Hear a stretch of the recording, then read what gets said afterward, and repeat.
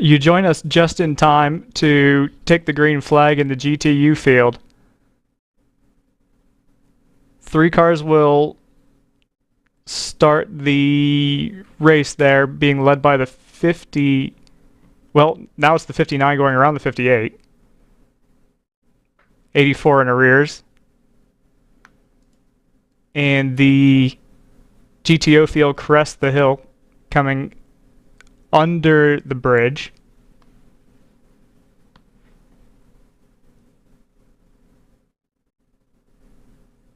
And now they've taken the green flag. And that is a huge field coming across the start-finish line.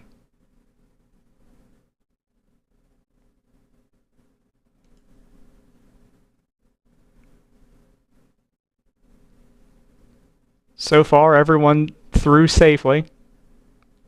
9 hours to go here. Nothing to risk. I'm Joseph Mudrock, Scott Michaels, CJ Herrera, and Chris Davis joining us intermittently. I think CJ is going to be here most of the day from Northwood Motorsports.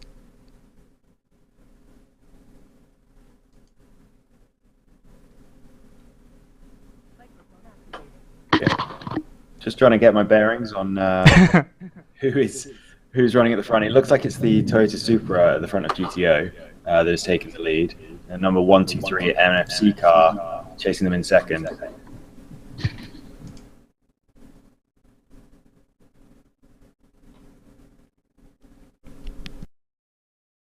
And the GTU cars are just finishing lap 1. They've spread out evenly. There's a second or two between each of the 3 of them, so that's them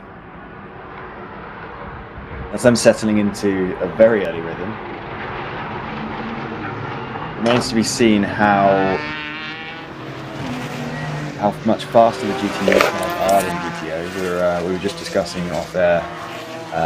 Obviously, the differences with this round being GTO only, as we see a couple of Ginetta car passing a Cayman around the outside of turn 10A, and obviously you get the inside to 10B at Red Panther when you do that. Nice move in the middle of the pack there. We were discussing off air just before we started how fundamentally different this race is going to be with fewer classes in the field. However, I believe the GTUs have been given a balance of performance improvement for this race, and this is a track that should favour them anyway. So I expect we'll see those GTU cars coming through the GTO field. We have a very interesting race for them with only 3 of them, and I don't even have a number actually at the moment on how many GTOs there are. It has to be, presumably it's 30 plus. Yeah, I think it's just shy of 40. Yeah. They are spreading out already at the back of the field in GTO. There's while the GTO racing, every race in WRL is always very, very close at the front. There is plenty of field spread throughout the field. We often have, what would you say, 10 or 15 properly competitive cars, and then some of those towards the back can be more EP1 plus paced. So we will still definitely see a lot of traffic in today's race, but not to the same level as we usually see in GTO. And it's going to make things very different. I'm really interested to see. We've actually I think we've got 2 Ginettas running together out on the track now, as half my onboards have already bitten the dust. Oh, we've got a car off track down at 10A. I believe that is one of the Ginettas, in fact. Struggling to see I couldn't see that from the external cameras. But whereabouts are they off? Just on the exit of turn 10A, the right-hander of the chicane. 10A is the left-hander. I think it's. I've been told it's 10A and 10B, or 10 and 10A rather than 10A and 10B. Oh, okay. I was assuming it was 10A and 10B. That would make sense. But that's not what it is. Yep. Okay. I'll maintain I still didn't see that from the external camera when we cycled through. Although I should look. Yeah. Yeah, I can't see that myself. Maybe that car's cleared itself. Yeah. It's gone through.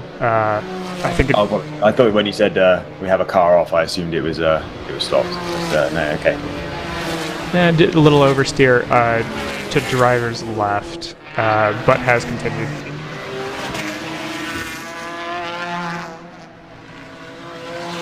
Morning, everybody. Morning, Ryan. Sorry, waterproofing the cameras took about 3 times as long as I thought it would. And then, in addition, I had to get access to turn 6, which also took me about 20 minutes by itself. So tomorrow we should be able to be good to go, but I was more concerned about getting the cameras up than being here in person to start, if that made sense. But I'm sure that you guys have done a great job whilst I've been gone, so thank you for that. Sure.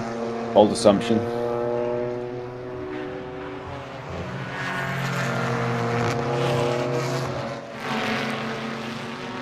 What do you see in trackside, Ryan? You're in the booth now, but what were you seeing out there?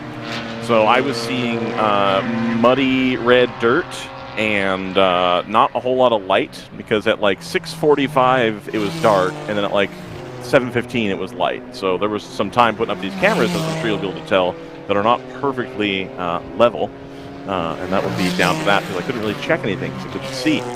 Yesterday, so a couple things to know. Yesterday I was here for the qualifying as well. I noticed that the M4s going into kind of the high speed sweepers, so like specifically turn 1 and then kind of turn 7-ish, they're really leaning on the outside tires pretty hard, especially the random Vandals cars. The 2 of their BMWs, of course, running with Continental tires this weekend.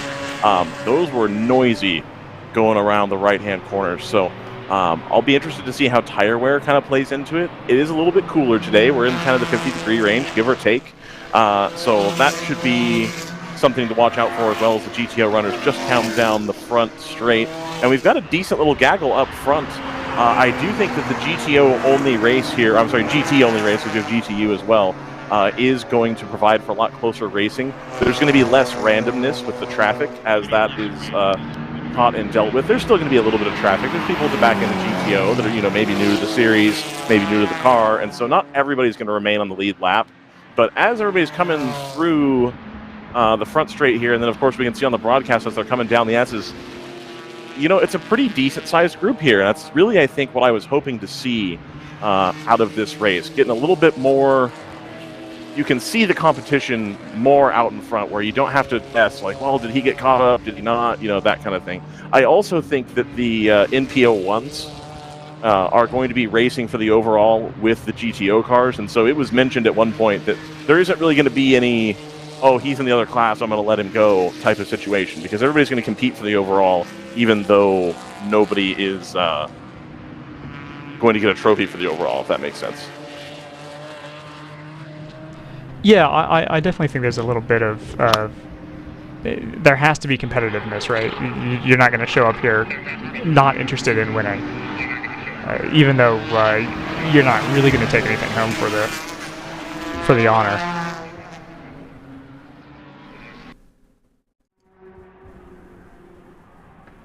Other thing to note, I mean, it's important to us. I don't know what you guys have or haven't spoken about yet, but round 3 bringing their 997 Cup car this weekend.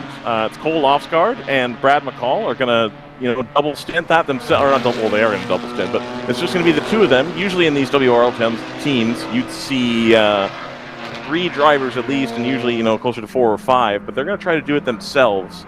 I believe you can do 4 hours at a time, and then you need a 1-hour break, and then you can do 4 hours again. So they'll be able to make it as far as the driver split. There won't be any issues with drive time or anything like that. But I'm really interested to see how that car works. We, in our previous gig, really worked hard at Thunder Hill, and that was one of the more successful cars out there, was this 997 Cup car at the time. It was, the car to beat for several years. And, they were able to put that in their first weekend. I'm not sure how much they've run it outside of here. My impression is not that much.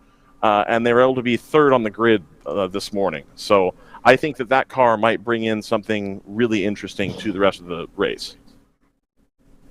And so far, they're keeping within a second of the leader in GTO, which is very tight as you'd expect at this point.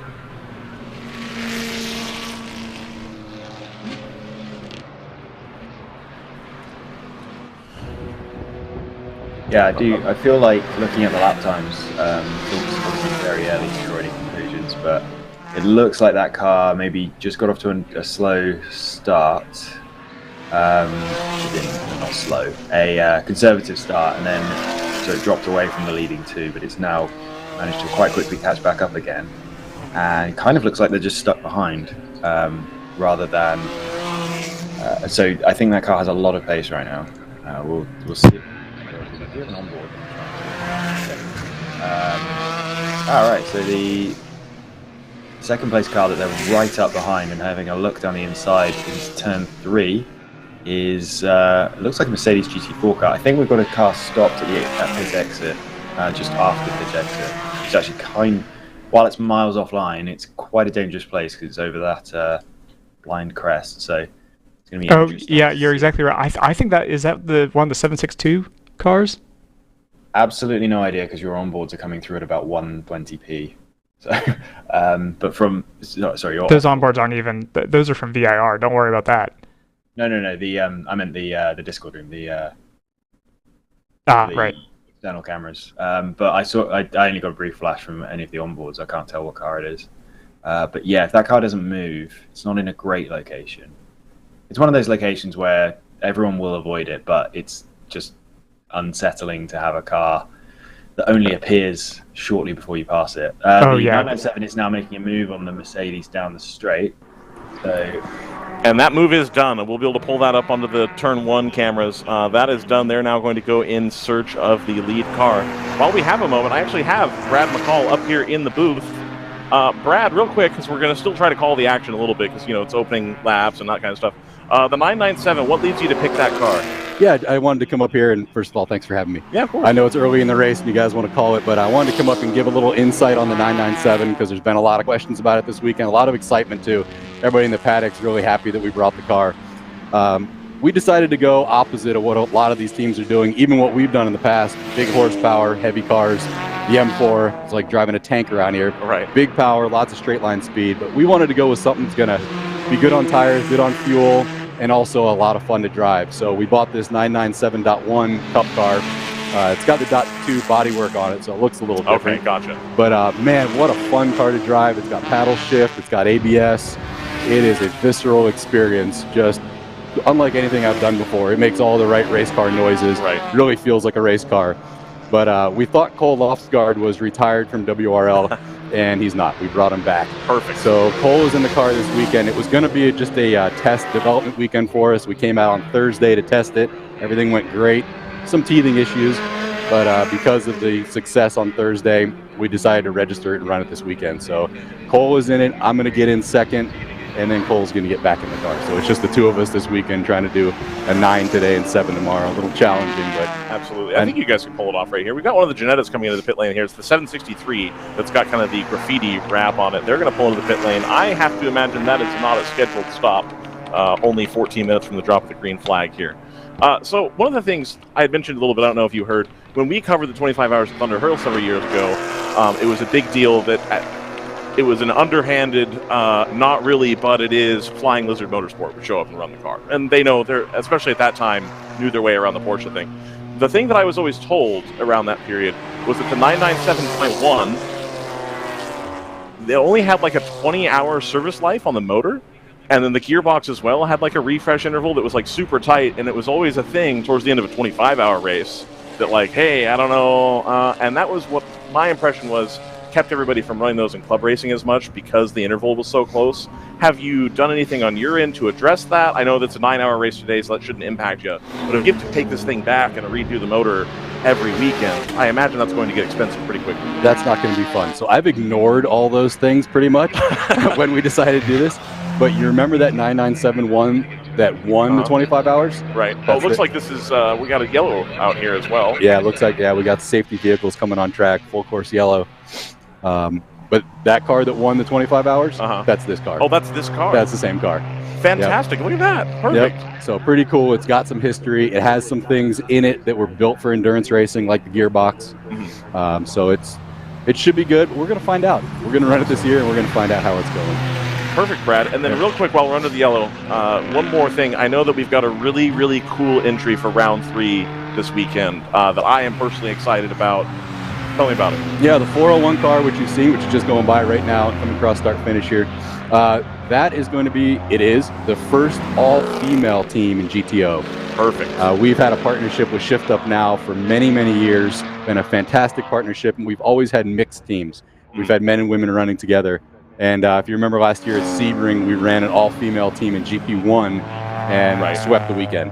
So Pippa Mann and I got together and said, hey, let's go for it. Let's do a GTO team. Let's put together an all-star team of drivers.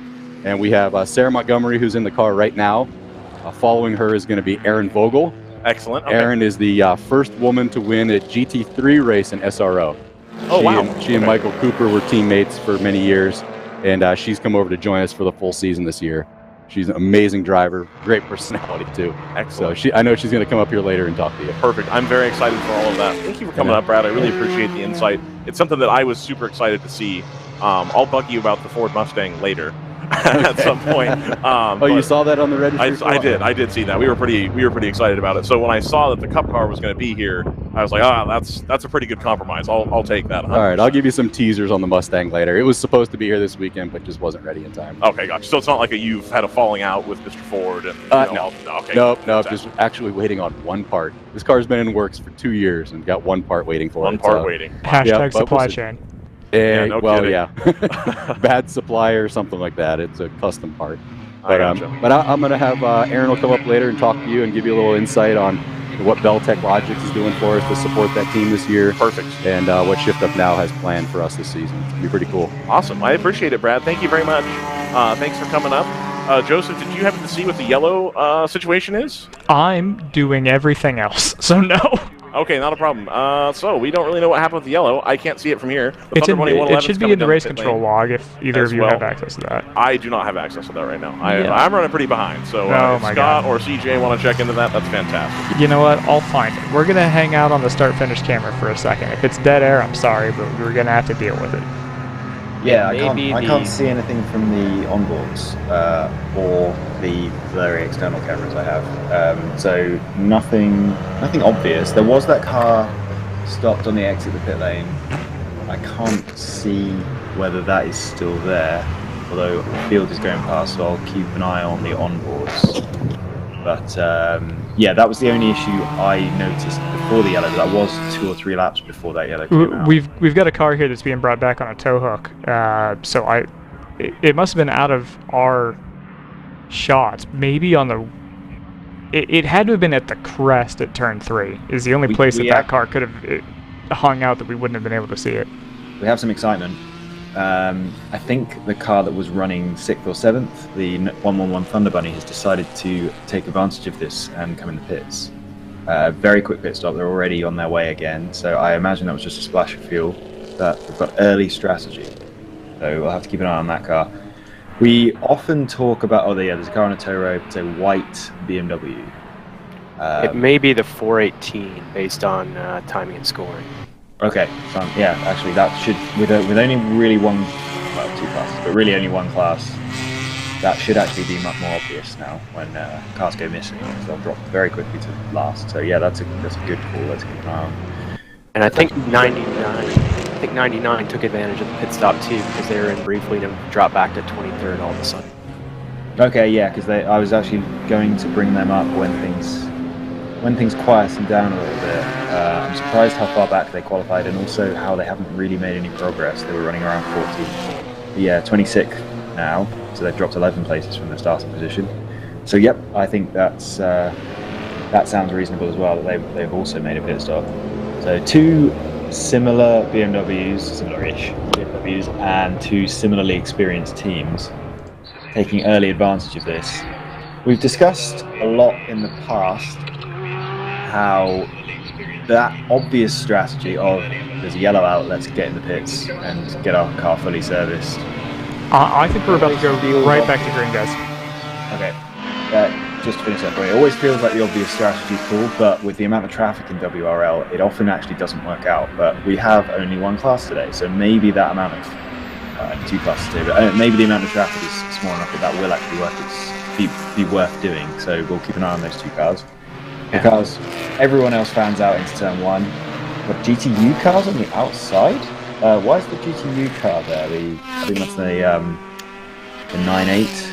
I think they Motorsport already car. got caught by the leaders, and in fact, it looks like there's some traffic in front of the Hitman Yeah. car, the 997 NFC, and the Old Fashioned. So they've already caught a few of the slower cars in just the short amount of time we've been racing so far. It's actually the opposite. The yellow brought them back, and the 9.4 Motorsport car is very slow on the straights, and just got completely swamped into turn 1 by the GTO cars. I managed to. Some of my onboards are at enough of a delay that I kind of saw an action replay. And we've also got the 401 onboard is right behind 9.4, who's blocking like crazy, trying to not drop further back through GTO field. But yeah, that's going to be a feature of restarts today. We have the GTU cars at the front. While they are very, very quick through the twisty bits, some of them at least the 9.4 car there is very slow on the straight, so it's just getting mobbed. Now the 401 has now made its way past on the straight. There's the 9.4 car has absolutely zero chance of blocking the entire way down the back straight. So that's probably going to be a feature. We've also seen those cars struggle to warm their tyres up. The GTU cars, I mean, as the 401 makes a late dive down the inside of the bright green BMW. I don't know which team that is, but very distinctive car. That'd be open throttle. And the GTO leaders are already working their way through some traffic as well, which they must have got caught up in during the yellow, because the 997, the NFC car, and the Hitman car are all working through the same traffic just in front of the 94. Yeah, that's interesting, because we still have 26 cars on the lead lap and they're all split by 23 seconds. We've only got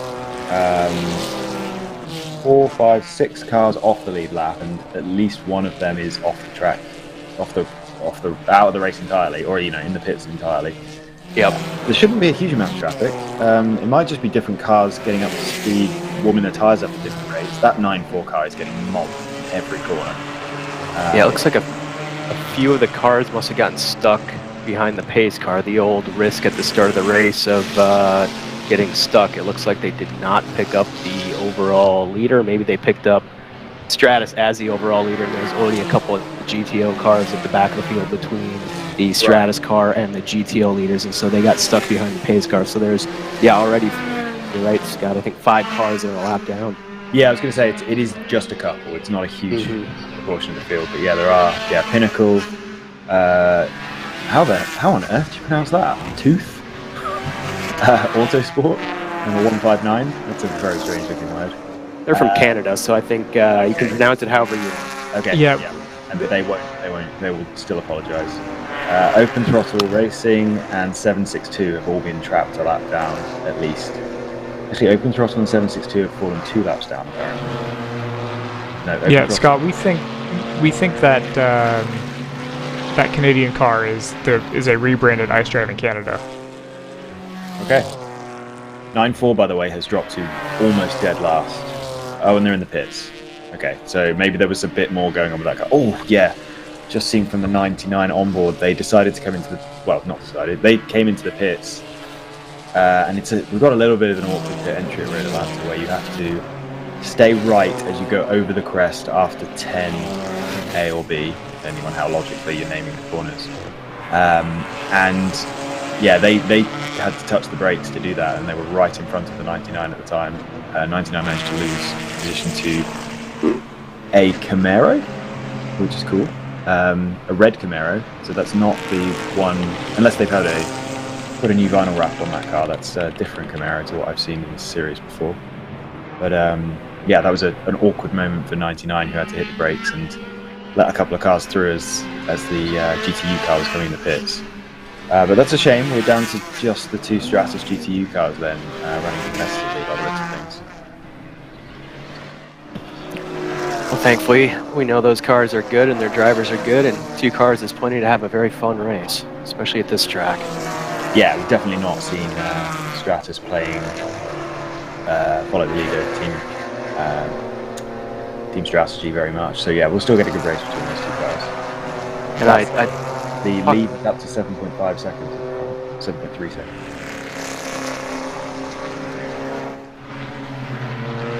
And only a further 3.6 back to the Hitman car leading GTO.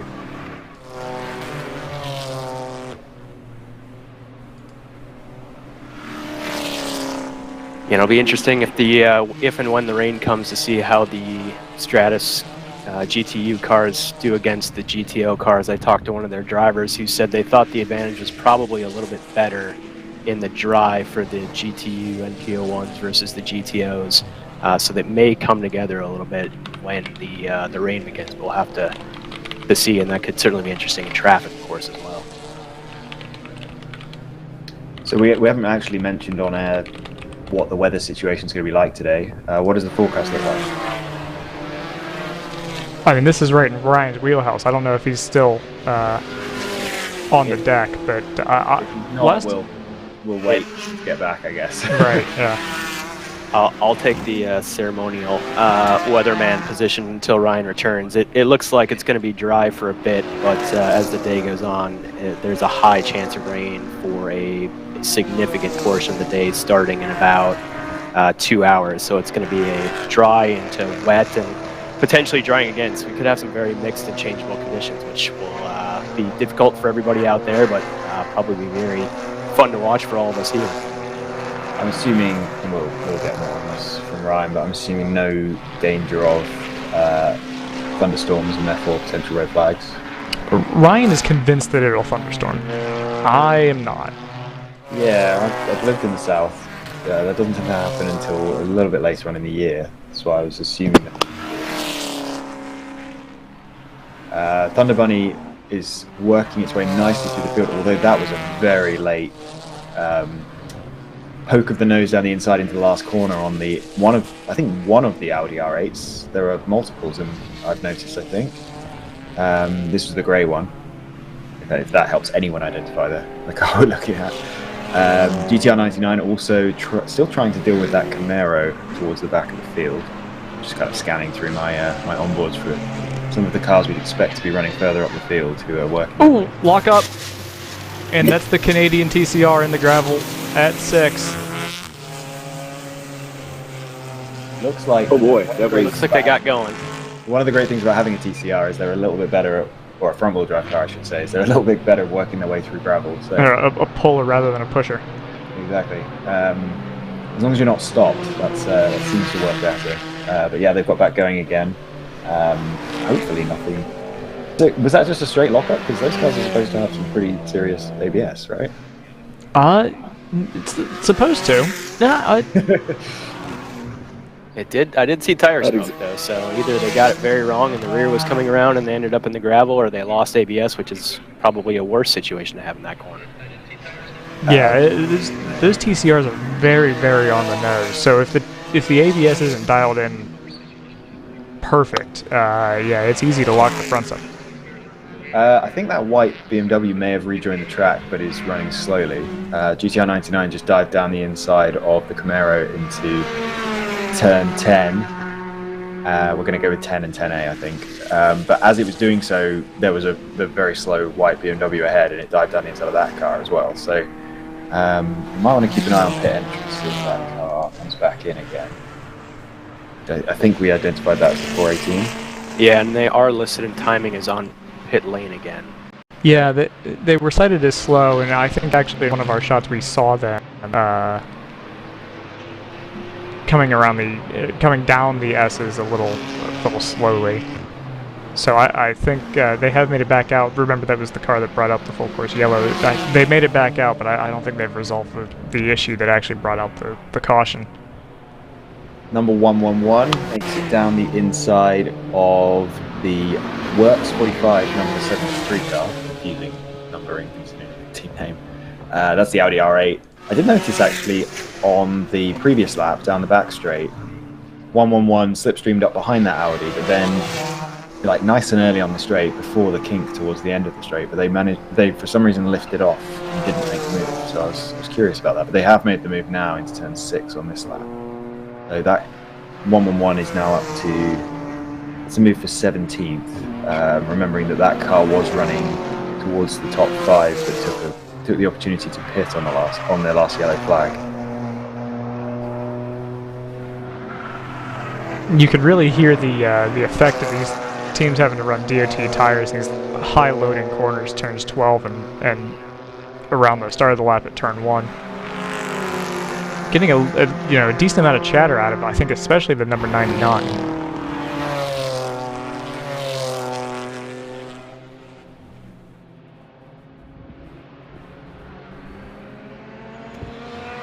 Just tracking the gap between GTU and GTO for some reason. I don't know why, but it looks like that really isn't stretching out very much. So I was at all really. Number 59 Stratus running second overall, Hitman 34 running third, almost identical lap times lap after lap.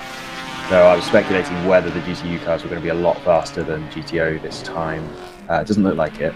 I believe they're back to 9-1 weight to power ratio. Am I right? I'll take your word for it.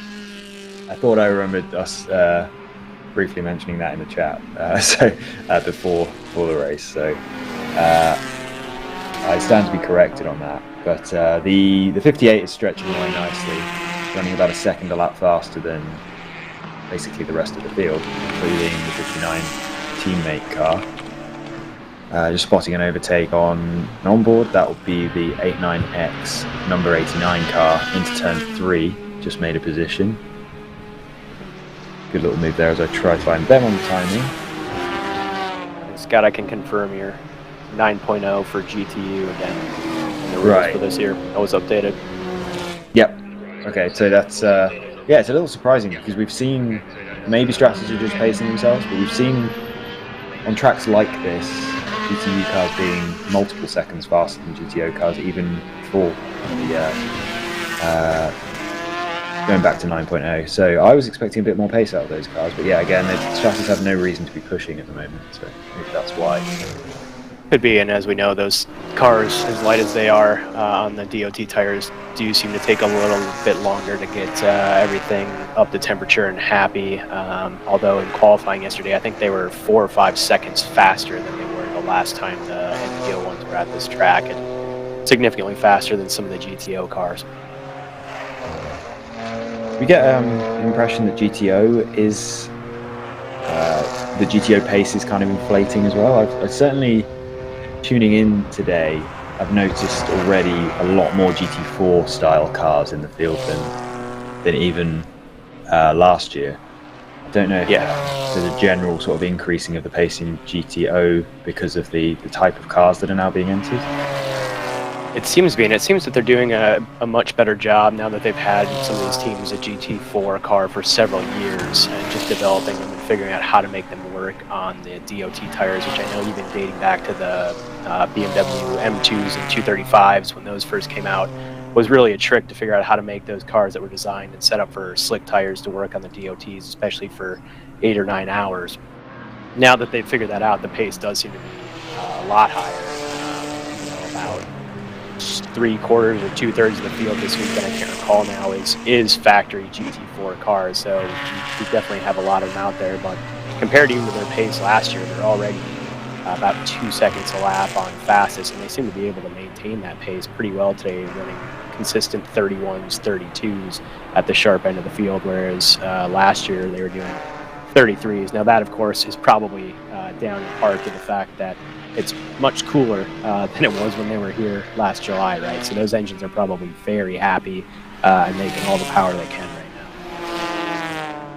now. I think it's also down to tires. I mean, the reality is tire manufacturers have gotten serious about these DOT race tires, and these teams have definitely figured out how to get the most out of them. So it does seem that even in the past few years, as we've seen from Northwood, to see how fast and the options for a high-quality, durable race tire have ramped up. Although one factor that will come into play later with a 9-hour race, you got to wonder which of these teams in GTO are planning on taking a new set of tires at around the 4 or 5 hour mark, or maybe even having to do it shorter and doing, 3 tire stints. I'd be curious if anyone's crazy enough to put super sticky tires on and do a couple of tire changes depending on what the racing gods provide. But tires are also absolutely a factor in that increased pace.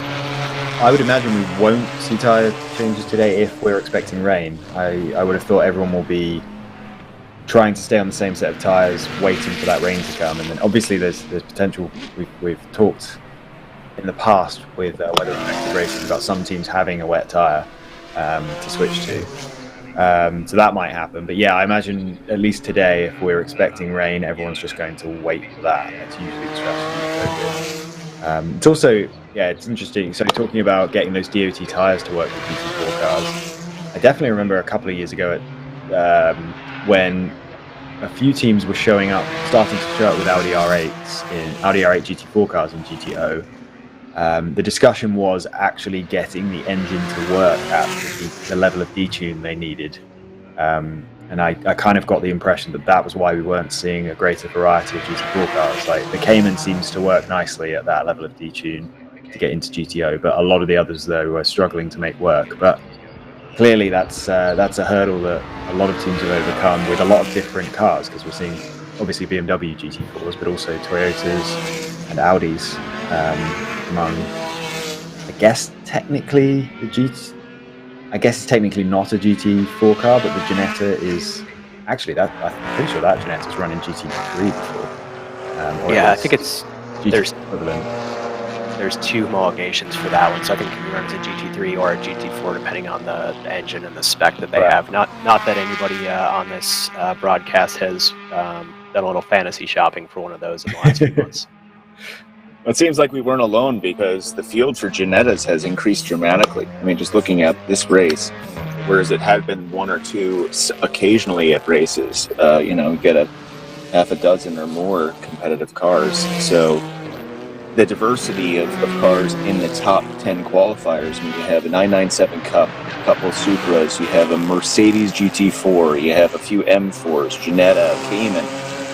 This is a properly well-diversified race. Clearly, the WRL, very simple, straightforward, yet elegantly simple rules for balancing performance have been working, because there's a lot of cars that have the chance to win. And just to add on to that tire thing, I would say on the tires, we've, in our experience, if you just get a little drizzle and it's not a heavy deluge, you wouldn't think about taking a rain tire. But there is a point where those almost slick dry tires don't work if you have a lot of puddling, because you get more hydroplaning in it, and there is enough of pace advantage.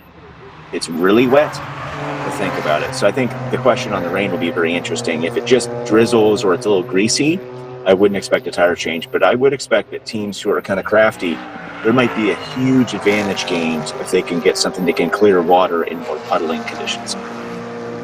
Just saw pretty interesting exchange between GTR 99 and Random Vandals number 82 were involved around turn 6 and 7, and then Ginetta that I'm trying to identify managed to go around the outside of all of them. Random Vandals got really badly chopped by a Cayman into turn 7, and then Ginetta, it kind of clogged up the inside lane, and then the Ginetta managed to go around the outside.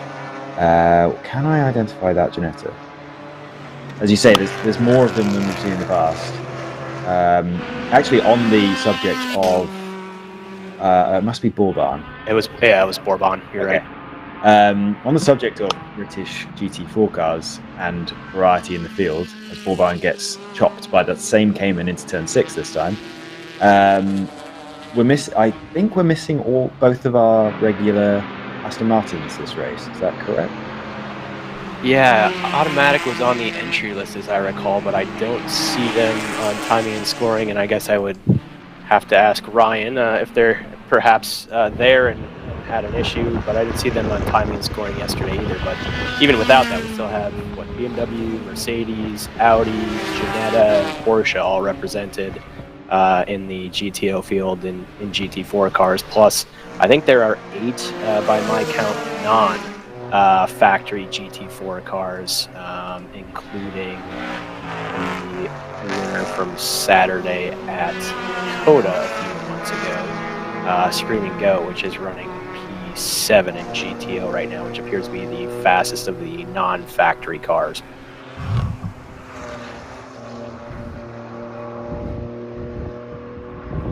I gotta love their listing. They listed as a TDI. As a diesel on their entry, and that's because they have done such a job, the drivers and the team, of optimizing fuel in that car, where they have, I think, been protested more than any other team in the entire paddock for their fuel efficiency, where people say, well, how in the heck can you make the fuel mileage you are? And it turns out having an old school 5-speed stick shift and a driver who knows how to lift and coast, there's a fair amount of fuel mileage to be gained from a non-GT4 car. And the reason is, in those GT4 cars, you just keep your foot flat on the gas pedal and shift all the way through it, and that actually burns more gas. Screaming Goat folks have made a point of the fact that they are just taking advantage of a more manual, more analog way of saving fuel, which, while I think that the GT4 cars probably have some flexibility to manage around that as well, it goes to show you the relative advantages and disadvantages to the different platforms that have been chosen in this field. Orban manages to get around the outside of Random Vandals into turn 6. And that car's going to have some clean air now. This is the race for... looks like it's the race for... P20. P20, oh, okay. So, okay, Random Vandals must have got past them earlier on in the lap, and I think they've got past again, so that Ginetta must not be particularly strong on top end. Struggling a bit to clear... Again, we kind of feel that Ginetta's, or that platform is quite fast for GTO, so in terms of raw lap times, but that Bourbon car at least is struggling to get clear of the pack it's stuck in, because they're a bit low on top end and just therefore get blasted past every time they get onto a straight. Yeah, and I saw the old-fashioned car have a similar issue when they were battling with the NFC car earlier, where they had a great kind of sector 1, sector 2, but then going onto the back straight about halfway down, they started to get pulled pretty significantly. So definitely making speed in a different way, but they overall pace seems to still be pretty good. And on your point about Random Vandals and Orban, they appear to be the last 2 cars on the lead lap, so they are fighting to maintain that, it appears.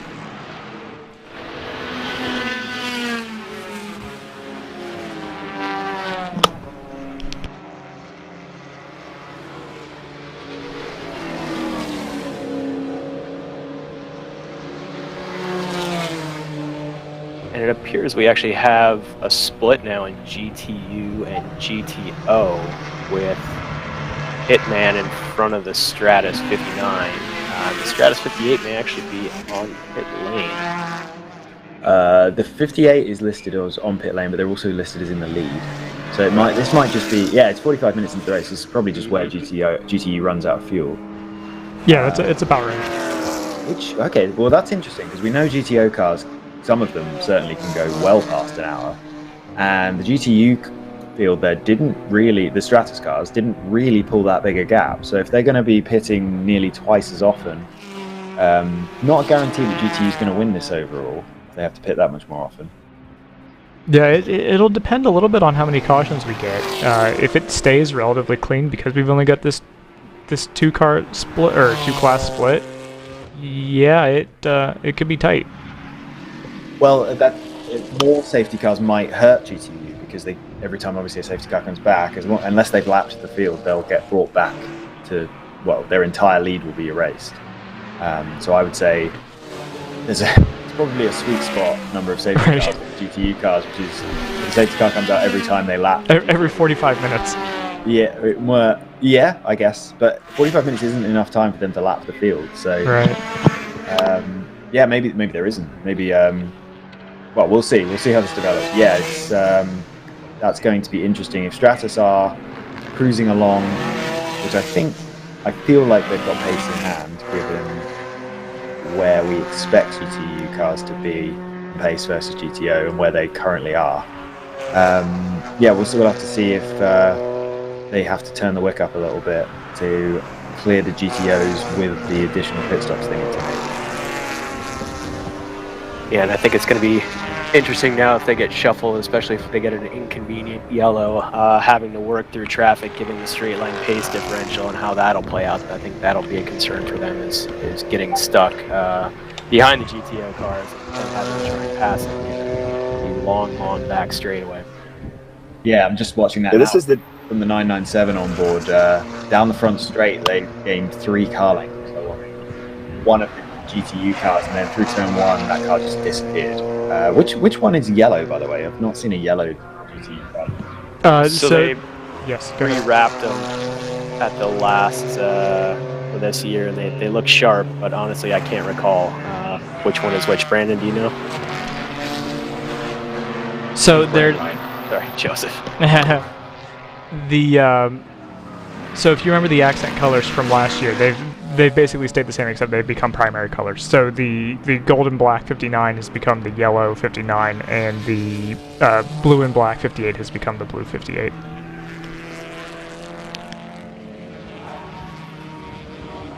Yeah, I was going to add that this is a bit of the danger zone if you're looking for the overall victory, because to your point, now the GTU cars have stopped and the GTO have not. Or actually, we did have a couple earlier takers, but for the overall leaders right now, had not stopped under green flag. And so should they catch a yellow here, depending on how they catch it, they gain a significant advantage to those GTU cars. And that's something we see in multi-class racing frequently, is within a class, if you have one car that makes greater mileage, once the shorter mileage car has to pit at, say, an hour and 10 minutes, for that next 10 minutes, you're biting your nails in the pit, hoping that the other team doesn't catch a yellow, because if they do, then they'll get essentially a more free pit stop and then bunch right back up to the pack, thereby gaining more of a lap than you will.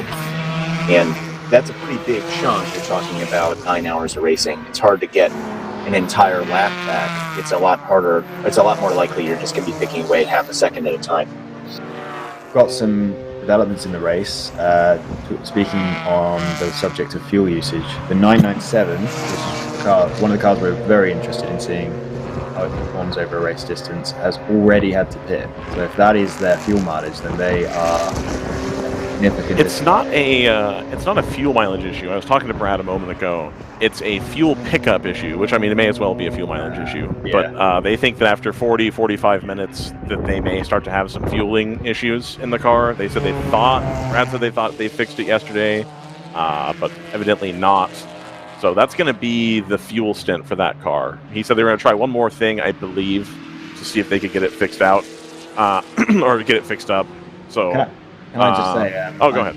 I love their onboard because it just faces straight into the eyes of the guy putting fuel in the car. Perfect. The pit stop. So we definitely need to. You can even see the fuel in the can dropping down really, really quickly, and also him having to use 3 cans of fuel. I thought we tended to be a 2-can pit stop. I am wondering if they're trying really hard just to cram every bit of fuel they can get into it to try to not. Well, I was curious because the translucent fuel can they were using shows how much fuel is in that can. Plug it in, and none of the cans were full. Interesting. I wonder if there's like a venting issue, because as I recall, they used fueling rigs on those cars professionally. Like, they didn't use the cans. I wonder if there's like a thing in the vent. If Brad or Cole come back up, I'll ask. But yeah, this might just be an artifact of the fact that I've never seen a WRL pit stop in that much detail before. So there's a camera literally in the eyes of the fueler. But yeah, that was curious. There were 3 different cans, but all of them looked half full at the start. So it might just be there may just be something in the regulations where you just the maximum amount of fuel in it, and that's where it sits. But that would be my guess. But yeah, it'd be cool to get things as we can watch those pit stops in such detail. Cool to get a bit of an explanation. Absolutely. We got the 241 Janetta. That's the white, black, and orange one coming into the pit lane. Looks like a routine stop. They're going to put some fuel in here. So that's another car that's running short. Yeah. They were running back end of the top 20 anyway. We were talking about them battling with GTR 99 and random vandals. So not a super competitive car through the first part of the field anyway. But it's going to be interesting to see if old-fashioned motorsports have similar mileage, because they'll struggle to be competitive if they're pitting in 50 minutes. Mine's back up to second place overall, by the way. Did you guys see the 762 pit right before the yellow and how they timed it just completely wrong? Oh, so is that how they lost a lap? Yeah. So they came in, because I can't see the back half of the track and I didn't have the production thing to look at, I thought that they might have seen an incident on track, called him in. It was like that tight of a deal. But yeah, now they've gone another lap down, and they're now the last of the runners. Well, let's see. Everything just went salmon on Race Hero for me, so that's cool. They reset and something. Anyway. The fact that they did pit before the yellow is an issue, because that yellow came out within the first 20 minutes, so they shouldn't have been in pits anyway. Well, they stopped, and then one of the Supras stopped as well. I want to say it was the Thunder Bunny car stopped, and they just took fuel, within 20 minutes. And so I wonder if there's a case of people anticipate there's going to be fewer yellows. So if there's an opportunity to do a short fill, and then maybe you get one more yellow and you gain all your track position back, if there's like a strategy angle there. Scott, I know you're probably more of an expert on that than myself, but, I thought maybe because you don't have the ebb and flow with the traffic, you don't have 4 different speeds of cars trying to trip over each other and get out of each other's way. So if we have less yellow, I think playing the strategy game and trying to get off cycle might be a bigger advantage here? Question mark? That's so dangerous. You're basically saying there have to be 0 yellows in 9 hours if you're going to back time like that. Right. Yeah, I think any kind of pit stop is going to lose you a lap here, and then if a single yellow comes out, then you're screwed. So it feels way more likely that was an issue. Whereas GTR 99 onboard, by the way, is wild. There's just cars everywhere. It's the Audi TCR kind of bottling everyone up behind. There's a Cayman. They managed to get past an Audi R8, so it's Audis on Audis. Yeah. Everything happening back there at the back end of the top 20. Got Bourbon in the pits, which we talked about. Stratus 58, by the way, has now dropped 2 laps down. So I think their pit stop was a little bit more than just fuel, while Stratus 59 are back up to second. I'm struggling to work out how they're back up to second. I think it's just on pace, honestly. I think it's where they caught the yellow as well. I think one of them got picked up by the pace car, and so the other one, they both did. They were leading the field. See, when I saw it, only one of them was leading, so I don't know. Well, I was talking to Brad too, so Are we sure that they've pitted at this point? 59. I think one of them did. Well, they I saw said the 58 going, but I haven't seen the 59, and it doesn't show a pit stop on Race Hero. I'm 90% sure I saw them with the pit icon next to them, so it's very strange that hasn't shown up on Race Hero.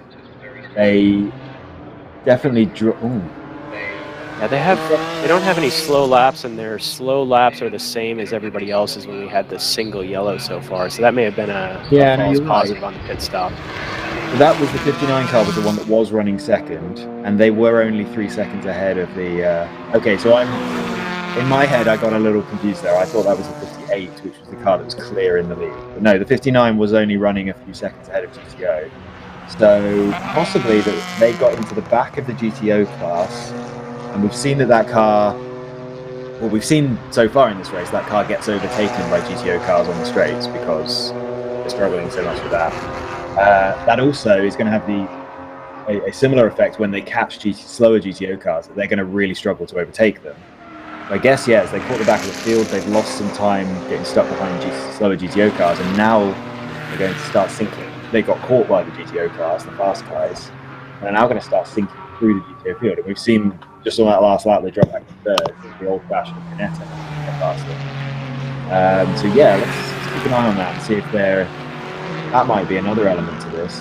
But as you say, they haven't pitted. So that 58 car, which has dropped 2 laps, it looks like that actually wasn't for fuel. That was a genuine issue, which they've sorted because they're back on track running fast again, and they've just passed Bourbon, who have now come out of the pits. So, and the other Ginetta as well, or the other Ginettas haven't pitted, so that might have been an issue for Bourbon as well. So I think that actually is 2 cars we thought were coming in for fuel, which weren't coming. There's actually potentially some sort of issue with those cars. Yeah, agreed. 9.4 GTU slow on the way into turn 5 here. And now stopped, obviously. And that's in a tricky spot.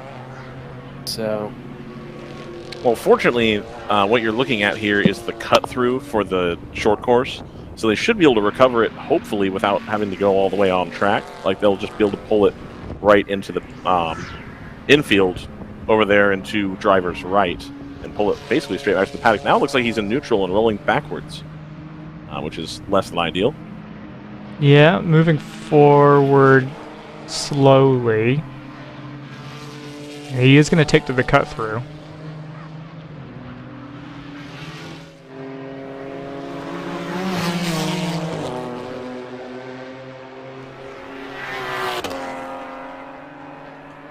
And they seem to be out of harm's way, so well done to whoever's behind the wheel of the 84.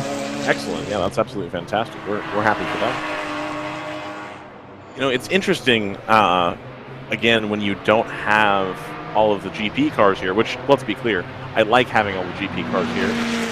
You can see all of the BMWs, the M4s specifically, and kind of where they're running pace-wise. Without being interrupted by the traffic stuff. It's, you know, you're a lot more pure on seeing what the pace is. As the round 3 racing M4 is going to come down the pit lane now. Probably, I'm going to say that's a little early, but not tremendously so for the 401. We're going to pull in here. They put down the sign. It should just be a routine service. Old Fashioner in as well, so I think this might be the early GTO pit quarters. There's a chance that we might have to meatball this 418 because they were slow coming through turn 5 and sent cars scattering. Car off on the run down to turn 6. It might have been actually to do with 418. The 82 car, I think they tried to go round the outside of the 418 in turn 5 and ended up off the track. Because they rejoined the 418 had overtaken them and they immediately re-overtook the 418, which, as you say, is running very slowly. Yeah, we saw a little bit of that on our trackside. It seems like there's a risk of that car becoming a minor hazard, especially in a race like this where you're not expecting such a big pace differential. It'd be different if we were talking about some of the open throttle cars comes into pit lane. You're not really expecting somebody to come off of turn 5 that slowly. So unfortunately, I think I might have a mild explanation for that white BMW and the issues they're having. That is not actually a GT4 car. That is a converted salvage title road car. Why is it a salvage title? Is that relevant? I mean, in terms of, like, you can say that it's much cheaper than buying buying an actual GT4 car. If you're a good mechanic, you can buy a salvage title M4 for not that much money, and then a lot of the parts are interchangeable between the M4 GT4 car and the road car. So that is more of a home-built car than a actual GT4 car at this point. But probably contributing to their issues. It sounds like they were having some engine issues yesterday, and they're a little bit down on power. But, I mean, you've got some track time here, and as long as you're not a hazard, you should be okay. They are doing a driver change down that pit lane, which would lead me to believe that they intend to go back out. But they are, I believe, firmly off the pace in that car. They hadn't run too many full laps up until recently, and they were kind of late coming to the grid and trying to get the car going. So good on them for trying to do the cool thing and get something interesting, get something going. Use some craftsmanship to try to You've got all these professional teams as the leader comes in, the 34 Hitman Racing Super. You've got all these professional teams spending cubic dollars to go racing. And eventually, if you want to be a part of the game, you got to start spending money somewhere. And you're trying to make your resources go that much further. So I think that car has really, really good potential at this point. But today, unfortunately, just not quite having the pace I think that they were hoping for. Well, problem for the 89 car at turn 5. Has gone into the shortcut for the club circuit. They've done a 180 and are now coming against race traffic. And now they've done another 180 to go back into the shortcut. I don't know what is going on with that car. Interestingly, we hadn't noticed this, but the 9.4 Motorsports GTU car is also in that escape road. Oh yeah, we did actually discuss that. Oh, did we? Sorry, I missed that. It's alright. But now the 89 car is parked behind them. So that car... So we've got a queue in the shortcut. Yeah, they actually both, like the GTU car is switched on because the brake lights are on. So it almost looks like they're both waiting for the fence to be opened up to let them through.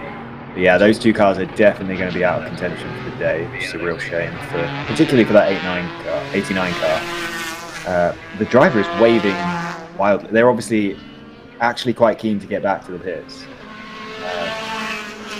So yeah, we'll see how that goes. Maybe that car doesn't have a major issue, in which case you probably should have taken around the track. Now this is interesting. We were just tracking the fight for second in GTO between the NFC Mercedes GT4 and the homebrew LS swapped BMW. I guess it's obviously homebrew in that case, right? And they were within about a second for quite a while. And to my surprise, it's actually the 29 that's ducked into the pits first.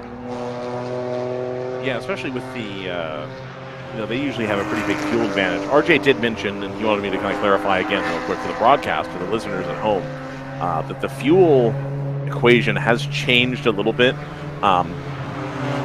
In some instances, if your car was larger, you were allowed a little bit of fuel tank for the series, and so you had vehicles that were quite heavy, like a Camaro, for example, that were able to run long on fuel, and they've just adjusted that fuel curve to take a little bit of fuel away from the heavier, bigger cars and give a little bit of fuel back to the smaller cars, is my understanding. So we may be seeing some of the results of that here, too. I don't know if Screaming Goat specifically was affected by that, but I know, for example, the 89X is supposed to be not nearly as able to run as long as they were last season, at least. Well, most of the cars we've seen pit so far have been what I would describe as smaller cars. So I guess, yeah, maybe they've evened out a bit, but it definitely hasn't gone the other way, which is fine. It's nice to see a bit of variety with how long cars can run on fuel, as long as it's not the fast cars can run the furthest as well.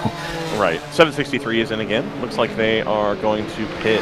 So their pit stall is right at the end of the paddock entry, so that'll be a fun one to try to guess as they come in each time.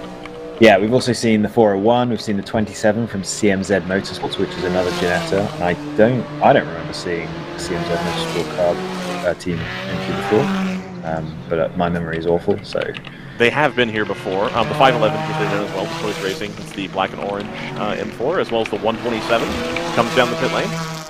So the car that's in the lead of GTO right now, by the way, the 59 is retaking the lead. That was only because NFC pitted and they were running second. Not NFC. Whoever was in the lead, I'm blanking on. NFC, the Mercedes GT4 is running longest while also running quickly. I don't know if there are very many other cars that haven't pitted yet, or at least 28 and 12 are coming in. The Thunder Bunny car, number 111, has moved up to second in class, third overall. That was one of the cars that pitted under the early yellow, so that's worth keeping an eye on. But they have dropped 40 seconds off the lead. So, like I said during the yellow flag, you don't get a free pit stop pitting in the yellow just because of the amount of traffic there is in WRL. It's not going to be as bad at this round because we don't have the GP cars there as well. But yeah, Thunder Bunny, which is a very fast car, has still managed to drop 40 seconds just having to work through traffic after taking a short hill through the first yellow flag. So, yep, going to be an interesting storyline to watch through the day, how that ends up working out.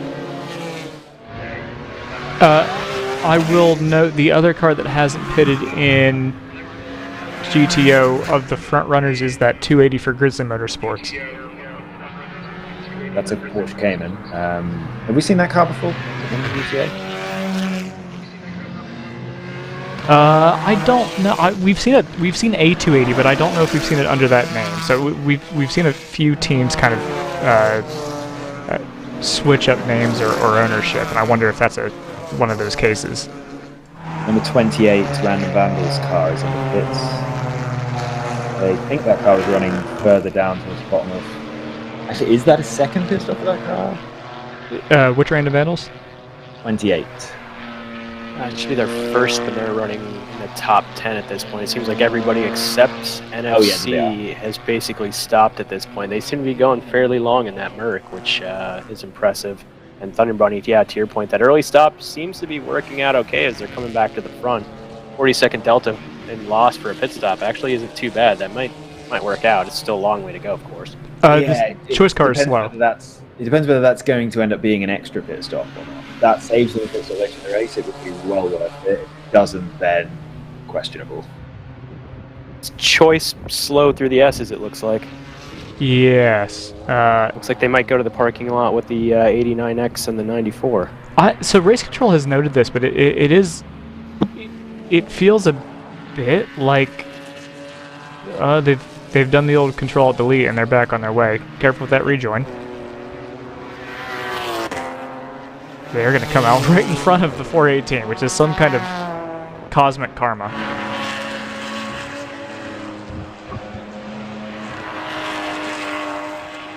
Another car that took, by the way, 89X made it back to the garage.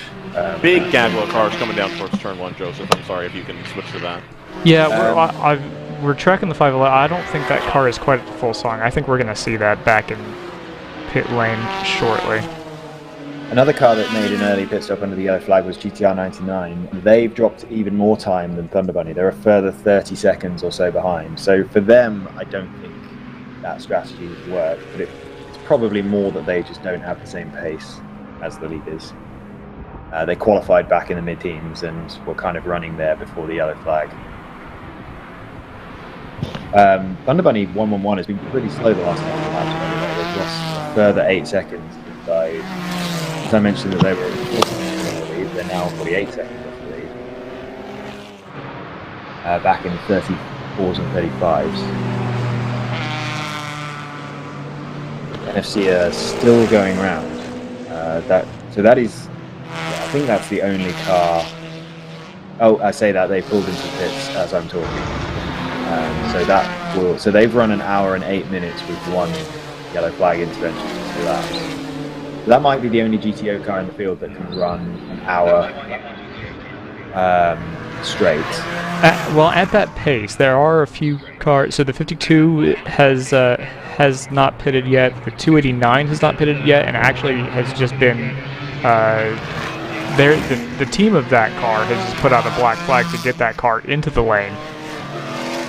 Ooh, I think there might be a slow car on the back straight. I just saw a flash of something from the random run. Yeah, it's one of the open throttle cars. They've been slow all the way down the back straight. In fact, they're coming into shot now through 10A. Right, and that's that lime green BMW. Yeah, they are. They're going to make it over the crest, so that shouldn't become a track hazard, thankfully. So CJ, how do you like it so far? Are you ready to step up and buy a Porsche? I mean, I've owned one before, but there's a reason that Davis owns the race cars in the North Loop stable. So, although I have my own race car as well, that doesn't see as much track time as I would like. But I'm intrigued by a number of these cars. As we mentioned before, the Ginettas certainly are an interesting car now that they've figured out a few things to run at the pointy end, and it's nice to see the variety. But I think I'm still a GP guy for now, although, and this is an excellent race so far. And looking at the race log, impressively clean and perhaps not surprising given that we have basically kind of 2 classes, but very, very short on the entries so far, which is great to see. Yeah, CJ, you mentioned doing a little bit of window shopping, and I was kind of curious what from sort of, occupying like a middle space of outsider and insider, being in the paddock but not being in GTO. Is there anything in particular that stands out to you about any of these cars that makes one of them more appealing, or some of the pros and cons that you've seen? Even just being in the paddock. Yeah, and we've had the pleasure of being in the garage with the 99 GTR car, with the Hitman car, with I think with pretty much every make that's out there, and have raced against some of the other teams, including Choice and in our class. In addition to getting to watch them do their thing in GTO. I think for the Ginetta, the interest there is, unlike the other cars, it is essentially a tube-frame car, and so in terms of repairability and parts expense, if you have a shunt, that one seems like it's probably the lightest on the pocketbook and the most possible for. We do pretty much all of our own repairs, mechanicking, etc. So complexity and not needing to have a computer engineering degree to be able to work on the car, I think for us is a consideration, and I think so that's why that one may appeal to us. Obviously, having run BMWs through the duration of our racing career that spans, I guess, about 12 or 13 years now, there's also certainly a draw to the M4s, and Chris, who I think has had to leave us for a little bit, has raced. So looks like we have a spinner going on in the back straight, but they're going to continue. That 401, I think. There's the one with Hagerty on the side. That helps. Yeah, that was a scary proposition to be pointed the wrong way as people come around that double right-hander. So the M4 is obviously 288. Sorry. Under consideration in terms of just brand loyalty, but I'm probably in the majority, in my opinion, of the looks of the new one. So that one's probably fallen down the list a little bit. So those are some of the considerations. And frankly, we've fantasy shopped and done a little bit of diligence on the NPO1 too, because as a platform, that just seems like a lot of value that you get in terms of being a truly a proper designed race car, but with a lot of off-the-shelf parts that we could still manage to do some of the tuning ourselves. Speaking of falling down the list, that CMZ car went really long on fuel, but also really long in the pit. Well, not really long, but it was a long pit stop, relatively speaking. They've dropped down to 7th. I'm trying to filibuster as I'm waiting for them to come across the line, but the Hitman car and the old-fashioned Ginetta that are the highest running cars on a regular strategy, they came across the line a long time ago. In fact, CMZ looked like they're a full lap, basically exactly behind Thunder Bunny, who pitted under yellow, so they had a short pit stop. But that was a very long pit stop for the 27. Might just be because they require more fuel to run that long. But that's going to be something to track, whether they can stay competitive with pit stops that long, assuming that was normal. And interestingly, the NFC car managed to go about 6 full laps longer than some of the other cars running in the front of GT. Obviously, the Hitman pit stop, and certainly the 997 round pit stop. So that car seems to have both pace and a pretty wide window. 59 is in. That's the yellow Stratus car. Is that leader the as well. First stop for the race leader? It is. Okay, so that's the exact opposite of what we were speculating earlier. That car can run extremely long. Yeah, so 44.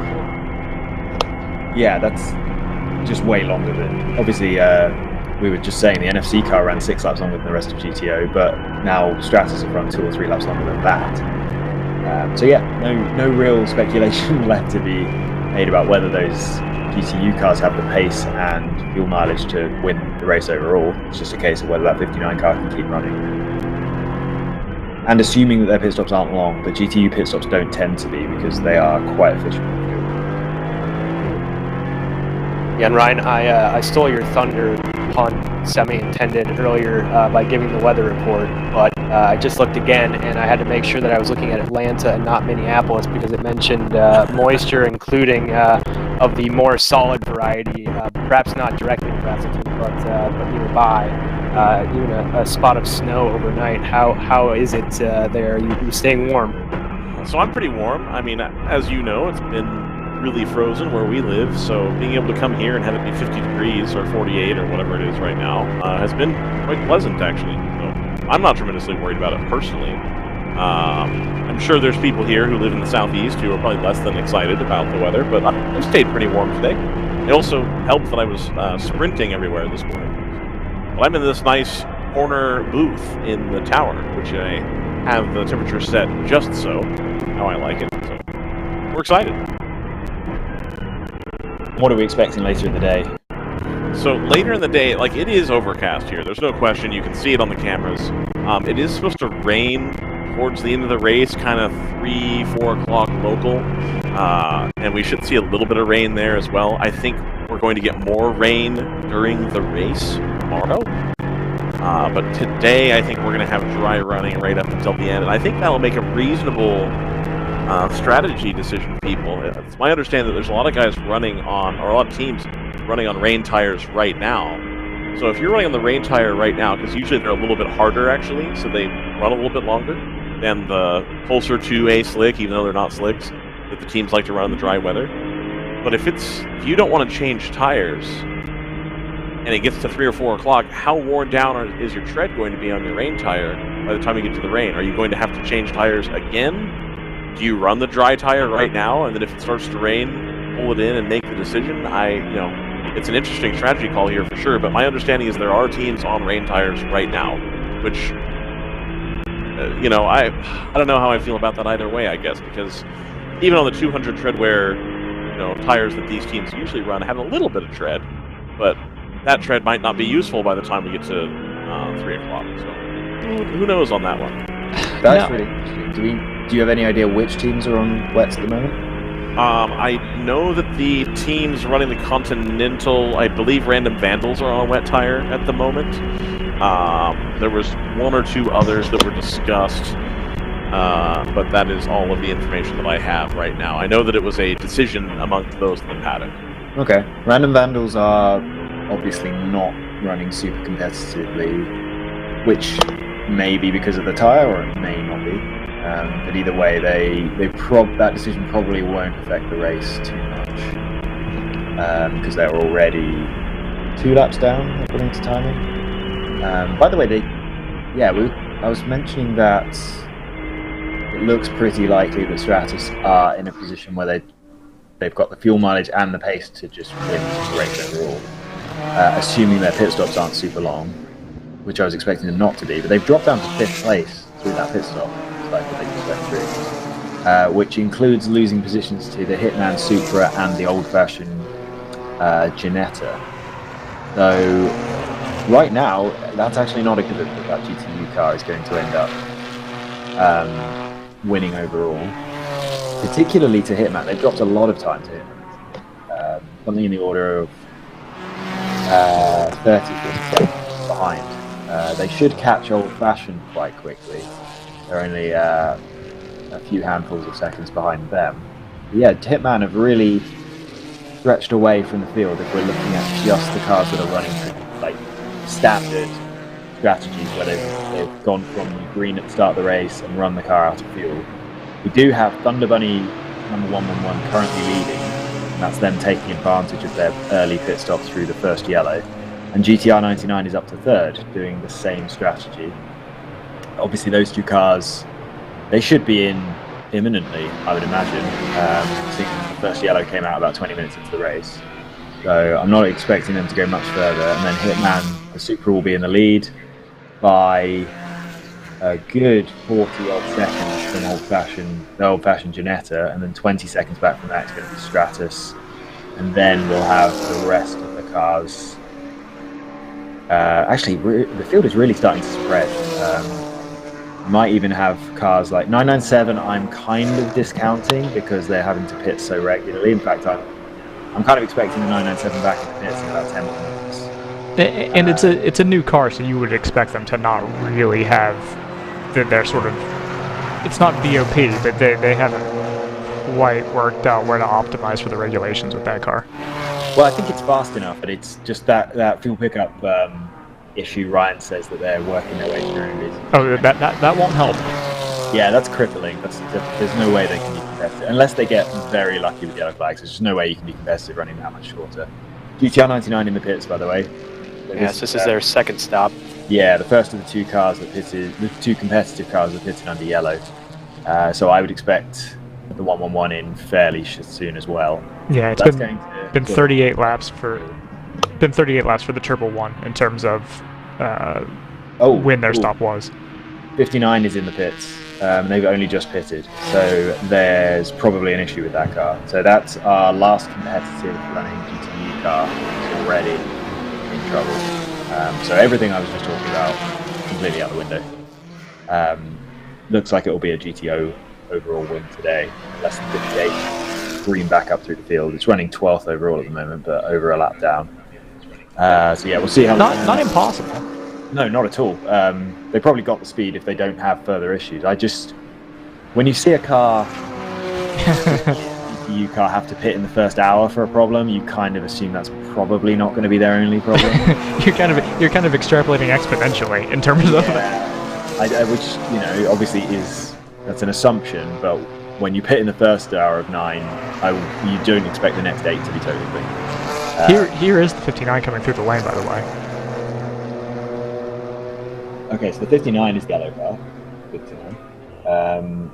Is that them coming back out? I think that might be going behind the wall. Yeah. Okay, yeah. Because they have not emerged in the turn 1 camera.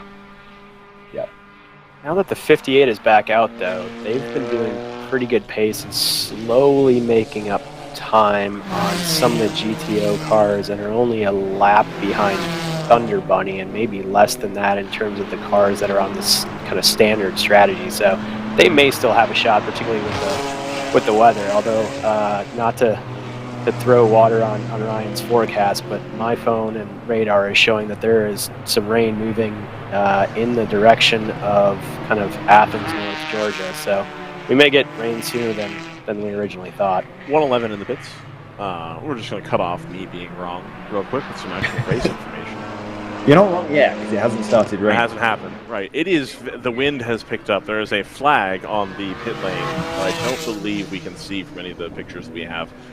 It is now firmly pinned in its flying state, which I'm sure Brendan could tell me exactly what speed of wind that means, but... I think we can see it, Ryan. Okay, let's see. Yes, you can. There we go. So yeah, that American flag right there on the left, kind of underneath the Michelin bridge, kind of blocking the stairway, if you will. That wasn't as active a few moments ago as it is now. So I would believe that there is stuff coming through. Or weather coming through, not just stuff, rather. To be fair, Ryan, that flag is heavily affected by the vortex of the cars running around the track. So, DW's vortex theory. You don't try and predict the vortex, man. I'm the aerodynamicist here. Fine. All right, fine. I'll take it.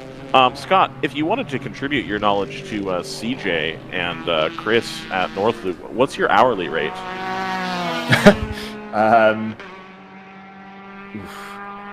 Or can you outsource that to your students and then do it for free? Teach the students to use OpenFOAM. It's not... Oh god, don't remind me. We're always looking for interns. We have one, Cam, who's fantastic, but you know, someday he'll get a paying job, so we will have to replace him. I'm happy to ship kids over. It's a long flight. Done. That will have to go into the hourly rate. I'm just trying to work out how much it would take to overcome my laziness. That's the main. Really not the qualifications that are the problem. It's do I actually want to do extra work? Scott, it's called a consulting rate. That's what that is. Right. Okay, that's why those are so high. Yes. It looks like Thunder Bunny has taken their second stop. Is that right, Ryan? I was going to say, did we? Yep. That was what I mentioned when I was trying to ignore the fact that I was, wrong about my weather prediction. Okay, so that's cool. That means we're going to end up with a field that is cleansed. I overused that word. We're going to end up with just the guys on the traditional strategy at the front of the field, and we can now see how the field spread has worked over the first hour and 25 minutes with that little interruption from the yellow. We've got the Hitman 34 Supra leading the old-fashioned Ginetta. Isn't it cool to not have a field that's just 10 BMW M4s in front? Nothing against the M4, but it's nice to have that variety. It's not only nice to have the variety, but I love that the small car has made a return. You've got the Supra, you've got the Ginetta, you've got the Porsche, the Cup car. Like, I'm very excited and hope that this will bring even more variation to the series. So that Cup car is now in third place, 49 seconds off the lead, and then CMZ has just come across the line. That's the Mercedes GT4, so another more variety, minute 16 off the lead, and then it's Thunderbird, the 111, have moved into fifth place overall, having done same number of, well, more pit stops than us, but they're in a very good position on fuel strategy, running fifth overall. But what it does show, and then we've got Screaming Goat, LS Swapped BMW behind them, 1 minute 20 off the lead. That's all the cars on the lead lap now. So field spread at the front, surprisingly high. There's a big... I was going to mention this earlier, but there kind of wasn't a place to fit it in. usually we have a big clump of cars at the front of the field, and then it kind of spreads out like a tadpole tail after that. This time, we seem to have field spread at the front of the field, and then a big clump of cars in the teams, which is quite interesting. I wouldn't expect that's really anything to do with the lack of traffic. Maybe it is. Leaders just not being held up as much. Or maybe it's just these GT4 cars, this variety we're talking about, they're just high quality cars that are being made to work in this GTO field, and it's really spreading the front of the field out with just the sheer pace those cars have. Because I guess it's a clump of those BMW GT4s that are usually the top 5-10 cars. They're actually, that group of teams is really in the middle of the field this time. We've got these really cool GT4 cars at the front that are stretching away. It's just my little hypothesis there that I'm working on. But yeah, we're down to 5 cars on the lead lap, 6 cars, sorry, on the lead lap. Screaming Goat is now right behind Thunder Bunny on 1-1, so there's a good battle going on for 5th place there. There's no Screaming Goat on board this time, right? I couldn't find one. Not that I've seen. I'm slowly adding them. Yeah, I am providing some more links in the TeamSpeak as I get them on the text chat. The text line is open, and look at that. We mention it, and the Screaming Goat guys text us. Screaming Goat checking in. Welcome. Thank you for listening. If you guys could send us your YouTube link, if you have one, that would be fantastic. It'd be even better if you send us an RTMP link, but we'll take the YouTube this weekend as well. If you're joining us from the GP teams, I did mention something in the drivers meeting yesterday. We're going to have a little bit of a workaround for you guys to where if you run the Sentinel camera system, I believe James Candelaria is going to provide you with a safe RTMP link so that you guys can send that directly to us. And if Joseph wants to go into why that's better than doing the YouTube thing, I will let him do that so I don't get it wrong. But the upshot is we're really going to try to transition to a different style of link. We're going to start doing it at Barber, and then I hope over the rest of the season we can get more people on board, and it should normalize the delay. Is that accurate, Joseph? Basically it's a more direct feed to your onboard, so we can pull that in at the same time that we've got our tracksides going, so we can do fun things like cut in and out of your onboard to your trackside that you're at, for example, and it'll make us look like real actual professionals. And it'll make you look like a real actual professional too. Everybody wins. Everybody wins. And so my understanding, and between you and CJ, you guys were the ones that figured out with the RTMP thing, and so you guys have a private RTMP link available on the Sentinel camera system right now. And what's going to happen is that James is going to provide a safe one so that we can't hijack your stream whenever we want to. Is that what that is, or? It's just basically us. We'll get a poll link the same way that we would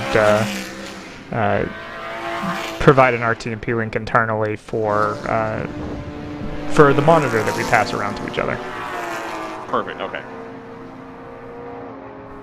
So anyway, be on the lookout for that. I'm sure that either myself or Brendan will go over that when that is actually an option. But again, be on the lookout for that coming from James Candelaria. They're going to go ahead and do that workaround for us so we can provide better entertainment for you here at the track and get more onboard action more consistently. That is currently the goal.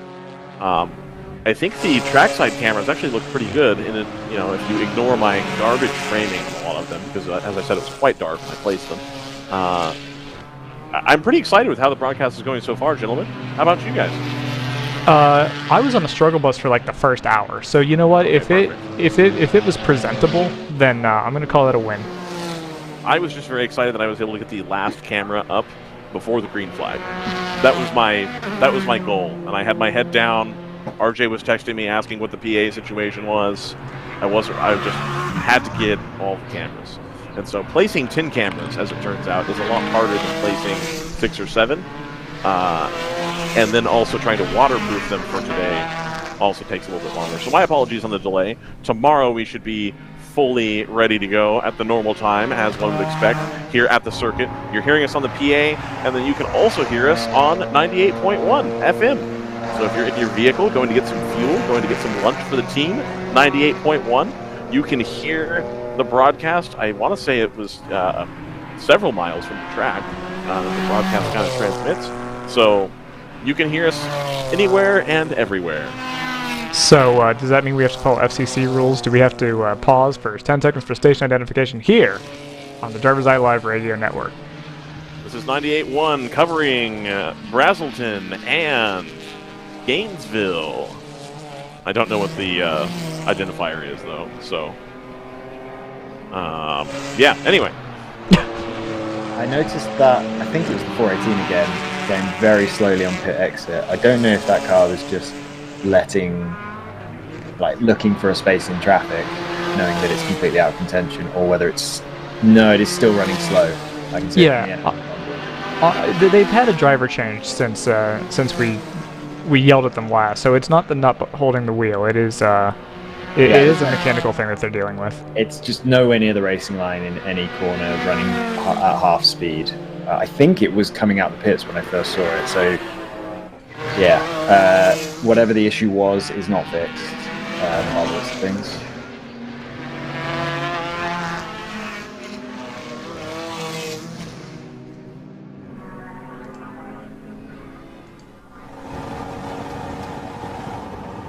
Yeah, I'm curious, as we always are with these long races, how things are going to play out in terms of pit strategy, because the 34 and the 505 have cycled back through to the lead. The 997 is on lap 27 of their stint, so we'll see if they can if they can extend this one a bit longer. Their last pit stop was on lap 28, so this will basically be the critical lap for them to see.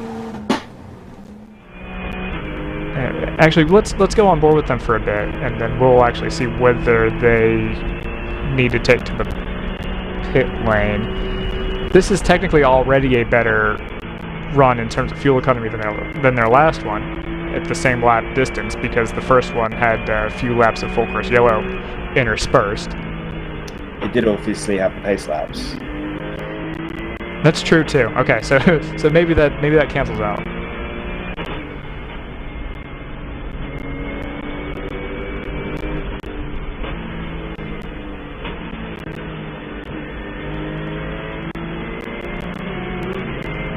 You know what's really weird is being at the track during WRL weekend and hearing it get quiet because there's no cars in this part of the circuit.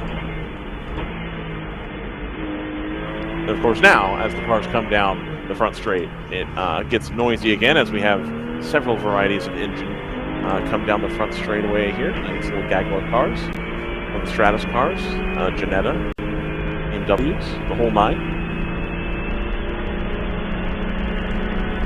Screaming Goat Racing still right behind the 111 Thunderbird car, 56th place overall. So, and that is 5th and 6th place in class now, because obviously we've got our lead GTU car. Stratus have made their way up to 10th, and they're actually probably going to be taking 9th pretty soon. They're 3 seconds behind the number 12 ACP Tangerine Associates car. But yeah, good battle there between the two very different BMWs, Thunder Bunny and Screaming Goat Racing. And they are actually right behind CMZ, which is a Janetta. Yes, Janetta G55. So that's 4th, 5th, and 6th, all within 3 seconds right now.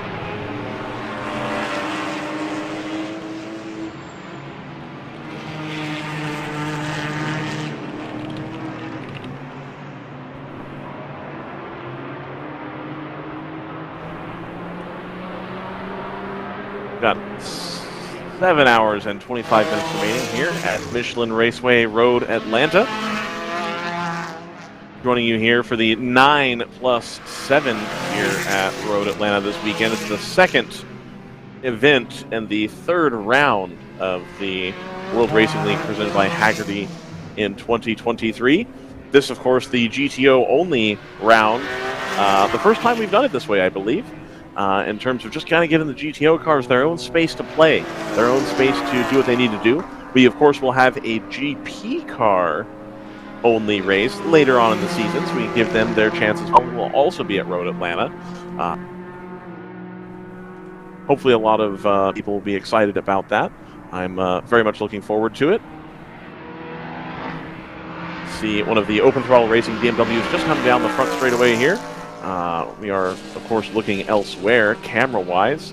That's up at the S's now. Viewing that.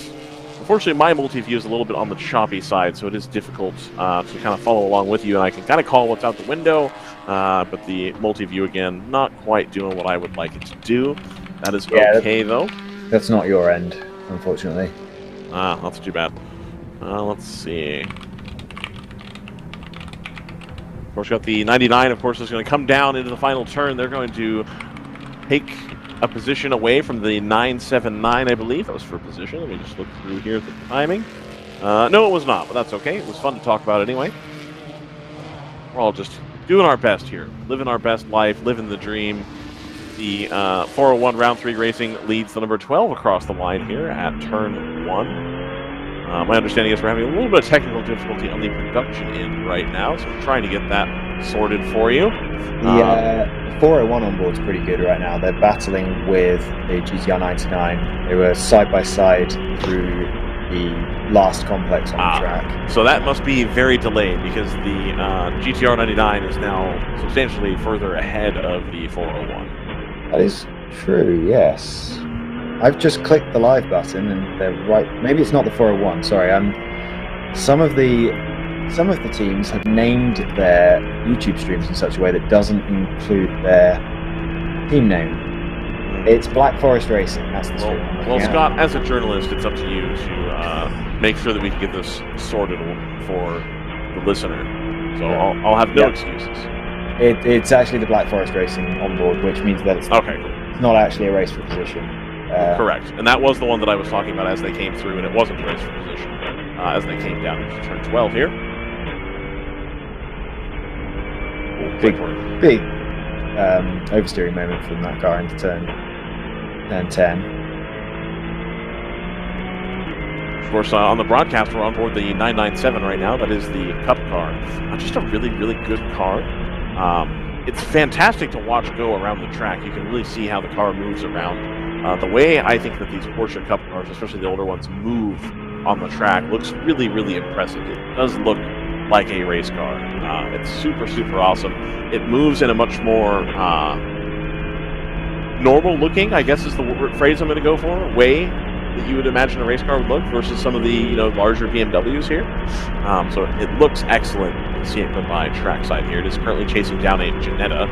I think a little bit on the delay here, but not by too much. So as we're following the Ginetta through turn 10, 11 up here, going underneath the Fox Factory Bridge, we're going to drop down into turn 12. He has a look, decides not to go for it. That's Cole Lofsgaard on board right now. Again, he's going to have to do the full 4 hours, and then Brad McCall is going to get in, and he noted to me that, Brad is going to run as long as he can and then put Cole back in if necessary. So Brad only has to run 1 hour before he can put Cole back in the car. Cole, of course, had thought that he was retired from WRL this season. He was going to pick up a Lamborghini Super Trofeo drive, which is absolutely fantastic for him. No Cole on that front. But invited back to shakedown. I think they were only going to shake down the 997 this weekend, and then as we spoke to Brad McCall earlier, they decided they'd just go ahead and run the car. Why not? And so my understanding is that it's Cole's first time driving a Porsche Cup car as well, and he's taken to it really, really well, and I expect that car will only get faster as the weekend goes on. Of course, we are going to have the issue with the fuel stint length, with the fuel pickup issue they're having. Isn't going to make them super competitive for the overall, but it'll be nice to see that car come around as we're able to. They have extended on this stint by quite a bit, so I wonder if they've got at least a little better feel for it. They're on lap 32 of this run, so the reason I'm hanging on with them is I want to see in real time how long they can actually take this. I was going to say that camera was a little bit confusing because it was 997 chasing a Ginetta, but it isn't the Ginetta that it's chasing for second place. So yeah, that wasn't the last position we just saw. And the fuel issue is interesting. We've experienced that just randomly at a couple places where our first stint we just get very, very bad pickup, it seems like, and we'll get what's essentially a phantom hiccup, and the driver will box way earlier than what we expect the window to be, and then it seems to correct itself. So I don't know if they just had that, but given it sounds like they had some fuel concerns anyway, maybe they did just get it sorted out. And I agree with your comment before, Scout. Watching that pit stop with the fuel person right there is pretty neat, so I'll have to watch that again. Yeah, it's a good point. Actually, they've run nearly an hour now since their first pit stop, so way longer on the second stint. So yeah, hopefully that'd be great if that car is actually. I was kind of in the process of writing them off because hitting every 45 minutes, they've just got no chance. But it doesn't look like that's actually going to be a problem for them. Oh. No, and as we all probably remember, those Porsches are quite good at Road Atlanta in the wet. So yeah, just watching the.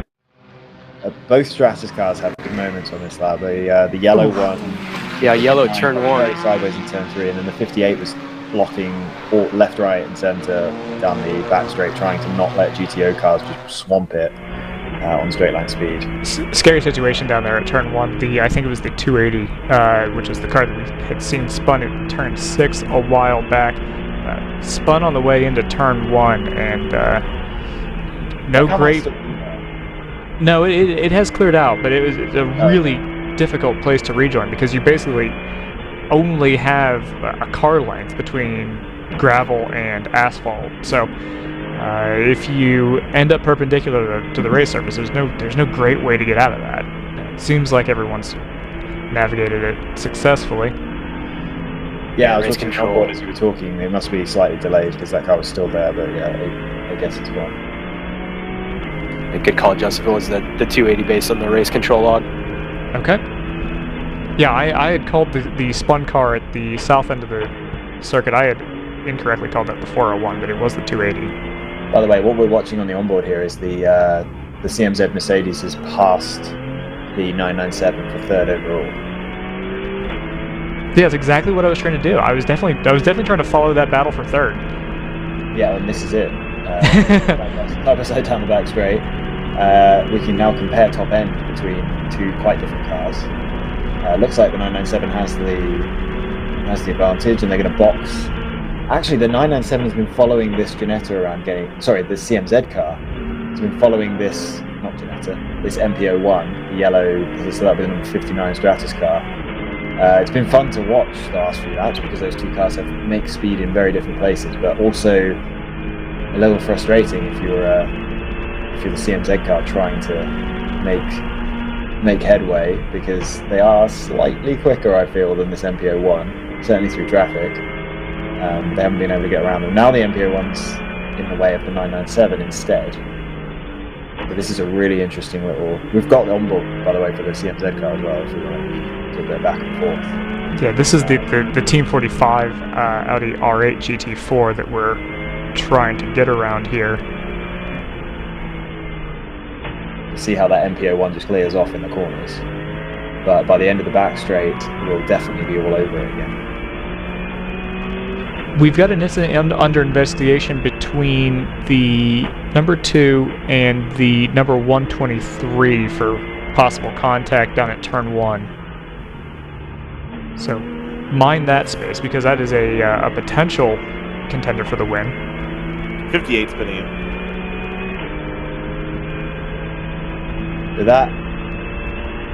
That's probably on time actually, because that car pitted early, didn't it? It lost relatively significant time. Yeah, and as I say, we've moved away from the onboard, but the 997 was all over the MPO1 by the end of the back straight. It also pulled 3 or 4 car lengths at least on the TMZ Mercedes, which was in its slipstream. So yeah, that Porsche, the way it's balanced at the moment, has very good top end. The Cup car. Yeah, and it's just wrapped up its 36th lap on this stint, so this is going to be a competitive stint length, I feel.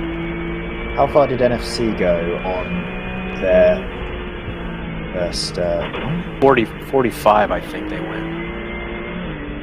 Yeah, let me double check. They went the longest of the GTOs. That was 41. Yes, I think it was. Yeah, it was the GTU number 59 that went for 44 laps, and then came back in 3 laps later, which kind of negated that advantage. Sorry, I've been completely misidentifying this Mercedes as CMZ. It's not. CMZ is a Ginetta. This Mercedes is actually a lap behind the 997 Porsche, which the reason why that's caught me out is because they were the early leaders. So they've lost a lap somehow. We did mention at the time that their pit stop was relatively long, but it wasn't that long. So I don't know what's. I'm going to have a look at their lap times and see what's happened there. So there was a 1:40 in there. Is there any chance they've been penalised? No one's actually taken a lap penalty. No one's. We've only had 3 warnings even.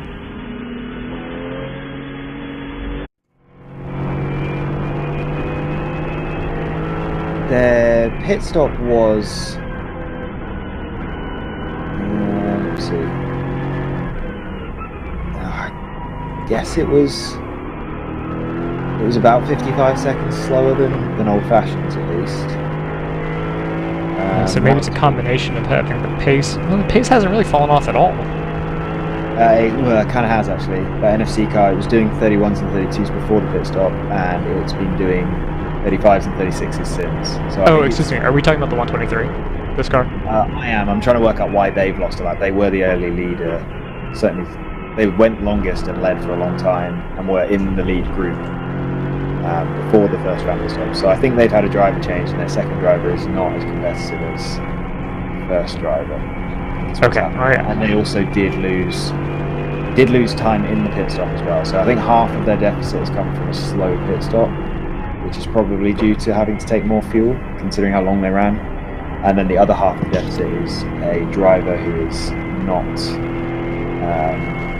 not as fast as the starting driver.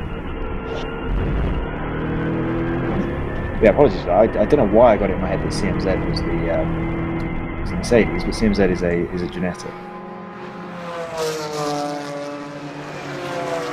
One car that has not fallen off the pace is Hitman, who looks like they just did their fastest lap of the day at the front of the field. I think that's the fastest or the second fastest lap out of the GTO cars overall as well.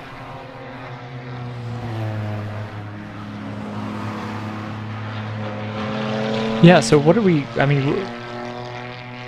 things that we're waiting for as the 58 comes into pit lane.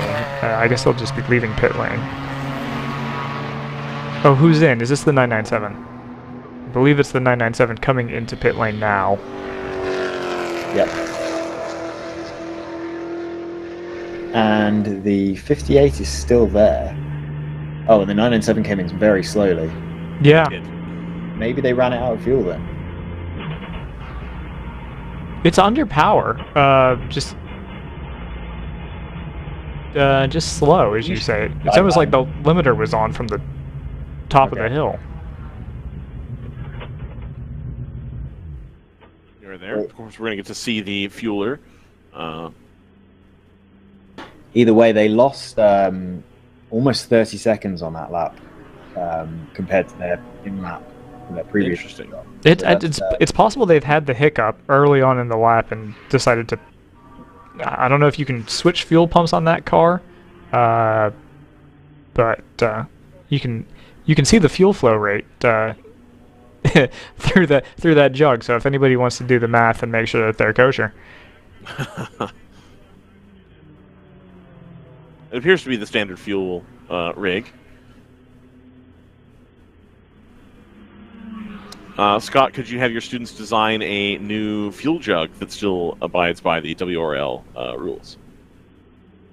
I would like to think that these teams would be able to do a better job. That's fair. At least have already grabbed all the low-hanging fruit from that. Right. Again, one of those topics that we could, when we have a quiet race and a quiet moment and a guest who knows what they're talking about, we could certainly ask how much optimization has gone into fuel jugs, maybe on a per team basis. Right. All you need to do really is make sure that the that there's enough airflow in that it's not choking the outflow, right? Right. Yeah, I think the way, certainly from the conversations I heard while I was working at Team Penske amongst the non-aerodynamic designers, there is some science to how the fuel like swirls down through the from the can into the pipe and therefore into the fuel tank itself. Then again, when we're talking about NASCAR Cup Series, we are optimizing for the last few hundredths of a second on pit stops. So, which won't have been helped with the change to single nut wheels. There's more pressure on the fueling at that point. Oh no, trouble. The 280 goes around right in front of the pit lane. There, he's trying. He needs to hold the brake. The Hitman car has to dive out of the way. We're going to have a yellow here at the front straight. You see the car sitting there right under the Michelin bridge. I can't actually see it because the bridge is in the way, but it looked like he lost it and tried to gather it up into coming back into turn 12. Yeah, dangerous three-point turn. Well, I'm glad he moved from the position he was in, though. Two cars came around the corner nose to tail. And then the ACP car is going to go down the inside. They're going to get it done before the yellow flag zone, but that was quite something to see in person. I wish I'd had a camera right here available. That was, wow. I am surprised that everybody got away with that as clean as they did. Everybody did a very good job of having out of the way. A couple of those Supras, I think, may end up taking a little bit longer on this pit stop because both the Thunder Bunny and the Hitman car, I think, went wide and onto the grass to avoid the car. But it's just unfortunate. It just looked like he lost it and tried to get it gathered, and then eventually it came around right as it crossed start-finish. And, of course, that M4, not a small car. And then Road Atlanta, not the widest racing surface in the country, blocked a substantial portion of the track as it was going around. And I am very pleased to report that it looks like everybody has gotten away with that one. But that was pretty scary to watch right here in front of me. Yeah, with where that car was sat, if two cars came around the last corner nose to tail, the second car may not have had time to react, and that could have been a very, very nasty accident. So I'm glad he was able to, even though it was a three-point turn, I'm glad he was able to get that started nice and soon. I think we only had two cars have to come past while he was sitting on the racing line. So yeah, very scary. Yeah, the two things that will have helped mitigate that, obviously, waving yellow at start-finish, what it should have meant, at least, a standing yellow at the previous flag station at the top of the hill. So you've got a little bit of warning there, and also that will have happened right in front of your crews on pit lane, so they will have been able to radio that in and tell your drivers, hey, there's a car stopped at start finish. Yeah, keep your head on the swivel. We've been told extreme caution in the last corner. We've got the old-fashioned racecourse car in the pits, by the way. The Ginettas were pitted earliest out of everyone first round, if I remember correctly. So I don't think this is unexpected. So yeah, I'll let Joseph check that that's a equal deadline. Maybe Joseph doesn't need to. What's happened? Roughly. 5:05. 5:05. They pitted on lap 69 this time. They pitted on lap 34 last time. So that feels right. And the 997 is, as we saw, is back underway and seems to be at full song.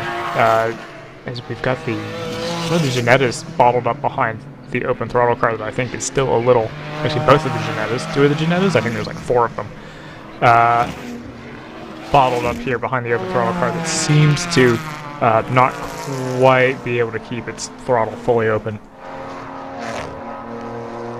997, yeah, they lost 30 seconds when they were in lap. Their pit stop lap was 20 seconds slower. Yeah, 20 seconds slower than their last one, but we think their last one was probably short. So it's actually the same length as most other cars are doing in their pit stop lap. So that looks completely normal now. Firstly, it looks like they can actually go long on fuel just as long as everyone else. And also that there isn't a more substantial problem. It probably means that they did run the car out of fuel that time. So I guess they've got a really good idea of what their fuel mileage is now. That was exactly going to be my point. They know exactly how long it takes to fill the car up from empty, and they know how long it takes to get it empty. Yeah, they'll only need one safety car, of course, to get that 30 seconds back. Assuming they've got the pace to keep themselves on the lead lap, which they've shown they are capable of doing that. In fact, like with the way they're obviously actually running quite long. So what was the length of that? I've now lost. I've lost the place to back first. It just went from lap 29 to lap 66. So a 37 lap stint. The Ginettas are only doing 34, 35 laps. So it's actually not going to be that long before they start pitting later than the Ginettas, I don't think, at least the 505. So that car's actually running quite well on field. Which, yeah, if we get at some point, if we get the field condensed back together again, that will be somewhat of an advantage to them. Not that I'm hoping for safety car. Watch many WRL broadcasts with me, you'll know that that's not something I'm a fan of. But as it is, yeah, that car there's no reason why that car can't be competitive other than the fact that they've lost 5 or 6 laps earlier on their fuel rotation, and then also another 30 seconds there slow in lap.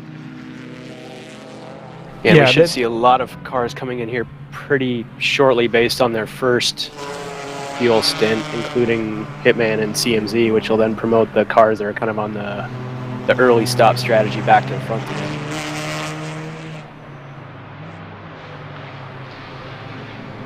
The Screaming Goat have now, they were running, oh actually they overtook, didn't they, GTR 99, which we kind of missed. I was backing them for 5 or 10 laps, being right behind you. And they have since then got past and apparently pulled 27 seconds, which is substantial lead to a field time. No issues that I can see for GTR 99. But that was presumably done on pace, but the Screaming Goat pace doesn't look that much better. 505 and 34 both into the lane at the moment. 505 still in the pits? 505 back in the pits. I think I'm identifying the right Ginetta. Maybe I'm not. Maybe that's the 27. I think that's the 27. Yeah, they are. The 27's listed in the pits. Okay, because that's nearly a full lap lead then that the Hitman car had over second place at the time. They'll lose a decent chunk of that now to whoever's running third, which will be Thunder Bunny will have just inherited that. Absolutely. Hitman, of course, they are going to need to do a little check to make sure everybody's okay. Everybody's heart's still working correctly as they came up on that the number 280 incident underneath the bridge. So if it's me, I'm probably happy to be getting out of the car right now. That was very close for most people involved there. So, but all good. I do a little driver change to get some fuel in the Hitman car. Yeah. To Joseph's point, we're getting towards a critical part of the race here where if Hitman are able to put a lap on the field, essentially, a safety car is then, it's not going to bring the field all back together, obviously. They'll everyone else other than them will be trapped a lap down. So right. If we get a green run for the next 15 or 20 laps, we could see the race turn into basically waiting to see if something goes wrong for Hitman, and they'll definitely have the high ground on the field. The only exceptions to that being Thunder Bunny, who will have an advantage for a part of the stint because, they'll get back on the lead lap for part of the stint because they took that early yellow flag pit stop. So that will be the only wrinkle to that. All else being equal, of course.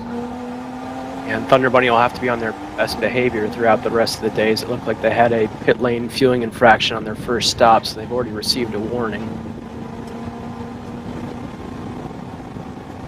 It's very good information. Yeah, if you've used your Joker, basically, 2 hours into a 9-hour race, it's you have a lot of opportunities to lose a lap at that point. Absolutely. The other 979's coming to the pit lane. The other wild card with obviously talking about trying to extrapolate into the future is we don't know the quality of drivers. I don't know if any of our WRL competitors in the booth have a better idea of the relative strengths of driver lineups between teams like Hitman, Thunder Bunny. Fairly familiar with Screaming Goat, who have a very consistent driver lineup.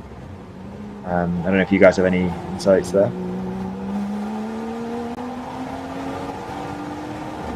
I don't, no. It's always, as you know, it's always hard to tell who you're on track with. It's certainly, in a GP2 car, sometimes you're, fighting with GTO drivers, and other times, they're going by you at a rate that seems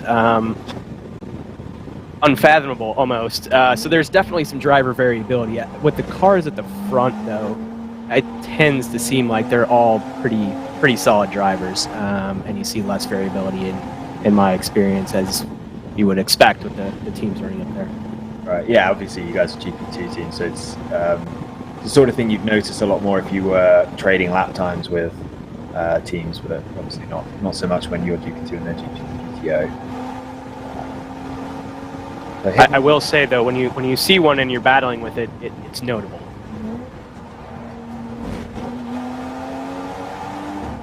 Hitman is out of the pits. We need to have them complete a lap.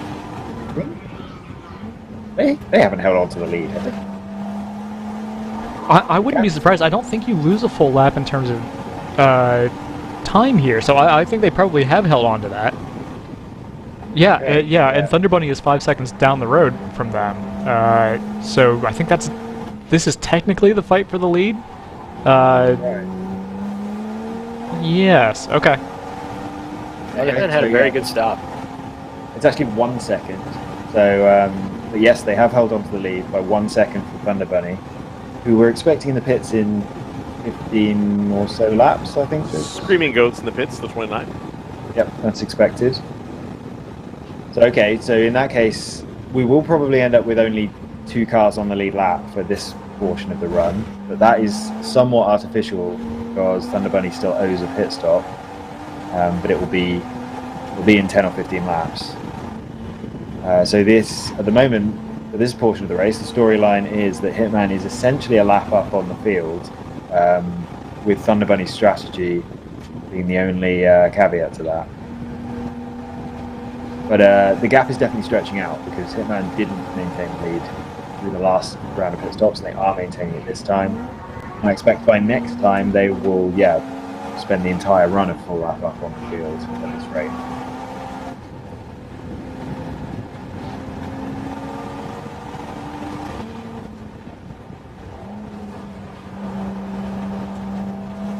Now, I wonder, that 34 has got to have had a driver change in it. I wonder if that's one of the customers in that car, because now look at this, the 111 on the inside here at turn 6, and you'd have to imagine they're going to outbrake them into turn 7 enough to get alongside at the apex, and I think they're going to pull away here. Yeah, that first lap was slow, which is fine, warming tyres up. Well, I guess not really a thing because we're not changing tyres, but certainly if it is, we'll assume it was a driver change, getting that driver warmed up a little bit. If that takes longer than 2 or 3 laps, then yes, I think we'll make the assumption that there's a driver change there and a difference in ability as well. We'll be able to start thinking about whether they are going to keep stretching that lead out or whether it's going to go the other way. This lap will be relatively slow because they were overtaken. That obviously slows you down. So looking at the lap time, it was another 36. So lap 1 was a 36.4, lap 2 was a 36.7. We'll see if they can latch on to 111 to get down into the kind of pace that car was running before the pit stop, which was in the 31, fairly consistently, very consistently. And we've got one of the Janettas coming in. Sorry, Scott. That's okay. 763 coming in. It's the Graffiti Janetta. That'll be of the 762 stable, obviously sister car to the 762. Corporate teammates. We've also got the 28 coming in. 28 Screaming Goat. We called them a few laps ago. Is that them coming? No, the 28 is the Random Vandals BMW green one. Yep, 29, correct. you're thinking of. Screaming Goat's 29. Yeah. Yep. Yeah. So just looking here, going out into turn 1, the number 111 Thunder Bunny car has consolidated its position at the front of the field right now. The Hitman car has lost quite a bit of time, I would say, as they go up into the turn 3, 4, 5 complex. Yeah, seeing them on camera here. The third lap there was a V7, so that does look like we've got a driver in the car that isn't able to extract the same amount from that car as the starting driver, spending around 5 or 6 seconds off the pace. So this is our comfortable race leader right now, effectively, once the 111 makes their next pit stop. And yeah, if that pace can't normalize, then that's going to fundamentally change the race. Meanwhile, we've kind of got the opposite thing happening behind them. GTR 99, their new driver, presumably new driver in the car, has just set the car's fastest lap of the race. That car's running third. It does owe a pit stop.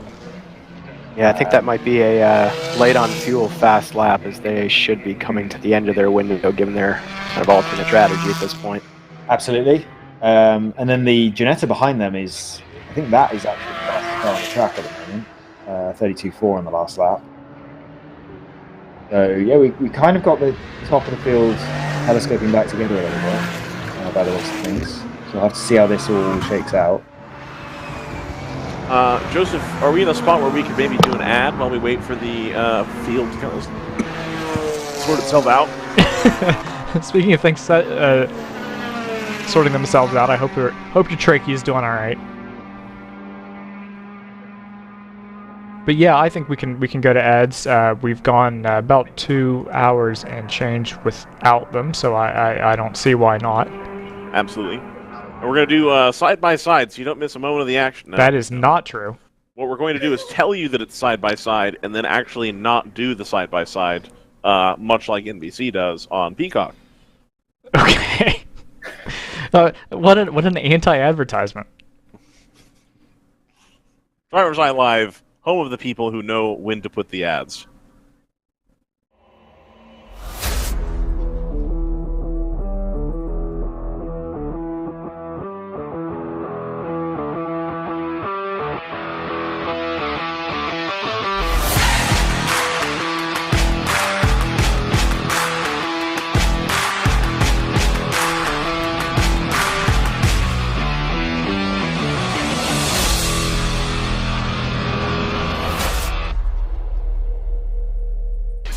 Focus, guys. We're in a race to the finish, okay? Here's where the rubber meets the road. These initiatives move the needle, like, at all? Well, let's shift gears a minute. We're really kind of at the apex here. We need to put the pedal to the metal. We need to nail those hairpin turns, cross that finish line, and take that checkered flag. Woo! Hit the track with the world's largest motorsports calendar, track day insurance, and more. Hagerty. Let's drive together. Sentinel by Candelaria Racing Products is a comprehensive motorsport video system incorporating live streaming, local recording, picture-in-picture, flag status, leaderboards, data overlays, and more. Perfect for endurance racing, sprint racing, and HPDE. Sentinel includes everything you need to get started. With the ability to control the live feed from the cloud and GPS auto start, you will never miss an on-track moment. What are you waiting for? Get your Sentinel today.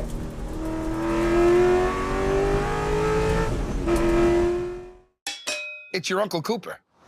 Sure, once in a blue moon, you might need your tires for hauling a horse in a hailstorm. But most days, you're gonna need your tires for tougher things, like teaching your sister's kid how to parallel park.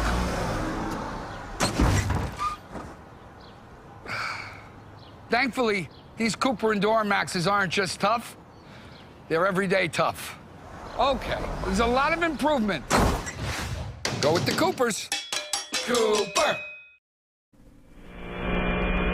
Michelin Raceway Road Atlanta. We are here live. That is it's the 2023 violent. World Racing League round number 3. Welcome. This is the GTO only race here, just outside of Braselton, Georgia. We're currently watching a couple of Supras kind of battle out for the lead. Got a little bit of a strategy wrinkle thrown in there because the number 111 Thunder Bunny car pitted a little bit on the early side, about 20 minutes in during the first and only yellow, full course yellow that we've seen this afternoon here. So welcome everybody. It's not quite the afternoon. It's 9 o'clock, 10 o'clock, depending on which laptop I look at. So that's, going well for me. We've got Joseph Boudrak on the turntable, doing the 1s and 2s, etc. We've got... Mostly doing the 2s, let's be honest. That's fair. We've got CJ Herrera from North Loop Motorsports, the GP2 champions. CJ, Chris Davis, Nico Rosberg, Lewis Hamilton, all great GP2 champions. And then we've also got Scott Michaels, PhD, Dr. Scott Michaels. He's the doctor of everything racing, I have decided. Aerodynamicist, sports performance, pit stops, timing and scoring, the whole nine. He does it all. Thank you for joining us. Speaking of Nico Rosberg, a lot of people were asking, is Cole Lofskar's WRL career over? And it appears to have not been. The way that you can lure your drivers back appears to be just pick up a Porsche. Absolutely. Pick up a 997, give it the number 997, and say, well, now you Cole, can't do that. That's it. They've taken it. It's over. Well, I guess that's true. So you have to get a 991. Right. I reckon they'd have a harder time making that meet the power-to-weight ratio situation. The big advantage in them having the 997.1 is that it has the older 3.6-liter motor, and so they don't actually have to limit it that much. Although I reckon a 991 is going to need quite a lot of work to get down to the correct power level. That would be my guesstimation there. Oh, that makes sense, Ryan. I'm surprised we haven't seen more 996s show up, though, given how sort of unloved they are and how many of them were kicking around. I know we've seen them from time to time.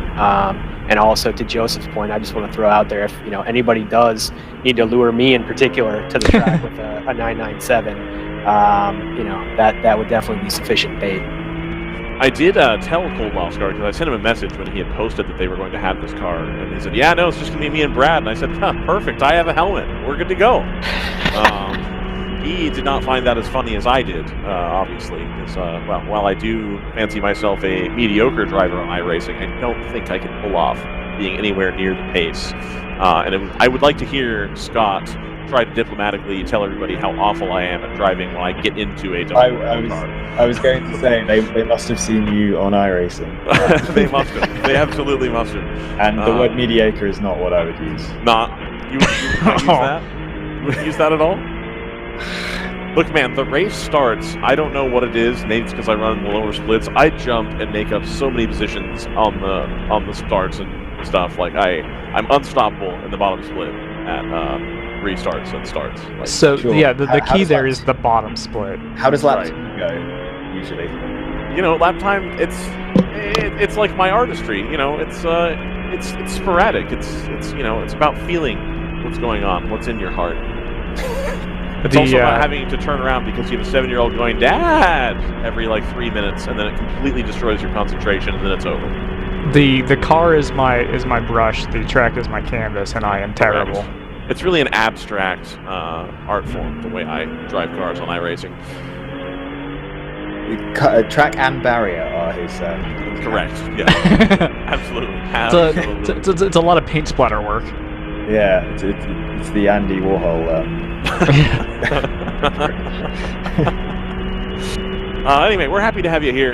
Come up and talk iRacing, or whatever. If you've got a moment down the paddock, you find yourself want to get out of the cold because you live in the southeast and you think that this is cold. Come on up. I'm on the second floor. Just walk through the door to the media center and then ask the kind young lady at the door where I'm at. She'll tell you he's on the second floor. I'll tell you again. I'm on the second floor. Particularly, tell us how much better this is than iRacing. So if you are British, that would be the first floor. Okay, but this is Atlanta. Yeah, that's true. And yet, I'm here. You're not, though. You're not in Atlanta, are you? If you're in Atlanta, you should come to the track. You were literally in New England, Scott. You can still be English, but not be in England. You are in England, though. I thought I saw a bit of smoke coming out of the 29 in front of us, but that might have been just running a little bit wide at 7. So you say that. I thought I saw a little bit of smoke coming out of the 29 when they pitted in the first time to take fuel. So that's something that you should watch for. It's obviously all that. Oh no, that's smoke. That's coming out of the center of the car. Yeah, that's definitely an issue. Which car is this ahead of us? The 29 Screaming Goat. Oh no, not again. Yeah. This has happened a lot since they've swapped that engine out. Could be different issues, obviously, but I remember that team being pretty bulletproof with the old engine and not so since the swap. So let's hope that's not another issue for them with that LS engine, but yeah, it doesn't look great. My understanding was the first engine that they had when they had all those issues at Daytona, they actually got that successfully warrantied by GM.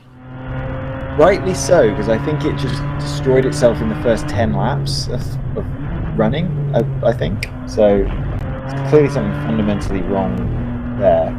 I wouldn't expect them to make a mistake that will cause that. So yeah, that's actually really interesting. I wonder what they found. Oh wow, yeah, lots of smoke out of that car as it comes out of turn 7. And I recall it. And out of corners, that smoke is... There's no smoke while it's actually up to speed on the straights, but yeah, on the way into corners and on the way out of corners, lots of smoke. Actually, the way that smoke is lifting up as soon as it leaves the car shows real aerodynamics on the car. Yeah, just as they turn, oh yeah, on acceleration and at the end of deceleration. Basically, oh yeah. No, it's not really. Maybe it is at high revs. I guess it depends on how they're geared down the straight. It's not happening at any point. Like even when they're just about to shift partway down the straights, like I'm not seeing any smoke. Might indicate that it's like a differential problem or something. Yeah, I was gonna say it's clearly not. The motor hasn't let go yet. Like they're up to speed. Like this. Yeah. They're leading the 997, which is not a slow car. Yeah, this is fourth position. I don't know if we made that point. Yeah. So the car's running quick. So possibly like there's a gearbox oil leak or a differential oil leak, something along those lines. And I don't, to be honest, I don't even know if they will have been aware of this until seeing these pictures. I don't know that. Yeah, 'cause it's not happening past the pits. So. Yes. Yeah, given that it's happening only in the corners, it does. And it's kind of coming out of both sides as well. I wonder if it is a leak, which we've certainly had in the past where the trans or something underneath the hood, power steering reservoir, something starts leaking and it gets on the exhaust. Power steering is an interesting one because they would be aware of that one. You're stay eventually. On the front board if you can. You're being held up by the 401. The 401, I think, playing the team game here for the 997. This is about to be a spicy battle here. Yeah, you can see on the onboard now. That's the 401. So that's the team car, the 997, directly ahead of the Screaming Goat car. And the 997 is going to try to have a look down here on the inside. They're a little bit too far back. The Screaming Goat's going to try to jump out, I believe, is what's going to... Yep, and then they are not going to be able to make that stick. Break a little bit later for the 401. So good teamwork here by the 401 car. You know what's interesting? We got close enough behind the Screaming Goat car to really be able to see in detail the back of it. And there was no sign of what you would see from an oil leak, which is just black everywhere. Right. So I wonder if that's not oil.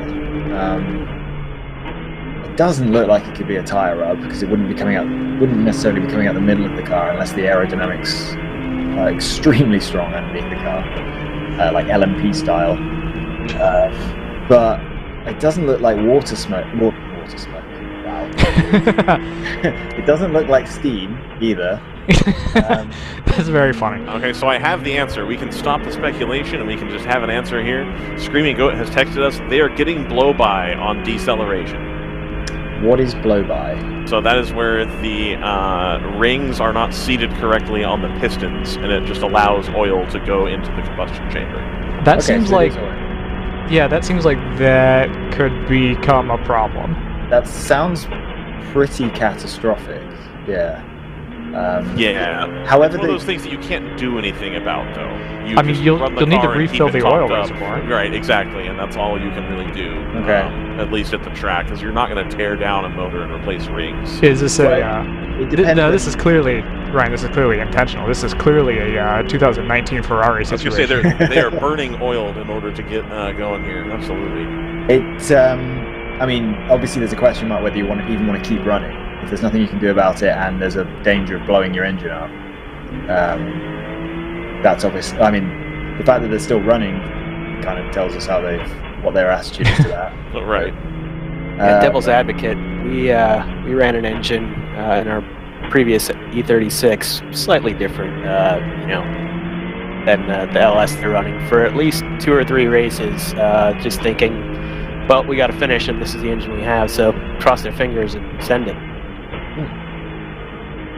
I mean, so what I was commenting about the back of their car not looking like it's covered in oil, at least that indicates that it's probably not a huge volume of oil that's coming out. So yeah, maybe they can just keep running. We do have best part of 7 hours to go today, so fingers very crossed.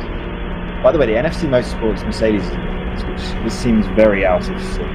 Yeah, It's just because this car just runs long. Actually, I guess it is. Yeah, this is about right for them, isn't it? I was trying to keep half an eye on that because I wasn't sure if that was actually scheduled or not. It didn't seem like there was a ton of work being done to the front of the car, but I think I was spoiled by having had the 997s on board for the last pit stop.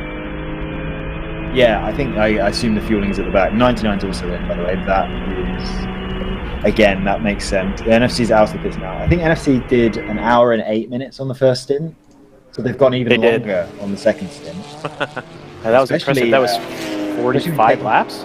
Yeah, especially when you take into account that we had pace laps and a yellow flag on the first one.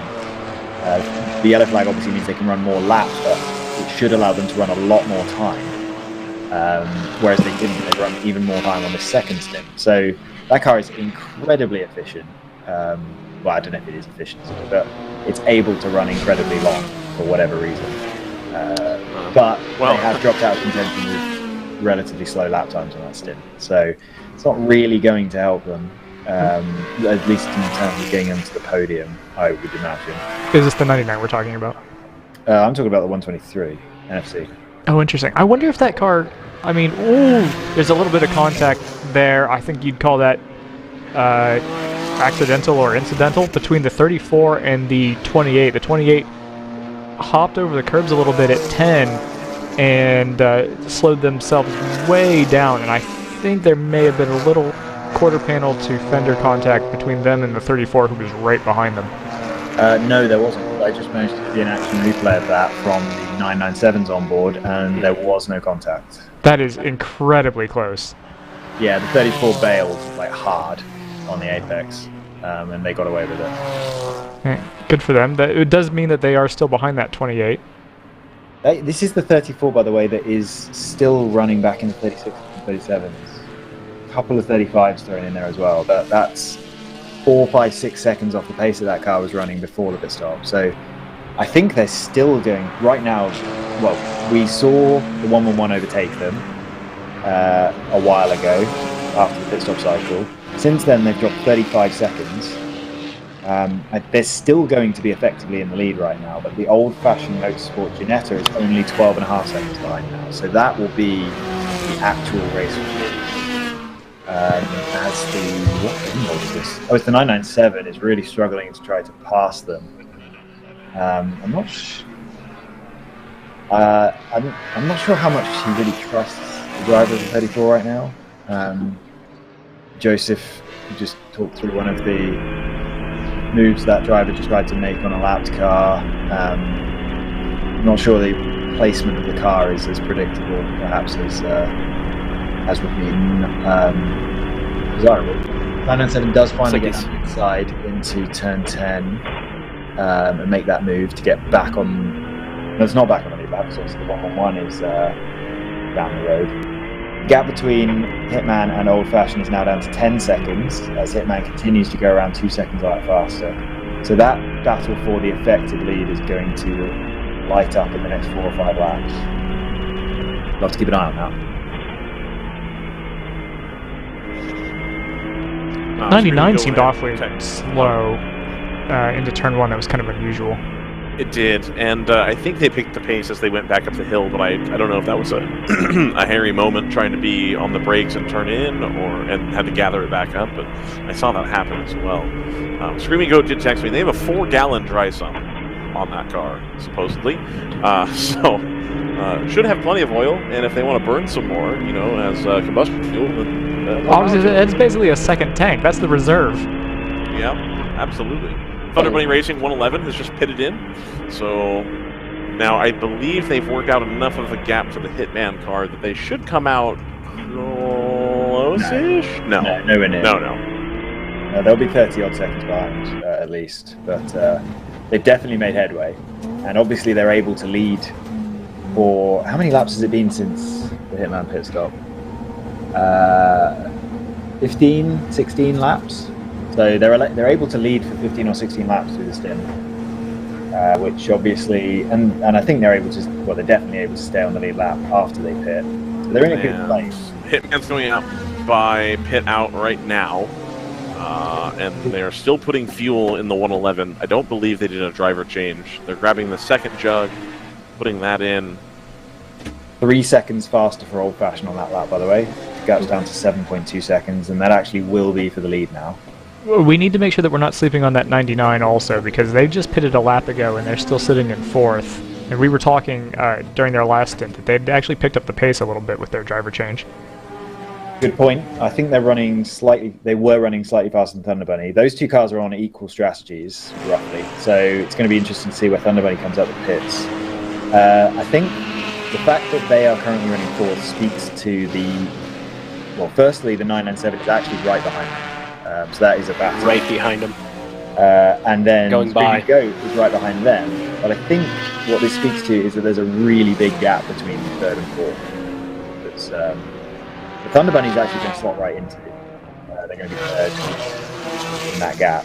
But Hitman and Old Fashioned really have stretched out in front of the field. As far as the cars who are on the sort of traditional, regular, let's just run it until it's empty strategy. But with Hitman's current pace, they end up...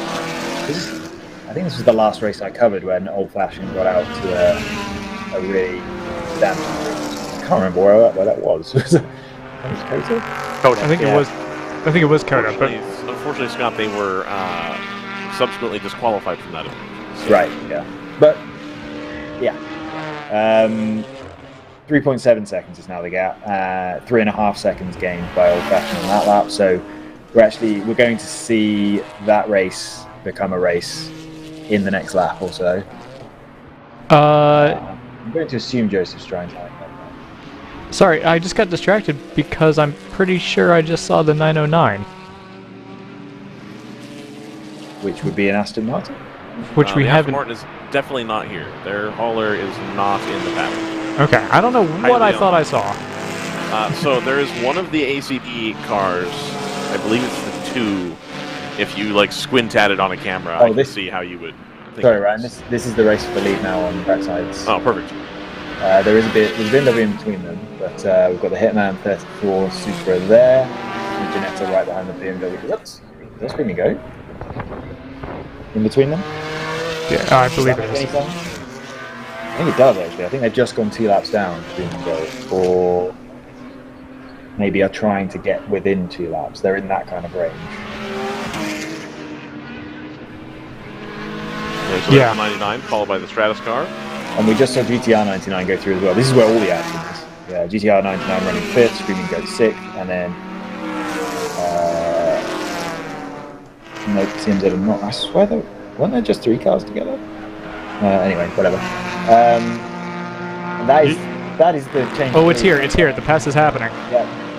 Ginetta down the inside, following Screaming Goat through on the bright green car, or green BMW. But yeah, they've now taken the lead in the Ginetta from the Hitman Supra, and should now stretch out again. They were, again, 3 and a bit seconds faster on that lap. So yeah, that gap will balloon out quite quickly, I think. And they're about to put Screaming Goat 2 laps down.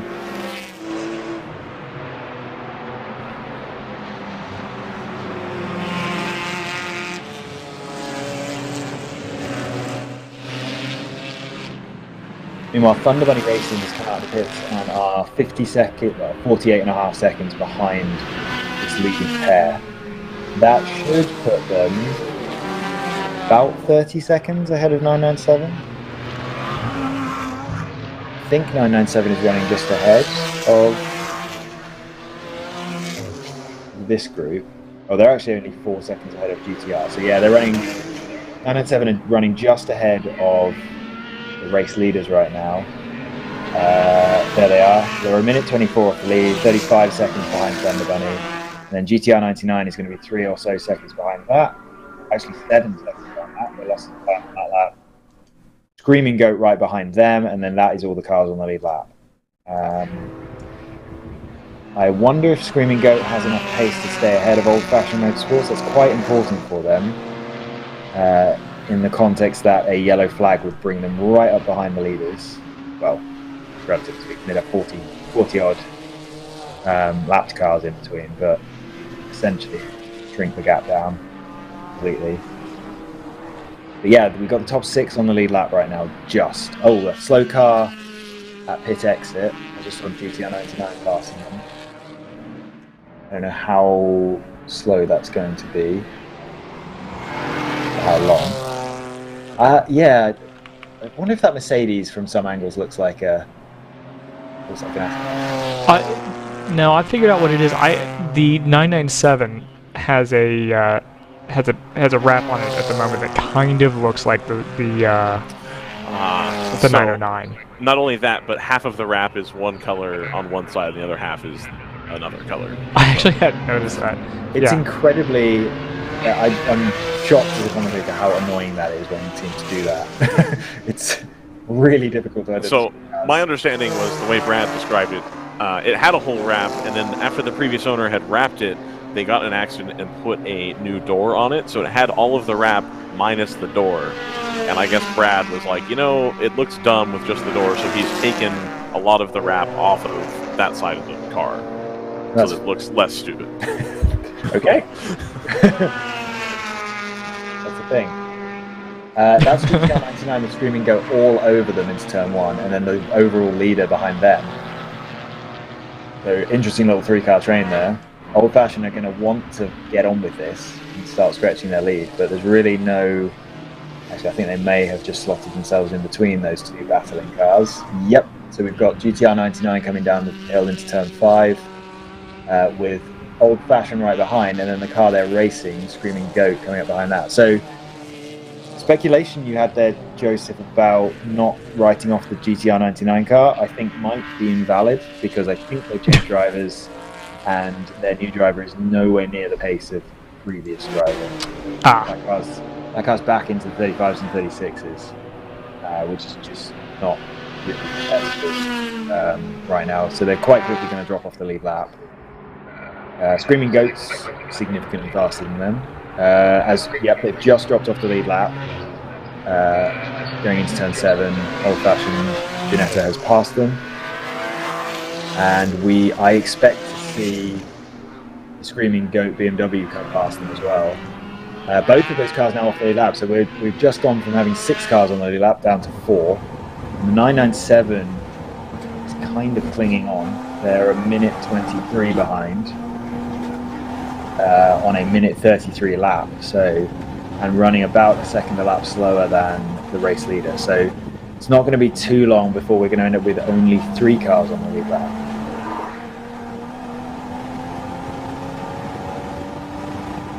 All else being equal. The fastest of those 3 cars right now is the Thunder Bunny 111 car, which is running in 3rd, but has a full advantage early on the yellow. And also remember, Old Fashioned, that Ginetta G55 is the shortest running car on fuel. So yeah, really interesting race shaping up at the moment. The lead car is the least efficient on fuel, or at least goes the least distance on fuel. Right now, the second place car is the fastest car on raw pace, but with the current driver in the car, they're dropping away. And then the 111 is currently the fastest car on the track, with the in the best position on fuel, but it's 45 seconds off the lead.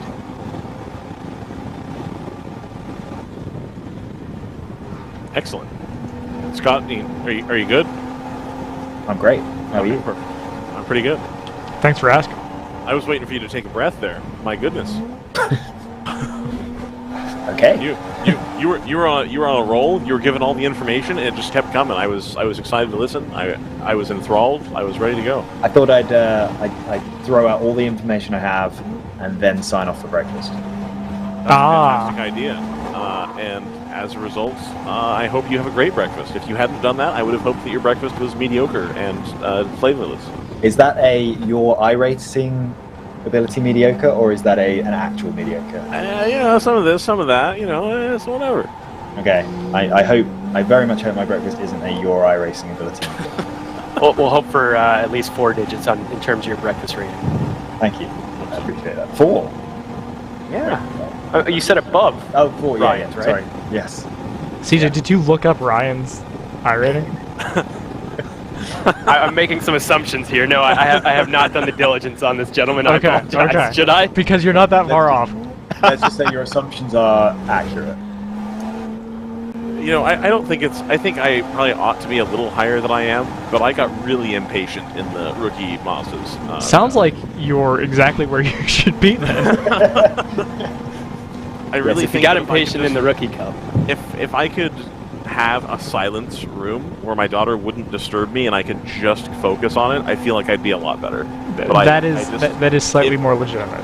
My concentration gets broken so easily, and as soon as it's gone, I can't. And it's like, I've lost the rhythm. I can't do it, and it's awful. Just imagine she's the most useless crew chief you've ever had. And it's like, she's just trying to give me information about the fact that she needs cookies or whatever it is that children complain about. Sounds like you need a VR headset. A VR headset, something like that. She's fantastic, though. I love her. My daughter's great. I can't wait to see her when I get home. It would be weird if I believe she's listening right now, thus I'm trying to, do what you gotta do for the family. Well, if she wants to come try my son's Forza rig that I made out of scrap 2x4, she's welcome to see come give it a go, Ryan. That could be it. That could be where we're at. I'm a little concerned because she's 7. And when she was younger, I want to say she was like 5, I tried to put her in the rig I had for Gran Turismo, and I was a little concerned that the torque on the wheel was going to be a bit much if it snapped the other direction. So I think I'll try again now. But back then I was like, well, that's still kind of stiff for a 5-year-old. So yeah, my 6-year-old is using a circa 2013 Xbox 360 wheel at this point. Oh, okay. So he's not playing with my rig. Okay, that's a lot better. I may take you up on that. That could be a good idea right there. Anytime. Sweet. Well, good news. Monday when I get back while you're at work. No. I'm gonna look up CJ's. I'm gonna look up CJ's now to see if he would destroy me. So what CJ and Chris told me is that they don't do iRacing during the season. So interesting. Why is that? Does that throw off your muscle memory? So we do it together as a group. We'll do hosted sessions as a group, particularly if we're going to a track that's on the service. But I do try and turn it off like a week before I go there. I mean, it's great for learning the track. It's great for trying things and for doing it without going through tires and fuel and everything else that just isn't feasible. And it certainly helps a ton. But yeah, I do find that if I do it too close, that I kind of try and just replicate what I'm doing on the screen, rather than driving with the car and the track are trying to give me. And so, and they're completely different modes of feedback, right? Yeah, absolutely. Yeah, I mean, no rear end swing feel, obviously, unless you have a super cool motion rig, which I definitely don't. We know a guy. Very cool. I'll talk to my MX guy about how much kind of life left. But yeah, I mean, also, obviously, frankly, in Assetto Corsa now, they actually do have Spec E46 that you can run, which we've used for some of the non-iRacing tracks, which is shockingly close in terms of some of the markers. So again, for learning a track initially, it's really good, and for 5 of us to hop in a hosted session, and kind of talk about what we're doing, and learn a few things and share things. It's super helpful. But I do try and turn that portion of my brain off so that I'm not relying on it too much before I go do it IRL. So you guys run a Spec E46. It's like basically the platform you've chosen to run a GP2. What car do you use on iRacing? Do you care that it's a similar car at all? And maybe the Mustang is the right deal, or do you just pick something we'll practice the LMP2 car and see what happens? So we tend to stick to the GT cars, although Matt, our crew chief, who is arguably maybe the best of the iRacers amongst us, and certainly has the most seat time doing it, prefers the pointy open wheel cars. But usually I stick to the GT3, and okay. It's not exactly a replication of what our Spec 46 can do, which is unfortunate. But some of the feedback and at least the view is a little bit the same. So either that, or I've actually grown a little bit fonder of the GT4 car now that they've changed something to not make it just incredibly understeery and frustrating. So we stick to the GT cars for the most part, although we all own probably faster cars for goofing around. Gotcha. So what you're saying is, if you guys go to New Jersey Motorsports Park, are you willing to drop one of your cars off at iRacing so that they can scan and put a Spec E46 in the game? Yeah, I mean, there's one on the market. I mean, they could just buy it from Davis and do whatever they want with it, right? That seems like a great opportunity for them. And if they're listening, I encourage them to get in touch with Chris at their earliest opportunity. I suspect we're not going to see that on the service, which is unfortunate because they certainly make up a significant portion of the GP2 class at this point, and there's lots of them out there in the sprint racing classes too. And it's a really nice platform from that perspective to be able to race it so many places, and the amount of knowledge that's out there, including from some of the series regulars like Moorhead and others, including Harrison, who we had a lot of great battles with last year. Yeah, it is kind of interesting, actually, now that you guys mention it, that there isn't something like that, because they're clearly quite happy to include every conceivable rung of the open wheel ladder. The Formula Ford on the way, the Formula V, the old Skip Barber, which is no longer in service. I think that's been replaced with the F4. Right. Yeah, and then they have a Formula Ford coming, which, as a guy who spent a lot of time at the racetrack when I was a kid, playing with other people's Formula Fords that my dad raced, I'm looking forward to that. But yeah, it does seem like they have an awful lot of junior open wheel cars. Although it's nice to see them add the new GR86, which frankly, in terms of lap time and kind of feel, is probably the closest to the GP2 cars as there are actual GP2 Toyobarus out there. But the lap times in that compared to our car are actually pretty close too, so that's kind of fun. So I've been kind of playing with that to try to get my head around it, because it's a very different speed than I tend to prefer, really. Is it the case also then in GP2 that is it as much of a momentum class as it feels like it is on iRacing at that speed? I mean, it is certainly less so than running. I've run NAs before at NBs, and we ran an E36 before this, and long ago, we started out running E30s, including the 318 version of it, which had probably 80 some horsepower, given the amount of miles it had on it. So it is, especially when you're running it without aero in the spec configuration. I mean, it's going to top out at about 135 at most of the longer straightaways on the series. So you really do have to get it through the corners, especially compared to a GT4 or even the GP1 cars now, which some of those E46 M3s have been so well developed and are so well driven that it's impressive what they're able to do. So compared to that, I think our horsepower number is like two low twos, two teens, something. That's not a ton compared to the 400 that's a lot of these other cars, particularly the ones we're watching today, are putting out. Yeah, I find when you do have to carry momentum like that, it does. It's instructive, right? It teaches you.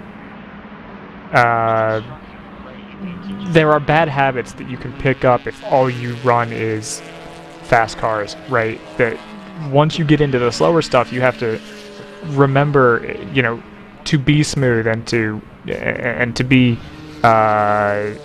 economical with your inputs, right? So, I think it's worth. I think there's a lot of temptation with a series like this to jump into the fastest thing that's available to you, but that's not necessarily the best way to learn how to race a car. No, I completely agree. And yeah, I mean, if you overslow a Miata or an MX-5 Cup or a Spec E46, it takes a lot more to get it back to the minimum. So maintaining your minimums in a Spec 46 or any kind of the GP2, GP3 cars is really, really important because it's just a lot harder to get back.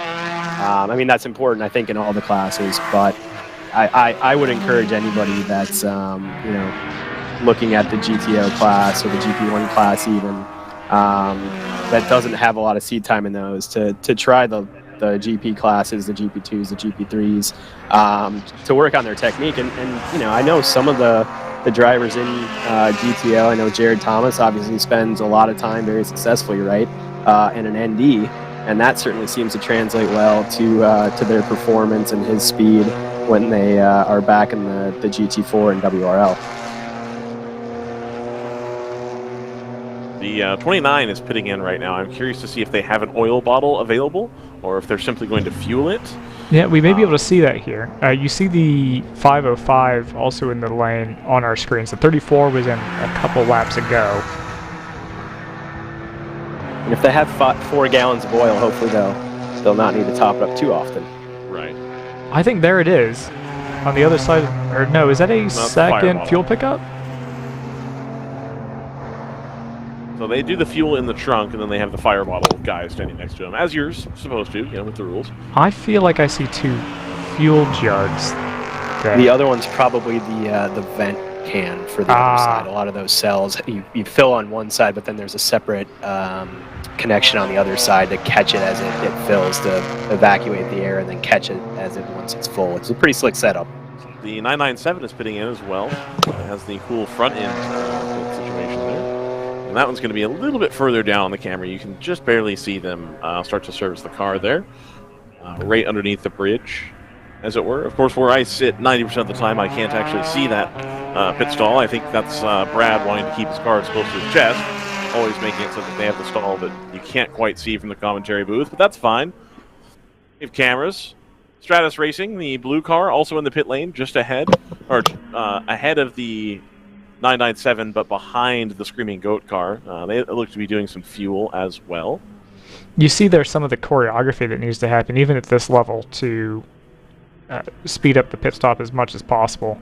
The catch pan's got to go below the bumper. The fire bottle's got to be at the ready before the fueler comes over the wall.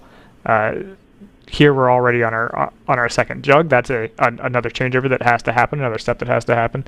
There's a lot of time that can be made up here. You're restricted, obviously, in your choice of fuel jug, in your capacity of fuel jug, but there's a lot that's still in the team's control here.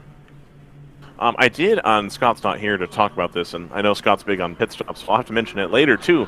But RJ did mention there's a new rule this weekend that if you do not have an air jack system on your car, you're allowed to have 2 wheel guns at a time. It's an interesting kind of balancing of equipment there. I see the logic behind that, because obviously it does speed things up in terms of personnel power, if you can just pneumatically lift the car up off the ground rather than have somebody have to come around and lift it up NASCAR style. Now, the flip side is you can still only have 5 tires over the wall, so you can't do a Le Mans or IMSA style. I think they allow you to have 6, right? You can have your 2 at a time? Right. Yeah. So you still can't quite get there where I think you would really have the time savings by having the second thing, but it's another opportunity to, if you're a team that's got, not a full-time crew, but if you guys are committed to like, yeah, we're going to do the fast pit stops, you've now got an interesting wrinkle here where you can try to work out a choreography where you can start taking off a wheel and then try to do the multi-wheel hand, have like one guy tossing the wheels back and forth, so make sure there's only 5, but you've always got 2 in the process of being changed over. I think that'll be a cool thing for the teams to play with for sure. Yeah, that choreography will be important, but that does help for some of the non-factory cars that don't have air jacks. I can't recall if the Screaming Goat car does or doesn't have an air jack system installed, but that does balance that a bit. Especially for teams that have figured out how to get one wheel off, get the other one on, and get around. I can see how that would save a lot of time for the teams using a Harbor Freight jack rather than an air hose with the car up in the air. I keep waiting to see if somebody will go for because like the Harbor Freight jack, if you get to where you're good at it, you can get the car up in a reasonable time frame. But I want to see somebody one day just bring like a big bodybuilder guy and use the Formula 1 style, like there's no hydraulics, it's just a lever, lift the car up thing, and see how fast you can do that if you're just lifting however much weight that ends up translating to after the lever. And then have like a little release switch on it. I always thought it'd be cool to see that in GT racing. I understand why, because again they're heavy, but are we talking about Super Formula jacks? No, I'm talking about like when they changed jack rules in like 2006 or 7 for Formula 1, where you couldn't have like a hydraulic assist on it, and the jack was literally just like a right angle like hand truck basically, and you'd put the front on the front wing and then just put the hand truck on the ground, and it would like lift the car to 3 inches or whatever they needed. Seems like an opportunity for the NPO1s maybe. Absolutely, 100%. They have air jacks though, I believe. Yeah. So, which by the way, maybe they should mess with it and see if that's a better deal. Speaking of NPO1s, I'm still looking for somebody to come in with something a little off the wall in GTU. 'Cause I like the NPO1s, but we could that'd be another class that would be great to have a little bit of variety. I know we had a few people take some pretty underweight Mazdas to that class, and to be honest, because those cars are are they tube frame or are they monocoque? I don't even know. They're tube frame. They're tube frame. Okay. So, but they do still seem to have, because they're so light and so stiff as downforce cars, they do tend to run into a lot of reliability problems. So if somebody came in here with a Miata that they unballasted, I think they could honestly have a decent shot at some results in GTU. So the flip side with the reliability problem, I think, it's as complicated or not as you'd like it to be. If it takes a standard 2-liter Ford motor or type Mazda, it's the same motor, and so they shouldn't. It shouldn't be too difficult. I know you've got Stratus out here, really pushing the envelope to try to squeeze every last ounce of performance out of it, but the base car, as my understanding, if it's not messed with, is supposed to be a pretty stout thing, and the gearbox they throw in it, they have I think it's a Sadev now gearbox, which is, a little bit on the expensive side, but supposedly you install it and it should be good to go, especially at that power level. So, I don't know, I would like to see, I know that Sebico has sold several of these cars. I would love to see more people bringing them at all. And, I think a rising tide lifts all boats. If you start to see some more interesting, weird things, underweight Miatas, things like that, maybe you get a little bit more action available to you. Yeah, I agree. I want to make the point that it's not it's not a spec class. There are opportunities to bring other things into the fold. But that said, if you are looking to pick up an NPO1, I believe we're in Sebico's backyard. So if you happen to be a team that's looking to switch classes, looking for something different to do, I believe they're just a little bit up the road here. They are, and they invited everybody to stop by on one of the social medias. I think we may have just gone full course yellow. We have a full course yellow here. I will leave you guys to pick that up real quick. I might have a guess here in a moment. It appears to have been the 727, which has gone off at turn 6. I don't have eyes on that at trackside. I'm not seeing it either, unless it's on the right, driver's right, going onto the back straight, perhaps. Yeah, it doesn't appear to be. I do have eyes that maybe far off to driver's left. I'm not sure. But yeah, we are going full course yellow, and I do not have the personal bandwidth to look it up. But oh, there it is actually, just to the left of our. It's gone off to driver's left. It looks like it's spun. I guess 270 degrees on the way in. I don't know if it's been clipped, if it's caught the wall, or sorry, not the wall, the grass on corner entry. But yeah, that car is well and truly beat. So I understand why we've gone full course yellow for it. This is going to be potentially a critical part of the race because the skies are darkening a bit out here, and I do wonder if we're expecting any weather in shortly.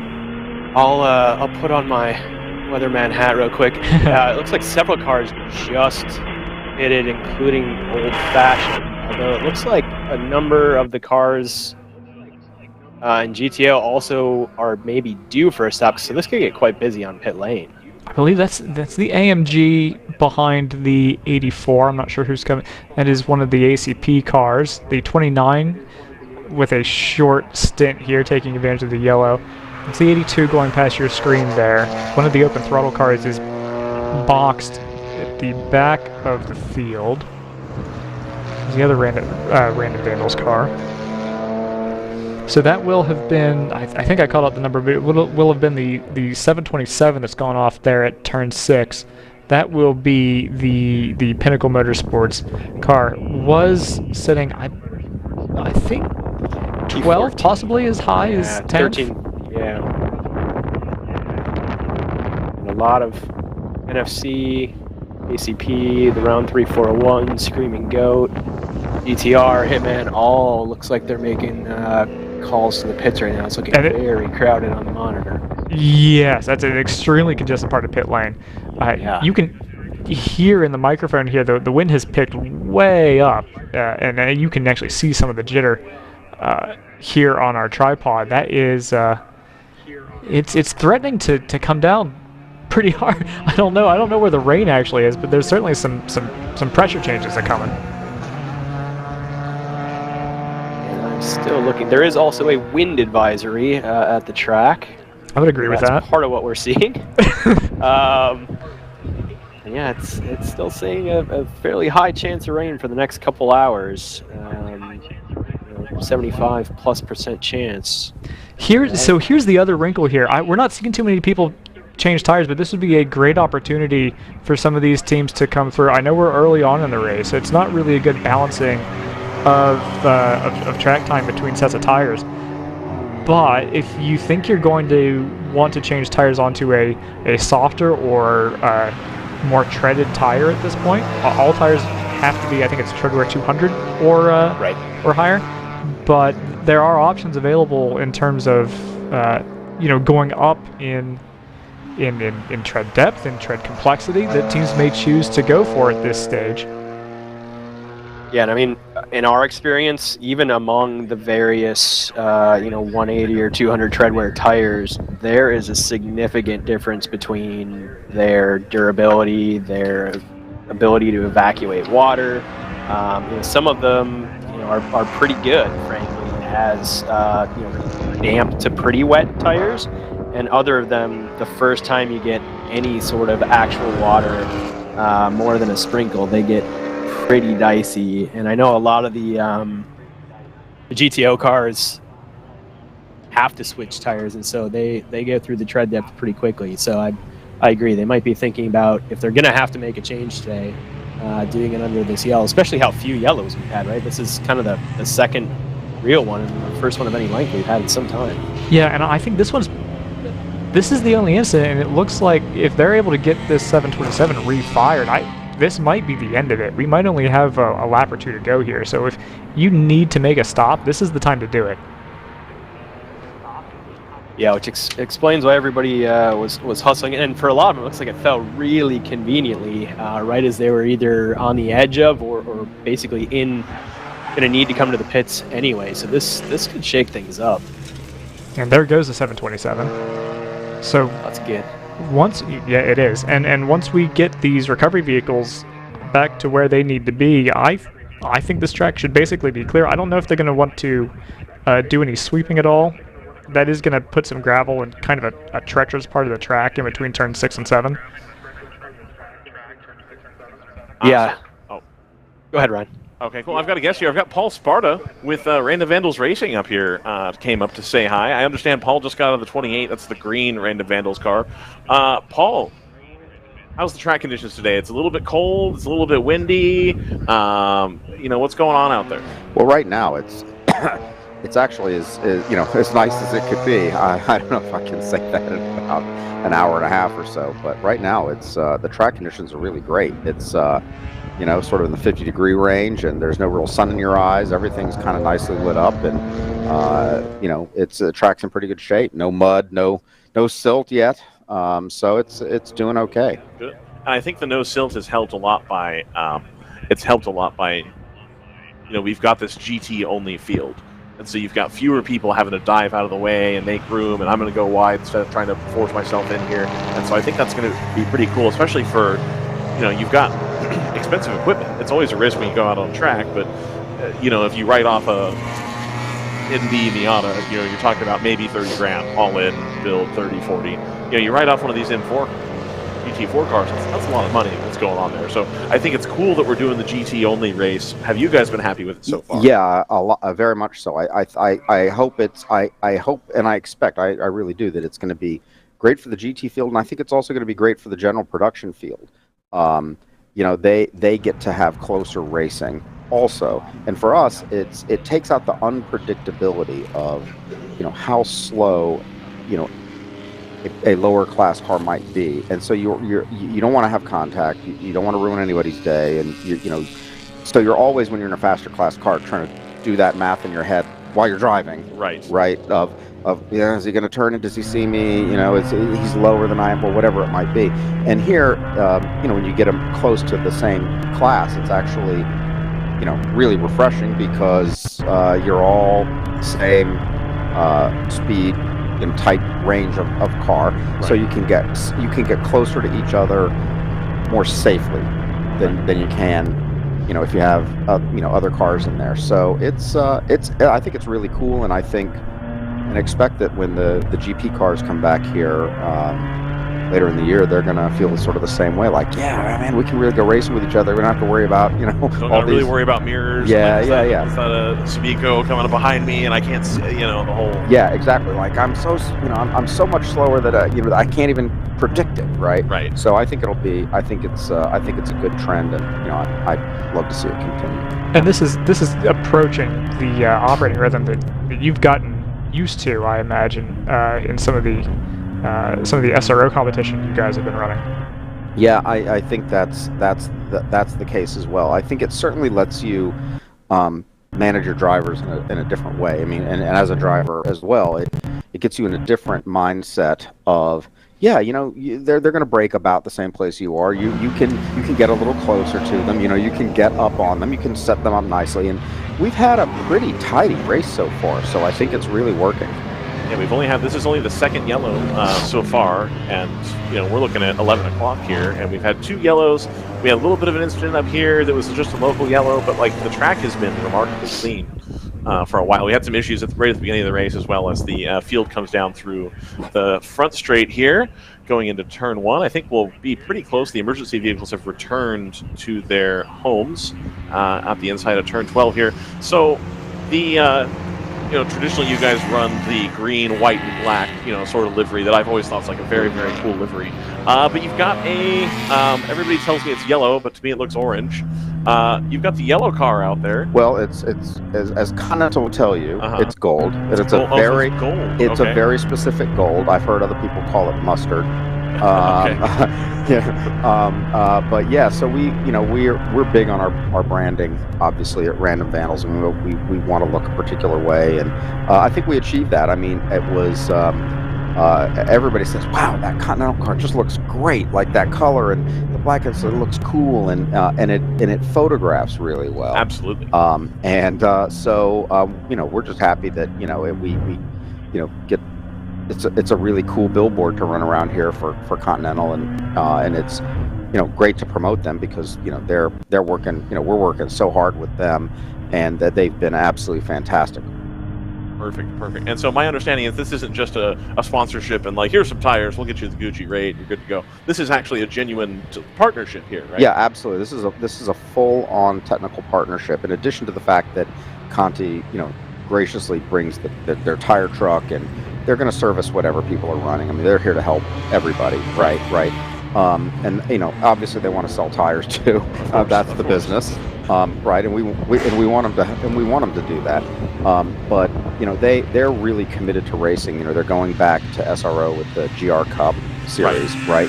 Which is a whole new thing. So it's going to be the first time that they've been in the SRO paddock. I don't know if ever, for a long time, since before SRO owned it. Let's just say that. And it's great to have them back and there. And they're really committed to the racing market.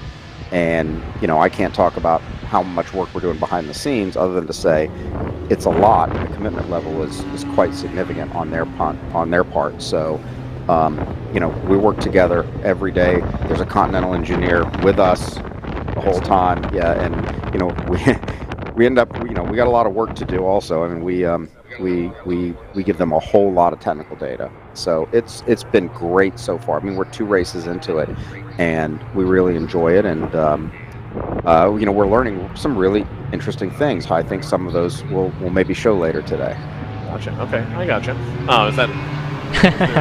Is there a rain advantage here coming in? Is that what I'm hearing? Oh well, I would say if you weren't thinking about your wet strategy today, you really didn't have a strategy. Okay, I got you. Alrighty.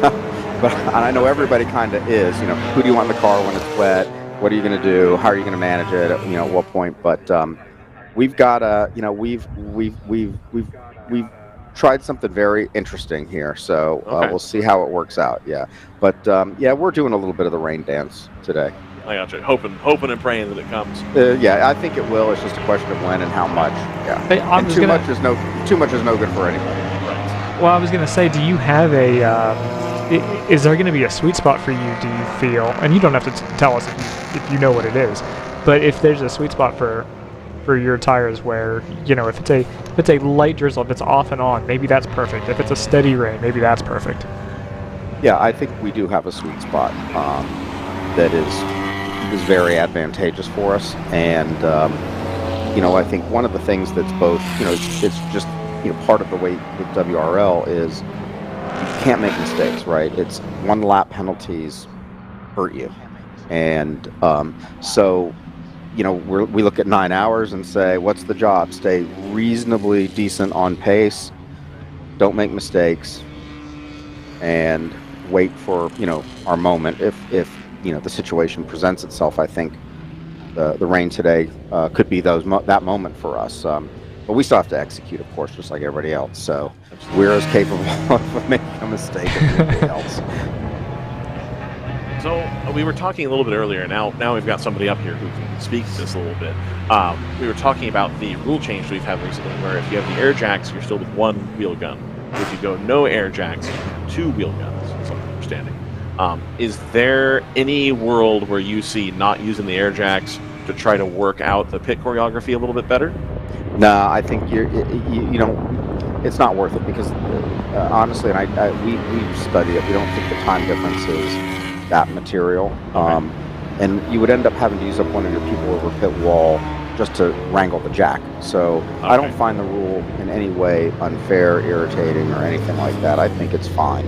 And we're going to continue to use air jacks, but the adding of that additional variable and piece of equipment and having somebody do that, necessary if you're a car that doesn't have air jacks. Right.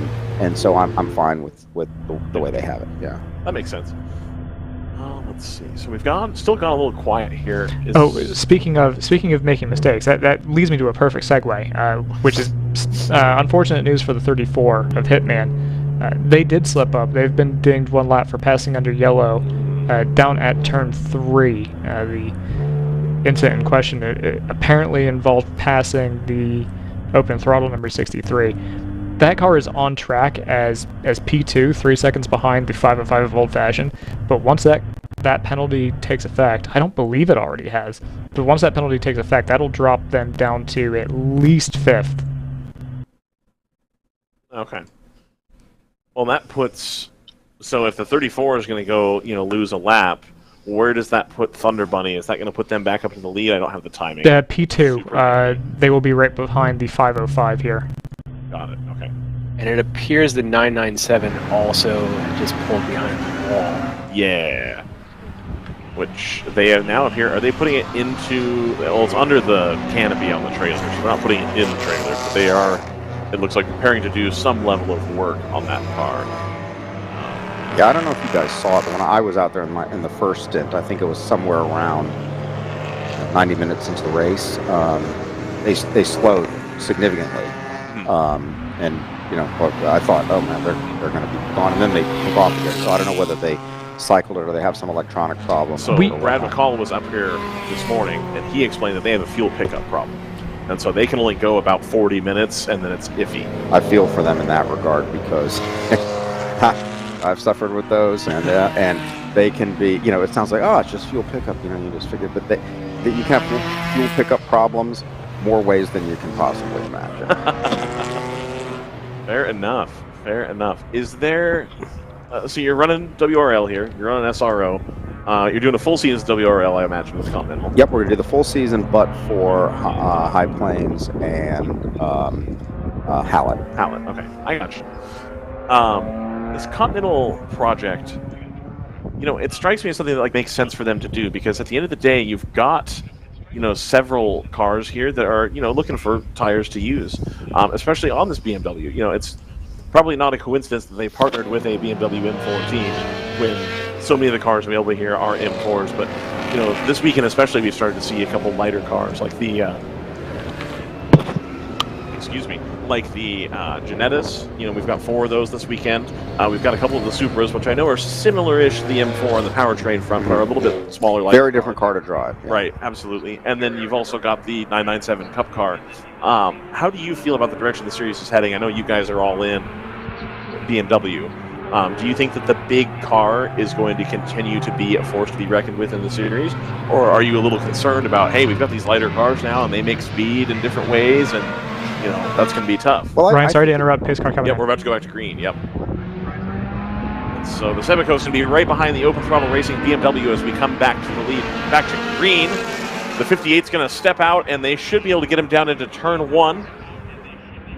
Everybody trying to keep things nice and tidy. We're going 3 wide, and should be okay here. Looks like everybody's going to filter their way through up into turns 3 and 4. Should be nice and safe.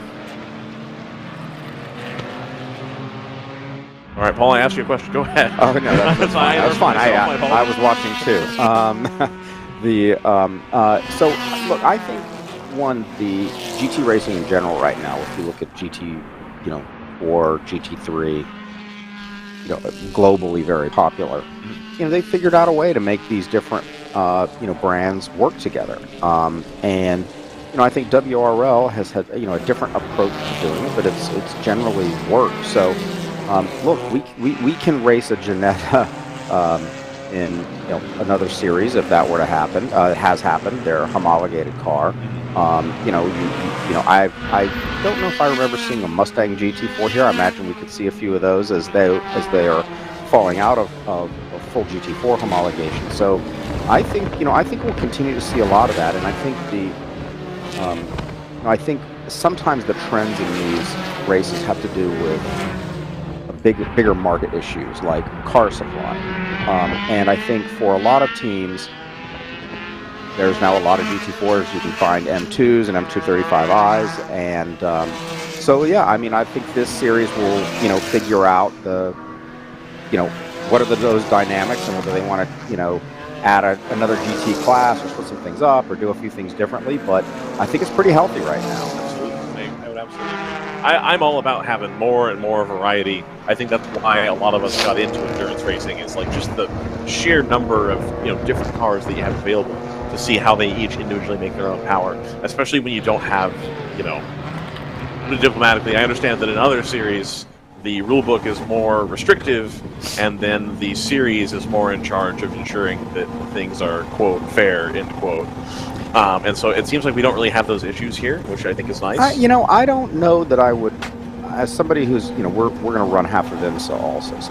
So having done this now for a bit, I don't necessarily think that's the case. I think you could make a very reasonable argument to suggest that the Pro GT series have a more costly approach with more investment that they can apply to how they manage BOP and how they manage their rule set, but actually it's really efficient in the events. Like, it's super efficient and it's super effective. So if you were asking me, I would love to see any I would love to see Motex or AIMS on these things and have the data just pulled, and it is what it is, right? And I know WRL is doing a lot of that with the AIM black boxes that they're adding in, and I think that's a good thing, because it keeps everybody, it gives them a way to look at the data. I would love to see a more data-driven way to manage and police the balance. And I think it's more about the policing than it is about the rule book. I think the rule book's pretty good, right? I don't have a problem. I think it's absolutely.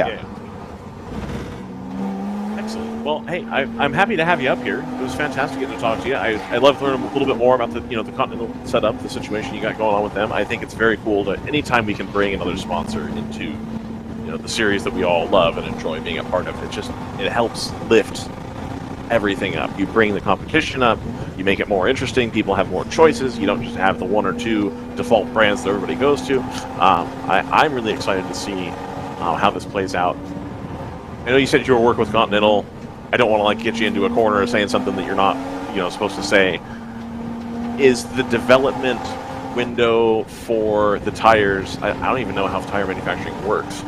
Is it something that you can give them feedback from this event, and then by Barber's probably a quick turnaround, but by mid-season they might get you something else? Or is this a multi-year, let's try it this way for a season? Well, I think they'll be able. There will be a lot of things that we'll be able to try intra-season and very soon. It's not like we're going to have a new tire for Barber. And to be clear, the rule book, it has to be a DOT-approved tire. Absolutely. So let's say we just wave the magic wand and Continental had the perfect tire that we wanted for this series, or in the racing market in the trailer right now, but it didn't have a DOT stamp on it. You still have to go through a regulatory process to get everything approved. So, it's absolutely not a multi-year.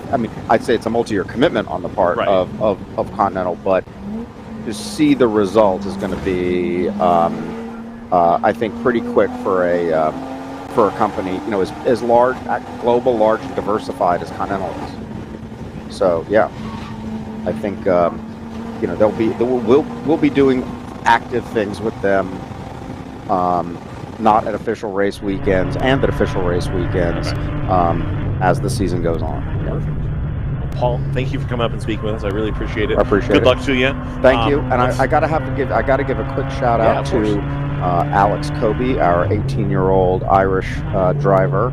She is in the car right now and cranking out some great, consistent, clean lap times, and she's marvelous and doing a great job right now. So I'm super thrilled to have her. I'm glad you reminded me of that. How does a deal like that come together? If she's Irish, I believe, correct? Mm-hmm. Yep. It would probably be if you're an 18-year-old and you're trying to get seen in GT racing, and if you'd like to have her come up and chat, I'd be happy to chat with her as well. It seems, in my head at least, that it would make more sense to run British GT, or maybe even VLN or something. So, or whatever I don't think it's VLN anymore, but the Nürburgring series. What NLS. is it about NLS? Thank you. What is it about what we do here in WRL or with Random Vandals or whatever? What gets her excited? Like, what? I'm going to get a passport, visa, whatever. I'm going to the United States. I'm going to do it here with Random Vandals. Well, it starts out that I'm really close family friends with the Daly family. So Derek Daly, Connor Daly, and Nikki Daly, Connor's cousin, who's Olympian, and she also debuted as a rider in the Global E-Scooter Championship, which if you haven't seen is absolutely surprisingly thrilling thing. It's fantastic. And I was just close personal friends, and Alex was just really winning almost everything in karting in Ireland, as a 13, 14, 15, 16-year-old, and, looking for a bigger stage, did some of the IAME stuff in Europe. And we just got to know her. And so much in racing is just personal. Doesn't matter where you are, doesn't matter who you are, doesn't matter, what male, female, or none of that matters. It just matters that, that you build a relationship and you think there's talent there. And she's got great talent. And she had a partial season of Formula 4 in Denmark, which is actually a pretty good FIA Formula 4 season last year. And the open wheel path, particularly in Europe, is very volatile, right? I mean, it is Absolutely. like you've got a lot of people with a lot of money bearing down on you. And I think from her perspective, knowing her, this is the time. Hey, you're finishing up school. Why don't you got a break? Literally, we just flew her over and said, look, how cheap are the airfares? How cheap? You want to come do the WRL race? Yeah. And it all just happened within like a week, and we know her, and she's. And here she's ranking out there. So awesome. It's been a great story. We love her, the team loves her, and I would say this probably isn't the last you'll be seeing of her at WRL.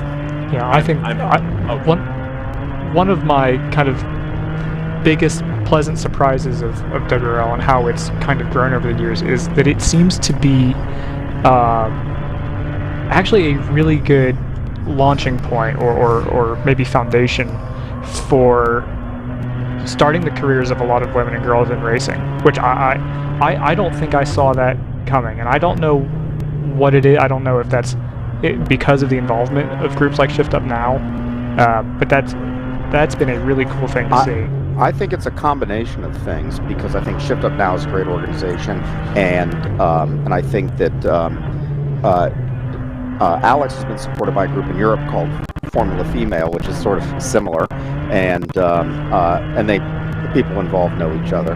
But I think honestly, that's it's WRL that's made that happen, because you have great cars.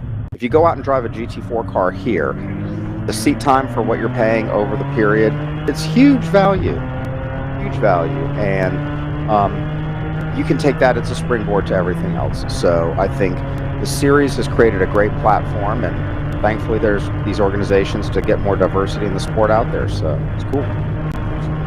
Paul, thank you so much for coming in. My Joseph, pleasure. CJ, take it away. Let us know what happened after we went back to green. Yeah, I think the only real development has been that penalty has been applied to the 34. It's dropped them down to fourth now, but they are still, and we'll come back to the triple ones on board here, because there's a lap separating these two now. The triple one is second in the running behind the 505 for Old Fashioned, 10 seconds in arrears. But now you've got this 34, which is back up to a rude pace, it appears, but they can't do anything with it because they're stuck a lap back because of that passing under yellow penalty, which, by the way, it should not go unsaid, happened under the full course yellow. It seems like it was possibly a case of them or maybe a car under them merging back into the race from pit lane and just taking that fight a little too long, but it's dealt a serious blow to their chances of fighting for victory here. Yeah, that was a pretty spicy restart with Choice and the GTR and a couple other cars going into to turn 7, I think. So I don't know if anybody caught that on the feed, but it was 3 wide going into 6 with Choice and GTR and open throttle. So it was like I said, spicy, I think, based on the hand gestures from the GTR driver as well. Having had a penalty applied and then had it overturned, I didn't see the incident, Joseph. I don't know if you did when Hitman got their penalty. I mean, it was applied fairly quickly, but perhaps there could be an explanation. They could get their lap back. I know the WRL officials are always willing after the fact to review the evidence, but they also tend to get those things right. But maybe there's still a chat to be had. Wouldn't be the first time they've reviewed something and the situation from one car's feed looks different than the other, but for now that definitely has changed it. Although Hitman and Choice are now right together, and the Random Vandals car is right there as well. So there's a nice little group, kind of two groups working there at the moment, it looks like. Yeah, so the timing of the penalty, at least in the race control log, and there's no indication that it was deferred, is during the full course yellow, and it's at turn 3. So that's an unusual one. You don't typically get passing under yellow penalties when the field is already neutralized. So it had to have been something a little bit of an unusual situation there, but it has caught them, and we'll see if that does get overturned. There was a brief moment, if you were watching timing, I guess in real time, where they had actually given the lap back to Hitman, and so they were back up into second place behind Old Fashioned, and then the lap was taken back away, and now you've got a situation here where the 34, because we haven't had a pit stop for them to bring their video card back in, they are kind of fighting for position here, even though it's very unofficial as the 29 for Screaming Goat dives in. Thunder Bunny just had a look on the inside, going over the hill underneath the bridge, going into the final corner. Couldn't quite get it stuck to the inside, and actually then Screaming Goat got around on the front straight. So got a little 3-car battle there with Hitman, Thunder Bunny, and Screaming Goat now entering the frame, which is where are they running? They're running 8th at this point, so they're kind of in that second group. Also, I guess they're 2 laps down now. Yeah, and that's a car. If they can get, well, I was gonna say if they could get their oil situation under control, I suppose there's nothing they can really do. That definitely feels like it's coming off, an exhaust pipe. But if there's anything they can do beyond adding oil, I suppose there probably isn't. But it doesn't seem to have hurt their pace too badly. No, in fact, I think on the last couple laps they've been one of the 2 or 3 fastest cars. Right now, Old Fashioned seems to be putting together some very good laps. They just did a 32. They've done some 31s and 32s with the occasional 34, but their pace has been very consistent. It'll be interesting to see if they can keep that up. And I wonder how that Janetta is going to be if we do get some rain here at some point, as it looks like we might still. It hasn't happened yet, though. It's really interesting. So I'm looking at pick your app of choice as the 29 dives down the inside of the 34 there. They really want that lap back, or those laps back rather. Sorry. No, it's really tight stuff. That's a good battle. So the rain seems to be really sporadic, and actually seems to maybe be dissipating a little bit. There was a cloud basically right over the circuit. I just don't think any of the rain was actually hitting the ground here, which is a little surprising because it is a little chilly today. But the rain seems to be kind of hanging up in the atmosphere. 111's going to dive down the inside of the 34. Everyone leaves just enough space to not run over each other, but they're going to be extremely frustrated behind the wheel of this 111. Yeah, they almost had an Audi blocker for them there for a second, but everybody got through there well behaved. Yeah, I saw the same thing on the radar, that it gets to the northeast side of Atlanta and kind of breaks up. This could be fun here going down into 10A.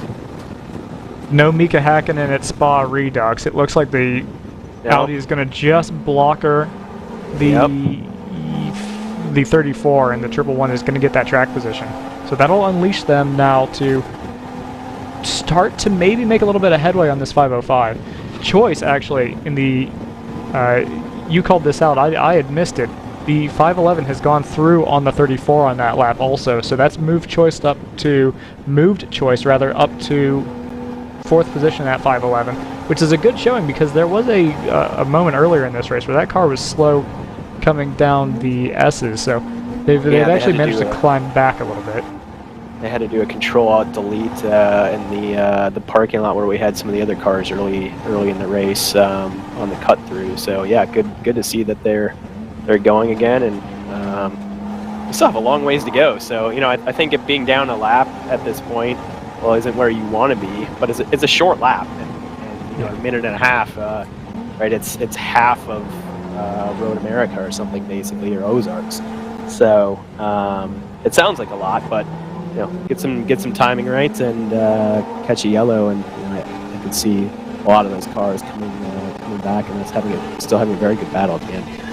Yeah, I want to come back to the situation with the 34. I don't know if you've been in a situation like that, or if you've been on the wall for a situation like that where you've got a penalty that's been applied, but you're kind of hoping that it might be able to be appealed and reversed. How do you drive in that? Do you drive as though you've got the position still?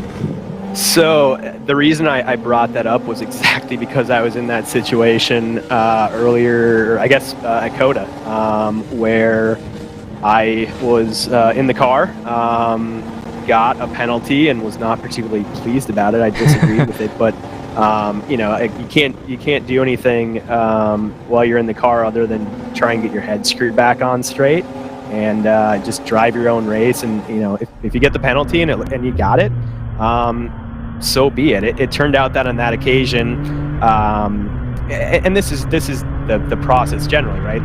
They pull the card when the car comes into for its next stop, so they don't have that video, and they probably may not even have, most likely don't have the video from the car that would have been overtaken in this example. And so they pull the video from both of them, they talk to the drivers, and then the decision's either final or it can be reversed. In my instance, it actually was reversed.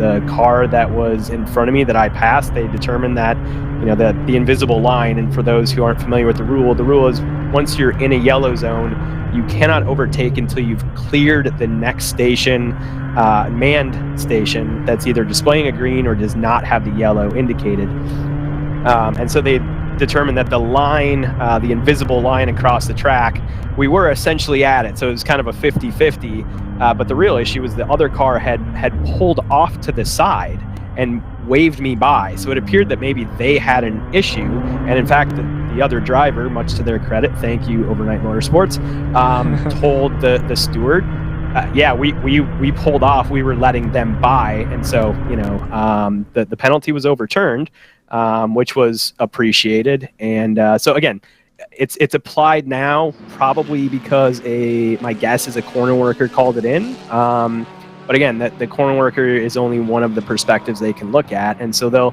get more data. It may be upheld. It may be that there's a story there and something happened. Particularly as I think it was a pass on the 63 car, which I'm not sure if it's that one or the 64 that has had some issues off and on throughout the day. It may actually be the 64, looking at timing. But again, you know, it's possible it still gets overturned. The stewards will look at all the video and talk to the drivers and see if there's any other considerations that might affect that decision.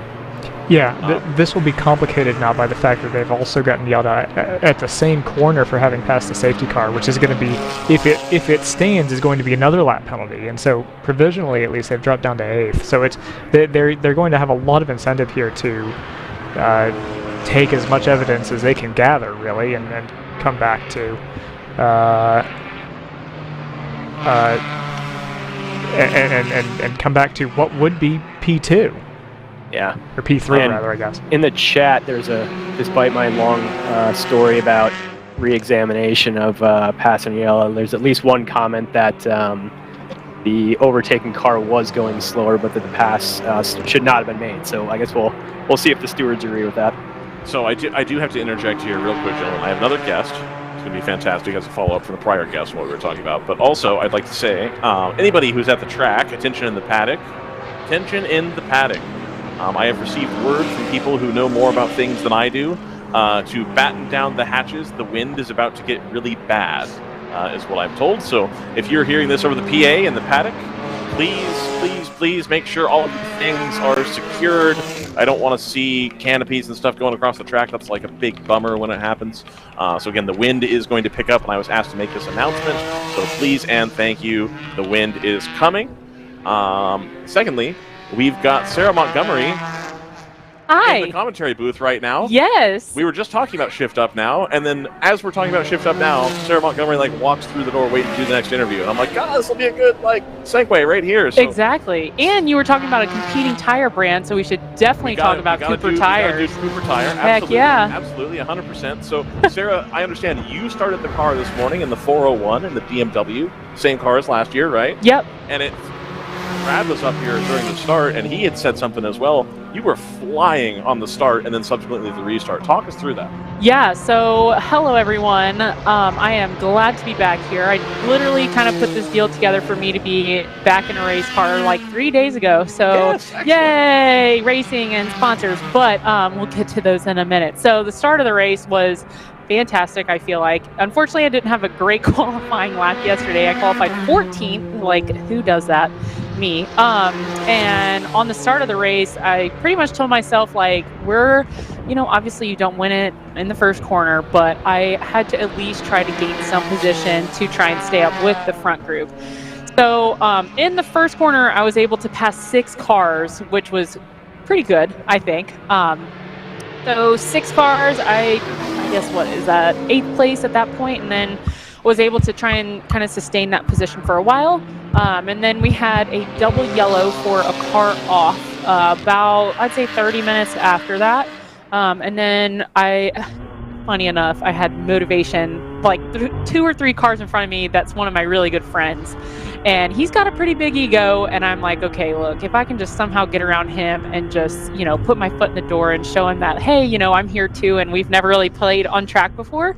And on the restart, basically right under the green flag, he got caught behind a car and I was able to pass him and 2 others. So I got a great restart too, and then was able to keep him back behind me the whole time. So I saw him after I got out the car and he was like making up excuses, like his car was slow, something was wrong. And I was like, no one's car is perfect, but if that's what you have to say to yourself, then that's fine too. But it was, it was fun. I'll tell you, it is very different not having any of the other classes here. It's very different in a fun way, but it's a lot more mentally exhausting. Right.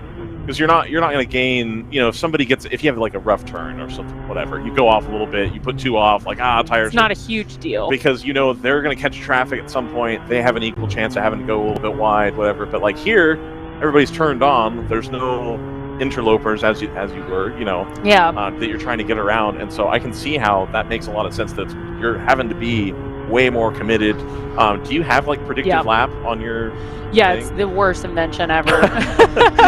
It's like you're literally watching it the whole time, and then you have your friend behind you that is for a position, then you have Choice Racing a couple spots in front of you, and you're just like trying to catch them, and it's like literally a sprint race, and it's different not having other cars in between you and the position behind you, because you can actually see them and they're catching you. They're catching your draft. Right. They don't have interference. They don't have other cars they're passing. I mean, not really, not compared to like 90 cars on track. Exactly, so, right, exactly. So this is definitely different, but it's a lot of fun. It's definitely going to be difficult to win.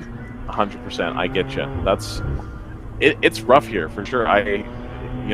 We had talked earlier about like I am terrible at iRacing. That's the closest I've done to any of the track stuff whatsoever. And like here, especially, I had never been here in person before, and so standing at the top of the bridge and seeing what how just steep falls it is off the face of the earth. Yeah. There, and then the braking zone before that, coming into 10 right there, I had no idea that was that steep either. Yeah. And so it looks like it could be a lot more fun track if you're not having to play nice with everybody else around, is that car going to come across my nose or not? And it probably feel like you can get into a better rhythm, click off better laps, and like obviously it's the mental thing of like you have to. For sure, you have to. Right. But once you get past the car, you literally have. I mean, I talk to myself all the time. You can see me talking with my hands in the car the whole time. But I'm just as sassy to myself as I am in real life. Good. So, but yeah. So like once you get past the car, I have to tell myself, head down. Like let's put down like qualifying laps. Like literally no mistakes. And that's my whole goal for myself, is to try to not make any mistakes. Even if I might have a slower lap, like whatever. No going off, like that's my whole goal for myself. Kind of a quick funny story. I had another car and I couldn't even tell you which one it was. try and get me on the inside of turn 12. I got stuck behind another car, and there was another car behind me trying to get past because we were just trying to, it was a ton of people around. And the car's on my inside, and I literally am, talking to myself again. I'm like, dude, it's either going to be me and you that make it through this corner first, and I guarantee you it's going to be me. And sure enough, he backed out. And I was like, that's right. That's exactly what I thought. And then we kept going. But it was fun. I actually really had a good time. That's awesome. So the GTO and GTU race, big thumbs up then. Yeah. Let's do this more. Yeah, for sure. And I only think it's going to bring more GTO cars out here, whether that's, a proper GT4 car or a built car that someone's done. But I think it's a lot cleaner, obviously, as it's been so far. And I mean, it's fun. It's way more stiff. And even though it's still like, a lot of home teams out here, not like huge race rigs, all this stuff, but you can tell like people are out here spending a good bit of money to win this thing. They're not out here just for having fun. Like obviously we are, but we're also trying to win. We've got partners to keep happy. So absolutely. Let's talk about the partners. The Cooper tires today. Cooper tires. I can't do the. Anyway. Yeah. Especially not after our last guest. Yeah, exactly. I know. I'll do it. It just doesn't work. Don't you worry. That's why I'm here. So Cooper tires are the best tires out there. Have I said Cooper tires is the best tire? But anyways, no, we actually have a leg up, I think, with being partnered with those guys because I genuinely believe that those tires are probably the better tire out there for the M4s. We put those tires on the 997 that we have out here running, and it just works with anything, and they last for a while, and I will probably have to change tires at some point, but it's really cool being able to partner with good tires, So Paul Sparta's team, they said that they were hoping for rain. Are you guys hoping for rain, or do you want this to stay nice and cool, dry? Well, I have a really good dry tire. Okay. So even if it's dry or even if it rains, we are prepared. You're prepared. We are prepared. You got both of it on lockdown. You're good to go. Yeah. Okay. So bring on whatever. I am not backing down. Okay. So Perfect. I prefer dry, but if it rains, that's fine too. That's fine. It's Excellent. okay. So the rain here, you guys have we've had rainy-ish, races before. Yes. You said you prefer the dry. Is the rain going to make it more difficult when you've only got two-ish classes versus the multi-class, or do you think you can take better advantage and take better chunks when you can, when it's raining, when you've got everybody out on track as the GP field? I think it will be less chaotic, and this is, me just making stuff up, really, but that's what we're all doing. I feel like I'm not I know, right?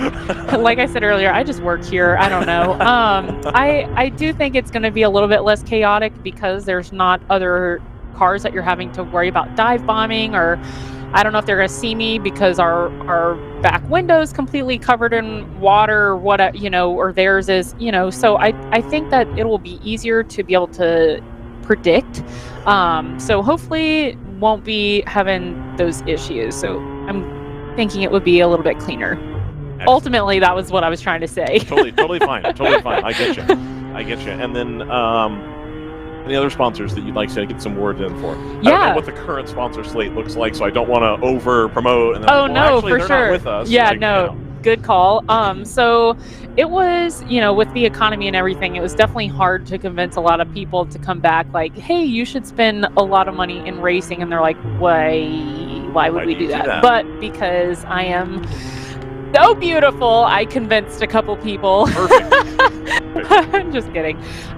So we have, Cooper Tire back with us, which is super awesome. And all of our partners are returning partners, which is really cool.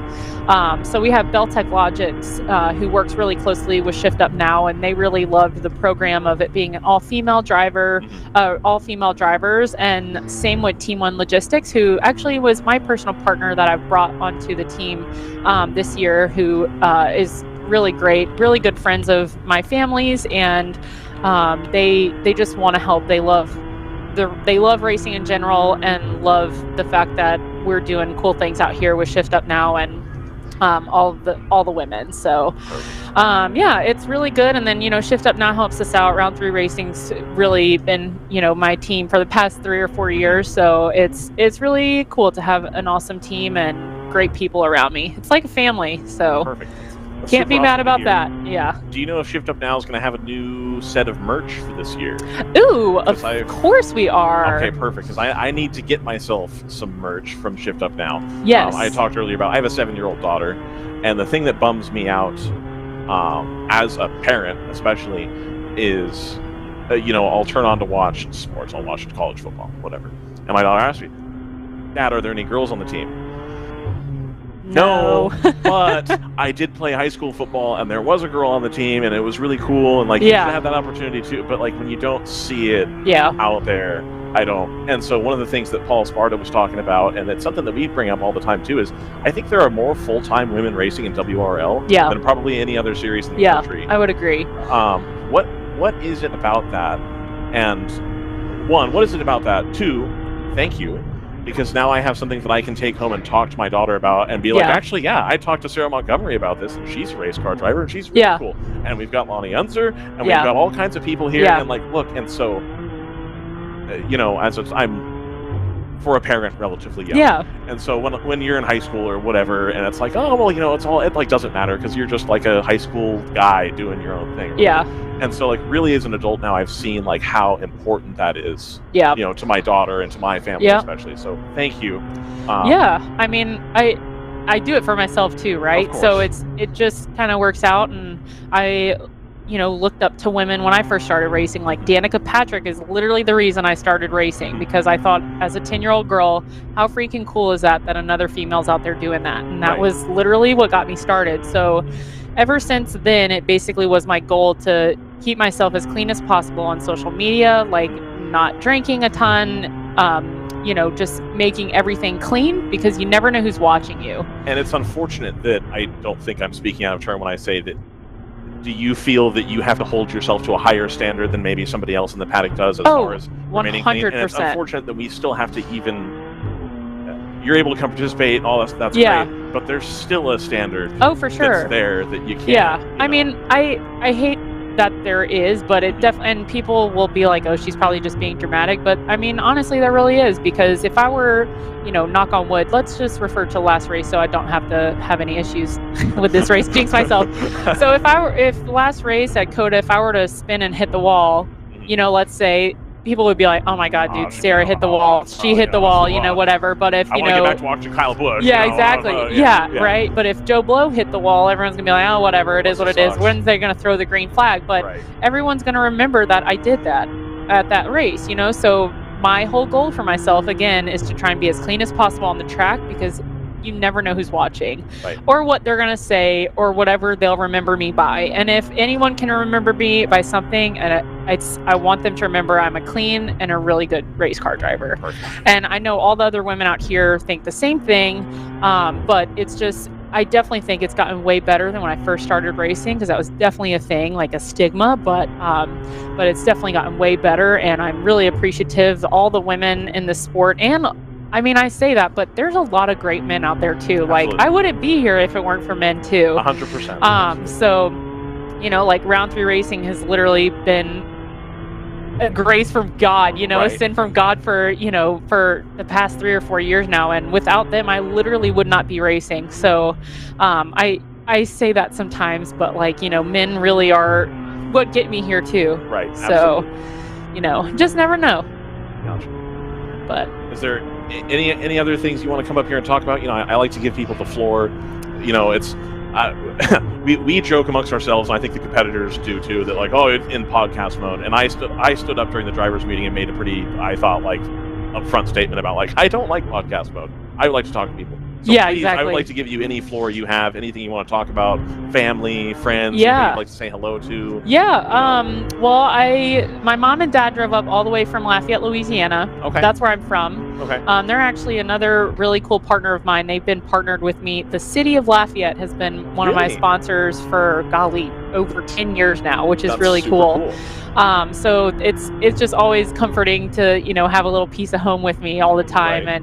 And so my parents drove up here and brought me a king cake because it's Mardi Gras season. Yeah, there we go. My sister actually bought it for me. So it's Mardi Gras season back at home. And so I'm excited to share that with the team and, share them a little bit of piece of Lafayette. Perfect. Last year when we were at NOLA, we were there around Mardi Gras time. Yeah. And I actually, because I had taken French class, and so part of it is you talk about Creole traditions and stuff like that. And so I actually crammed one of those into my suitcase because it has like the cardboard box thing around it, and took it home. And by the time it got there, it was like, oh, this isn't this isn't really what we want. But that's awesome that they were able to bring that up for you. They drive all the way up here. That's super cool. Yeah, and local rum, which I'm excited about. Excellent. And Excellent. There we go. There we go. But yeah, no, that's pretty much it. I just wanted to come up and say hi and show my face and let the world hear my voice every once in a while. Perfect. Thank you, Sarah. I really appreciate it. You guys come up here. Thank you so much. Yeah, Please thanks. feel free to come join us anytime. I will do that. Thank you. Awesome. And I'm going to send this back over to, I believe Scott has joined us again. We got Scott, Joseph, and CJ to wrap up kind of what's been going on with the racing. Well, I've been here. I've been back for a while, but you guys have been just doing the job. But I can assure Sarah, I will call out anyone who's hitting a wall, no matter gender. So that is that's definitely not a discrimination I'll be making. In this series, I think, with the amount of money everyone's spending, if you're chucking it at the barriers, then it's not great. And you probably won't be doing it for very long. Yeah, exactly. Yes. As for the racing, I think we've kind of just been ticking along really with a similar kind of rhythm to what we've seen. I will say that the 34 has dropped a second lap down by the looks of things, so that car is dropping further and further away from contention.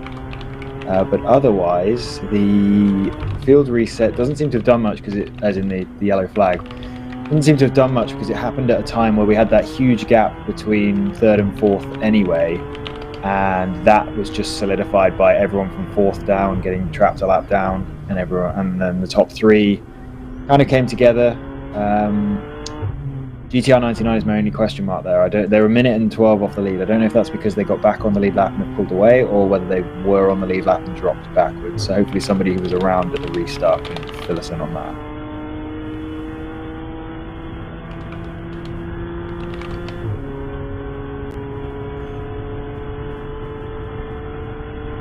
I have nothing to add because I've been fixing our bandwidth limitations.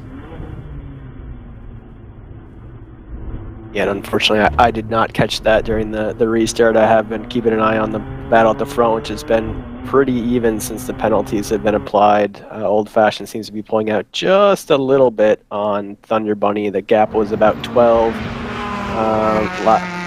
seconds when we went to have that nice chat with Sarah. And now it's out to 19, but they've both been running pretty good, kind of very consistent laps in the 33s and occasional touching the 32. GTR is hanging around in third, but their pace is a little bit slower at this point. Yeah, I was just looking through their lap time history, and I think that kind of fills in that gap I had. Their average lap time is around 2 to 3 seconds slower than Old Fashioned. So I think that minute 12, now it's up to minute 17, because that was a really slow lap, 38.6 from GTR 99. So that gap's grown, I think, from 0 up to, or close to 0, up to a minute 17 since the restart.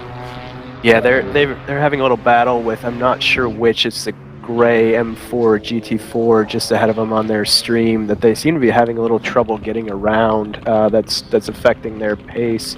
They almost had them coming out of 10B, but it looks like they're back behind, so they're having a little struggle in traffic at the moment. Old Fashioned are in the pits, which they didn't pit under the last yellow because they'd only pitted a few laps before. I think that's actually on time. It's about 36 laps. So, yep, that's about what they run normally. We've talked previously about how the Ginetta seems to be the car that can do the least laps on a tank of fuel. So, yeah, I'd question whether maybe they should have pitted under the last yellow, even though it was only 6 or 7 laps after they did previously.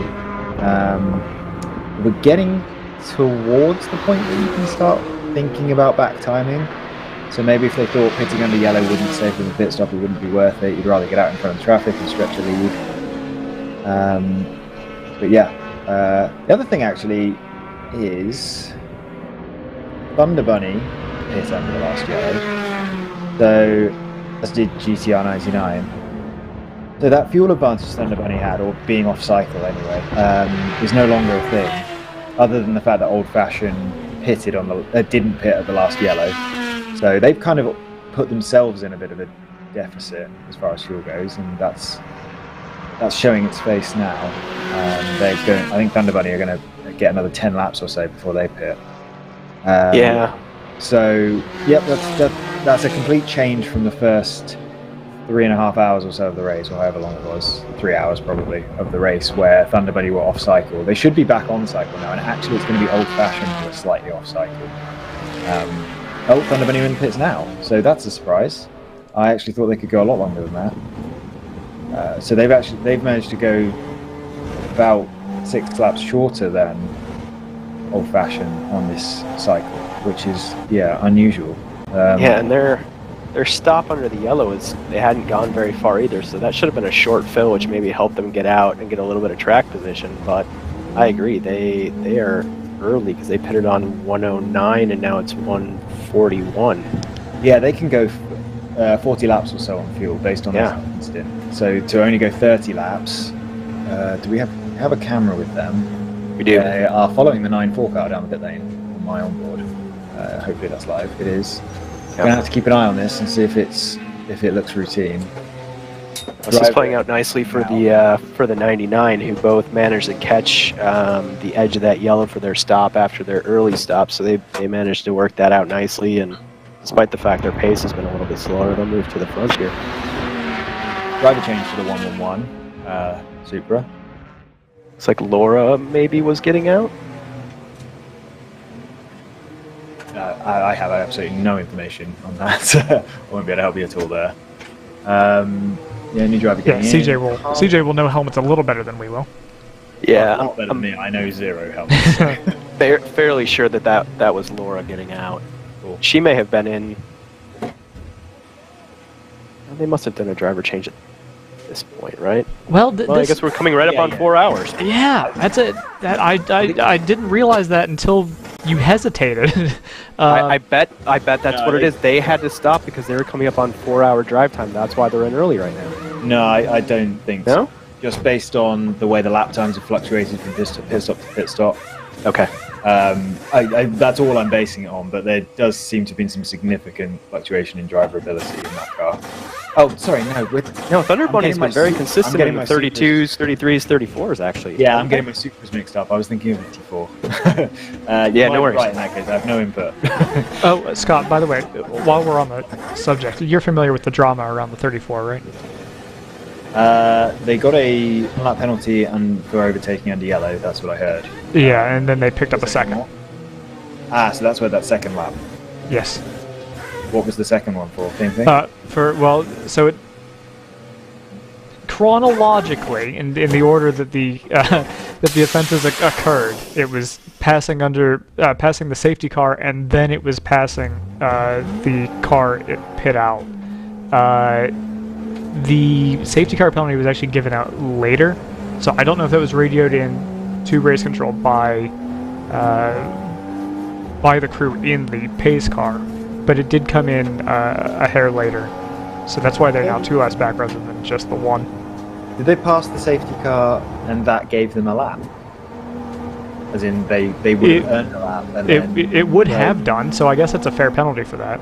Well, I would say that's an unfair penalty. That deserves a 2-lap penalty, does it not? Like, give back the lap you gained and then give back a lap as a penalty. Potentially, yeah. Anyway. And they're in the pits now, I think. I don't know if Ryan's back to us, but I believe the 34... Is it the... Nah, it's a completely different car, so disregard that. The 111 and the 29 and the 2 as well as the Stratus car, are all in the pits, along with the 9-4 Motorsports MPO1. So Thunder Bunny are back out on the track, so that was a routine pit stop with the driver change. So yeah, maybe you guys are right that they had to pit. 4 hours is the maximum in one go, presumably. Right. And actually, it's a YouTube video. I can just rewind. Just check. Yeah, it shows the driver's helmet. So. It shows the driver's eyes, but on tape delay, not live. Yeah, it looks like the same driver throughout. Yep, blue helmet. Yeah, Wow, so I think what a long stint. That's crazy. I think CJ's theory has some merit and to the it. yellow's out. All sorts of stuff happening. What has happened? The 505's gone off. 505's gone off at 7. That would be an outlap. Oh my! And they've collected the wall somewhere. I don't have eyes on them. We'll go to an onboard so that we can see where they are. That's not the right part of the track, but we'll get there. So we'll have gone full course yellow immediately just on the basis of that car making contact and not being able to leave the scene of the incident. That's not necessarily a reflection on any kind of severity, just that the car is clearly not going to be able to leave that zone. On board here with the 111, so approaching turn 7 where the incident will have occurred is off to the left side. That's really strange. That's a long way to go coming out of turn 6. So that was an outlap for that car, right? That was one of the cars that just pitted? Yeah, they pitted from the lead. Yeah, so Colt, I keep wanting to say cold tyres, but it's WRL, we don't change tyres that often. So that's it's gone in backwards, guys. Really? Yeah, it's counter race right now, I think. Trying to look at the onboards as they go by. There we go. Yeah, I could see how you could get a tank slapper in between there and lose it, but let's point it in the right direction. Is it? Okay. You might be right. It's a little bit hard to tell, but yeah, I think so. It's white on the back and blue and orange on the front. Yeah. Yeah. Okay. I'll buy that. That makes more sense. I couldn't figure out how it would have gone. I wonder if they were trying to pass them along the outside and just got off into the grass and couldn't get the thing to turn.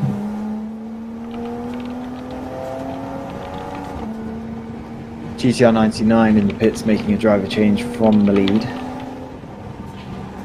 This is one of those things we have a lot in WRL where it's questionable whether you should... Oh, they're changing tyres as well on GTR 99. And 9-4 is back in the pits as well. We just saw them in the pits. 34 is also in the pits and has blocked the 99 in. So this is going to be interesting. They look like... Oh no, I think that might be a drip fan. I thought that was a tyre being carried over. Has the field been compressed behind the safety car yet? Because we've seen very well-running teams lose laps here because they pit slightly too early and don't let everyone can slow down essentially behind the safety car. But I think they are behind the safety car. I haven't been able to pick out the safety car. It's just come out of turn 7. It's picked up the yellow MPO1 as the leader. Well, as the leader of the train.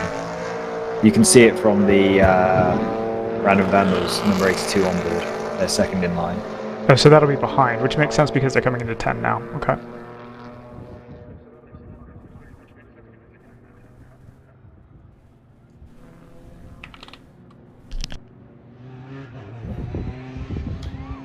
I think that's going to give the lead to either Random Vandals or Thunder Bunny, but I wonder which car the safety car actually picked up, because it appears they haven't, and with everybody pitting, that always jumbles things up, and I know there's been some discussions about the fact of what car the safety vehicle needs to pick up, but it becomes very difficult, right, when the first 3 or 4 cars in the lead take to pit lane as to what car it should and can pick up. Yeah, they tend to pick up the car behind where the Phantom leader would have been. Mm-hmm. At least that's definitely what they aim for. Occasionally that's too difficult for them to pull off. But I imagine that's what this time. GTR 99 is still in the pits, so they are... Yeah, they've just lost a lap. So, yeah, safety vehicle just went by. Yeah, so this is... I'm pretty sure we've seen them do this before. Where they've just pitted immediately as soon as the yellow comes out and it's too early. Then again, that was a really long pit stop. Hitman did get out. No, actually Hitman didn't get out in front of the safety car. They are now merging about 4th or 5th in line, along with the 401. So the 401 has just lost a lap that they didn't need to lose. And Choice got out ahead of the 99 as well, so they'll move up one, I think, once, or were they a lap behind now? I can't recall. Well, either way, if they, I don't actually have the Choice on board, but if they're only just ahead of the 99, they will be stuck behind the safety car as well, so they'll have lost an extra lap. Maybe that all of the leaders lost a lap in that reshuffle on pit lane though, so they might be even. Other than Thunder Bunny. Thunder Bunny won't have because they pitted before. It's actually an incredibly well timed stop for them. Random Vandals were already a lap down. But I think Thunder Bunny's going to be the only car on the lead lap now because obviously the 505 has crashed, which is a big shame for the race. Great for Thunder Bunny. But, that'll be a nasty impact for that car too, because I believe that's unprotected concrete. They're well past the tire barrier at that point. Yeah, you would say that to hit the barrier there, you can't really do it head on. You have to glance the barrier. No, but you could do some damage to the frame. I don't think there's going to be. I'm not worried about any, driver safety issues or anything like that. It just wouldn't be difficult to bend something. Okay, so I think Random Vandals actually got back on the lead lap because Thunder Bunny pitted. Okay. That put them back on the lead lap. So if they've timed their pit stop well here, unlike GTR 99, Choice, Hitman, etc., then they might be the only other car on the lead lap. We'll have to see where they come around. I think the 28 onboard broke very early. I certainly don't have it. Excellent. And then I've got to inject a little notice for people at the track in the paddock, spectators, teams, etc. If you're hungry, there is a grill open behind the big Michelin tower on the front straight. They are only open until 2 o'clock. It is currently 12:07. So if you haven't eaten yet and you are planning on eating at the track, you have a little less than 2 hours to go back there and have yourself a nice tasty burger or whatever other lovely things they have available for you back there. So the track grill open until 2 o'clock. Go get yourself some food, get it going. We are seeing the wind start to pick up and the rain is also supposed to be on the way, so this might be a good time. Get some food, make your rain plan, get your rain jacket out, the whole nine. So thank you guys for that. I appreciate it. Have yourself some food. I've also got Gino Manley up here with us from Open Throttle Racing. He also runs AOA sometimes. Ryan, Go ahead. Can we take the opportunity to take an ad break and come back with Gino? And come back with Gino. We absolutely can do that. No worries at all. All right. Now to play us out. We'll be back in, should be about 2 minutes and 20 seconds with more from Road Atlanta, including an interview with Gino Manley. Be right back.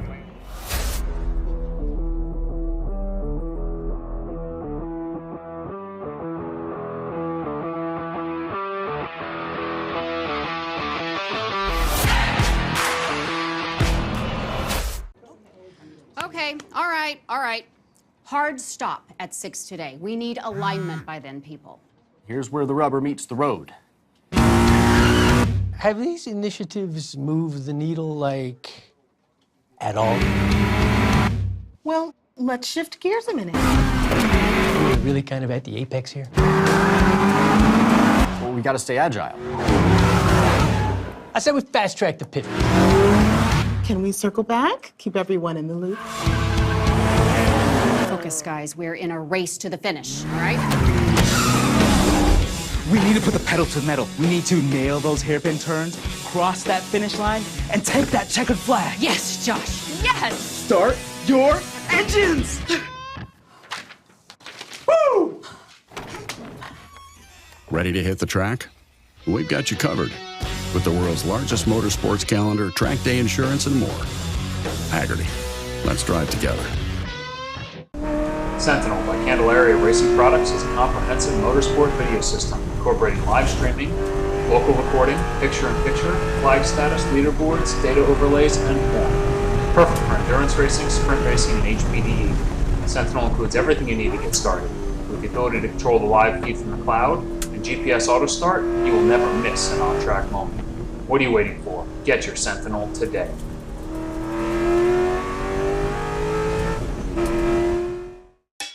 It's your Uncle Cooper. Your SUV is a multi-purpose tool, like a corkscrew fish scaler. And that means your tires should be multi-purpose too. Like these Cooper rugged Treks. They're tough, but also run smooth as butter. And with dual sidewalls, it's like having a multi-tool that can look like a completely different multi-tool. Don't take that idea, by the way. I'm gonna patent it. Go with the Coopers. Cooper! Michelin Raceway Road Atlanta, the current home of the World Racing League, presented by Hagerty. I'm Ryan West. We have a whole host of people with us. We've got Joseph, we've got CJ, I think we might have Chris later.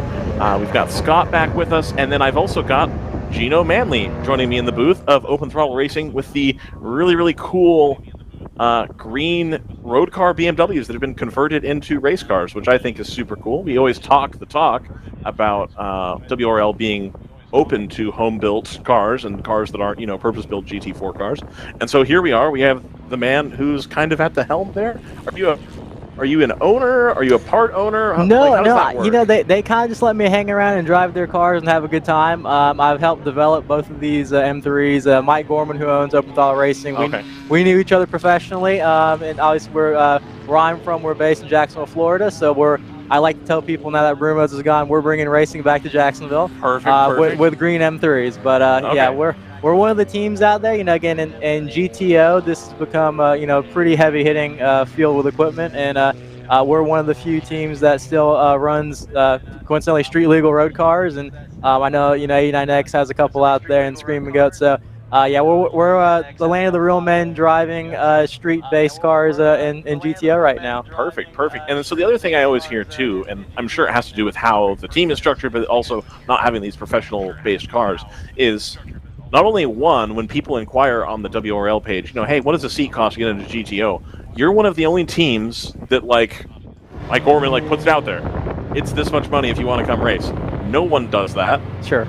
And then additionally, I'm led to believe that this is the cheapest way to go GTO racing, by far.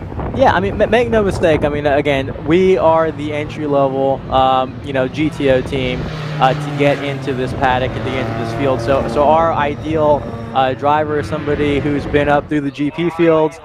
They've gained some experience, and they kind of want to, dip their toe into GTO racing and get into that field and get into a fast paddle shift car. Without having to spend, racing budgets now, like everyone says every year, are getting a little higher. So we're kind of at the entry level there, price-wise, and we'll get you behind the wheel of paddle shift DCT BMW. And if you like it and you like us, you're welcome to spend the season with us or longer. But if you want to move on to an M4, a GT4-based car, it's a good way to at least get into this field and kind of dice it up with these cars and experience what the faster class has to offer. Perfect. And so, tell me a little bit how you got into racing. We touched on it off air for a little bit, but how do you go from you're working in the car business? Sure. We had a little discussion about that. I'm very familiar with it. How do you go from being in the car business to being a racing guy and doing? I know you're still in the car business, but how do you make that transition? What happens that makes you go, you know what? I'm in. I want to go try that. So, I think a lot of people that are car guys end up in the car business, and to make that jump from liking cars to racing cars isn't that hard. So for me, 10 years ago, it was from autocross. I started doing, a bunch of grassroots endurance racing. Funny enough, I remember RJ when he was racing, and I remember when this series started. So I tell people, I've raced all over the world. I've raced professionally, and I've raced here in IMSA. To me, WRL is home. This is where I identify as, where I race. And No, again, I think that I wish more people, would make that jump from. I did a bunch of track days to kind of get into these paddocks, and I think RJ has done a fantastic, keeping the GP series alive to offer a home where somebody. I mean, a lot of these guys, I guarantee you, there's a lot of people driving in this field today that are going to be in an IMSA field or a pro field probably next year, and they're gaining experience doing it here. So what an awesome, mid-level way to go racing and introduce people into, wheel and then on to even professional levels. So. Gotcha. And so one of the things that I think is cool about WRL is it occupies that middle space, but it's really the value for money. And so you've done track days and stuff, and we all have a pretty good idea of what a track day costs. You're a mid to low 3-figure sum depending on where you're doing it, and you're going to get 2 hours, 3 hours, 4 hours of running, something like that. But if you look at the cost breakdown here, the entry fee is a little bit on the steep side, but you're getting 2 8-hour days or a 9 and a 7 and the test day, and then usually there's a track day before. Dollar for dollar, I don't think there's a better deal in track time, much less, and you're racing at the same time. Yeah, and again, there's a fine line. I mean, again, I don't ever want to discourage somebody from doing a D or a track day because, again, that's where you're going to get teeth, and that's how you get into this. But, again, it's funny. I always laugh. I see people complain about, hey, what are the entry fees on WRL getting so high? Well, they've never wrote a check for, an IMSA entry or an SRS. So now, this is to go race against GT4 cars, in this style of paddock, this is still the best value that I've ever seen.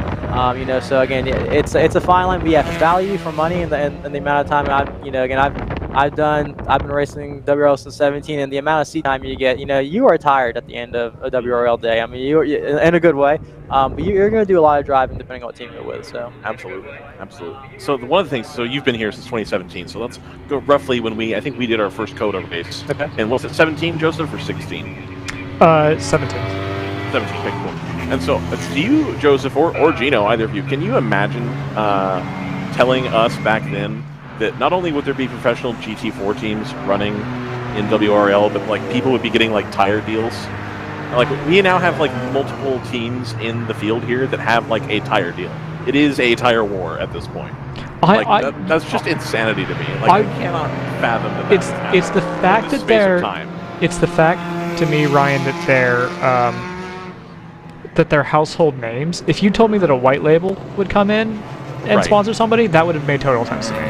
But the fact that it's this level is the thing that's crazy. It's just absolutely crazy. I love seeing how it's grown, and I think that plays out mostly because of, it is that middle ground between, going to do the IMSA, and you're getting all the track time. So I think it's been really fantastic. So you had mentioned off air earlier, you actually have these BMWs, the 2 green ones that are here, tagged, titled, for sure. insured, like ready to go. We just raced another Series HSR Classic 4 at Daytona, and we actually had this on film because I'd finished our first race. Car was empty, and I had a tag in the car with me. I got out after the race, put a tag on the car, and we drove to the gas station. So yeah, they are still tagged and insured cars. Again, we have a lot of fun with them. Unofficially, hopefully no one from the Florida Highway Patrol is listening, but we do test them quite a bit, on 95, getting them ready for these races. So, again, they're well prepared. But I will wind back. I'll tell you a funny story. 17 Daytona, which was a race I was wearing the GP classes, when we had actually GP4, which people won't remember most of the paddock.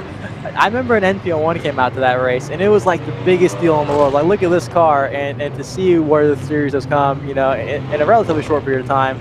I mean, I'm looking at an R8, GT4 car out there. It's just, there's the series growth has been huge, and you talk about sponsor deals and things like that, and right now motorsport is kind of like where golf was, 10 years ago when Tiger was playing, and so absolutely. The amount of eyes on this, even on on an amateur paddock like this, is immense, and everyone can relate to cars, and so I guarantee you.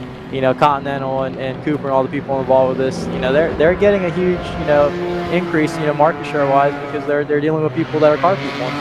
They want to help the people that are supporting the series. So. No, it's super awesome. It's a great paddock to be in. I look forward to doing this every single year. This is the highlight of my year. Is finally getting the time off that I can try to get. That's the one thing I don't understand about you is I'm in the car business, and it's pulling teeth to get time off to come do this. So it's like I get this all the time, and first off, I'm with a fantastic dealer group in Jacksonville who gives me, a lot of latitude. They understand that this is a very, very big component of my life. So, one weekend a month, I get to go play race car driver, and I'll take the suit off tomorrow night. I'll be back in Jacksonville Monday, and people won't even know what happened this weekend. So I try extremely hard to separate my two lives to be able to do that. So perfect. That's awesome. Yeah, no, I always got the you want a Saturday off? You can't do that. So that's always for me. That's just seeing you get out here and do this. Wow, that's super awesome. Coincidentally, I generally race when I'm in the GP series.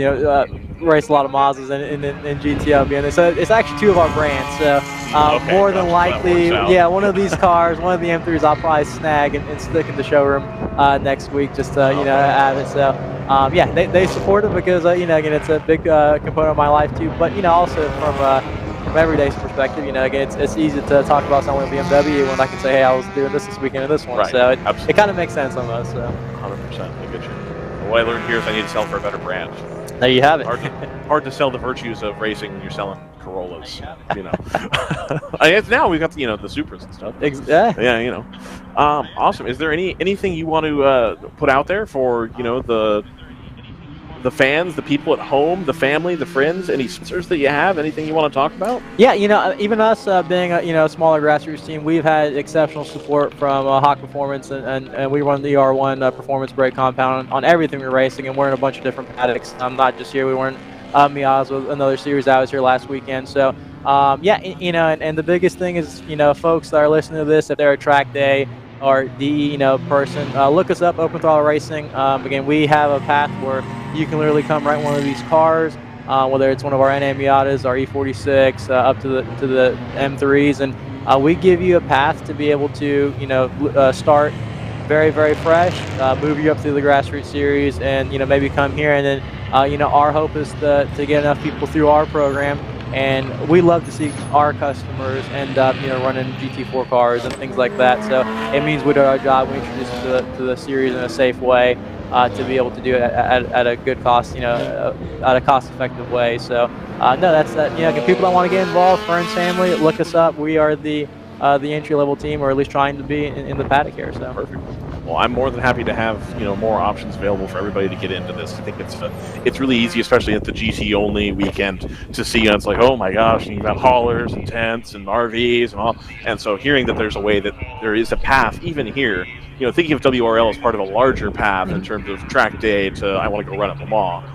It's a rung on that ladder, but even in the smaller scale, if you want to go from track day to running here, there's a ladder available to do that. You say that, but again, I consider myself a product of the WRL, paddock, where I've gotten to race, a lot of higher level stuff, because coming through here. But you walk through this paddock, and some of the names that are running in this series, and I'm not going to name drop a lot of them, but I mean, there are some pretty heavy hitters right now that you guys see every weekend on TV running in WRL. So, again, my hat's off to RJ and to everyone there to make this happy rant. Again, this is they walk a very fine line because it's.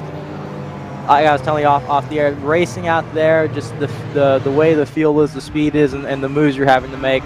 Again, it feels very IMSA-esque with how you're managing gaps out there versus when it's the traditional 90 car field, where you're just trying to maintain yourself in traffic. So really different feel. I was very skeptical about racing the GT only race, but even though we're having some trouble today and both of our cars have been in and out of the garage, again, just the level of driving has been very high, and honestly, I'm kind of on the fence. I don't really know which one I enjoy more, whether there's this or the traditional multi-class racing format we usually do. So but I applaud me. Again, it's been for years. There's always been the, hey, do we have is the field time-wise spread, too high with the GP3 classes up to the GTO, and so at least they're trying to do something about it. And really, I think at the end of the weekend, this is a thumbs up. I don't know how feasible it is for them to do every single weekend, have a single race, but a lot of people have been vying for this, and again, even though the car count isn't super deep in this race, again, I think it gave a blueprint that, hey, we can do this to some of the races and have it make sense. So my understanding is a lot of people got scared off by the rain, and I think my hope is that it rain, or that it only rains a little bit, and they go, oh, I could have gone. I could have done it. Like, the rain wasn't that bad. You know, I understand as like an owner that you don't want to be reckless with stuff. You want to preserve what you got. But I mean, it's racing.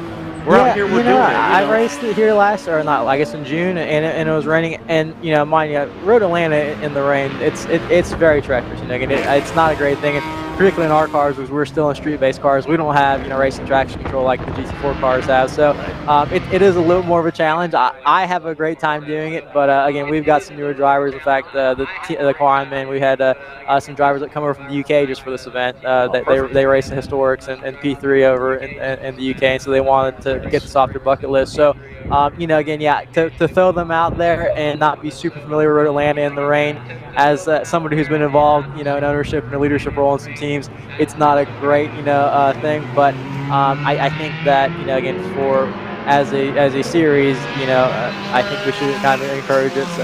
And we're going to go back to green here. The Stratus Racing number 59 is going to lead us to the green flag, followed by the 28, the 127, and the 134 as they all go into turn 1.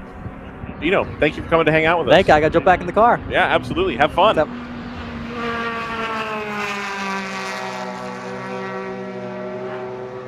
Yeah, Gino Manley with the Open Throttle team this weekend. We've got what looks like a clean restart so far. Everyone's made it all the way through at least turn 1. A little bit of side-by-side action on our monitor. But everyone's been clean so far. Only a little bit of dust off of the racing line, but the track surface, certainly on the racing line, seems to be pretty clean, and I assume that they've done, I guess they would have needed to do cleanup down at turn 6 or 7 because that has all happened off track.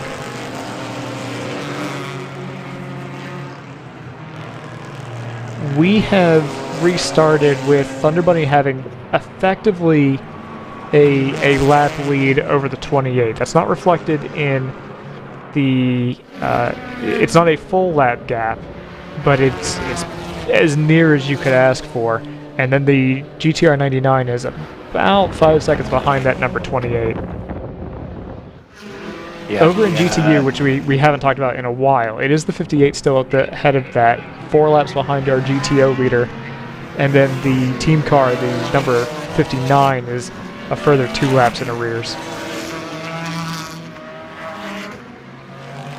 CJ, I cut you off. No, all good. That was a good update. And yeah, just put a pin in the chat we were having before that, before the commercial break and that excellent interview with Gino. That really could not have worked out any better for Thunder Bunny. They have effectively, you're right, a 1 lap lead. It's like a minute 28 seconds. The Random Vandals car and the GTR and I think the Hitman car and CMZ all were right behind the safety car. I think Random Vandals was literally the second car in line after their stop behind the safety car, so they just got caught out. Whereas Thunder Bunny was out ahead since they pitted before and got to basically do a lap and catch up to the end. So lucky timing and fortunate, but obviously still ways to go. And the other cars have track position, so if there's another yellow, they would presumably be able to get that back pretty easily, assuming they can stay in front, because the Thunder Bunny car has had pretty good pace, although we'll have to see what it is once everybody gets through traffic. Yeah, the old adage is cautions breed cautions, but it gets a little tougher to rely on those in a situation like this where you only have, you effectively have a GTO field plus 3 GTU cars, so you don't really have the speed differential. It's not to beat that horse too bad, but it's going to change the dynamic of things. I know you've probably been in a situation where you've got GTOs and fast GTOs bearing down on you right after a green flag, and that can't be the best experience in the world. Frankly, I kind of like it. That's okay. That's where you can either really, you can really make up a lot of time in those situations when you're in a bunch of traffic, and sometimes it is a luck thing, but it's also a managing it, negotiating and communicating with both the car and sometimes with your hands, with the faster cars on where you're putting the car, what you're anticipating, and trying to tell them where you would prefer that they pass to kind of give you both the minimal amount of loss, which is really all you can do. So I like these opportunities. I love restarts. I love starts because you can really either make a huge difference, or sometimes you'll see your competitor lose out significantly. Also, unfortunately, sometimes you're the one. So I like it, but I agree. I think the yellows we've had so far have been kind of single incidents. So even during these restarts, it's been amazingly good driving to keep it clean. So I think the chance of a yellow seems fairly low, but as the day goes on, as we all know, right, hours on the cars, hours on the drivers, we may end up seeing some more, regardless of what the weather has in store. Yeah, when you've got sort of lower ambience like we've got today, does that help with the fatigue at all? You're probably not baking quite as badly as you would be, for example, in Florida in July. Yeah, I think it might have been Paul earlier that said this is great weather. It's overcast. In the 50s. It might not be the best beach weather, but for driving a race car, this is just about perfect. The car likes it. It should be warm enough to get these DOT tires working pretty well. But especially for the GT4s that all have either cooling units or are running chill outs, they might not need those very much today, even though you can still get warm in there. But it'll make a huge difference versus being at Sebring in September or something, when it just takes it out of you being in the car for that long. So these are really about the ideal conditions, and even standing around in the pits, maybe less so for the Southerners, but for us Northerners, standing around in the pits, being able to keep your race suit on and maybe a light jacket all day, really is nice. Yeah, maybe the Georgia and Tennessee locals. Well, maybe not so much the Tennessee locals, but maybe feeling the cold a little more severely. It's not too bad out there. I think it's still in the 50s. So it's, as you said, so it doesn't seem to have gotten. It's kind of flattened out. I don't know that it's gotten too much warmer or cooled off with the rain that we keep promising that won't deliver. I know Ryan said he didn't want to see the rain. I always like both driving and watching the rain, so I'm gonna be backing the other horse on that one. And I bet there's some of the drivers that are out there right now that are also banking on some rain at some point today. I find the idea of teams skipping out on this race because of the rain really interesting, because I actually feel like this series is actually generally more well-behaved in the wet than it is in the dry, if that makes sense. I think the drivers are really good about kind of backing it down an extra 10% and not putting themselves in bad situations. Yeah, I can't say that my experience has been any different than that. I think, the speeds are lower for one thing, and so, you have a little bit more, but, the issues in the rain that we'll seem to forecast, I agree, I've never really seen from behind the wheel. And there are some spots obviously here where even dry it's dicey to pass. Yes. Everybody seems to be extra guarded and understands the height and risk and drives accordingly. So look, it snowed at Mid-Ohio, right? And there was lots of sort of one car offs, but I don't remember there being any sort of major car-to-car incident, despite the fact, it was snowing, sleeting, hailing. I don't know that we missed any category of precipitation. Maybe we didn't have any gaseous liquid that I recall. We didn't have any. Did we have fog? I can't recall.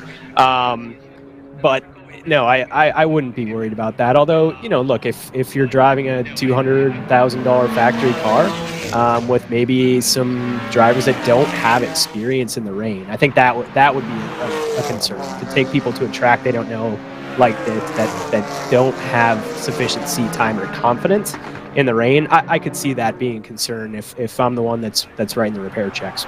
For sure. I don't want to. Yeah, I'm not going to try to tell anybody how to spend or risk their own money. I was surprised by that as a call. We've seen that at other events too, where there's certain tracks, certain circumstances that I think make people a little gun shy. And you have to assume that that's something that the series considers in their scheduling. Is this? There are lots of things that are fun to think about, and it might not be quite as fun to do. So I'm glad we've got the turnout that we had here, because it is such a different, as Gino mentions, it's such a different look and feel than all the other races on the calendar. And I have to believe that it's kind of getting you a little hype for the GP only race in a few months' time. I mean, it doesn't take much to get me hyped to be back at the track. I'd love to be there today. This day last year, I think the series was at NOLA, so I was banging around there on February 11th last year. By the way, that race already took place. By the way, isn't it your birthday today? It is, which is why I remember exactly where I was and what I was doing last year. So, I don't know how many people we've got that are watching and on chat, but we'll just try to make CJ as uncomfortable as possible by wishing him a happy birthday. God, as long as no one starts singing, feel free. I've got thick skin. But no, I think we're banned from that. I don't think we're allowed to do that. Especially not when we're being broadcast over the PA. So you're welcome to everyone trackside for us for not considering that. But no, seriously, the GP, with GP1, GP2, GP3, it'll be a little bit, the dynamic I think will be a lot different in that race than in this race. But I think the dynamic will also be a lot different than it's been in, your sort of standard format WRL race, because we won't have the GTO cars, coming by 2 or 3 laps after the start that we're contending with. And, honestly, the sharp end of the GP3 field is oftentimes intermixed with the GP2 class drivers, and the sharp end of GP2 oftentimes is mingling with the GP1 cars. I think we've maybe finished in the top 5 a couple times in GP1 in our GP2 car, partly down just to reliability. So no, that's going to be an extremely interesting race. We have had it circled since the series announced it, and are really keen to check that out and see what it's going to be like, even if nothing from today's race is necessarily going to directly translate in terms of strategy or anything else. It's fun to watch this race. I'm glad. I agree. It's still an excellent turnout, even if a few people are a little bit have a wicked witch issue where they're afraid of moisture. And I think to kind of address the point that Gino alluded to head on, I think the fact that entry fees are a little higher means that WRL doesn't need to jam-pack the paddock and the track so much to be sustainable. And I think that's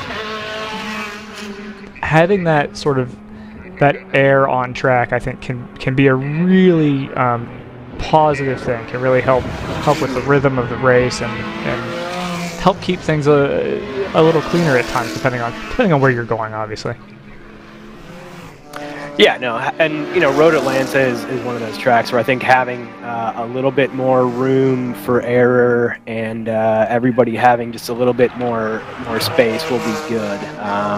It's a short track, it's a fast track. There's a lot going on, and so I think picking this one was a really good choice. And I think they don't have any problem drawing drivers to this track, just as a being in Atlanta, and also given that a lot of the teams are kind of based within a single day tow. For us up in Minneapolis, getting to Atlanta is a little bit more of an effort. I think we did 15,000 tow miles to do the races last year, but it's one that we are happy to do that. And yeah, the growth in the series over the last 5 years probably, especially in the GTO field, is just fantastic. And the fact that we've all got to be just as fast making sure we get registered as we do once we get to the track, because there's definitely plenty of demand for those spots. Yeah, I mean, thinking back to the first USAC that we covered back in 2017. I remember being blown away that we had C5 Corvettes in the field, right? It would be cool to have those back, don't get me wrong, but the fact that we've turned that class into effectively a well, it's not GT4, obviously. It's I don't think anyone's running out of permanent GT4 homologation, but it's these are race cars. I mean, these are proper race cars. Not to say that the homebrews aren't, but these are cars that manufacturers have put out for basically for public consumption. It's it truly is a remarkable shift in how this class has grown and gotten faster, and it has also pulled the other classes up with it. Yeah, now that C5 Corvette, I think there was either a C5 or a C6 at NOLA, right? And that's a fast GP1 car. But yeah, I remember the Braunschweiger guys when they first brought that car out. I think in 2013 or 2012. That was a car that was a very early adopter of the series, and it was a wow. And yeah, now that plays in GP1 and still does, and it's still a competitive car, which I think is awesome. And our North Loop team has been running WRL. I think we did our first race in either 2012 or 2013 at Brainerd International. And it was a much, kind of different feel. And that series really has grown up and has, really become both a place you can play for years as we have, but also as a stepping stone to, if you want to move up to something else like Super Trofeo or Pilot Cup or whatever your desires might be, that you can get the experience. And to your point, there's sponsors in this series now, serious sponsors, which is fantastic. Yeah, and we're talking about again, not to harp on anything too much, but this has come up time and time again about how it's gotten a hair pricier, but it's still some of the cheapest racing you can do per mile by some margin if you want to race at these speeds. I mean, taking the same cars to a quote-unquote professional series would run you, not even just taking the same car, to rent out a seat in the same sort of cars in a higher profile series would cost you several-fold what people spend here. So it's still a tremendous value proposition.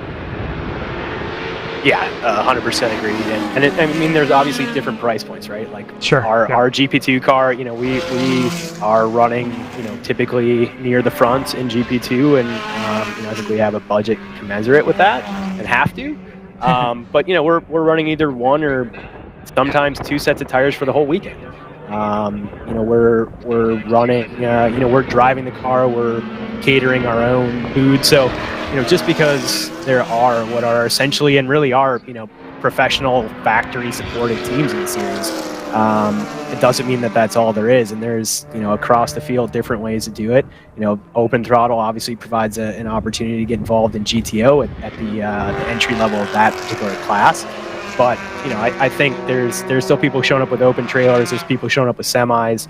But the fact that we're riding a 20-year-old BMW, but there's cars, exactly to your point. There are those new Supras are fantastic. And there's professional ex-IndyCar, current IndyCar, IMSA. Drivers that you're out with, NASCAR drivers, obviously, from COTA. So it really is just a fun series to be a part of and to be able to access from kind of not any price point, but so many different price points and ways that you want to go about doing it. Yeah, I mean, it's as you say, it's good to not lean too hard on some of the bigger names that stop by, but it is, it's kind of a fun treat to one year be talking about somebody running in a race that you're covering, and then the next year they're announced for a drive in the Indy 500. I mean, that is pretty special stuff. Yeah, I'll name drop one. When I saw Justin Wilson at COTA, Stephen Wilson. Yes. I was like, oh my gosh, and he was literally a across the pit lane for me getting ready to get into his GT4. So, those are very cool experiences, and I don't, maybe you get those other places. I don't know where else in kind of grassroots endurance racing or any grassroots racing you have that experience on a regular basis. But even when you don't have stars in your eyes at some high-profile driver, you always know, even when there are 2 or 3 cars in your class for a weekend maybe, which doesn't happen all that often anymore, you're still going to have a great race. And you know that the competitor you're going to be against is going to be pushing hard.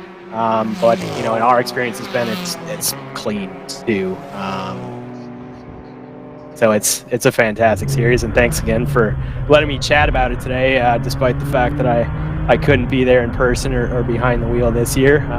We'll be back soon enough, and looks like we've got a pretty good battle shaping up at the front again now too. Yeah, it's the 27 on this last lap. I haven't been following the lap times on the 99, but the 27 has just overtaken the 27 being the CMZ Motorsports entry, has just overtaken the GTR 99 who we're on board with now. CMZ is that orange and black Jannetta that's just up the road from us.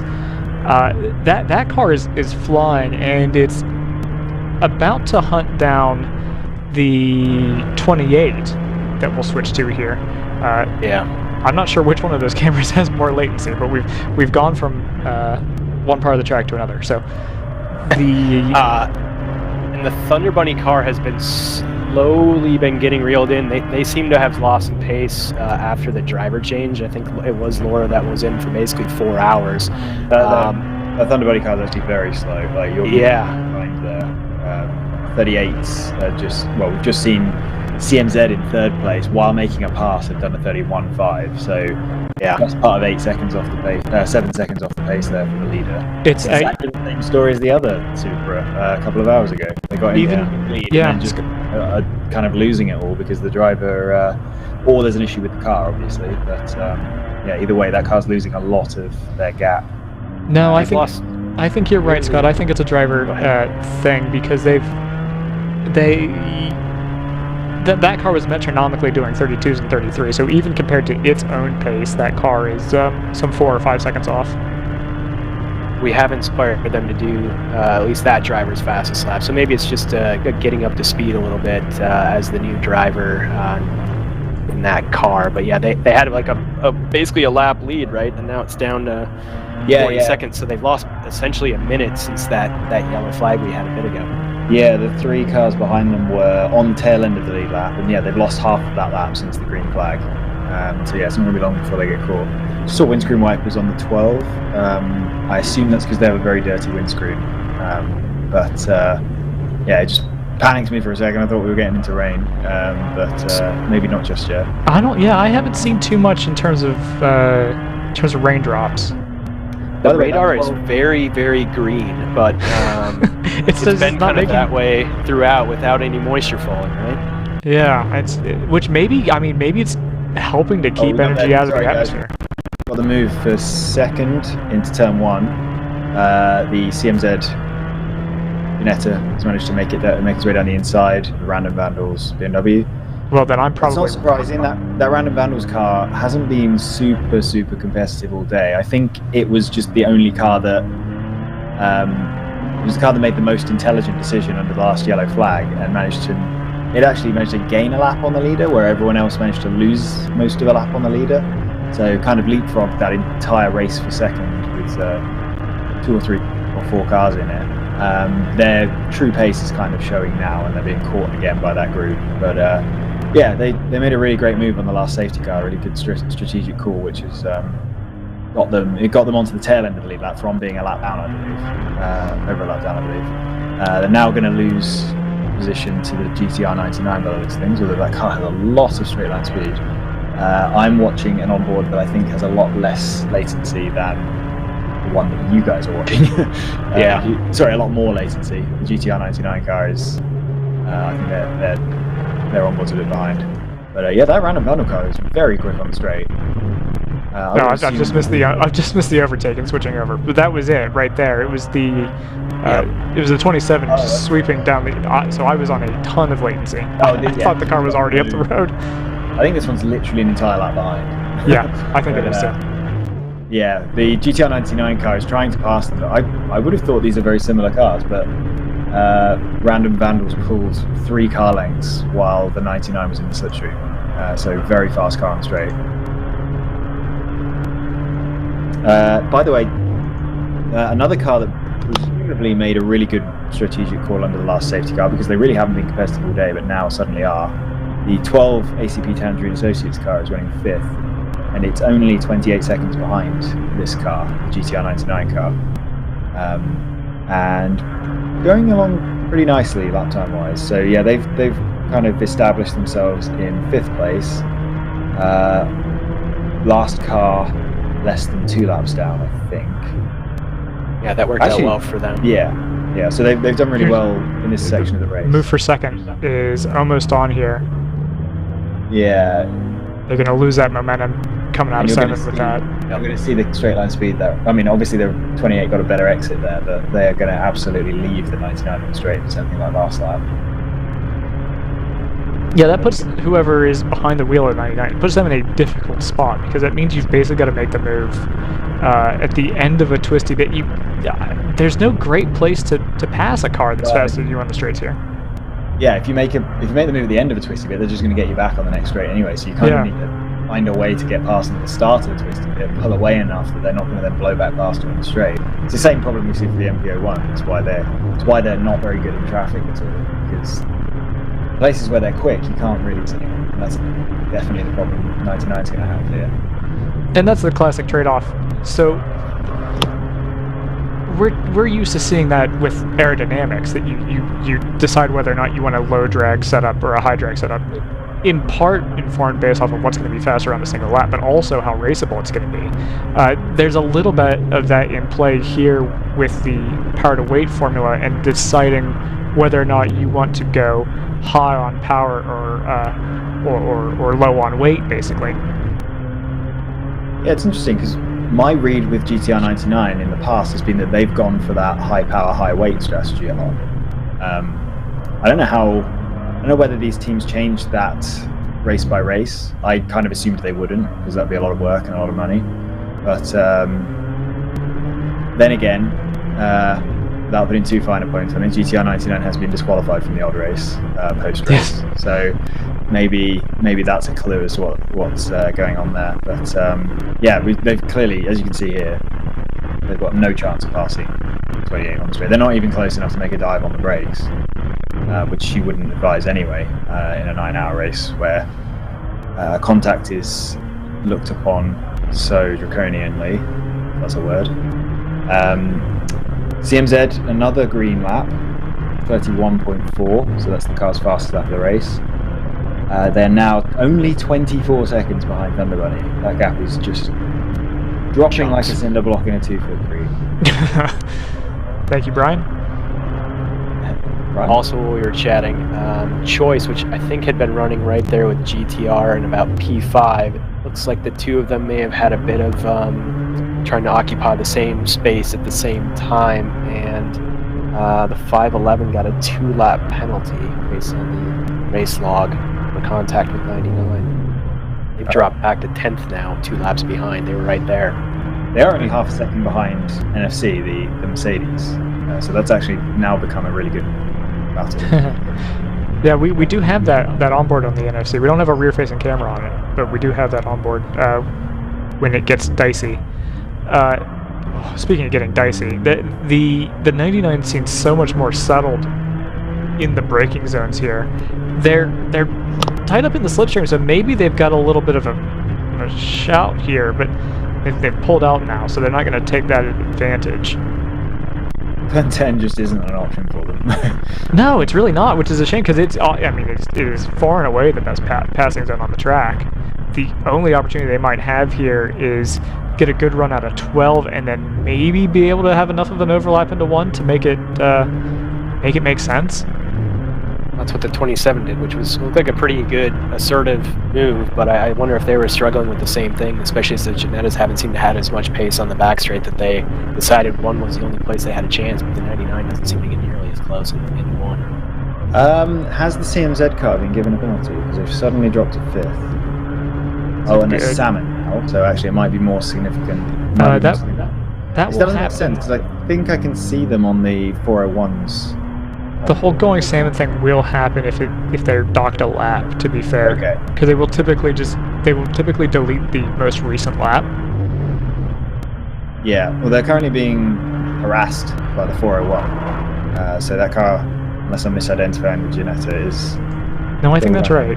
Yeah, you're right. They've actually dropped to 6th now. Possibility they've even been dropped 2 laps. I don't see anything in the log. They're still showing us P2 on my timing. I wonder. Interesting. I'm looking at Race Hero and it's showing them in 6th now. Okay. I haven't seen that update. Is a chance that they've got it. 15 seconds. Yeah, it was a timing glitch on my screen for some localized to me apparently. 100% what was happening, but yeah, they must have just missed a lap.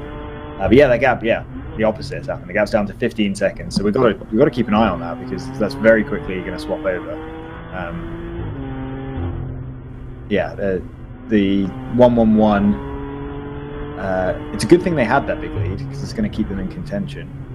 Presumably they'll be able to swap drivers and get competitive again later on in the race. But for now, they're definitely this driver's going to end up losing the entire lap. As I say, lucky they had that lap in hand.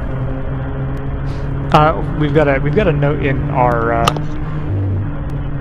I don't know if you call it a tip line, but in the team to DriverSeye text line that mentions that the budget for someone running GTO is roughly in line on the team level, roughly in line with running a pilot challenge weekend. However, you get about 20 hours of track time versus 4.5. So again, it's not necessarily that it's a cheaper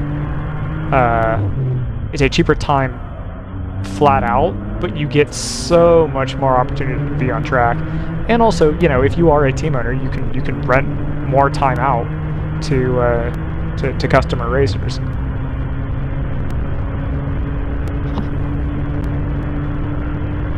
Which obviously means the hourly rate for drivers is way lower, so it's cheaper from another standpoint.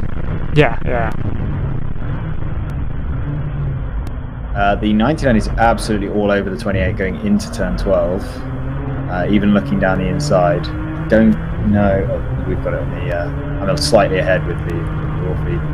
Still can't see any way of making that work into turn 12. That's too risky. But into turn 1, they just can't get the run through 12. It's really interesting. I don't know if they're taking too shallow of an entry or if they're actually. Not that these cars have a ton of air, but they might have enough that they're just washing a little bit in the wake. I think. Maybe, I don't actually know for sure, but maybe these two cars are both flat out through there, and that is just where the straight line speed comes. Oh, this is a good run here. Can they do anything with it? 28 is not interested in giving them space, as you can see there. That's pretty one lane. It is. An LMP2 would make that pass. Well, this is a good run as well. Yeah, 28 fading to the inside to make sure. Yeah, they're just not interested in giving this place up. Everybody's got to be 8 or 9 laps, maybe less, away from their next stop. Big send from the 99. Good enough to keep it well within the bounds of the track, but that's gonna compromise their exit potentially. And I wouldn't be surprised if we saw the 27, or not the 27, the 28 come back around here under braking, but the 99 has been more sorted under braking for this turn, so should be an interesting one. I can actually see the future, and they're they held defend and hold, I think. This car ahead of them is smoking. I kind of assumed it was for grooming goats until we got close enough to see it. It's one of the open throttle cars. Yeah.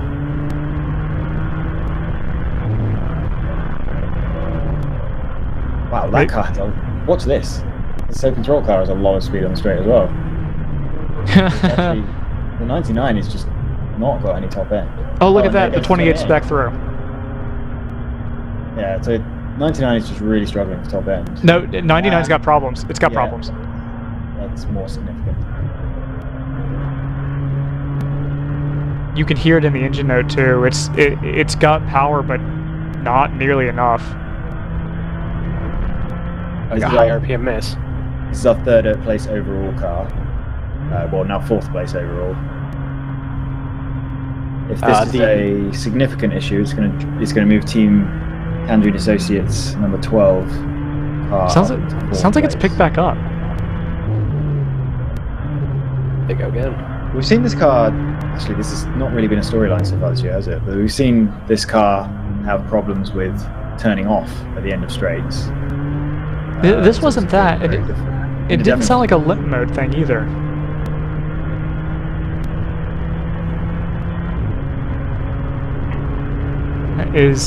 That is curious. That doesn't seem like it's losing too much on this back straightaway now. We also need to keep an eye on the 111 because that position might change. The overall lead might change on this lap. They've only got a 3.8 second lead, and they were more than 5 seconds slower on the previous lap. Yeah, 99 seems to have recovered its pace. That lap was a 38, which is actually in line with what Thunder Bunny's doing, just to put that in context.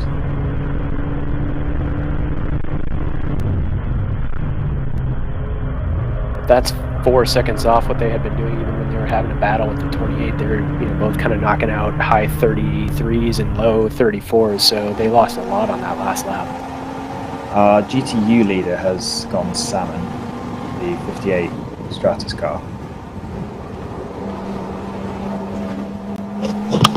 By the way, David Russell, thanks for tuning in, even though you're not at the weekend competing this weekend, or at the track competing this weekend.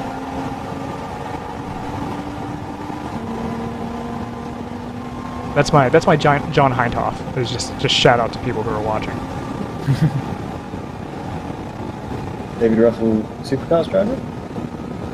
Automatic Racing owner?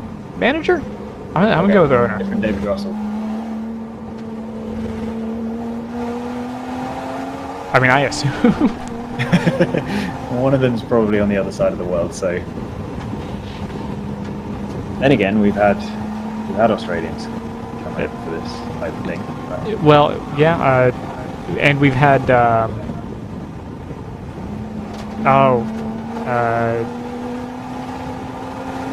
Alex Prema. We've had Alex Prema, who obviously ran supercars for a while.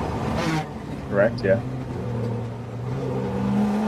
And there is the move, I believe. The 27 just gone through on the 111, so that's your lead change at the top of the hill at turn 3.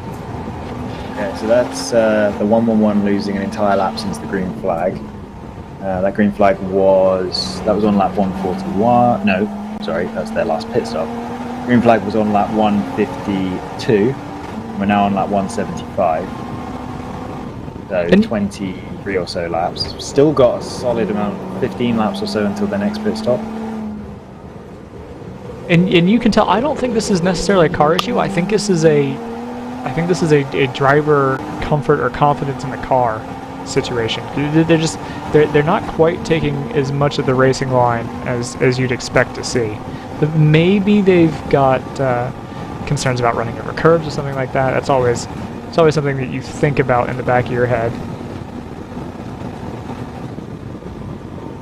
So GTR 99 has found a car that is not slower than on the straight. It's just blowing past the 241 Ginetta. So they're kind of, well, I'm assuming all Ginettas have the same top end, which is obviously a wild assumption. But the fact that we've got a Ginetta in the lead right now, and it's clearly not a strong car in a straight line, it shows that it's an impressive car in other ways. Yeah, on its own, it just did a 32.9 to the 28's 34.2, so it seems to have pace, but definitely isn't going from the down the back stretch. Well, this is it catching the Random Vandals car again, despite the fact that it dropped 5 or 6 seconds just 2 laps ago. And unfortunately for Thunder Bunny, both Random Vandals and the GTR are going to be queuing up to get past it pretty shortly here. Yeah, it should be about 4 or 5 laps, depending on which car is in front at that point. Which tells you why, tells you how fast the 99 and the 27 are going. Whoa! Okay, sorry, I'm looking into the future. Watch this. Oh no. Big old slide from the 28 through a corner you don't want to be sliding. Yeah, she's taking that. She's taking that defensive line, which makes sense, but it is compromising her really badly through this part of the circuit. There it is again. Obviously, this 99's going to pull up alongside here, but it's just not going to be enough. Really needs to tuck in here. Yeah, surprised they didn't. I wonder if any chance there are cooling issues on that car? I don't. We'd hope not in this weather, but it's possible with that. We got turbos and all that stuff going on. Overheating, obviously, well, it depends on the car exactly, but it does affect top speed. And there's no real reason why you wouldn't seek out a slipstream there, unless you were trying to keep the car nice and cool. This is the one thing that you won't have dealt with in, I think it was Danish F4 was what Paul mentioned she has raced in the past. You don't tend to deal with lap traffic. So coming up on a car that is running 5 some seconds a lap slower than you is going to be a slightly different experience than what you're used to. Plus at a track that you've never been to before.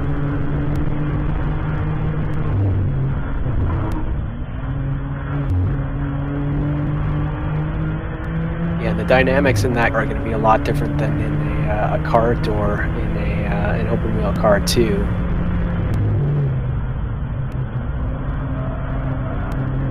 But driving it very well and keeping that 99 behind still.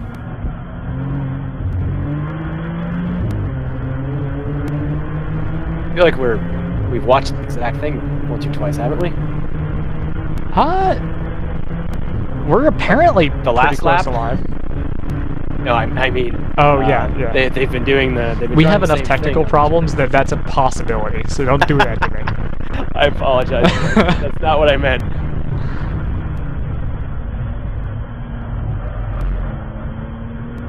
But they're both within 10 seconds of Thunder Bunny now too.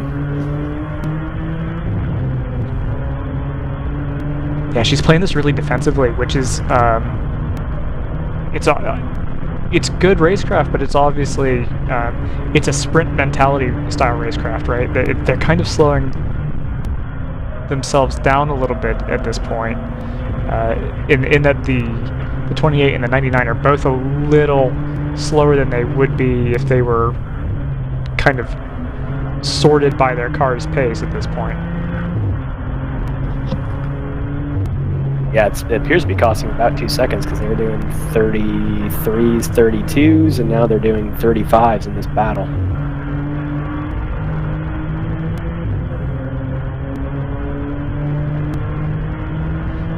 You're absolutely right, though. You see the same thing lap after lap. She takes that sort of center of the track lane, just covers off that passing lane. Oh, this is a different move, though. The 99 is going to try to sweep around the outside here. 28's going to be... Oh, and actually has pulled out a huge gap because the 99 got a little tail happy under throttle. Yeah, it looks dirty out there. That's going to be a tough place to hang out, but you got to try something different though, so good thought by the driver in the 99 to not do the same thing after you get another lap. Okay, all the mental stuff that I was talking about was wrong because it's not Alex in the car anymore. It's it's Michael Kanishak that's in the 28. We take it all back. We take everything back. Now we've got the 12. I think it's the 12. I always get the ACP wraps mixed up, but they're going to let us through here. And now, wow! Look at up the road, the amount of slide that's being put through that number 28. So Michael, I can now correct myself. I don't know if we know who's in the 99. I don't know if did we get a message for that? No, we didn't.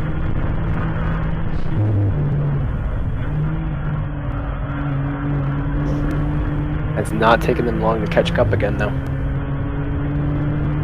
No, we are getting to the point of the race where you kind of wonder what kind of tires everybody's on in terms of have either of these cars changed out tires? Are they running tires that have had any kind of mileage on them from Friday running? Because we're about, what now, 5 hours in. We've probably got a decent amount of wear on these tires. Jeff Siegel in the 99. Okay. And not that Jeff Siegel. We have to say it every single time. Right. Yep. What is that Jeff Siegel, but not the other Jeff Siegel? Right? It's not the other Jeff Siegel. It's our Jeff Siegel. Precisely.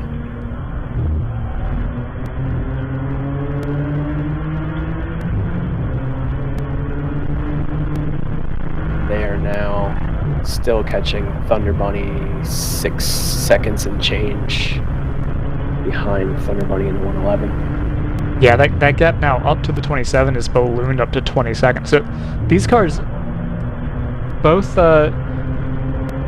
Siegel and Kanishak are not necessarily racing the 111. I think they're probably trying to get to the CMZ Motorsports pace. Oh, that didn't sound... The CMZ car continues to put down tremendous laps. They just did a 31.9, which is half a second off their fastest. But as we know, they're a little bit shorter on fuel than the M4s have been, right? Revs picked up a little bit on the 99 there, mid-corner. And that was kind of strange. I don't know if that was an errant downshift. I think there's GT4 cars. They're probably all outfitted with paddle shifters. I don't know if that could have been bumped accidentally or if they just got a little bit of tail happy on. You see now we've got a little bit of drizzle on the windshield. Not to be alarmist, but I wonder if it's finally going to come down on us. Alarm. We've talked about it sufficiently. I have. There's also a note that the 28 may be on either a wet tire or at least a wet compound, it sounds like, so that may be affecting their pace at this point, but if those are sprinkles, it may be about to play directly into their advantage. That is true. Ryan mentioned that a few hours ago. I'd completely forgotten, but yeah, he identified Random Vandals as a team that started on wets. Would also explain the behaviour of that car a little bit. I mentioned, reminded me, I mentioned at the time that the fact that Random Vandals started on wets probably wasn't going to play any factor in this race because they weren't competitive earlier. But now they are. Yeah, it's a good indication of how well they've done mid-race, and I think, I mentioned it at the time, I think it was a strategy call around that safety car, managing to make a lap up while other cars were losing laps. The rain's definitely getting more noticeable on the GTR 99's windscreen, isn't it? Yeah. The only question is whether they've worn those wets down to the point where they're actually going to be, if everyone else changes onto fresh wets, that might actually be a disadvantage. They'll obviously gain a bit of time not having to change tyres, but I wonder if maybe the wets a different diameter and that could be something to do with the straight line speed? I don't think you could do that because I think it might... Ooh, I gotta think about this. Because would it throw off your dyno results? Wets do tend to be a slightly different diameter in all series. Yeah, but these aren't supposed to be true wets, you know? They're just... True, yeah. Yeah, I'm guessing they're running the same width just because of the way the car is set up and also the wheels that they're running. It would be... We do run different widths, but that's mostly just because they're available on a street E46 as opposed to these cars. I'm guessing they're running the same. Did I remember correctly? Did the GTR change tires at the last stop as well, or was that a? No, you are. Yeah. Okay. Oh, wow. Okay, I'm sorry. I'm looking in the future again. Oof. When you can see the reflection of the headlight on the rear bumper, that's when you know it's pretty close. And also when you know it's gotten pretty dark out here. I was about to say that, yeah. There's a lot more moisture on that windscreen. Yeah, and the definition of the clouds is much softer. So yeah, it's definitely looking like we're headed. Where's Ryan? I know, I was thinking the same If only thing. we had someone there. This is his time. Kanishak's just holding that middle lane. I also Yeah, I really hope the 99 here is patient, because this race is clearly about to change. This battle probably isn't going to be that significant in a few laps' time. I don't know what I expect to happen, if I'm honest, because if they are genuinely, you know, if they're convinced that they've got incredible tires for the conditions that are about to come up, the 28 could end up just gapping the 99. Ganashek could gap Siegel here. But as you say, if they haven't changed tires, if they've been running these high tread tires for 5 hours now, they could just they could not have anything left on them. I don't know if the tires are soft enough in this you know, in a road legal configuration to have tread blocks moving around and that sort of thing, but Ryan, they are. The wet tire. Which car is this? That's the 111. So that's the Thunder Bunny car, right? Yeah, right there. So this is for position. Yeah, and they've both gone straight through. Second, third, and fourth overall, all swapping places right there. Ryan said that he heard that the wet tires are harder in WRL competition, which is unusual. In a true wet would usually be a softer compound. So you would have thought that those wets would last longer than a slick tire that had been a slick tire, a dry tire that had been on for. By the way, I think he's just made this pass actually happen around the outside into turn 6. See how it goes down the backstretch again, huh? It looked like he had to give. It looked like Siegel had to give a lane on the inside of 7 there. You would expect, you can just see the range in trackside cameras. Oh, the 99 slow again coming out of 10A. And they've lost the spot again. Very slow. That's so frustrating, having worked on that pass for so many laps. Still ahead of Thunder Bunny. Way ahead, yeah. Oh, sweeping around. Actually, Nope. is that It's right on the bumper. Oh, it is. Yeah, so I haven't actually got timing up right now. I'm trying to do something else on the side. Have lap times dropped away yet? Yes.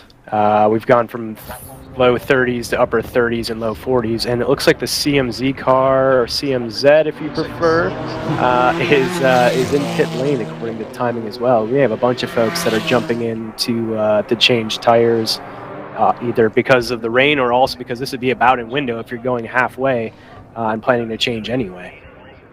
Yeah, I mean, this could be the point. I don't know how close we are. Now I need to bring up my laps until pit. So Random Vandals is due, the 99 is due, Thunder Bunny is past due, Hitman is past due, NFC is close to due. So this is going to be, yeah, you're right on the money. I think, although CMZ has just gone through, and I don't think they've changed tires here. They did not. This is going to be, if you've got a set that you want to run because it's either because it's your quote-unquote rain tire or just because it's got fresher tread, and if we get standing water it'll cut better, this is the time to do it. This is probably your best shot at being able to take advantage of those.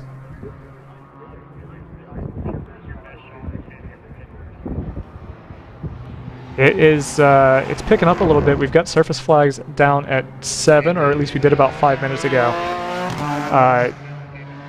Yeah, the track seems visibly wet. We're not quite to a damp condition yet, but certainly greasy. You've noted the lap times falling off. Actually, even in this shot, you can see where it sort of started to accumulate a little bit in the marbles that are offline here. You see the racing line itself is still pretty clean, but as soon as you go offline, it's already started to soak up a little bit of water. And you can definitely see the drops on the track sides now, which is the first time I've noticed that. All right, so Paul Sparta was up here earlier. Let's see what it delivers. Everybody's hitting it. Yeah, they were due. That's about on time for them. 99 was due. Still waiting on Hitman. Hitman is running long in this stint, although that is a little misleading because they've lost 2 laps to penalties. Running 4th despite that. I mean, that's crazy to think about. But the 82, I've just noticed this. I don't know when this was doled out, but oh, sorry, this is the 82, not the 28. I've got my random vandals mixed up. But the 82 was given a lap penalty for a pit lane infraction for having 6 wheels over the wall earlier. So we know we know the 82 changed tires. So I wonder if the 28 has also.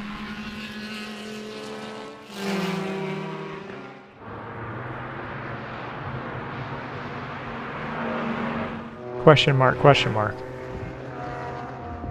So I'm looking at the race log, and I am not seeing. The penalty to the I take it 82 was back. like an hour and a half ago. I was just late to the game.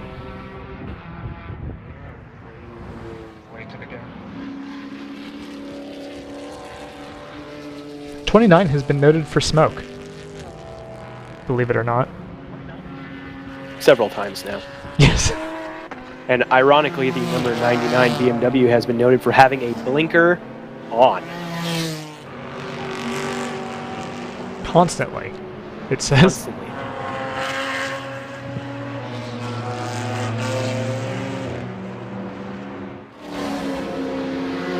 Yeah, I think it's difficult to know what to say at this point because I think there's so much that is changing, and we don't really have enough information to tell us how things are going to go. Which is fun, right? It's going to be wild. It's extremely fun.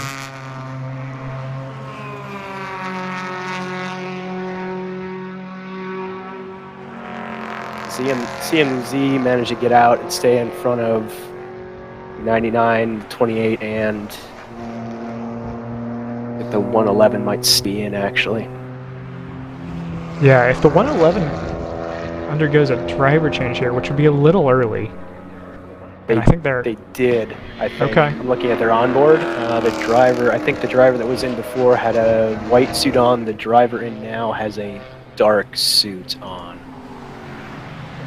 So that will be really interesting because that means, and they're right behind the 27 as a matter of fact, is that on track? No, I think they've lost a full lap to the 27 in all this. So they're going to be looking to get that lap back. Yeah, they're a minute 22 behind last time by, but the 27 got around this lap. Oh, we've got an incident at turn 5. I think we're going to go full course caution here soon.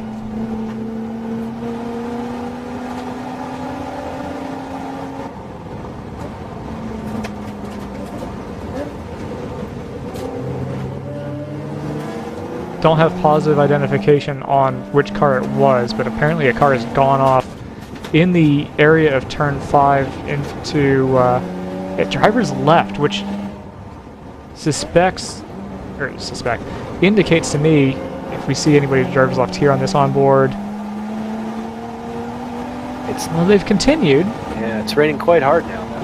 There's a lot more rain on that windshield. But oh, the 27 slow. We've just passed the 27. Yes.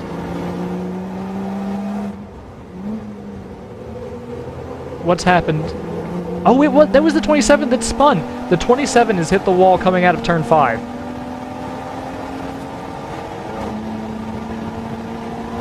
That is heavy impact. Drivers left. Oh, and here it is. It stopped. It stopped on the run out of turn 7. Oh, that's horrible. Yeah, we're gonna have a yellow. So I'm not sure where that car went in terms of did it hit with the front or did it hit with the rear. There is, fortunately there are tire walls that you would catch there if you spun to the inside, but that's not a good sight. Now, based on the look we got, it looked like maybe it hit on the driver's side, maybe kind of flusher to the front, because the rear, at least on the passenger side rear as we went by on one of the in-cars, looked to be in one of the heats. Full course caution is out. That'll neutralize the field. That might really help Hitman. It's going to help Hitman in a huge way, yeah. Actually, Hitman's just left the pits. I don't know how they've done it, but they're going to be in second, legitimately, after this full course caution.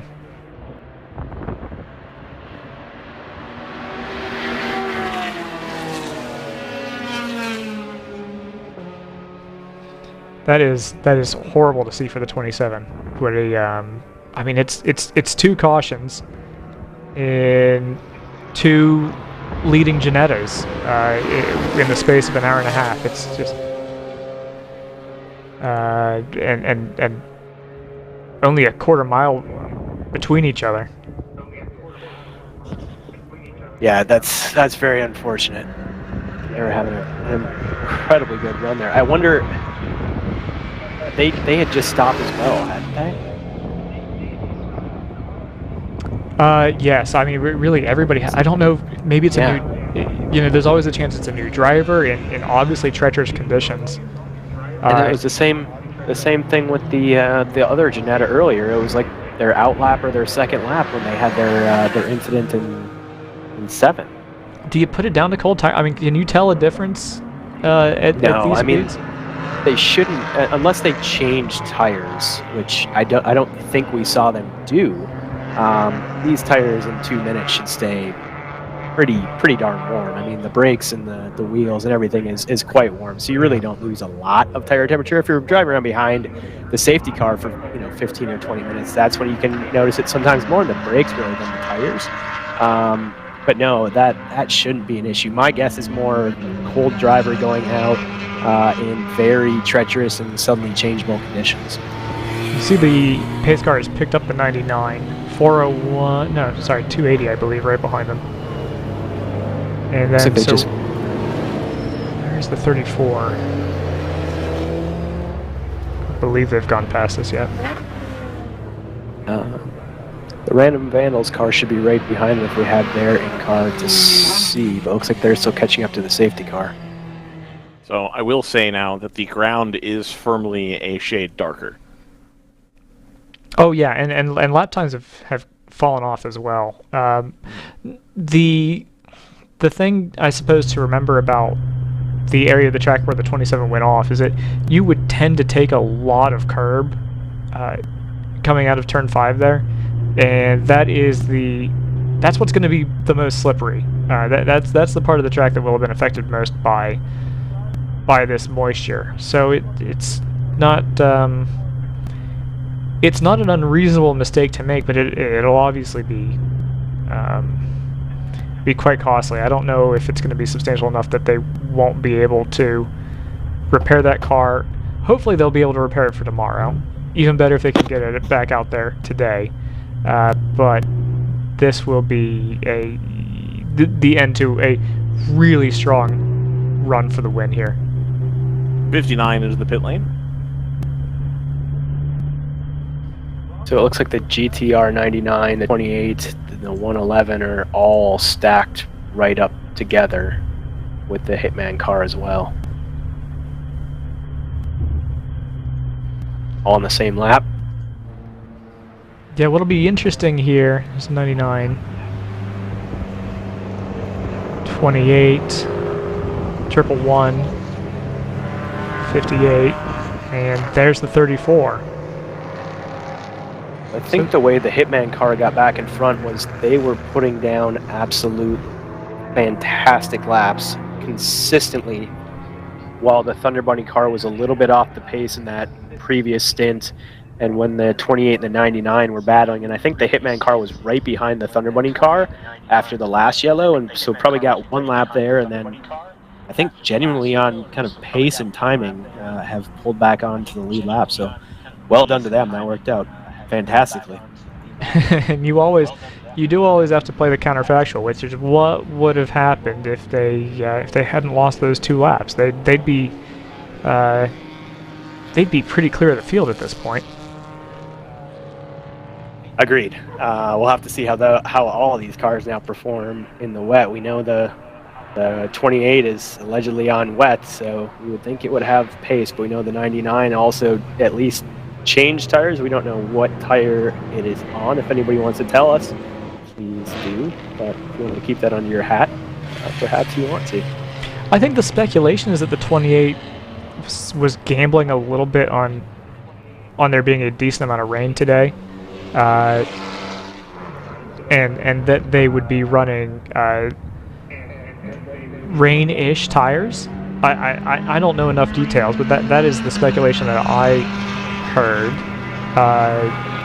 So they may well have just been staying on that same set of tires, expecting to be on them for the duration. That's reasonable. And now, obviously, that will have been spoiled a little bit by the 5 hours of dry running that we had. Dry running, exactly. If you're trying to gamble on the wets, it needs to rain at the beginning of the race. Otherwise, by the time you get to the end, you don't really have the advantage of the wet tire anymore. It is really challenging in any form of motorsport to bet for or against the weather. Right. And you have to have your weather station back looking, and then they're like calling you, telling you what the weather is supposed to be from thousands of miles away.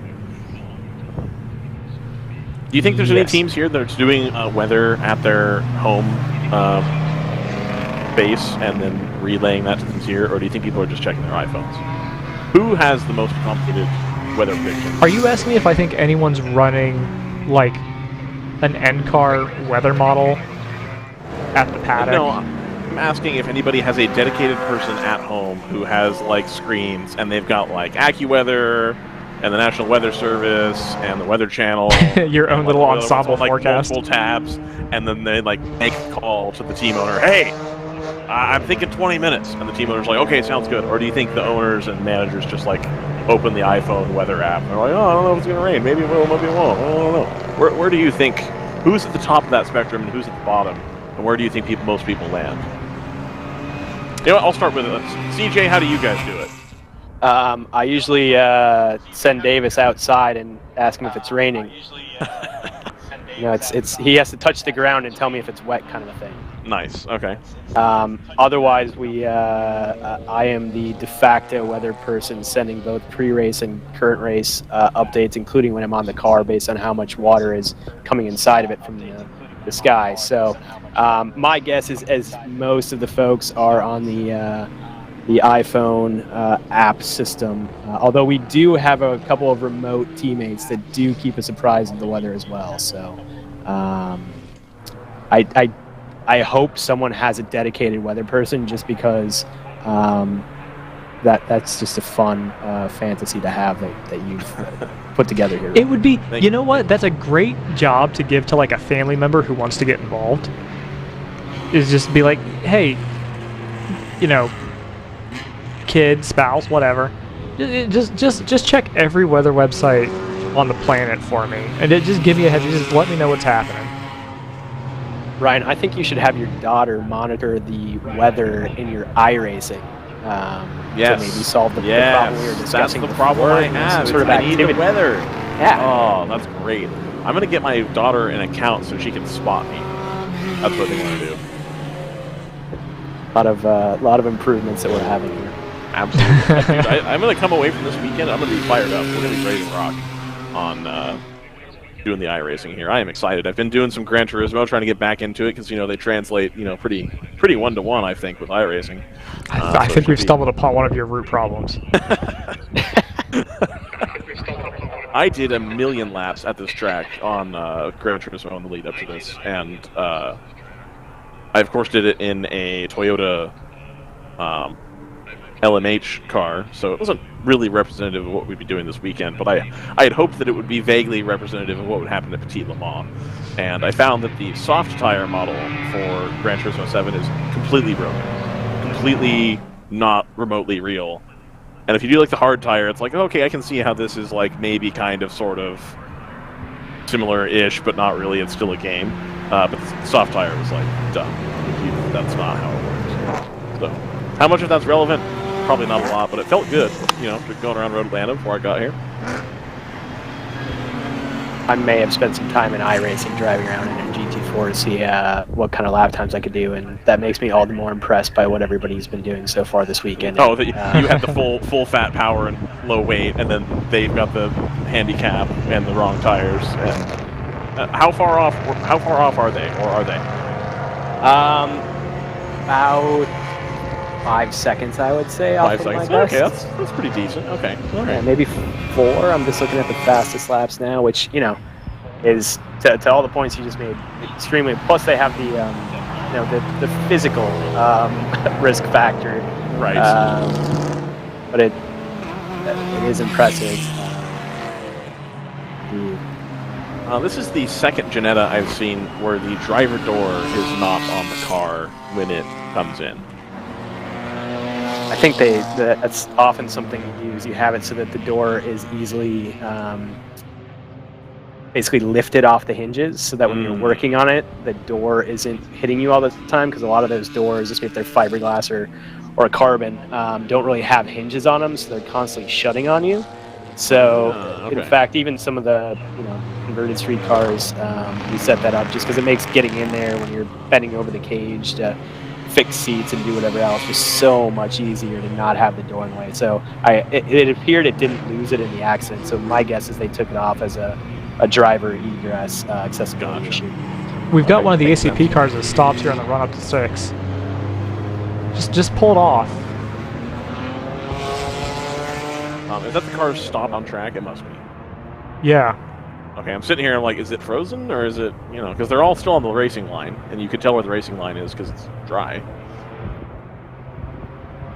The rain has slowed down here. It's still just as windy, but from my vantage point, it looks like it's less rain. Yeah, I mean, I kind of... Are we lights off?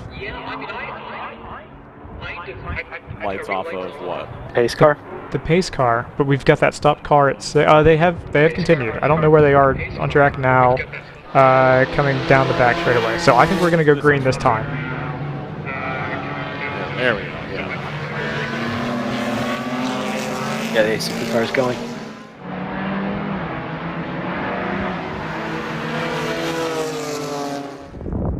So the 99 will take us back to racing.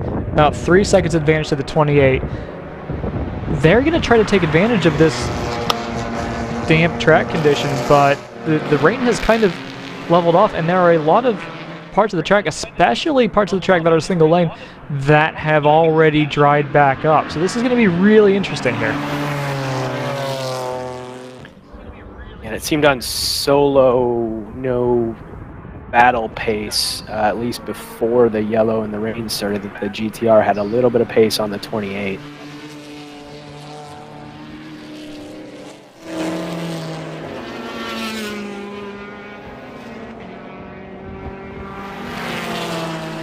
Alright, well my multi-view is not working again. Oh, refresh it. I just restarted it because we were having lag issues. Oh, okay, cool. That wasn't just me. I was hoping it would pick back up for you. If it's changed, it's probably changed the URL. I can fix that. So you put that in the Discord. Perfect. So that's Inside Baseball right here. That's how we do the broadcast. It's on Discord. Like a bunch of gamers. Pretty sick. I mean, we're on TeamSpeak, which is that better? I don't know. I don't know. I miss Xfire. Nobody else uses that though. I always talk about that. Nobody knows what I'm talking about. TeamSpeak is the old one. Xfire was like Steam before Steam was a thing. They were like 5 years too early.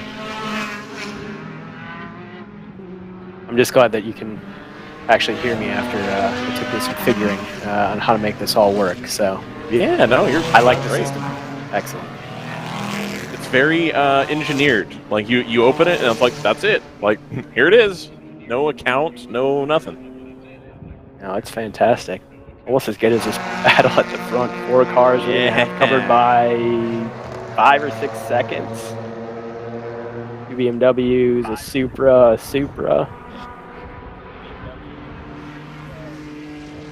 Yeah, that Screaming Go-Kart's got some legs again. I'm not seeing a ton of smoke coming out of it.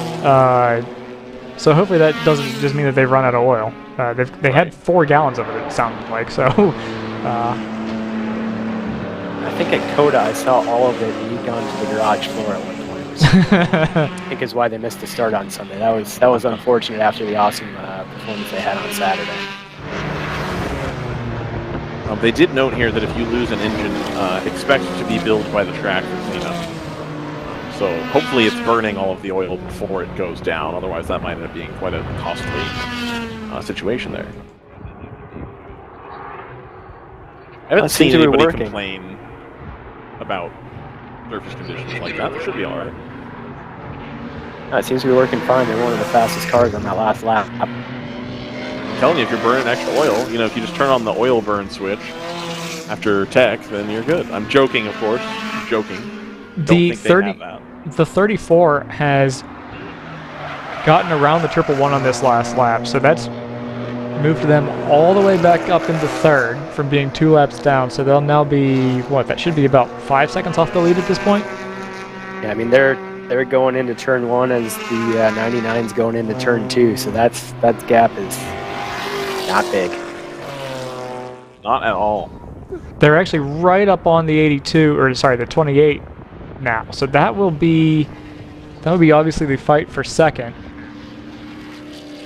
And they're right up on the tail of that 28. I think it's a good result here for the GTR 99. You know, I remember at the beginning of the race, they were kind of mid-pack in one of those, you know, tailing groups. They weren't up in like the front group, and now they're, you know, leading the race. That's awesome. Yeah, I mean, we talk about this all the time, how the 99 kind of just kills you with consistency. Nothing they do is all that flashy. You're never blown away by their lap times, but somehow 2/3 of the way through the race, you're like, where did they come from? Right. That early stop ended up working out pretty well for them too, because they caught that yellow and timed it well. So they've had a little bit of luck. Yeah, their pace has been there. I mean, they've been doing 33s, 32s, and 34s all day, whereas some of the other cars have had both penalties, which will kill you, obviously, and some driver variability that's shuffled them, even though they have had some good luck. So, yeah, pretty metronomic and just going about their business in a very proper way. The move has been made.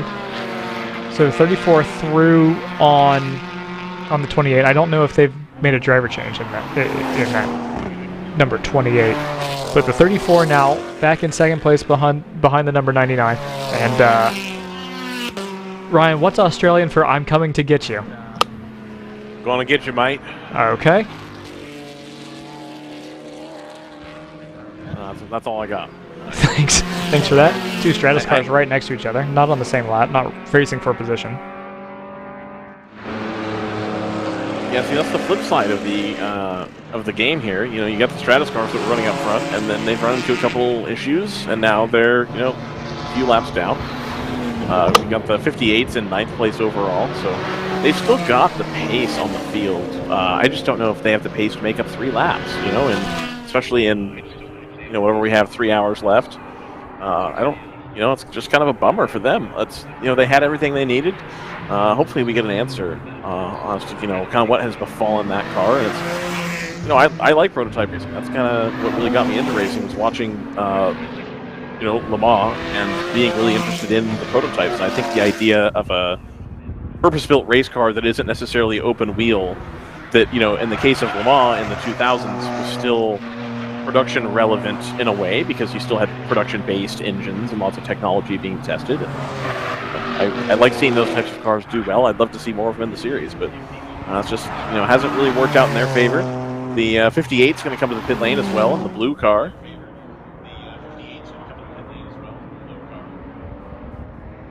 The gap had fallen down to about 4 laps between the GTU and GTO leaders. Right before that yellow, or maybe during that yellow. Hitman has just put in their fastest lap of the race. So I think what has effectively happened here is the track has dried up. And not only has it dried up, it's taken some of the heat, not that there was much of it to take in the first place, but it's taken some of the heat out of the track, and now they can really tear. Right. Plus, it's clean. It's clean in terms of traffic, which I think the point you were just about to make. And then the whole track surface has dried up really quickly. It's not just the line, especially here on the front straight. Most of the track is now back to the sort of dry color.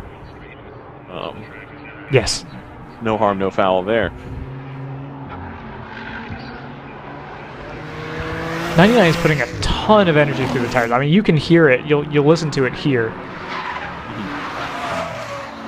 I mean, it is scrubbing. It sounds like an old Skip Barber. The amount of yaw that they are putting into that.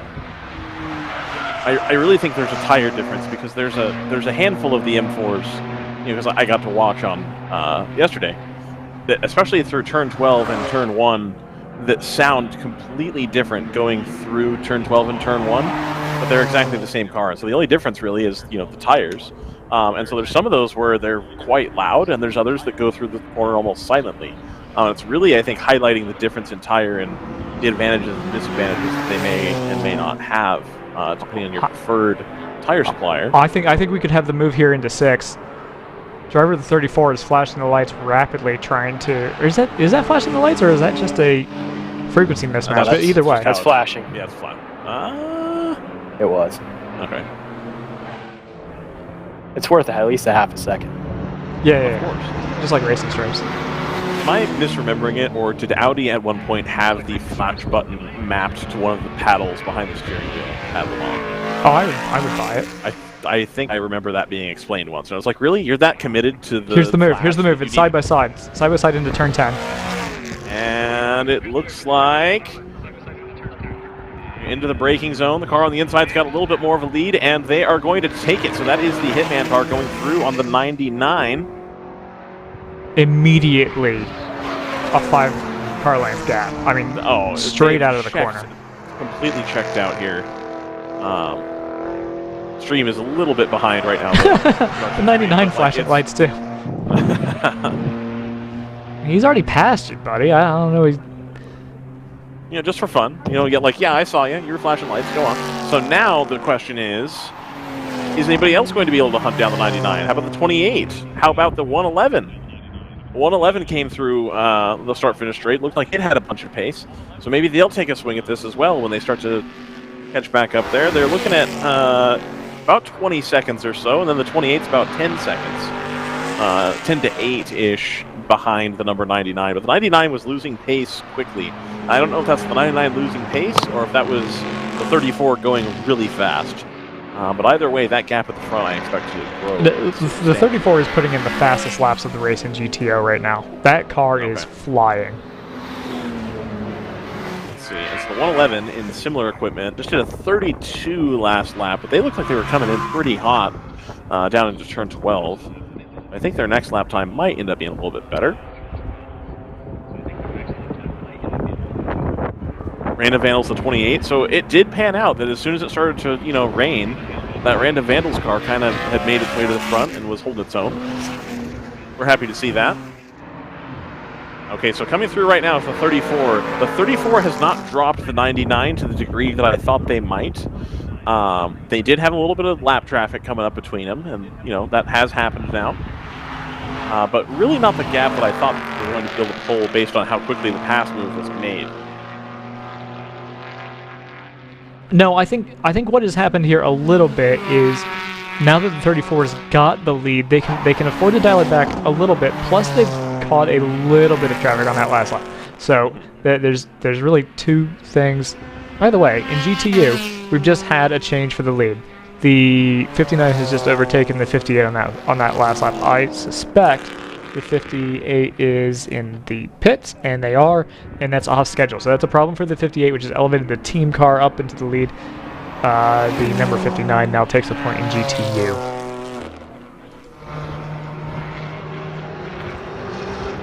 So 2 cars in the race in that class at this point. We still have a motor race on. Hopefully we don't drop down to 1.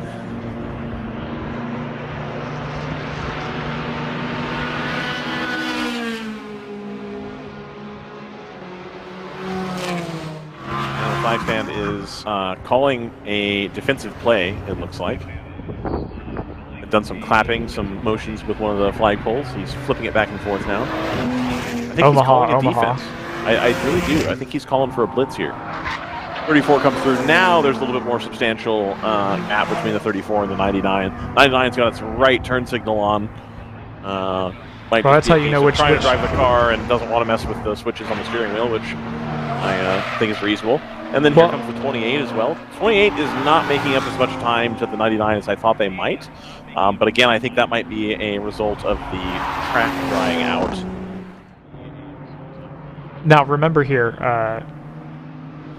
Ryan, as I Yes. lose the point that I was. Now they will have obviously had their right turn signal on because the next turn was a right-hand turn. That's just basic etiquette. That's nice of them. I'm glad that they're able to inform everybody as to what's going on the track here. Is that another 997 that I wasn't paying attention to? I don't think that's. I didn't think that's what the Black Forest car. No, that's the same Black Forest car that we had spoken about before. I think they've changed Okay. colors. Okay, that makes more sense. Yeah. I think it's green details now instead of blue details like it had for NLS. The 59 is the car that we see coming through the shot. We've got sprinkles. Ryan, what do you see out of your commentary box? It looks like we've got a little bit of sprinkling, but it doesn't seem like it's particularly. Well, it's getting heavier, but it's not heavy. If you get my gist. You can see it speckling the concrete and the pavement, but not in like a troubling way. Yeah. It's pretty standard, I would say. Scott Michaels' head rain explanation here, please. Sure. Obviously, he's gone right now. So we can say whatever we like. Perfect. A car that we haven't really spent too much time on board with, the number 12 sitting in P5 and GTO. You know, we had spoken about the of a screaming go car and how the back end, you know, if it was really burning oil.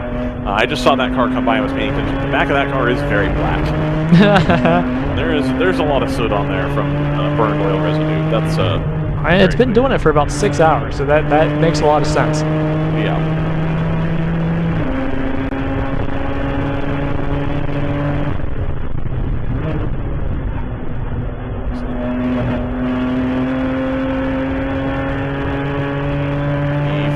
Coming through down the front straight now as well. A little bit of color on the back of that. It might have had an excursion and then kicked up some of the red Georgia dirt mud. What do you call it? Clay? Silt? Loam? Yeah, Paul called it silt. I've always referred to it as clay. Not living here. So my opinion is invalid. In the environmental science course I took, there is like an actual chart for percentage of sand to clay. Would you describe it as loamy? No, it's not loamy. Okay. There's not enough like organic stuff in it. And I don't think it has enough sand in it to be silt. I think it is clay. That's my understanding. There's like a triangle chart. Oh, I've seen it. Shows the like percentages and stuff. I'm pretty sure this would be sandy clay. It wouldn't be silt. I think it would be sandy clay. It's pretty. It is very clay-ish. Like what amuses me is that people in the South think they have like a monopoly on this, but like everywhere where I used to live in Northern California has this exact same like red, awful, stains your clothes, like dirt and stuff. But there's no songs about it, so yeah. Well, I was gonna say that clay isn't quite as good for agriculture, but there's an awful lot of orchards up there. No, further north, there's no orchards where I was. That's, you know. Oh well, then you're not. There's no songs because there's no there's no agricultural labor to be done. That's true. But one of the largest Christian music production labels in the world is based in Reading. So music does get produced there, in fact. Okay. Excellent. Good chat. Good chat. I enjoyed it. If you can ad-lib a little bit more about soil composition, I'm going to try to swap in. All right. I'm going to swap in an onboard for the 99 who has kind of gone sour for me. Okay, I got you. You know what I'd like to see is a little more granite type soily ground here. What? If we could mix some more of that, like decomposed granite type sand that's like gray, Pretty used to that. They got a lot of that in Minnesota, where it's got a little bit more of the granite-y stuff from up where I lived.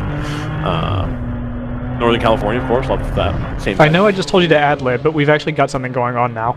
Okay, perfect. Oh, no, trouble! Yeah, it's a Choice 511. Racing car. They are... Oh, and he's going to get going again. Is that the BMW M4 Phantom electrical issue, you think? Well, it wouldn't be the first time this race even that car has run into electrical issues. So they must have some nagging problem that they're trying to sort through. Because it's not unlike what we saw on the other side of the track coming down the S's. It still doesn't look like it's quite up to speed. They've just gotten the doors blown off by the 34 here. Well, hopefully they'll be able to dive in. But no, they do not elect for the pit lane. The That sounds- comes back through. That sounds fine. It looks like that's at pace now. It just was a little slow, maybe coming from a dead stop quarter of the way up the back straightaway. But it seems fine now. As the rain seems like it's, I don't know if it's picked up, but it's definitely still here. Still there. That's my assessment. Rain, still here. People's wipers are now on. The wipers on the BMW, you'll be able to, or not BMW, the Audi, you'll be able to see here going into turn 1 and the R8. They've got their wipers on.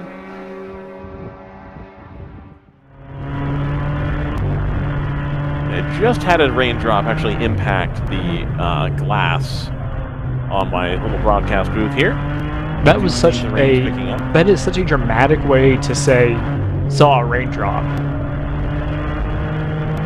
Oh, I'm sorry, Joseph. Do you want me just to like not be a commentator? I had a raindrop. I had a drop of water.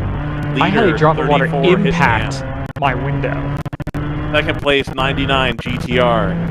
Third place, 28 Random Vandals. Only factual. That's better. Cars Thank are you. fast. Not a problem. I can make it happen for you. Do we have any requests for onboards? I have provided for you all of the links to onboards that I have available in the TeamSpeak. I mean, I see what we got. I'm looking for some variety. You know what? Let's. I think we were sent the link to the Grizzly Motorsports stream. Let's see if that's still up. All right, I'm in. Check that out. That is the one. The easiest way. While we're still working on getting you all converted into RTMPs that will make us look cool and awesome and like we know what we're doing. In the meantime, when you do put up a stream on the old YouTube, if you include WRL in the title, that is typically WRL and or the name of the track that we're at. That is typically the easiest way for us to scrape these links and all that fun stuff. Absolutely. And usually we have Scott doing all that scraping for us. You know. He's got to go wrangle all the children or whatever it is that he does. He's in his job at Hogwarts. He really has to keep an eye on all those kids. You know, it is what it is. Actually, haven't done this bit. Let's see. So we're gonna work on this here. Oh, CJ has left as well, so that means I can't work on a bit. I do actually have to call the race. Well, I mean, we can have conversation. I can converse. On Conversation Street. What? That's the fakey Top Gear on Amazon instead of like. Is that true? Is that a real thing? They call it Conversation Street. You say on Amazon? Yeah. Where they already have a fakey Top Gear? No, this is from that. Oh, okay. Yeah. That's okay. I see. I never watched it because I don't have Amazon Prime. How do you get things you don't need delivered in less than 1 day? I wait. See, that's no good. I need things delivered now. You know, as a millennial, I do think that all things should be a service, and so what would be really nice is if Amazon could like disrupt the beverage industry, and instead of just going to the store to buy milk, what if I could like subscribe to milk? I would be cool with. That is a lot of tire scrub. I'm into it. Hold on. I'm gonna take that volume down a little bit. Yeah, you're fine. I would be cool with disruption if it took a form that wasn't just we're going to lose a lot of money for a long time until we're the only company in this market space. and then we're going to raise the prices to what they actually should have been the entire time. But now we have a monopoly. That would be cool if that wasn't. I would love disruption. And it was for the 3 or 4 years that Uber was useful. Living in Northern California, it was longer than that, dude. Those were a long time. Well, they were halcyon days. Oh, man. My favorite type of disruption is the kind where it's just something that already exists, but because you put the tech in it, it's like suddenly like a new thing. There was somebody that was like going to disrupt transit, and it was, I don't think they're still in business now, but it was like an on-demand ride service, but it's a little bit slower because it's, like a big van with a bunch of seats. And then it's better because it has all these like pre-positioned stops. I was like, okay, so you just invented the bus. Buses, yeah. But you've privatized it, given it a name. Like, okay, fine. If you are the inventor of that app, we'd love to have you at WRL here. So please come on down, buy yourself a car, and I'd be happy to ask you about revolutionizing transit. Yeah, I'd like to talk about revolutionizing club racing broadcasts. How can we? So do we need a DriversEye Live app, and then we can make all the entrants download another app? I think we considered that at one point, and then we were like, nobody wants to do that. We're now exclusively on Spotify as well, so... That is 100% not true. I'm going to move to Austin, and we'll save some money on taxes here. It'll be great. Very excited. Keep Austin tax deductible. I am, of course, referring to Austin, Minnesota, home of Spam, and the Spam Factory. It smells like bacon there. That makes a lot of sense. It would be kind of unfortunate if it smelled like anything else. You'd have some concerns. Oh, goodness. Free factory tour, apparently, and I am really into a free factory tour. If you're in Northern California, go to Fairfield, California. Got the Jelly Belly factory tour, free. See them putting the actual concentrates and stuff in the Jelly Bellies. Pretty cool. Oh, there's the 28 again, just hammering that front left tire into turn 12. And they'll do it again here for turn 1 as well. This is, I'm going to be honest, this is a terrible weekend to not have an onboard for the 34. Absolutely. Let them know. Here, I'll say that one more time. This is a terrible weekend to not have an onboard for the number 34 Hitman racing car. So now hopefully they will have heard that over the PA, and then we will be provided a link to it. Yeah, I like guilt tripping teams into doing our work for us. That's my favorite. Absolutely. Way to operate. No, I love it. I love it. It's fantastic. Speaking of, I would love some lunch. No, I'm just kidding. I already ate lunch. And oh no, you just missed it. If you're hungry right now, you just missed being able to get lunch as well. It's 2:01. Why would you say that? If you're hungry, too bad. I was going to give a plug because I thought it was still like 1:30 and it was 2, so that's right. not okay. Wrong. DriversEye Live here at Michelin Raceway Road Atlanta. I think this might be a great time for an advertisement, Joseph. If that's something that we have the. I'm not queued up for that. You stall for like 15 seconds while I randomize whichever ads we're gonna play. We're at 98.1 here in Brazelton, Georgia.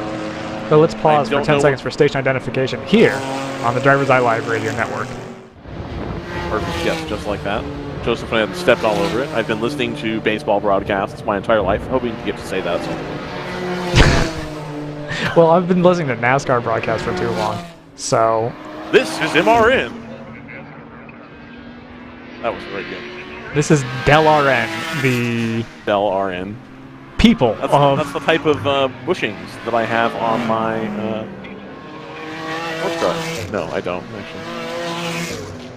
Del RN bushing. No? Alright, that's fine. I thought we were going to make a DeLorean joke. Ugh. Nobody should make DeLorean jokes. If you find yourself as the owner of a car or the prospective owner of a car with stainless steel panels, and that means 2 cars in this country, just stop and reconsider that. Tip from the top there. Does it... Are they moving... They're just moving trucks to aluminum frames, right? They're not moving them to aluminum panels. No, they were aluminum panels first. It's still steel frames. I'm talking about the stainless steel truck that doesn't exist that people keep talking about. That I refuse to say their name. They are dumb company. They are. They've got prototypes out on the road finally. No, Joseph. They have one prototype. Oh, okay. They have prototype. I'm not defending them. I'm just saying. It's the same one that they used at the launch 5 years ago, and have taken people's deposits and then not provided the vehicle in a timely manner. And if you talk to any engineer ever, they'll tell you there's no way that vehicle will pass a pedestrian safety crash test. 0% chance. I mean, all you've got to do is take those little inflatable bumpers that they put on the leading edge of airplane wings. There we go. Yes. To prevent de-icing, and just inflate those as soon as you. I don't think you want to prevent de-icing. Or you know what I mean, to prevent icing. You just put those on the front bumper, and as soon as you detect that you're going to hit a pedestrian, just kind of inflate those. So unfortunately, somebody has just parked their Model Y on the access road here, so hopefully they didn't hear me talking poorly about their car company. And he's here tonight. He's going to be coming up here shortly, and he's going to be wearing his branded T-shirt, telling me how his car could beat the entire field. Probably. Which, like, I'm pro-electric car. I feel bad, like, dunking on an electric car company, but they just, I don't. No, I am also pro-electric car, but, like, don't buy one from them. Yeah. In the same way that I'm pro-gasoline car, but I also don't think you should buy a Nissan Versa. That's an interesting direction to go with that, what you said. Why is that? Where did that come from? That seems like a pretty random slam. You know, it's not a random slam. It's one of my least favorite and probably the least reliable cars on the market right now. You know, if you are in the paddock and you own a Versa, I'm sorry. Consider trading it in. Wow. I got ads ready. Perfect. We can instead of dunking on. I was hoping you would do the ads sooner, so I would stop talking. I was gonna say instead of dunking on brands, we can promote the ones that we do like. That's okay. Nobody can dunk on anybody in this paddock as hard as the guy from Discovery Parts did in the driver meeting yesterday. So, interesting. I mean, it was just absolutely fantastic. Make it to the drivers' meeting on Friday nights if you want to see people just get absolutely obliterated and then handed free product. DriversEye Live here at Michelin Raceway Road Atlanta. We will be right back on the air on 98.1, on YouTube, on the PA.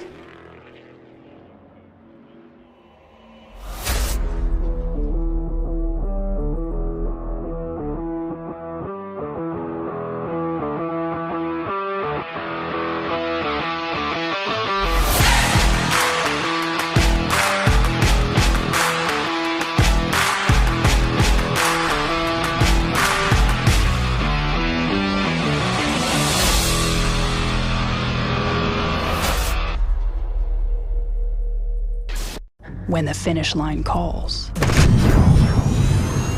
we answer. Hit the road with insurance protection from Hagerty. Whether you drive a built racer, sports car, or exotic, and save an average of $264. Get a quote today at Hagerty.com. Sentinel by Candelaria Racing Products is a comprehensive motorsport video system incorporating live streaming, local recording, picture-in-picture, flag status, leaderboards, data overlays, and more. Perfect for endurance racing, sprint racing, and HPDE. Sentinel includes everything you need to get started. With the ability to control the live feed from the cloud and GPS auto start, you will never miss an on-track moment. What are you waiting for? Get your Sentinel today.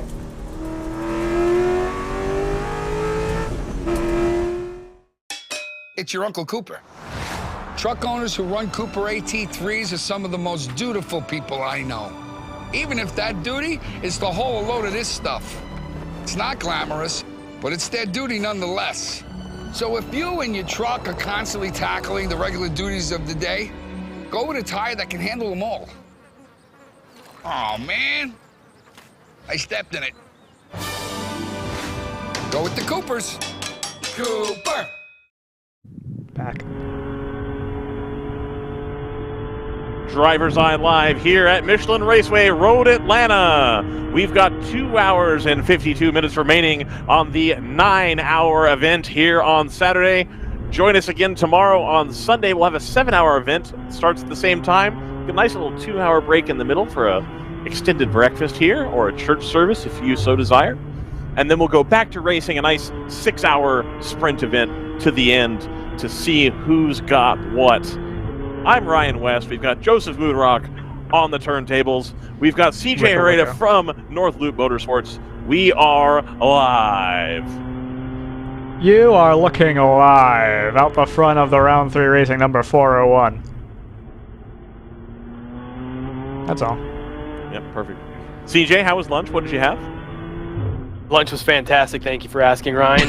Shout out to the folks at Chimborazo in Northeast Minneapolis. Yes. The best and not only Ecuadorian restaurant in the Twin Cities area. I had saltado and a carne empanada.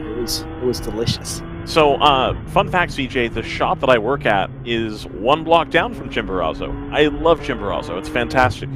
We should coordinate on seeing how they feel about endurance racing. So there are several people there who own Champ Car vehicles, in fact, and they have expressed great intention that if WRL were to return to Brainerd or any of the kind of tracks in like Illinois, all those Black Hawk Farms, etc., that they would be all in and willing to go racing in GP3 and GP2. So if we can just get RJ to go back to BIR, we'll be good to go. Do they have something personal against the great state of Wisconsin? I mean, I know I do, but I still go racing in America. You know, the opinion of the people that I've spoken to who aren't you guys, obviously, because you're GP2 champions, just like Adrian Sutil and Pastor Maldonado. And Davide Valsecchi. Yes, Davide Valsecchi. Oh! I love this bit for the record. Perfect. Wow! So yesterday, on the subject of this bit, Brad McCall does have the correct shirt where it says in big letters on the back-to-back world, and then in like tiny font, Racing League, and then back to the big font, champions. And I was like, yes, that's exactly what you need. Back-to-back world champions, and you just have the asterisk on there. So I'm sure you could get in touch with his t-shirt guy there, CJ, and get something similar made. Anyway, ours were not back-to-back. They were a couple of years apart. We'll have to modify. Two-time GP2 champion. Yep.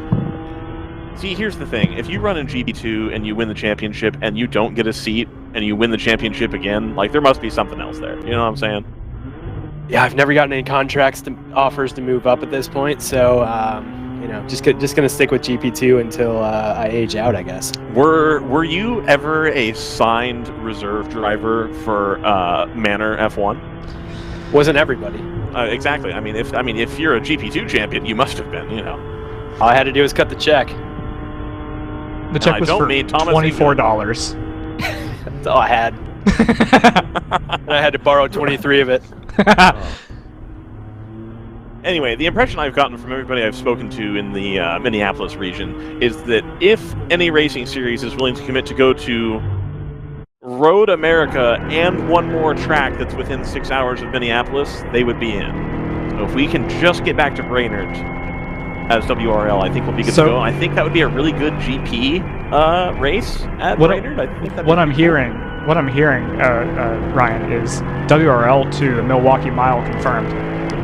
I hope so. That would be fantastic. There is a road course there. Is there really? There is, yeah. Wow. It's a cool place. I mean, there are some Brainerd's made some recent improvements to the facility as well, despite the untimely passing of Jed, who was their owner and really brought that place up to modern standards and kept it alive.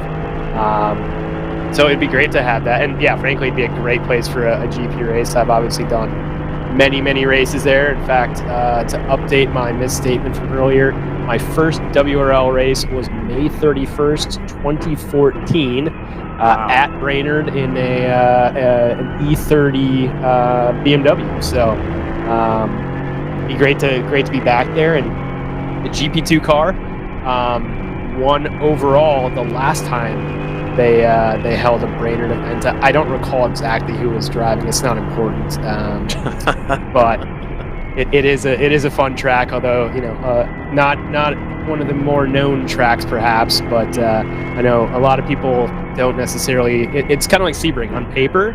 It doesn't necessarily make a lot of sense that it would be a super fun track, but then you drive it and it's really a good time. And, you know, it's a great place for the family, too. Brainerd has a zoo, which I've taken my daughter to, and, like, you can feed the giraffes carrots, and, like, you can let the giraffe lick your hand while you hand it the carrot. Lots of golf, water parks, hotels, lakes. It's a place many people don't even know there is a racetrack, but is a Minnesota, you know, summer and winter, frankly, vacation destination. We're probably, based on my unscientific sampling and survey, at least half of the Wisconsin and Minneapolis area residents own a cabin or a timeshare of some kind up there. Or your family does, or somebody. Yeah. Oh, I'm going up to the cabin. Yeah. That's what we're doing for the weekend. I'm like, what is this? The cabin? And like, what? Like, I don't just have that. Whatever. Some of those cabins are more like, you know, twice the square footage of my house. Which is cool. But yeah, it'd be great to have a race back there. If nothing else, it would make our tow average go down a little bit. Tremendously. Yeah. Yeah, that is one of the things that I hope, and I'm sure a lot of people hope, comes out of some success from these GP split events, right? To get some events on the calendar that are specifically for the GP guys. You know, some of those lesser known tracks would be great to have back on the schedule. I think which one did we have was it Heartland Park? Ozarks. Yeah, well, the Ozarks, yes, but that would be a great GP only race, frankly. I'm sad to see that off the calendar. I thought it was a fantastic event, really good driving, and that track is just amazing. I've driven a few things like it. Honestly, there are even sort of, you know, bigger name tracks that would lend themselves well to GP only races. Like Mid-Ohio, for example, is a pretty tight, compact track with a pretty small paddock still. Yeah. I hate to dunk on my local track, but there are, you know, there are facility improvements there that have been kind of wanting for a bit that, you know, I think lend themselves well to a smaller field and maybe a slower car selection. No, that's a good option. And as much as I'm enjoying today's race and looking forward to the GP only race here in July, I'm hoping the series isn't going to go too heavy on these GP only events, because it really is fantastic. You know, multi-class, 4 classes, being out there with the whole crew, 90 cars or whatever at COTA. It is, you know, still a special experience, and part of the reason I think all of us are gravitated and enjoy this form of racing so much. Yeah, for sure. I would hate to see it go to a GT and GP only. You know, for those to completely bifurcate, I think would be a shame to see. I think having an event like this adds to the variety of experiences that you can have in the series. So I wouldn't want to only do it, but I like that it exists. I like that the option is out there now. I would just like to make a quick shout out. In the paddock right now, there's 2 adults with gray sweatshirts on, and they're holding the hand of a small child with a pink sweater. If you guys are spectators, thank you for coming out in the bad weather. I'm up here in the second story on the corner, waving my hands. Thank you for coming up here. Thank you for bringing your child to the racetrack. I love people bringing children to racetracks. It's fantastic. Thank you for being here. I'm over here. I'm waving at you. You're looking at me. I'm looking at you. You have the gray sweatshirt. I'm totally looking at you. Now you're looking at a Camaro. Enjoy looking at it. It's red. Hoped I would get more interaction there. That was kind of disappointing, but that's all right. They must have earplugs in. They must. And that's responsible if you're bringing a small child to the track to wear earplugs. I still wear earplugs. Absolutely. Sorry, what did you say? What? Yeah. You know what? This is how I know I've started to get old. Okay, I've started wearing them to concerts. I don't feel great about that. Oh no. But I feel so much better after. It's night and day. Speaking of concerts, if anybody in the paddock has a hookup on Taylor Swift tickets, I promised my wife that I would ask around. not expecting to get any good leads that are less than 4 figures. But if you do have the hookup on Taylor Swift tickets, please get in touch. Yeah, if a Ms. T Swift is in the viewing audience tonight. If you're a part of the Swift family and you're feeling particularly generous, my wife has listened to your music for a long time, and we'd really like to go to the event in Minneapolis. As long as we're making personal requests, if anybody needs any Girl Scout cookies, I have the hookup. Oh, there we go. There we go. No, I perked up at that. I could use some Samoas. I will post the link to acquire cookies on some sort of social media with permission. Done. I will share that, and I will bring and share that on the DriversEye Live page. Well, no, we're journalists, though, so we're not really supposed to do that, are we? Well, I mean, I'm a guest journalist, so I don't think my independence needs to be quite as foolproof as yours. That's okay. We can negotiate that as part of your rate. It's one product placement as well as the bottle of whiskey. The next time I come to hang out at the shop. Brilliant. That's fantastic. So we've got a little bit of action on pit lane. We got the 418, we got the 64. They're doing some stuff in the trunk. 727 also pulling in the Pinnacle car. That's a really cool car that you can't see on the cameras because the detail on the wrap is really good. But it's like a gold color on top, and then they have this like mountain pattern on the door and on the side of the car, and it's really, really a cool wrap. And like as far as like liveries, quote unquote, go, it's like not very distinctive because you can't tell what it is on the broadcast, but it looks really awesome. I'm super into that, the Pinnacle car. And you know those shirts where they have, it's just like the basic outline of the car with like 3 colors, and it's the side of the car like it's a spotter's guide, but like low res. I would love that in that car. That looks fantastic. So if you needed a merch idea, I just hooked you up and exchanged that idea. I'd like 1 t-shirt, please. Please make that. It's so cool that Ryan has entered us into a barter economy. Absolutely, it's the best way to do it. I'm actually going to move to northern Minnesota and begin a commune where we will exchange various sort of goods, and services in order to just exist in the frozen north. It'd be great. Good luck with that. I wish you the best. Well, Joseph, I'm sorry, where do you live again? Ohio? Ohio. Okay, got it. Just wanted to double check that. So we do still use fiat currency as a way to as a way to sort of be like a holding zone for goods and services, so that you don't have to trade them directly with each other.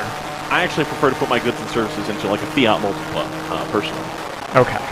So there's that. That's the van, right? Built into the van. Which one? The Fiat Panda is the one that looks like it's a car that got combined with another car. The multipla. Yeah. Yeah. I think Also, it looks a little bit damper. It is. The rain is coming in bigger drops, I would say, than it was earlier, but it's still steady. It's not like raining, if you know what I'm saying. Yeah. So everybody in the Random Vandals crew are going to be looking forward to that. They really like the rain that tire. Yeah, I just noticed the lap times were going up a bit, and it seems to be related to the onset of about additional moisture. Absolutely. Interestingly enough, we've had some feedback from a listener in New England, and if he thinks that he should do it better, maybe he should get on the broadcast. I'm going to run some irresponsible math so that to give us some new conversation points. Totally fine. Do some irresponsible math, and we'll do that combined with sort of a rundown through the field.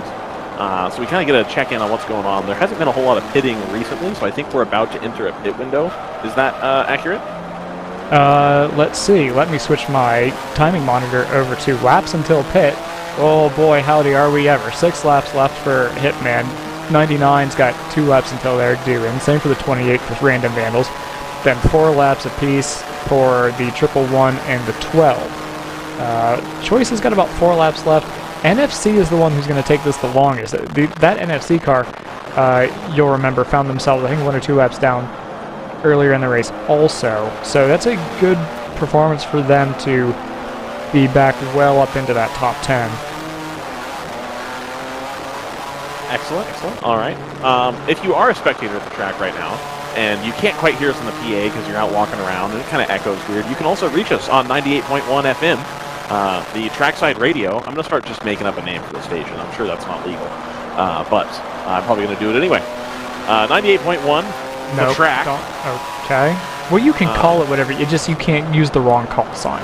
Oh, no, I'm not going to use a call sign, no. We're going to call it whatever commercial name I want to call it, because I haven't been provided an actual call sign for the track. So that's fine, but if you were looking for something to kind of watch, it's going to be interesting if you come down into the paddock right now, or even better, if you sit in the stands on the support pit lane, where it's like the baby pit lane that's kind of empty right now. There's a bunch of stands over there. This would be a great time to come post up in the stands and watch, because you'll be able to see all of the pit action as some of the cars start to come into the pit lane. And again, when do we think that action will start, Joseph? Like 6 laps, give or take? Yeah, I mean, within the next 5 minutes is when we'll start to see pit takers. Okay, cool. Anyway. They've all been pitting at roughly the same. I mean, we've seen some very busy And here comes the 28 down the pit lane. The Random Vandals BMW M4. They are going to pit in and probably put some tasty, delicious fuel in the car, I would imagine. Don't drink fuel.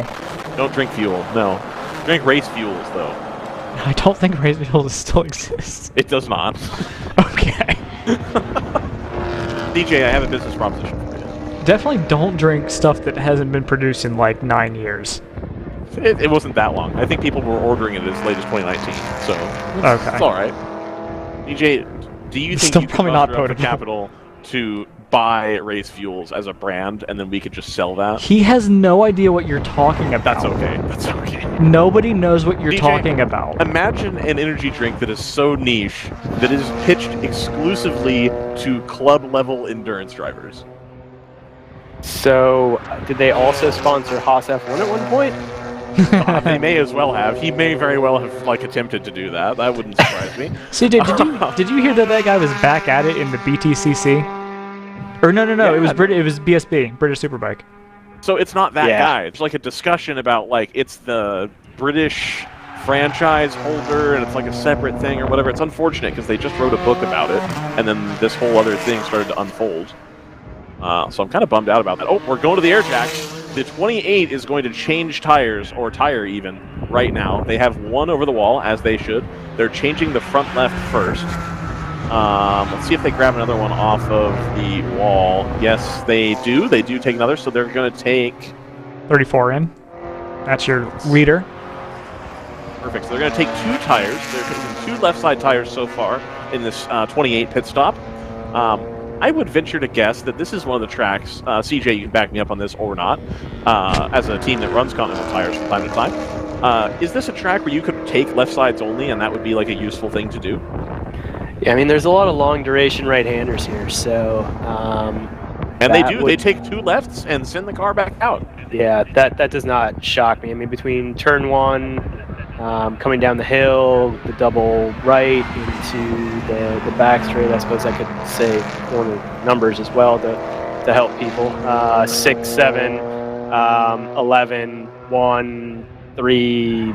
Yeah, the S is even, there's a lot of right-handers. They're going to be putting most of the force through the tires, and so that doesn't, I mean, Coda's similar to that, where you tend to go through the lefts a lot quicker. Even in these temperatures, I would expect you're still getting some fairly high wear, even with the moisture, or even perhaps in addition to the moisture, getting sliding those things across the surface is always what eats them up more than anything else. Pitman car is released, and then right behind it on the pit lane, the number 99 comes in for their pit stop. Like they're going to do a driver change as well. Number 979, Black Forest Racing, they're going to pull in for a pit stop. So it's all kicking off here. There is one person watching the pit stops from my recommended location, Sir, on the stands with the black sweatshirt and the gray pants. I can see you over there. Thank you for watching the pit stops. I really appreciate it. I'm waving at you from the corner of the building. Will you stop trying to get people's attention via the PA? It's not working as well as I thought it would. It really isn't. I'm a little disappointed by it. He's now taking a seat, tying his shoe, perhaps. Thank you for being here. I appreciate it. This is the play-by-play we're all here for, Ryan. Absolutely. I'm told that there's 200 spectators here, which is fantastic. Wow. That's awesome. Like, I am very excited about having spectators. I love being able to provide this service for people, to talk about the race. And, we keep it light. We keep it fun. It's not just boring old droning on about racing, like Scott likes to do. And, we talk about things. It's great. Who's here to race? Nobody. It's just a party. And I'm not invited. Ecuadorian food and... Yeah, there we go. Perfect. So you got the saltado. Does that one include the plantain and the chorizo, or am I thinking of the other one? I was kind of kidding that we were going to go back, but the saltado is amazing. You should try it.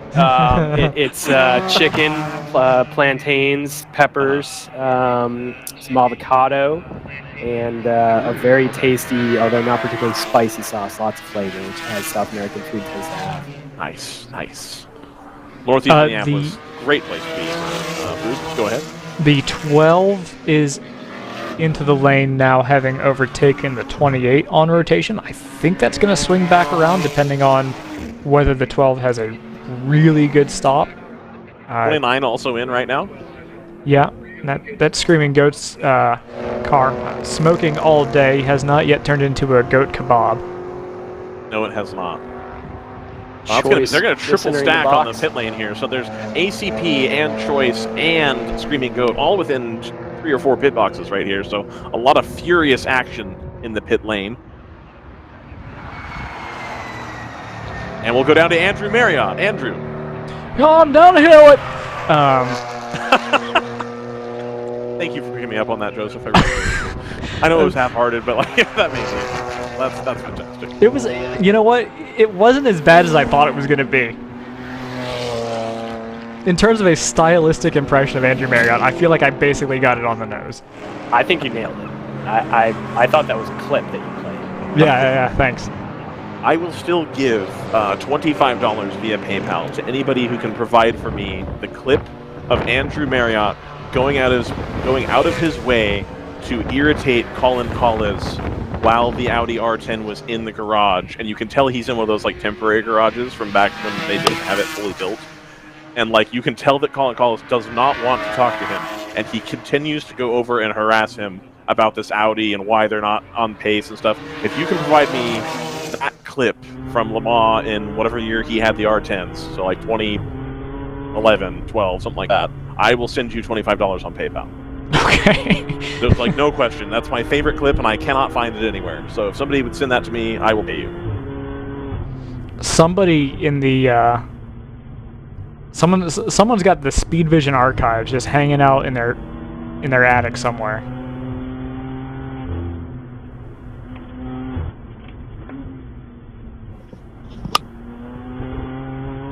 Sure, there's a torrent of that race out there somewhere that you can acquire semi-legally to quench that thirst. I mean, if it's an 11-year-old race, no, it's gonna be more. That might be back in 2008, 2009, Brian. Because those factory R10s did not. That was a while ago. Or the customer R10s, rather. They were customer R10s. That's 13 years ago or thereabouts, probably 2010-ish. I have seen it on YouTube before, but I can't find it. Anyway, I'd also like to introduce a guest here, since we're in podcast mode, and I told people in the meeting that if we go into podcast mode, you should come talk to us. They're like, please shut up. Random Vandals, please. Hey, how's it going? Good, how are you? Great. Watching my team do a driver change right now. Perfect. Right there on the gold, yellow, orange car? Yeah, pick a color. I think it's school bus yellow, but it's okay. the Conti Random Vandals car. And excellent. It looks like Mo Daka's getting in. I think you guys know Mo. We do. Yeah. Great guy. Formerly of Round 3 Racing. Right. Yep, absolutely. Yep. And Darius Tricka's getting out of the car. He's turned some really good times out there. Excellent. So we kind of stumbled upon it. You got a little bit of the rain that you guys asked for. Did you just get out of the car while it was wet? No, I doubled at 10 o'clock. At 10 o'clock. Till noon. Gotcha. But interesting. We've been running the rain tire all day. Okay, so what's behind that? Because we've been talking about it off and on here for a little bit. And what time it starts, I think, is immaterial at this point. The general consensus was that it was going to rain towards the second half of the race. And so if you're running a rain tire from the beginning of the event, and then you get towards the end, you've now worn the rain tire out, and it's not as good in the rain. So how does that... I think that would be true for most tire brands, but in the Conti, the rains hold up really well, right? And they turned out to be pretty quick, as quick or maybe quicker in some cases than the dries in the dry. Okay. So it was a good compromise because it was hedging the bet for the rain, and even if we didn't get rain, we were fast enough anyway. Okay, I gotcha. And yeah, the 28 is running at or near the front right now as well. Yeah. And so you're kicking ass on that. So you said in some conditions the rain tire is actually faster than the dry tire. How does that? Well, the dry doesn't like to get as hot as you would think. So yesterday when the sun was out, we were suffering. Okay. We would have been actually better off with the rain. So there's like this couple sweet spots where the rain does well even if it's dry. Interesting. Okay. Yeah. Well, it gives you another little thing to play with, as Right. far as you get options. And, I think there's a lot of teams probably that have a rain tire available to them, and it just sits on the trailer until the one day. But, if you're able to play with it, like, hey, maybe the dry fits these conditions right now, then, that's interesting. Yeah. So the rain is like inter rain. Okay. And so is it... obviously, it sounds like compound is different as well.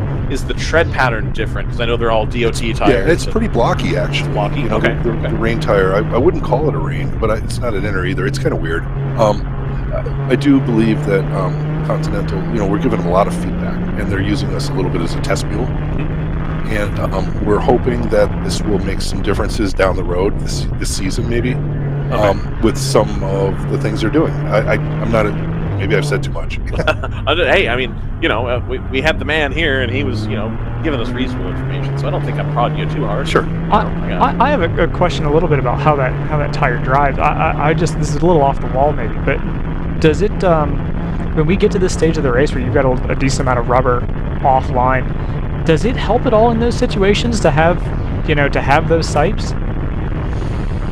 I don't know that it matters in that case. Yeah. I would say what I like about this tire that we're calling the rain is its performance is it's got a nice plateau, right? It doesn't fall off the cliff like some other rain tires would. And, we kind of heard that, back when IMSA had made the big switch and they had the big coming together of the Grand Am, the ALMS. Yeah. And that was the feedback that a lot of the teams gave, generally speaking, with the Continental tires, is that it would, get up to temperature, and then you got that level of grip the whole time. Right. And then it would fall off eventually. But, you got a pretty long life, and you didn't have these ups and downs, or, hey, it's starting to get slower, it just happened. Yeah. And so it's cool to see that, even in the pro racing, at least, that tire sounds like it's maybe, I don't know if it's intentional or not, but it sounds like it's a similar type of situation. Could be. Maybe accidental, but I will take it. But the point I'm going to make is that there's a tire that we like to call a dry tire, and that's the one that does fall off the cliff, ironically. Interesting, okay. Yeah, so anyway, it's a learning thing, and we're having fun doing it. Perfect. Yeah, I mean, it'd be a really solid scenario for you guys if it turned out that you could actually just run this tire as a all-weather tire, basically, all condition tire, and have it last, was it half a day? Not a full day, I'm sure. Well, we did a tire change in the middle of the day. You probably saw the spectacle that was. Kind of got away from us. The crew's awesome. It just it was a little mishap, and we ended up having to change a wheel stud, etc. So that put us way back. But we changed tires, and we could have gotten away with that because that was the stint. I got out of the car, and Darius jumped in, and I looked at the tires they blew off, and I'm like, wow, they look fantastic. and they were driving great, and we were just saying, well, if it's gonna rain, let's put the new ones on. But I don't think we had to change them. Okay, I got you. That makes sense. I did see down here earlier the 28 took a pit stop. He only took 2 left side tires, and so we were kind of talking about that too. High load right hand corners. Yeah, absolutely. And I think that was just a little bit of an insurance policy. I'm not sure they had to either. Although I didn't see those tires specifically. But yeah, 28's doing great. Absolutely. Yeah. Is there something different between the 28 and the? There's a pace differential. Is that a driver thing, or is there something? You're laughing. Yeah. So yeah, no, there's something different between the cars, and we're trying to figure it out. It's definitely a pace thing of the car. Okay. And we know exactly where it's at. We're not going to talk about that, but okay, that's fine. Yeah. So we're homing in on it. Okay, I got you. Perfect. Is it so? It sounds like it's something that you want to try to replicate on the orange car as well. Yeah. I think we're going to get there. I think next race we'll probably be there. I'm speaking for the team. I'm new to them, but they're okay. I got you. Long-time fan. Perfect. How did you get hooked in with Random Vandals? Again, I look at it as a perspective of enthusiast more so than a person who participates, because I don't participate. Right. And so I don't think I could pick up the phone, no matter how much track experience I may or may not have had, and just call Random Vandals and be like, "Hi, I'd like GT Porsche." So can you kind of give us a little bit of your background and how you got hooked in with them? Right. So I was I've been running with Pro Sport for the last 2 seasons. Okay. And it just time for a change. Dougie Livingston, amazing guy. The whole team, a lot of heart. I just felt like it was time to jump onto another platform. I've run with Catesby and Tim and some other people. Okay. One-offs here and there. But then, so I'm kind of scouting the situation, and then I've known Mo from other stuff, and he said, "Hey man, check this out. Look what I'm doing." I'm like, "Hey Mo, is there a room over there?" He said, "Actually, as a matter of fact." So here I am. Sweet. Okay, that's awesome. See, it's networking. Everything always is. Yeah, it's absolutely. who and you're hanging out, and hey, we've got an opportunity here, and that's how it works. That's fantastic. So you've been pretty happy with them, obviously, if you're still here doing it. And yeah. I love the series. I mean, WRL's amazing, right? IMSA Light or whatever you want to call it. I'm walking down the grid this morning. I'm thinking, man, compared to just 2 years ago, the hardware's gotten pretty, up. The game's been upped. Absolutely. We were talking earlier. I don't know if you heard or I think you would have been in the car when I was talking about it. But I said, we started covering WRL. We did our first race with you guys in 2017, and it was I think Catesby Jones had M235. Right. It's whoa. Yeah. Right. And then there was 1 or 2 NPO1s. Was it Stratus, Joseph, that was there in 2017, or was that somebody else? Joseph may have stepped away. Oh no. Okay. No, sorry, I was messing with audio. I'm sorry. What was the question? Was it Stratus that ran in 2017 that had the NPO1, or was that somebody else? I think Stratus showed up relatively late to the game, I think, in terms of NPO1. I mean, I know they're effectively they're as factory linked as you can get. Right. But at the time, I think it was basically people who were just kind of had picked them up with the intention of running them at massive events, I think. Gotcha. Well, anyway, the point being, in 2017, I would never have thought in a million years that we would have what's effectively a tire war at this point. Because we've got 2 teams that are developing tires, and it's wow, that's pretty wild. And it's cool because you don't see that a lot anymore in motorsport. And I understand that, especially in higher level series like an F1, I know it's starting to get a little bit on the ridiculous side. Right. And I know they spend a ton of time and money on it in Super GT as well. But it seems like it's being done in a semi-sustainable way. In that I don't think, and maybe I'm wrong, I'm not asking for anybody's tax returns, I don't think Continental Tire has written you this unlimited check and go buy whatever you want and do the whole thing and made it too terribly expensive. It's a partnership to help develop the tire. Yeah, you nailed it. So I mean that's a really good way to put it. But what I like is there's a multiple facet situation going on, right? We got the arms race of the cars, right? People are bringing in the AMGs, and we got some GT4 Astons showing up, brand new ones, right? And so if you go back 2 years, if you had an M4, you were the hot stuff, right? Right. And now you got an M4, you're pedestrian. Right, exactly. And it's so cool. So you got that thing going on, and then now you got the, like you said, tire war going on. And, there's a bunch of aspects, and then the drivers were starting to see interesting things going on with the driver lineup. People are coming over here slumming with us, so that's fun. I don't know about slumming. I mean, I think you do a good job. I think Random Vandals is good a team as anybody. Yeah, absolutely. So you had run with Pro Sport in the Aston Martin. Yeah. Talk us through. We haven't had a lot of people who run the Aston come up and speak, at least when I've been on the broadcast. Can you talk us through the difference in driving that car versus the M4? We've talked to a lot of teams that run the M4. JTR were very upfront with us last year about this is how the car works. How does that compare to running the Aston Martin? It looks like it's a little lower, a little bit easier to handle over the. Can you kind of talk me through that? Yeah. So the Aston is a beast. It's amazing, but it's got its limitations. It's, you know, it seems like it's much more front heavy. I could be wrong. I don't know the actual geometry, but you're always kind of nursing what's going on with, you know, the front end with, you know, brake release and things like that. And it's pretty hard on the tires. And ironically, I think Dougie has finally figured out the key to handling at Coda. And then we had problems at Coda. We had to drop out. And we picked up a GT4 Cayman Club Sport. Yeah, MR Club Sport that we slid in and took out the Aston. But during practice, that car, that Aston Martin, that previous generation GT4 felt better than it's ever felt. Okay. I said, Eureka, you guys hit it, you know? And then here I am. I left the team. You left the good car, and now you're like, we've extracted the maximum out of it. All right, bye. Yeah. I'm done. I need to go build something else. Heap on the side of the road. No, but so the things about the Aston that are amazing is I love the driver's position. It's kind of you're back in the cockpit a little bit. So you know, you're not so far forward in the platform that you're kind of trying to figure out what it's doing. You actually can feel it in your butt when it's starting to move. Okay. It's surprisingly really good on brakes. Okay. It brakes amazing. You know, people talk about push brakes and this and that. And Aston's pretty amazing. The thing that I wasn't thrilled about is the lag when you're shifting. You know, the paddles.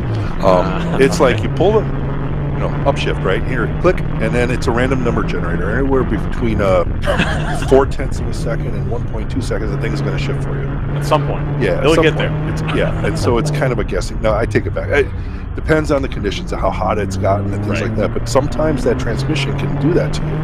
And I wasn't a big fan of that part.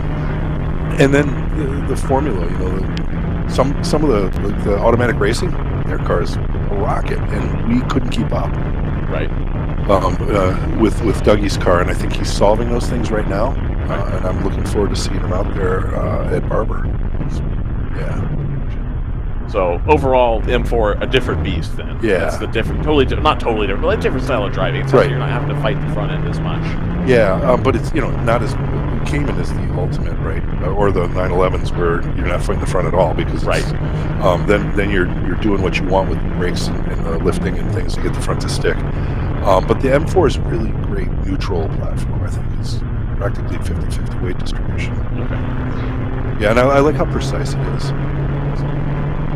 I'm curious because it's the older generation of car, and like by older, it's like, yeah, they ran it until, you know, 15 or 16 or whatever. But that car had been old at that point. Right. I understand that the BMW has like the top tier driver assist with the traction control, the ABS and everything. Right. Is there a huge difference? Yeah. You know what? I actually like the Aston's traction control better. It's got like 12 clicks. Okay. And the M4 is like, yeah, we're not going to let you think. We're going to give you wet, dry, and none. Okay, got it. So you can't fine tune it to how you prefer. And I'm like, that's an oversight. I don't know. Maybe they know better than we do. We're just drivers. But so I like that, having 12 clicks of traction. Okay. And same with ABS. You've got just a whole bunch of ABS settings on the Aston and the Cayman, but I haven't gotten into that with M4. I don't think that's available. Oh, okay. There's no ABS setting. It's just it is. It's okay. It's pretty smart. That's pretty cool. Sweet. Any businesses you'd like to plug? Sponsors? Anything? I know we talked about Continental. I don't know if you've got anything to plug. You got, say hi to your family at home, like Scott Pruitt. You know. So yeah, I want to say hi to the EPS crowd up in Connecticut. Those guys are my Porsche Club buddies, and you know, probably some of them are listening on this. My kid from University of Alabama, he's visiting this weekend. Excellent. Colin and Maddie and Michelle, so I wanted to make a plug for them. Perfect. Well, thank you for coming up and speaking with us. We love having people up here. I'm happy to hear your stories all the time. Enjoy the rest of the race. I hope for your guys' sake that it rains a little bit more so you can kind of extract a little bit more of that advantage. Right, no, so or be disadvantaged less, right? The rain is going to equalize things. So somebody said, it's good to have friends. Rain is your friend. We've got a lot of friends here. So I think tomorrow will be better for us. And hopefully we won't have any wheels flying down the pit lane either. Fortunately, we didn't have to cover that live because I think we had We went to break and then had an interview, and by the time we came back from break, you had already got it into the paddock. And I was like, oh, we'll leave that alone. So this is kind of fun. Get out of the car, right? And I take off my helmet, and Darius is buckling in, and it's a little longer pit stop because we're changing all 4 tires. And, we've got air jacks, so we got to go down and up right. A whole bunch of times. And so I've got my gear off, and I'm standing in the pit box, and the car takes off, and the tire goes wheeling. And I could hear like this gasp all the way down the road. Like, all the every team was going, oh my god! It was almost cartoonish. Yeah. No, but yeah, I'm really thrilled to be here with Random Vandals. These guys are an awesome, top-notch organization. And are you in for the full season? TBD, but it looks like it. Yes. The option is there for both them and me to do that. Okay. Excellent. Awesome. Yeah. So anyway, thanks for having me. Thank you for coming in. I appreciate you. All right. Take care. Yeah.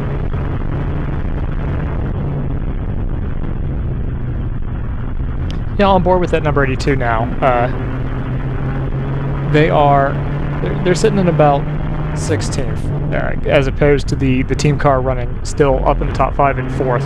So it's going to be a really formidable 2-car effort once both of those cars are in fit and fighting shape.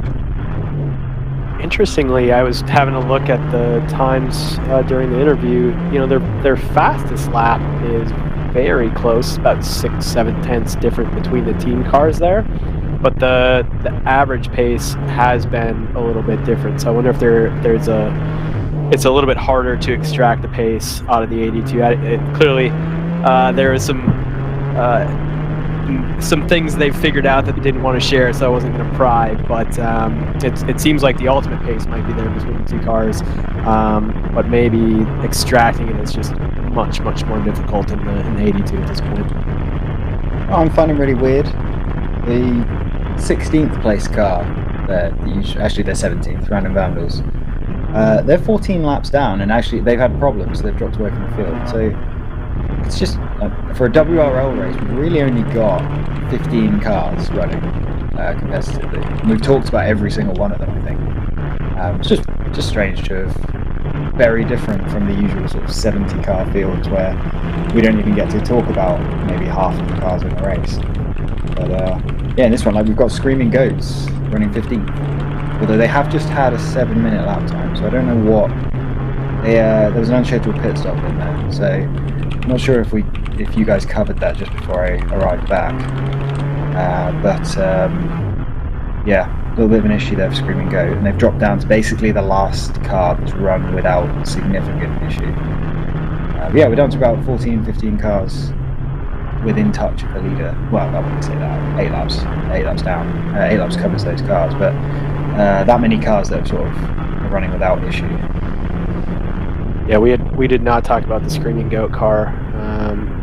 But yeah, that is an extended stop that they had. I wonder if they had to top up the 4 gallons of oil finally. Yeah, that's what I was about to suggest. Also, this is probably an obvious one, but looking at the pace that the Hitman car has been running just all day is phenomenal. I mean, they have been cranking out 30s, 31s, 32s, 33s as kind of their slowest pace. But for the little period of rain today, so just amazing consistency and outright pace from all of those drivers, which has gotten them to the front and gotten them back to the front even after their mishaps with the PUIs. I am going to disagree. The second driver in the car was definitely 4 or 5 seconds off the pace, but it kind of disappears because they had a lap lead when that person took over, and since then, all the drivers who've got in the car since then have been really quick and got that car back to the front, and also taken advantage of GTR, 99, Thunder Bunny, and Random Vandals, who are currently 5 or 6 seconds a lap off the pace themselves, and that's why they've got the big lead they've got now. There was definitely a driver, a Hitman, a point in the race where the Hitman car was not very fast, but yeah, that seems to be pretty common of all the teams. It's actually why the team that's not here, JTR, usually end up as the strongest team in the race because they have very, very consistent drivers. That's kind of a bit of an exception. But yeah, at the moment we are going through a phase at the moment where GTR 99, Thunder Bunny and Random Vandals running 2nd, 3rd and 4th overall are all way off the pace that Pitman's able to do, and that gap is stretched out well over 1 lap now. It's actually, I think it's in danger of going out to 2 laps between 1st and 2nd place.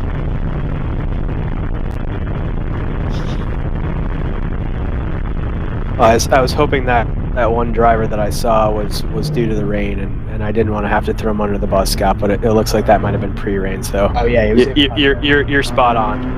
Yeah, it was the second driver, I think, because yeah, they got out to that 1 lap lead and then kind of lost it in 20 or 30 laps.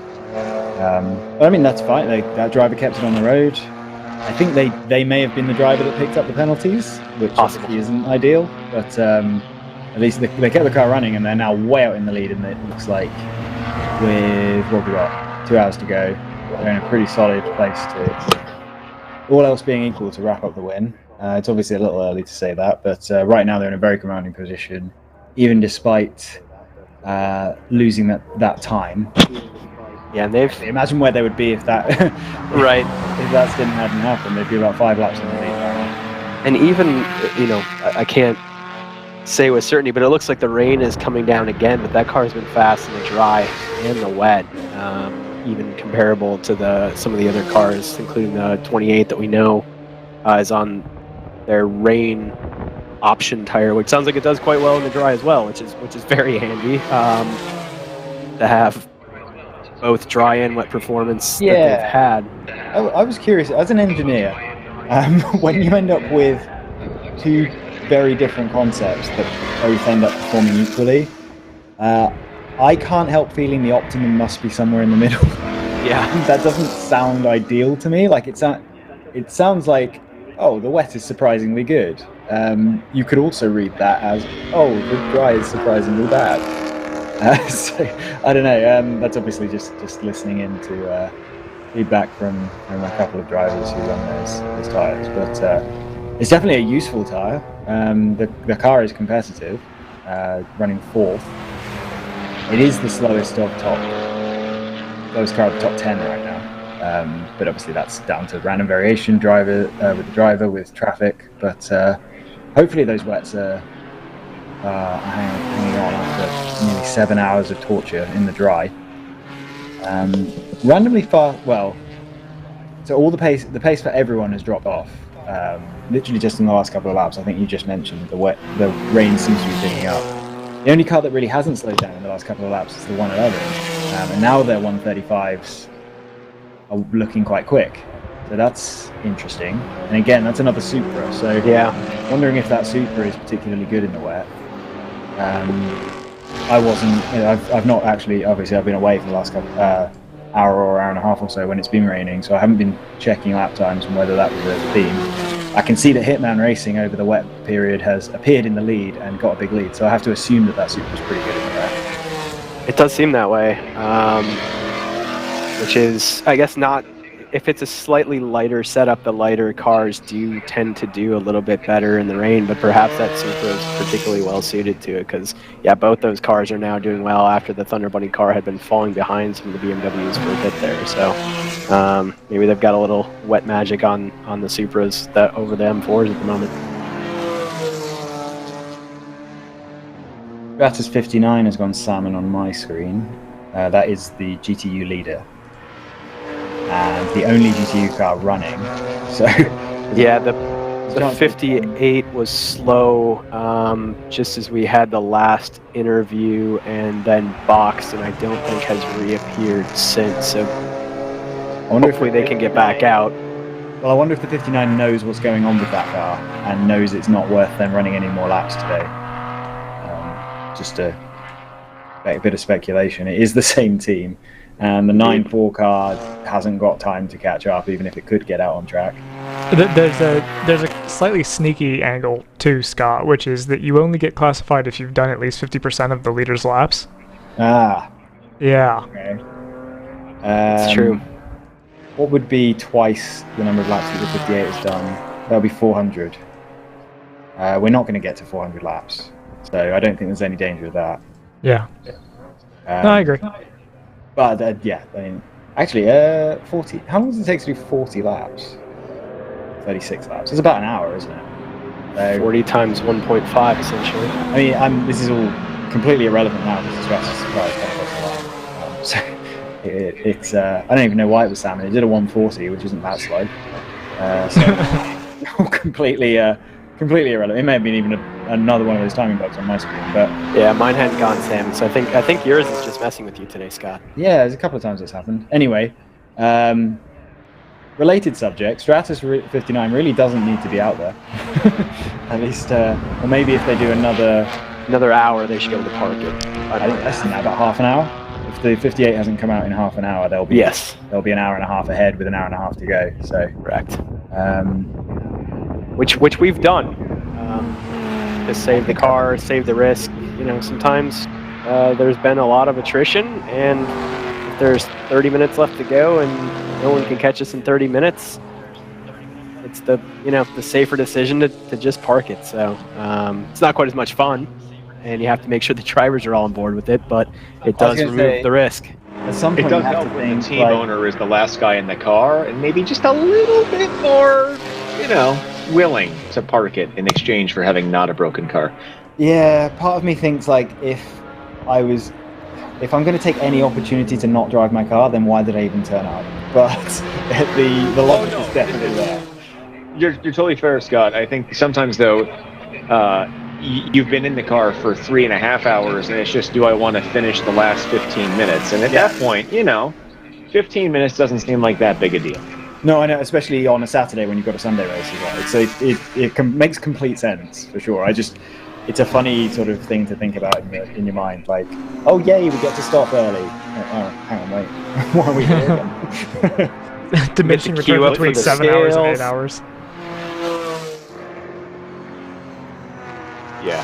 I mean, it is one of the weird quirks that you do, the kind of the mental gymnastics you do of trying to win both days versus maybe using that last half hour. I mean, think of it this way. What if you use up that last little bit of a suspension component or a engine that is maybe a little on the soft side or something that you think will last the weekend, but by putting a half hour in the bank, you have a chance to not just completely succeed on Saturday, but also succeed on Sunday, or better yet, in this case, if it's out of the question to really haul meaningfully today, put your best effort forward for the following day. And this goes back to, are you renting a seat to get, quote, your drive time, or are you there to be the most possibly as successful as possible each and every time that we get the car on track for a race?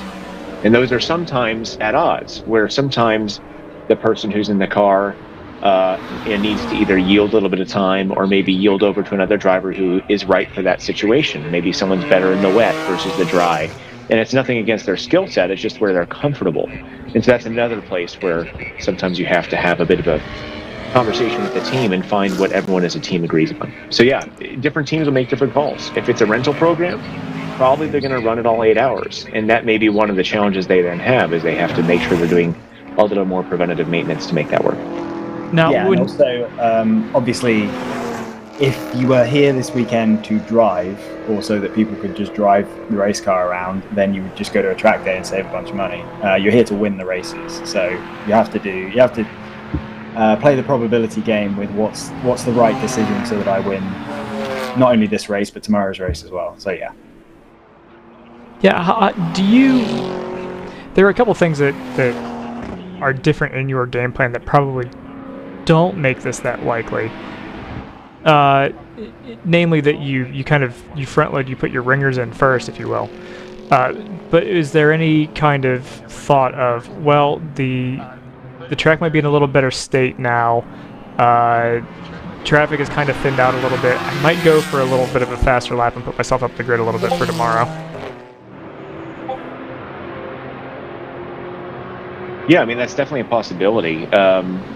That's another part of the strategy, especially it's a little bit unique to this class. Like, so in the GP2 class, for example, a big field is maybe 10, 15, 18 cars. And so starting 10th versus 5th or 10th versus 2nd, is really could just be down to the first lap or two of the race, getting that figured out if you think you will have the pace during the race. But in a class that's as close as this, and where the top 10, 15 cars are tenths away, not seconds away, there could be something to that. I know for a fact that there was a time that we were at High Plains that it was a 3-car race, but one of the cars broke on Saturday very early, and the other car had issues shortly thereafter, and so we were coasting along in first place and parked it early expressly to save the car, but the competing car got their car sorted, got it fixed, diagnosed the problem, and then went out on sticker tires to scrub in those tires for the following day, but also to set a fast lap so that they could be on pole. And they did. They went out on light fuel and they found a hole in traffic. It was pretty light, flowing part of the afternoon. And using brand new sticker tires on a car that was now refreshed, they had a bit of an advantage. So there is something to that. But again, in this race, it actually might be a bigger impact than in others where you're only getting a few spots. This one, it could be a big deal. So that's not beyond the realm of consideration. Yeah. Alrighty, gents. I have another interview here in a moment. And by in a moment, I mean like 15 seconds as soon as she gets the headset back on. I don't blame you. I don't like wearing the headset either. Lonnie Unser here from Round 3 Racing. She was in the car. She says it's been sprinkling off and on. Does this look like the kind of sort of conditions that you were seeing that were out there while you were in the car? Yeah, it looks very similar, but it's hard to tell from just sitting from outside. It's a lot easier, obviously, when you're in the car on the track. It looks like there's quite a bit of a dry line forming and a little bit wet on the outside, but it looks like where it's dry, it's decently dry. We're seeing pretty good speeds down turn 12. Gotcha. The number 89X, the red Camaro, is coming into the pit lane right now. Has hazard lights on as well, so hopefully that's not too big of a deal. As we see Will Choice slam the car down through turn number 12. It's always hard to put these things into numbers. If you could throw out a guess, what percentage more careful do you have to be 6 inches off of the racing line when it's something like this, where it's kind of wet? It doesn't look like it's drenched, obviously, but there's enough on the surface to give it some slip to it. Are you 15% more careful, or I gotta go half speed if I'm gonna be offline? Kind of what's kind of the threshold there, or are you in a point where with the Cooper tire you can just be no, I can have a tire up in the wet part and I can still hammer? It's hard because it is a little bit of a mind game, right? I thought they were going to try to be too wide there, and I was I don't know how it's going to work. Okay. Yeah, they don't mind the wet at all. It's you have to analyze everything 10 times more, I think, than you do in the dry, because in the dry you get in such a rhythm, but when it's kind of these mixed conditions, you really have to analyze lap to lap how it's changing, how it's getting drier, how it's getting wetter, and it's really not easy to do that, and it definitely takes a lot of mental focus. Gotcha. And so it was something we talked to Sarah about earlier too, where it's a little bit more like an IMSA race at this point, where you don't have traffic to not hide, but you don't have to hide in traffic and I had a bummer lap because somebody blocked me and whatever. You have to be turned on the whole way, and you also don't get the advantage of I can be offline here because I'm trying to blow around this GP3 car and I can beat him to the apex. The guy behind me is not gonna be able to get there, and so I can imagine that you're already ratcheted up because you've got the one class worth of cars, and now it's raining, and then the pressure's there that you still have to click off just perfect laps.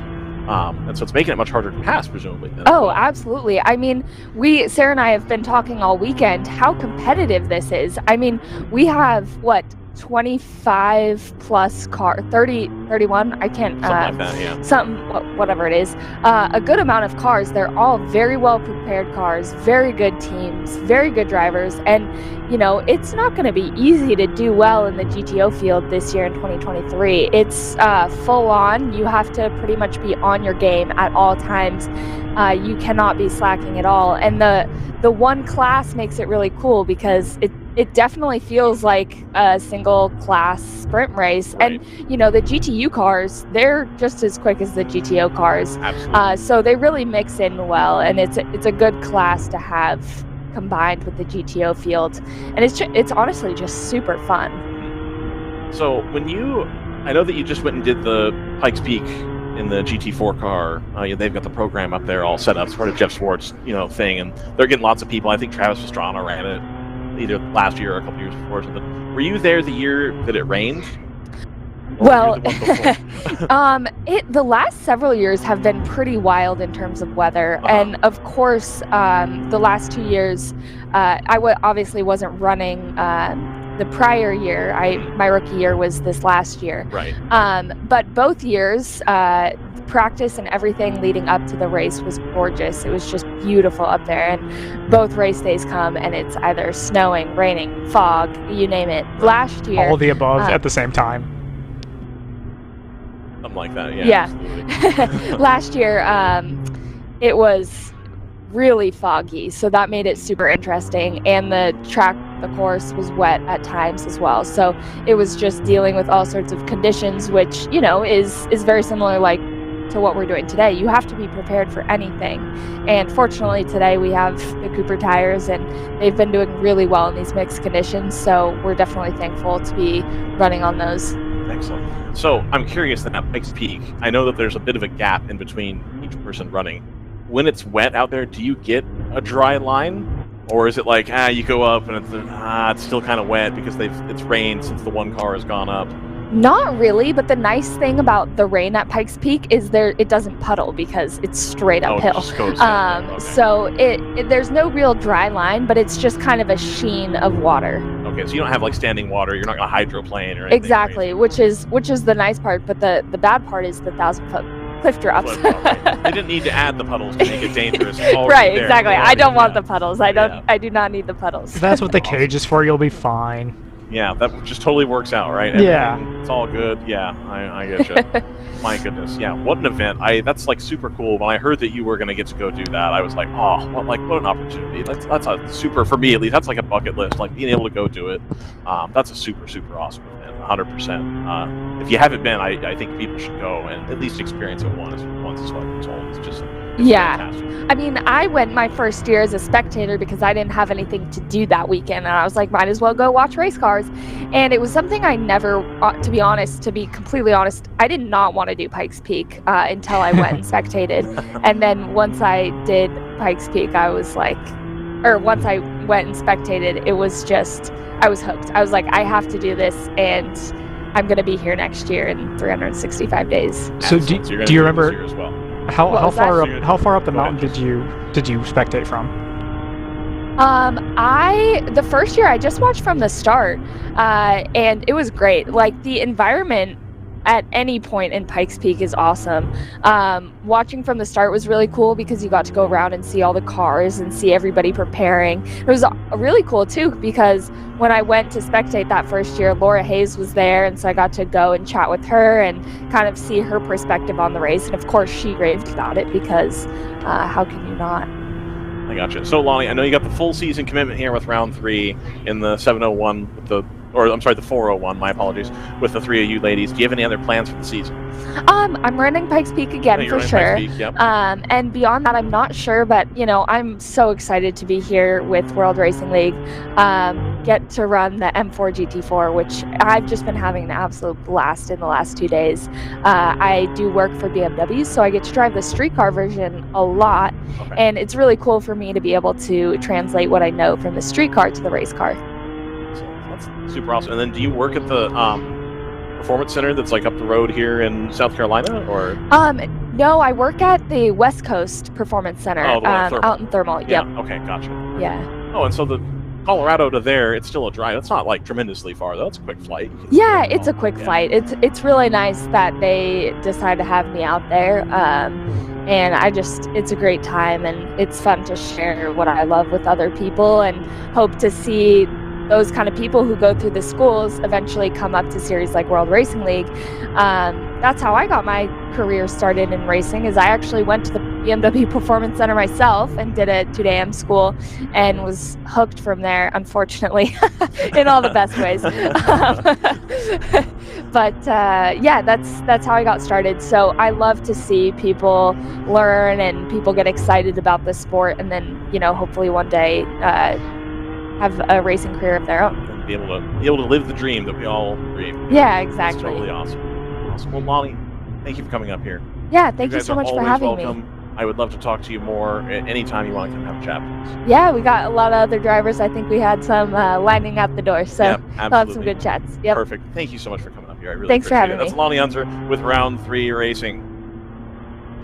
Yeah, so one of my favorite experiences is as a spectator. I don't compete. It was watching Pikes Peak from Devil's Playground. This must have been, it's probably almost 10 years ago now. 8 or 9 years ago. Just watch it from Devil's Playground if you can. If you can make the trek over, it is probably the coolest experience I've had so far. Because first of all, you have to get there at like 4:30, which is nightmares. It's still dark out. But you drive up the mountain.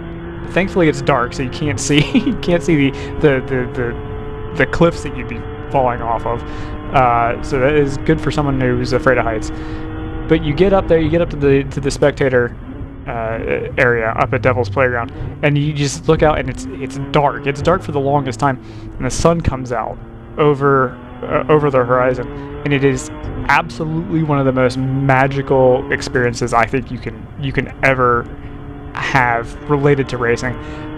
Maybe a 24-hour race comes close, or is on a par, but it was just I can't recommend it highly enough. If you have the opportunity to go as a spectator, even just go, just do it. To get up to Devil's Playground and bring a coat. It's chilly up there. You're at elevation.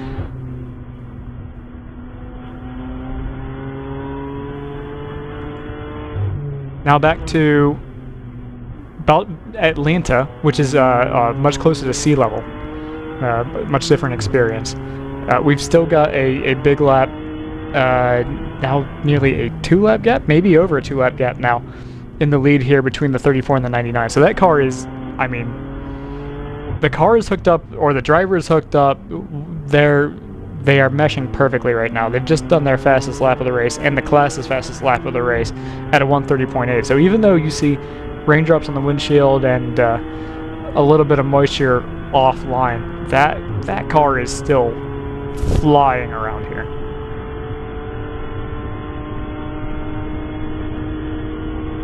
'59 is back out on track. Well, I don't know that it ever went off track, to be fair, but is out on track and still putting laps in it for the GTU contingent. At the moment, they're sitting on lap 248 compared to Hitman, who I think they're about 7 laps ahead. Are the 34 over the 59.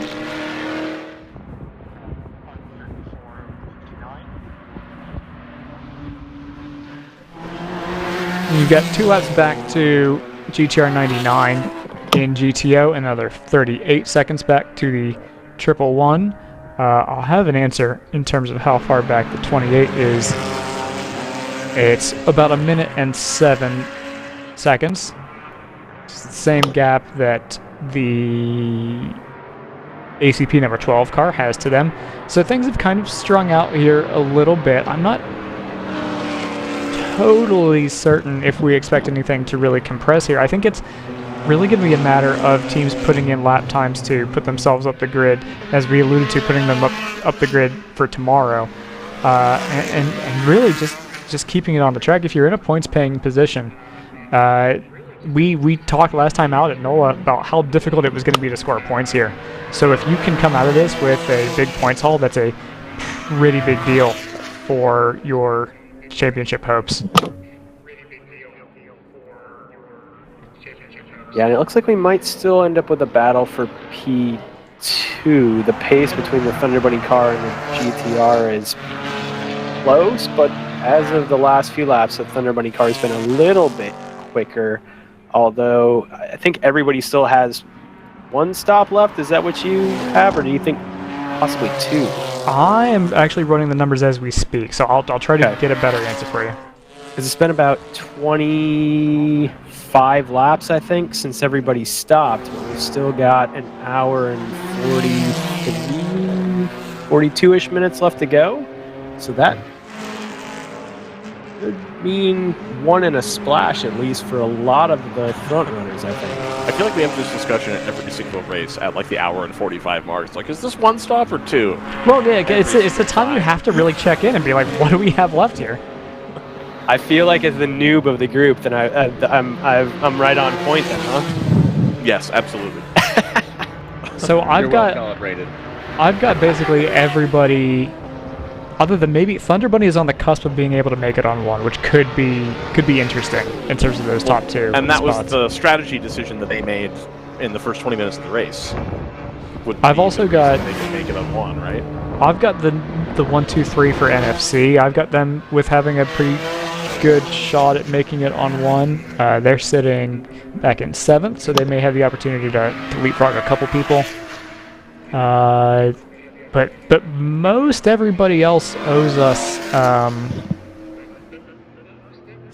owes us 2 stops, I think. NFC went about 6 laps longer than everybody else, it looks like, last time, and they've been doing that consistently. Thunder Bunny, I think you're Ryan, they got an advantage from that in terms of track position earlier, but I think everybody's basically on the same strategy at this point, although Thunder Bunny had a shorter fill, so I think they got a jump at that yellow about midway through. Okay. Makes sense. I will accept that reality and make it part of my own. I'm just gobsmacked at the pace of this 34. I mean, remember that car has suffered a 2-lap penalty, so that is, I mean, that car could easily be 4 laps ahead at this point. Which would be a lot. It's a lot for a class that is this competitive to be that strong. Is pretty remarkable. Now, to be fair, remember we've lost 2 leaders basically from on-track accidents, single car spin. So that has definitely changed the complexion of the race in a big way. But still, of the cars that are remaining, which is, to be fair, most of them, that 34 has been really stout. I mean, good showing for the Supra. I know it hasn't yet claimed any honors in WRL, I don't think. No, the road going one came very close. Well, actually did win Coda on track in 2020. Oh, the TAPG, the Toyota one. Yeah, but that was a result which was not upheld because of an on track. Wasn't quite. I guess it was technically a collision. It was a contact that knocked them a lap down. So. Right. That platform has always had pace. This is the first time we've really seen it campaigned in earnest in GT4 trim, or GT4-esque trim, I guess. But we know that car can be competitive. So it's just now it's taken us a year to get through the glut of M4s until people started exploring other options, and then now here we are. Right. Well, this is only the, 2nd or 3rd race for both Hitman and Thunder Bunny with that platform? It's super early in development. I think that's the thing that is terrifying for the rest of the field. Yeah. I mean, Hitman had theirs at Coda because we garaged with them, and definitely didn't spend any time lusting after that car parked directly behind us. So, but Thunder Bunny just got theirs before NOLA, right? Yeah, it is.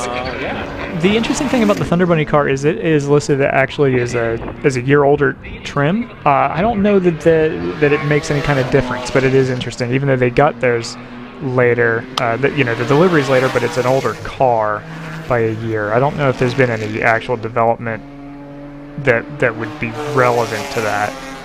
Well, and it was developed by people who know how to develop a GT car in, I believe that's Riley's project, is it not? It is, yeah. Yeah, so especially, they talked about, out of the box, the setup was pretty good. I remember it being mentioned, and it was like, well, I mean, if Riley provided you the setup, it's probably pretty dialed in for North American circuits. Yeah, I do wonder how... No, go ahead. I was going to add that in talking to Aussie Jace on Hitman, they just said, the biggest thing they had to unlock is how to accomplish the power to weight maximization. And that's so much of this in these cars is it was a great handling car to begin with, but to make sure that it was tuned for this rule set that's where the real challenge becomes. So clearly they've figured it out. I mean, honestly, they were quick at COTA. They had actually a very high qualifying time at COTA. It's just when it came to during the race, they made errors, and so honestly, that was them sharing with me. We happened to be in their paddock, as CJ said, so we got an opportunity to debrief them afterwards, and I think they were bummed because they felt like they showed the potential of the car, but they didn't realize the potential, and they're clearly doing that now. It's very impressive. We've had a car spin off here, and it's right in front of us. It's the Works 45 Audi, spun to driver's left coming out of turn 5. That was a hairy rejoin. It is now firmly raining. Yes. It is raining. Yeah, and so I'm actually just going to camp out right here because this is the part of the track that caught out the 27 and took them out of the race. When this part of the track gets wet, when the curbing starts to pick up moisture, it gets really treacherous over here. This is a really bumpy part of curb in the dry, and then you take even more traction away by adding water. This gets really tricky, and that's what just caught out the Works 45 Audi. The pace coming through, just using the eye test, oh, little twitch there. The pace coming through turn 12 has just completely plummeted.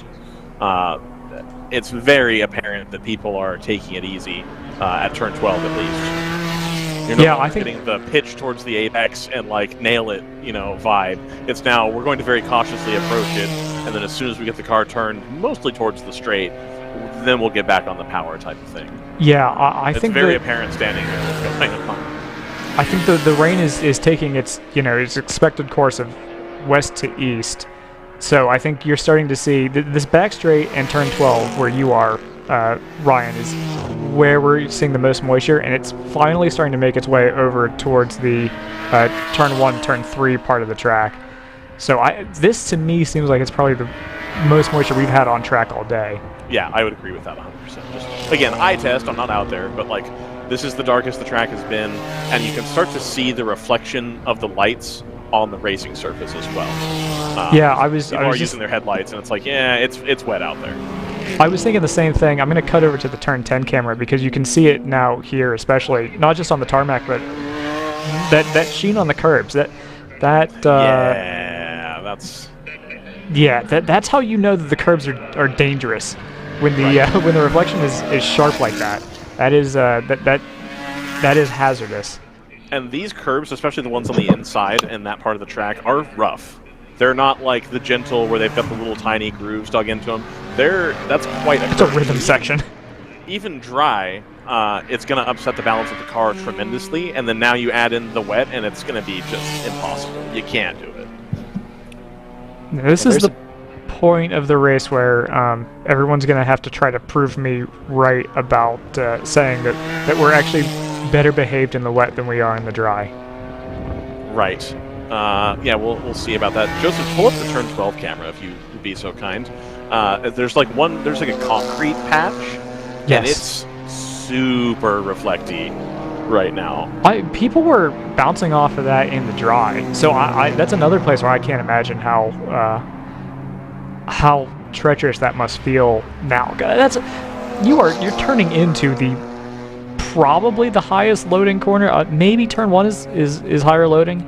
But those two, that end of the track is really, really fast, and not a place where you would want to have the car be unsettled underneath you. And it's unfortunate I didn't get to do the rooftop cam because I didn't have all of the relevant... Oh, here comes the Hitman car. Yes. For a pit stop.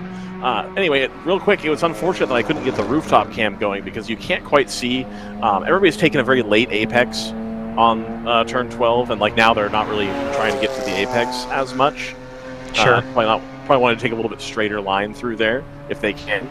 But the number of people who have started to step sideways on exit, having waded their way through the corner and then try to get back on it, now we're starting to see that as well, where there just isn't the grip to put down. And that's a very slick part of the track as well, because that's where every single car ever is trying to bang the late apex right there, because that's the racing line, effectively. Yeah, you want to have that super wide arc. Yeah, a lot of teams or drivers rather are there's not. a gaggle of 4 coming through turn 12 right here. Okay, everybody's playing it very safe, very cool. Oh, the 727 got very loose on exit. And the Choice Racing at the BMW was right behind it, played it nice and safe. But that's exactly what I was talking about, is you can't quite see it on this camera, but even once you've handled the difficult part of the corner, where you're falling off the edge of the earth and trying to get the car pulled back over to that side of the corner, the exit is looking awful treacherous.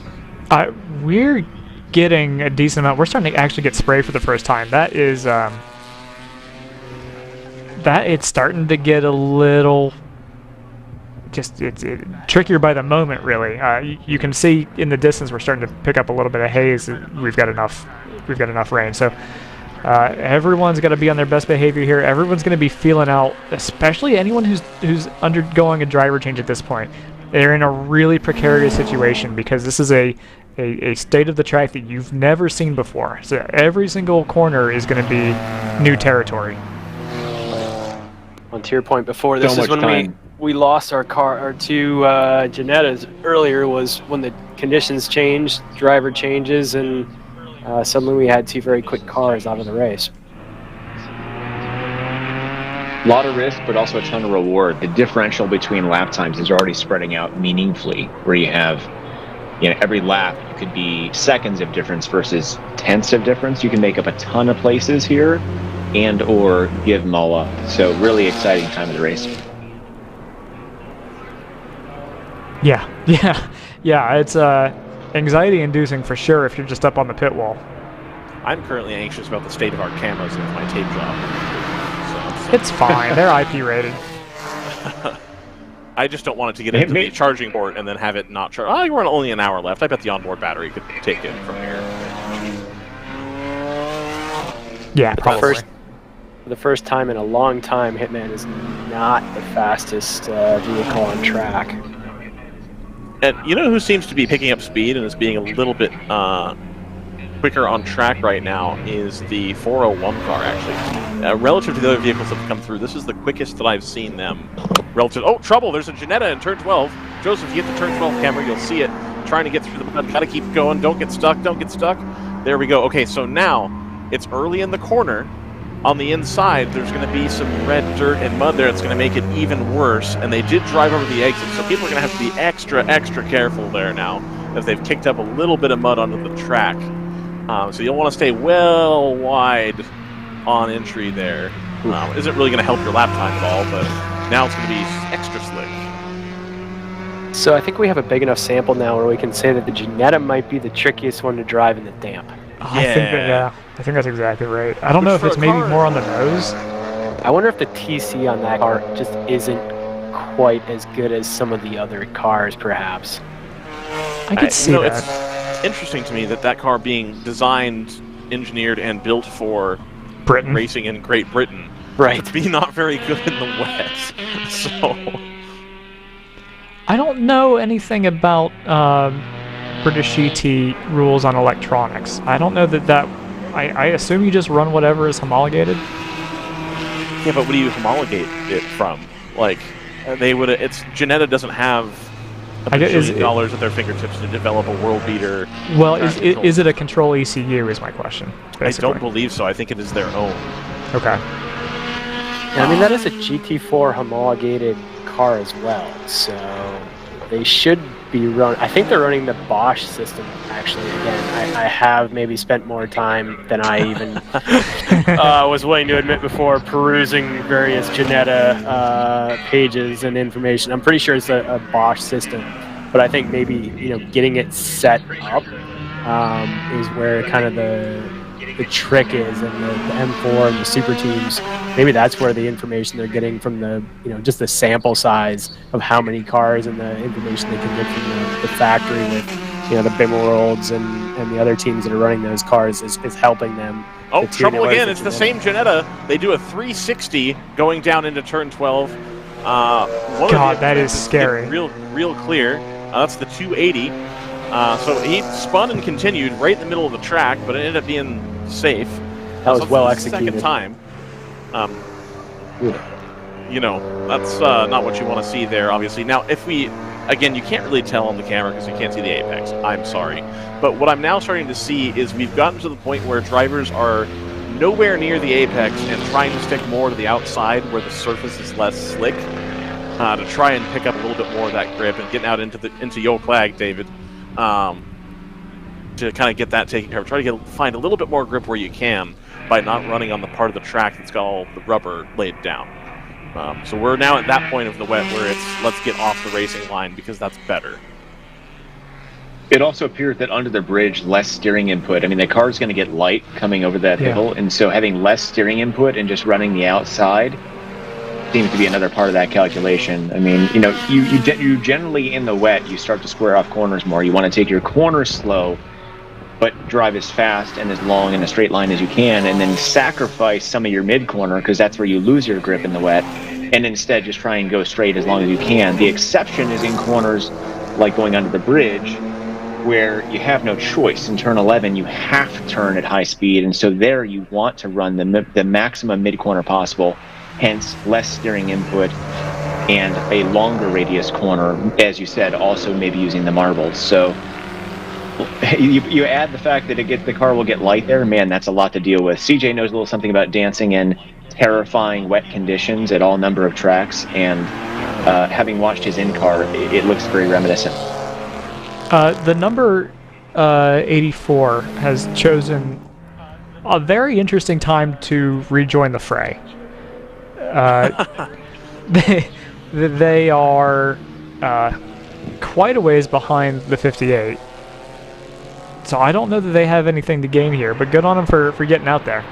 I mean, if it's going to rain tomorrow, and they have, or they have an issue that they're trying to figure out if they've fixed. I mean, this is actually one of those situations where I think getting out there might be valuable, and A, figuring out if they fixed whatever their issue was, and B, if these are the conditions tomorrow, get both the drivers and the car in the best shape possible. But in terms of just the finishing for today, I 100% agree with you on that, Joseph.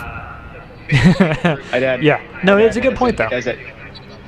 I'd add as a team owner, just from a team owner's perspective, what CJ mentioned, I'd pull that out is, you know, if there's people who have not driven this track in the wet, or who might be a little nervous about driving in the wet, putting them in the car in a lower risk, lower consequences situation is a much better place to start. So I'd also think about, hey, who hasn't driven this track that feels like they want to get some laps when it doesn't matter, so that they can go, 5/10, 6/10, not wreck the car, ideally, and still learn the track, so that tomorrow we can have our best foot forward. 28 is in. All right, Joseph, go ahead if you got something you wanted to pick up on. Oh no, that was all. I think those are all, I mean, great things to keep in mind. Everyone's going to have a slightly different objective here in the last 90 minutes. Looks like a lot of pit colors in the pit lane. Yes, they are. As well as the 28, Random Vandals car is also in the pit lane. They look to be doing a driver change as well. It's a 99 in too. Let's see. Yep, 99's way down there. So we got some pit takers. I gotta think that maybe if it's gonna be wet and lap times are at this point, 20, maybe even 30 seconds off of their ultimate fast pace, that you can save enough fuel now where they're thinking, okay, if we pit now, we're safe kind of either way. Even if it does dry out, we can save enough fuel until the end. I think that's definitely going to be a consideration, but I also think that they were due. Who is this? This is the 99. Yeah. They did 40 laps roughly, I think, right?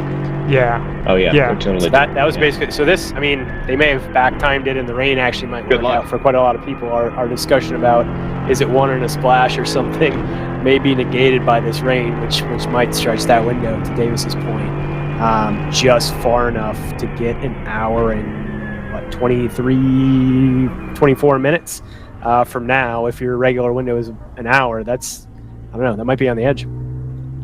That we've just been passed by the Hitman car here on the onboard for the 401, and they're gapping us by a pretty good margin. So it seems like the 34 has they've taken a bit of time to get used to the conditions, and they are starting to pick up the pace here.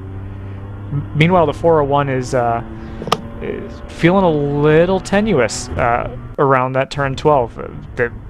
Obviously, we've seen catch out one or two cars already, so it's difficult to blame them. Absolutely. And I believe they told me who was in the car. Let's see. I'm going to pull up the entry list. It has the names on it. Talk amongst yourselves. I'm curious from both a competitive and a journalistic perspective as to what tires that Hitman car is running, because that thing is currently 4 to 10 seconds faster than some of its competitors, although the NFC and number 12 ACP are doing pretty good laps now too. Imagine being in the 99 camp and thinking, or the Thunder Bunny camp and thinking, finally, we've got a chance to pull back some time, and then you look at the lap times. Oh no. Exactly. There went 4.5 seconds last lap to P2.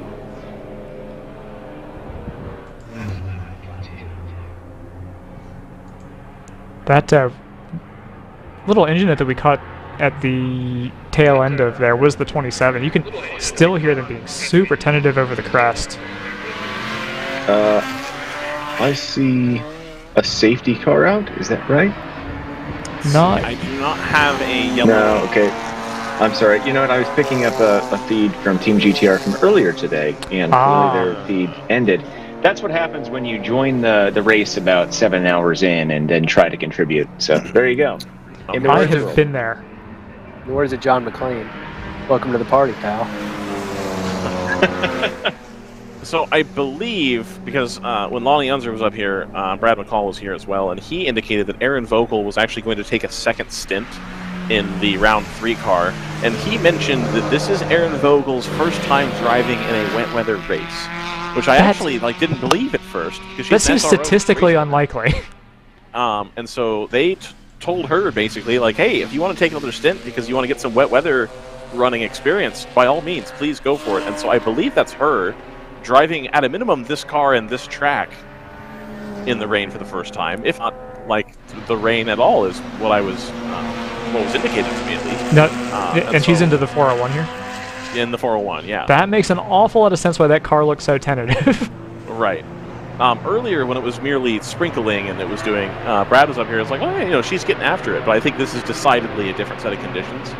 I think the rain is less hard than it was 20 minutes ago, 15 minutes ago, but the track is not going to dry up in any reasonable amount of time with the still very steady drizzle that we have going here. Yeah, I'm curious.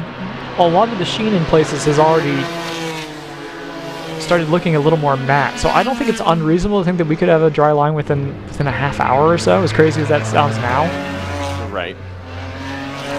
The rain is still steady. It is still raining technically, but it is much less treacherous now, I think, than it was. Like I said, 15 minutes. We did just see the 34 kick the tail out a little bit, so it's not sedate by any means. Right. It's still not an easy situation to handle. No, I wouldn't. I personally would not want these to be my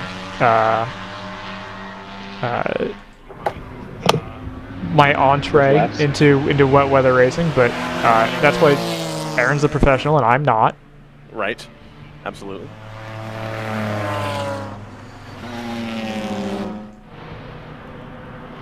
If it does dry out, those folks we were talking about are with the pit stops with an hour and 23 to go is going to get a lot icier. Yeah, you either have to go into full conserve or just make the commitment for the pit stop at that point. I mean, if you were at that point, I think you'd tell the driver in these conditions, save now if you can, as much as possible in the wet, and try to conserve it so that you can use a little bit more if it does dry out. But now is the time to make that decision. Right. Yeah, a lot of lift and coast into the braking zones could help a lot here. I mean, you're already off throttle and applying it very lightly and progressively by design, by necessity, in the mid corner. And so, the best place, you're not going to give up a whole lot by lifting a little earlier and coasting in the wet. Not to mention, actually, the car tends to like it with some cars. Again, this is our car in particular, but other cars might like a little bit less kicking input, but for longer. And if you can get that right, it's both going to save some fuel and in the wet, not cost you a lot of time. I have noticed that people have now moved back to the racing line through turn 12.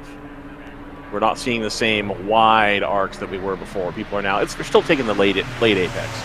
And it's still tentative compared to earlier in the drive. But we no longer have people just stay in the middle of track the whole way through the corner. I think it's, I would like to know how much of that is people standing on the pit box and looking outside and relaying to their drivers, okay, most people are taking that outside line. Most people are doing extra wide and feeding that back in. Is that something that you all would do, or do you just kind of let the driver kind of figure out where the grip is? CJ, why don't you chime in on kind of your process in the wet? And I'd say from a team owner perspective, the reality is you have to put the right people in the car who can process and figure it out on their own. We more will give them an idea of traffic behind and ahead so they know what's coming up. In the wet, it can be very hard to know if someone's right on your butt because you're trying to focus on just driving 100%. So we might give someone a heads up, hey, car's catching you, maybe this lap as a heads up. But in terms of direct coaching, that's really more at the driver's request. So maybe CJ can chime in as to, because he's particularly great in the wet, as to how he approaches each lap being different and what he wants when he's driving. Yeah, and thanks for those very overly flattering comments, Christopher. So, I mean, every lap is kind of different in these conditions, and so you're just playing with it and trying to find where the grip is. I mean, honestly, having to drive in the winter in Minnesota is very useful for driving in the rain because, we're always having to look for where the ice is, where the grip is, where the black ice is. So, I think all those reps of trying not to drive into the curb helps in the wet. But you really are, there's kind of the traditional rain line, which in some corners works really well. Other times the racing line is actually the better line. And so you're just playing with it and trying to both feel and look for, shiny spots, look for puddles. And you're trying different things. It's really a fun time to be a little bit creative in running lines. Like at Mid-Ohio, last year, there were some lines I never would have thought to try. They were kind of looked like they would be dicey, but I got offline and found a ton of grip there. 111's in. Sorry, 111 No, go ahead.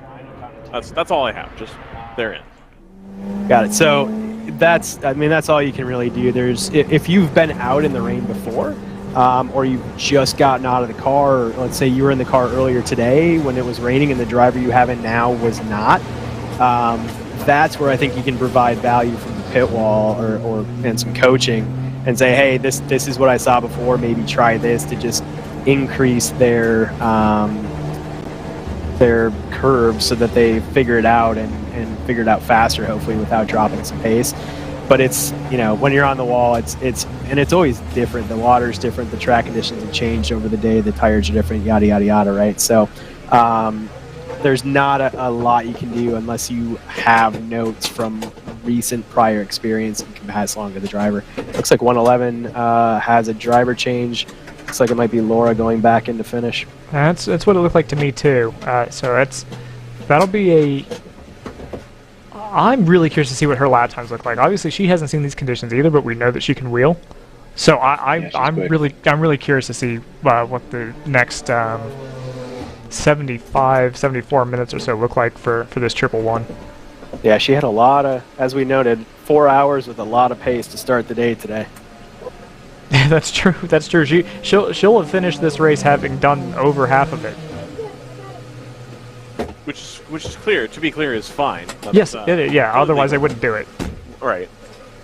No, I mean that's actually one of the things is in a team that you discuss at the beginning, and you say, hey, if a podium is on the line, and one person's going to be better in certain conditions or is feeling better for whatever reason, that person might get a little over helping on a particular day. Maybe we'll try and even it out over the course of the weekend. But hey, man, you got a P2 with a genuine P1 in hand.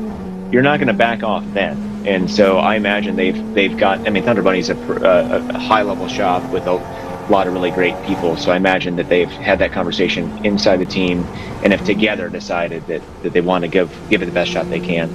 I'd also add to CJ's comment very briefly, just one other thing we can add from pit lane and wet is how much lap times of comparable cars are changing. So we might tell you, hey, the other E46 in your class is doing a 46 or a 49 or whatever it is. Giving you relative pace information also gives you an idea of whether you're leaving anything on the table, and then you can start thinking about where that might be. It's undeniably, the wet weather is a tricky but also really entertaining and expanding driving experience. I'm sure everyone out there is simultaneously upset that they have to drive in this, but simultaneously thrilled. Yeah, I want to stay on this onboard for a little bit because I'm really interested. You can tell where it's awesome because you can see basically where she's picking up information, right? Not where she's picking up speed, where she's picking up information and she's processing, okay, this is how much slip I have in this corner, this is how much slip I have in this. She's never seen these conditions before, but she knows turn 5 is tricky, she knows turn 6 is tricky, she knows turn 7 is tricky. She's already off the throttle by the time she's cresting the hill into turn 10. Watch the decision she makes into turn 12 here. Because I've already seen it on track, obviously the onboards are a little bit behind, but watch the motion for turn 12. Listen to this. So she's going to come up here, going to go up the hill into, we're going to go through kind of the 10A, 11 complex up here. And now just ride right through here. See, gets that little bit of a wiggle on, and then, okay, cool, that's where the grip is. That's the limit. I'm going to pull it back inside now, we'll be able to get something figured out. It's interesting, she straddles the concrete in turn 12 that time through. I wonder if she'll do that again next time.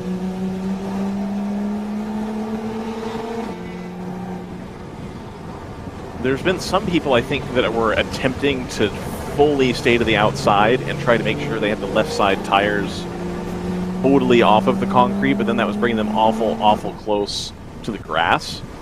Yeah, Trying to stay it leaves you a lot less thing. margin. So it's like,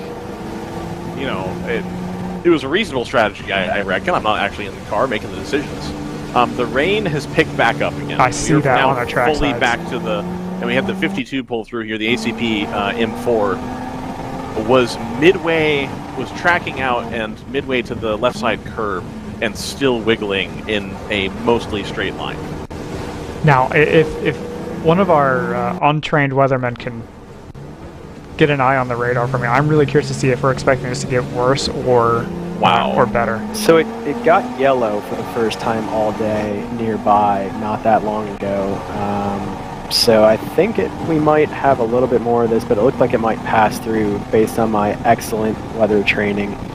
I will also note, just looking at timing and scoring, that we've been talking about it for quite a while today, and even talked to one of the drivers in the team car on the Random Vandals. That car right now is much faster than everything around it, although we'll have to see what the pace in the 111 is now after Laura gets comfortable for a few laps. Right. They were a 44. A lot of other teams were basically 49, 48, 50s. So they have very good pace in the wet, as I think they expected and set the car up to have. And so Laura, you see here on the second time, much more gentle, I think, on the steering input, and is able to keep it a little bit more stuck to the ground. Doesn't have that same kind of fidget moment she had there the first time through. So I think she's learned that and is now going to figure out some laps. Now the flip side is it's much wetter now than it was the first time she came through, and she has to do a whole nother lap here. So this is really quite illustrative, and I like it a lot. But we've got some other onboards as well. We do. We can do a comparison, and I would love to be on board Aaron Vogel with the round 3 racing number 401. Do you think we can do that as well? I was gonna avoid that because it felt let's see. Oh, okay. No, I get what you're saying. The thing I wanted to illustrate was it's a completely different car to drive as well, in that you have a big power, more of a broody kind of car. And how about NFC? Okay, that's fine. I'm all right with that. Thank you, Joseph. It's probably a better call. It is a little bit bigger power car. It's not nearly... I think it's probably a good middle ground between the M4 and the Supra as far as the two polar opposite ends. And we can see how this driver... I don't think they have the driver mark on. They do not. And we'll see how they kind of deal with the rain here and how they tackle turn 12. Yeah, people are very... Oh, go ahead. No, I was looking at a different feed, I think, for NFC, but that they had just exited pit lane. One thing I noted is he's exiting pit lane. One thing we haven't talked about, but the driver always has his or her visor, and often it's a tinted colored visor sometime, and immediately the driver had the visor down and popped it up. It looks like a dark tinted visor.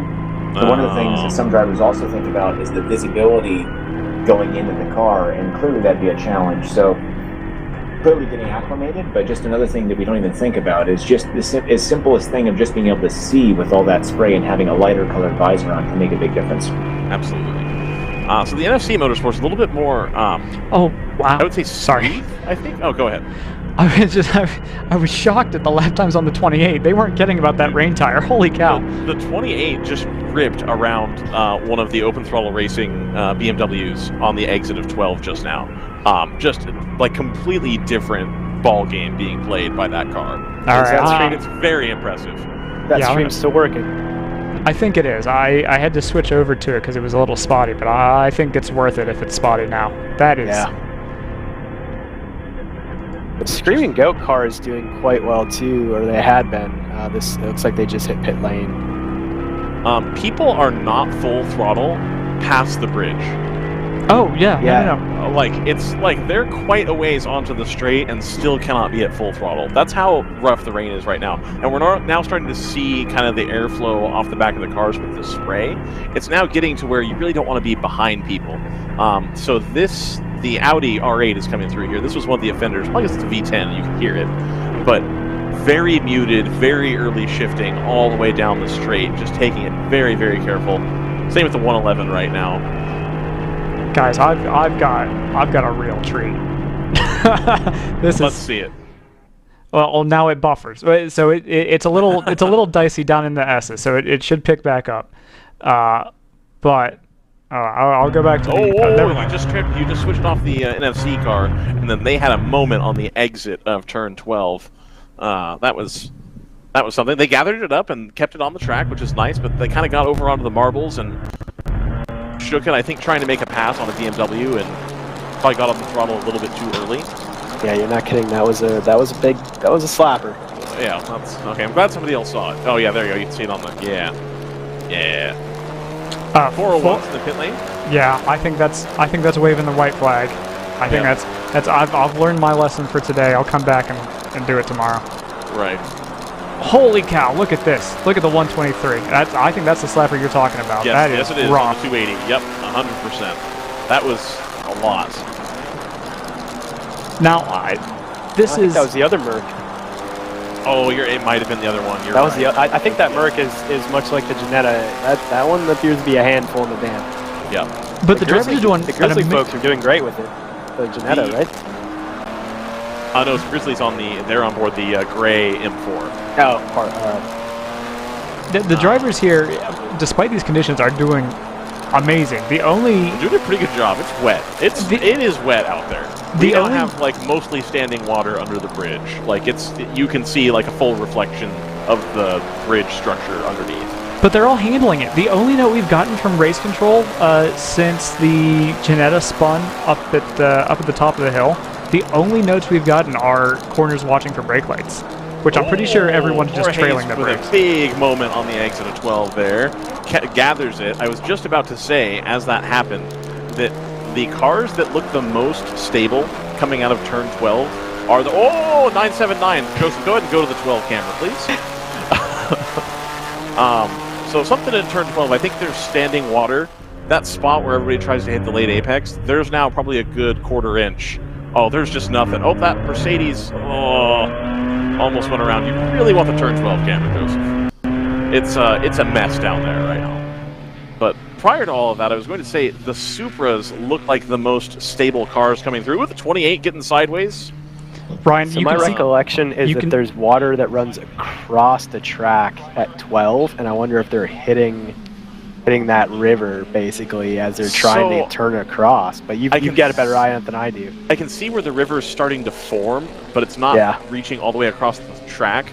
But the spots where you can tell the tire tracks usually are, those are now fully a place where you can hydroplane tire. Like it's pooled. So it's not running sideways yet, but there's enough that if we went yellow, the river would be there. It's only no river because of the cars running through it. Oh, the Stratus car also just getting all kinds out of whack there. The problem, Ryan, happens, is... I'm surprised every single time it happens, but every single time people catch it.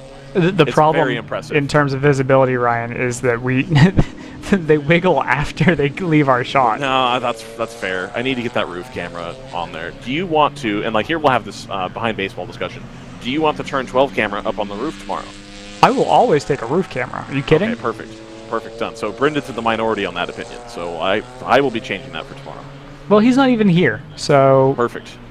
It's the battle for the last podium spot, I think, is going to be interesting, as Random Vandals is 6 seconds a lap faster.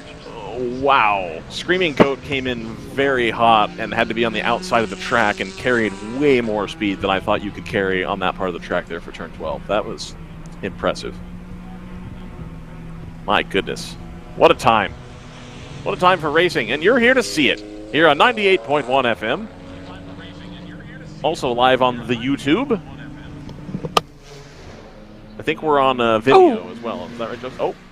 Janetta in the wall. Janetta in the wall. It's just... Ooh. No good. Oh, they lost a wheel. Oh, that's going to be a yellow right there. Oh, let's hope the wheel stops. No, it's just the tire carcass. The tire carcass. Tire carcass. Okay. Interesting. All right. Well, that's going to be a full course yellow, I reckon.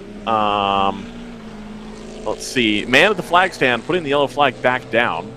No, you're going to want to throw that out. We're going to need to recover this car. Okay, there we go. Oh, he went to grab the purpose-built double yellow thing. Yes, okay. Okay, got it. One of the Jennas is coming back in. People are diving for the pit lane right now. Hitman's coming for the pit lane. The 763 is coming for the pit lane. There's a giant puddle right before the last right-hander before you come into the pit lane. I'm going to be honest with you, Ryan. I don't think I pit here. I think there's a chance. I think that you wait. I think they must not think they can get to the end, even with the... What if this is the end, is the point that I'm going to make. No, fair point. I think you stay. I think you stay. Unless you're marginal on fuel. I think once... Yeah, I mean, I think... Once you have one car go off for conditions, I think it puts race control in a really difficult spot. I agree with that. Hitman also has a 3-lap lead, so they can afford to be a little bit conservative on taking a splash on the yellow, just to make sure they don't, have a weird lose one. I don't know if it's a dual pump setup or lose one pump and not get enough, and so they've got a little bit in hand to be conservative. This car is coming back on a flat toe, no question. It's hit the wall pretty good, and tough day for the Janettas. It's a horrible day for the Janetta. I mean, we have 4 of them in the list, and 3 of them have gone out with wall contact.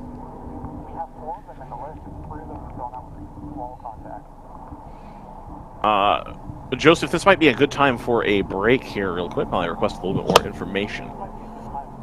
Sure. Just pull that up. Got the 99 coming into the pit lane. I'll call the pit takers here as we come through. We've scrambled an additional safety vehicle. The 2 by the pit lane left, and then we have a 3rd one heading up the track. Let's see. Yeah, I see the flatbed's been deployed, which makes an awful lot of sense to me. Right.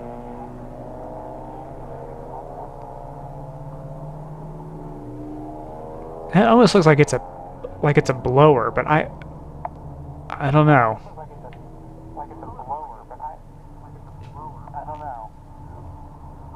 I don't think there's much benefit in sweeping the track.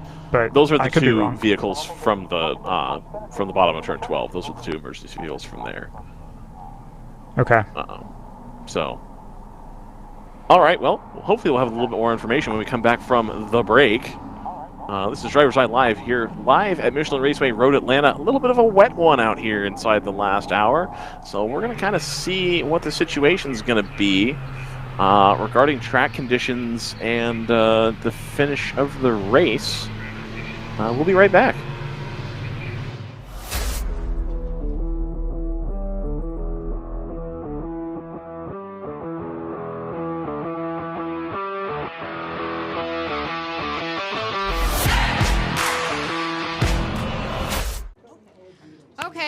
right, all right. Hard stop at 6 today. We need alignment by then, people. Here's where the rubber meets the road. Have these initiatives moved the needle, like, at all? Well, let's shift gears a minute. We're really kind of at the apex here. Well, we gotta stay agile. I said we fast track the pitfalls. Can we circle back? Keep everyone in the loop. Focus, guys. We're in a race to the finish, all right? We need to put the pedal to the metal. We need to nail those hairpin turns, cross that finish line, and take that checkered flag. Yes, Josh. Yes. Start your engines!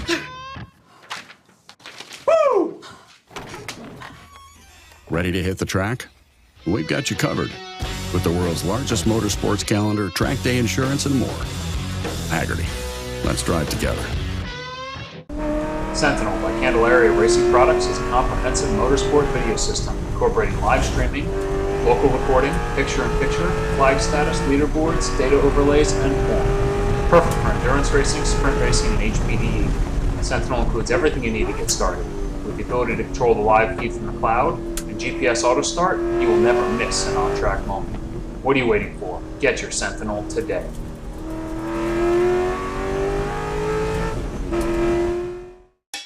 It's your Uncle Cooper. Sure, once in a blue moon, you might need your tires for hauling a horse in a hailstorm. But most days, you're gonna need your tires for tougher things, like teaching your sister's kid how to parallel park.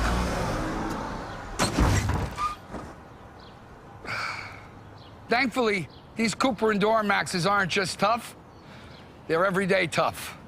Okay, there's a lot of improvement. Go with the Coopers. Cooper!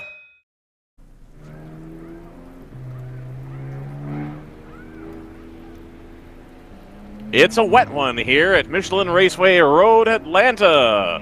I'm Ryan West, joined by Joseph Moodrock on the controls, Scott Michaels from time to time, and CJ and Chris from the GP2 champion North Loop Motorsports team. We're DriversEye Live. We're here to cover the last hour of the first round of the weekend at Road Atlanta. We're happy to be here. We're under a little bit of a yellow. We've had a Janetta have a really unfortunate situation here. It seems like it happens in the rain. You know, people are getting it wrong, and unfortunately it seems like the Janetta's having a little bit tougher time in the rain. I don't know if that's down to tire or weight distribution or traction control or whatever that is, but you know, they've been having a rough one since the wet conditions have started. Unfortunately, because of the yellow flag, which, let's be clear, is a required thing for safety when we have an accident of that nature, I can see from my vantage point that there is now a full river running across turn 12. And so the slowdown in pace is going to allow the track to get even more wet, and that, quote, drier line, in quote, is going to suddenly disappear. So if we go back green anytime soon, it's going to be, I reckon, a yellows breed yellows type of situation, unfortunately, because it's just super treacherous conditions right now as people are coming down through turn 12, and you can see the cars just absolutely splashing through the puddles that are down there. We had a big chunk of the field just go through there, and that cleared a little bit of the river, but it's going to come... Yeah, it's coming right back. You don't want to be the first person through it. Is really the moral of the story. Not at all. And, you know, the 280 just came through after, you know, the entire gaggle of the field had come through, and they wiggled on the exit as well. Now, granted, they're trying to catch the back of the pack, but it's going to be a rough one out here, I think, for the finish. And I think people are going to really, at least I hope, be making decisions amongst themselves about are we in a position where we can gain some spots, or are we just trying to preserve the car to fight tomorrow and make sure we take a car that's in one piece onto the trailer overnight, because we've got 7 hours of racing tomorrow, 6 of which will be uninterrupted time here. So we'll wait and see what race control decides to do with this. I do have a message in to RJ. Hopefully we'll get a little bit of clarity, but I'm guessing they themselves are still trying to decide what it is they want to do. I will say it looks like the rain itself has abated some. It has, but you don't have people running the line consistently, so even if the rain has abated a little bit, it's still going to be quite wet out there. Yeah, it's a difficult spot for sure. At least it gives people the opportunity to bring the pulse rates down a little bit and just, you know, visually inspect where the water is. It's not something that you maybe get quite a good a chance to do at speed. Here you have a little bit more of a track walk situation. You can kind of assess things a little better maybe. So CJ, here's a question for you that I've been curious about for a while. It's a rainy situation like this, and you're in the car. Are you dialed in and like I'm rocking it, I'm working, I'm on my game, let's go, and then the yellow comes out and it's like, oh, I had it, I was locked in, and now my concentration's blown? Or are you thankful for the yellow to say, okay, now I have a minute to, you know, resolve myself, kind of get back in a good headspace, and I can go back out and crush it again? Where are you at?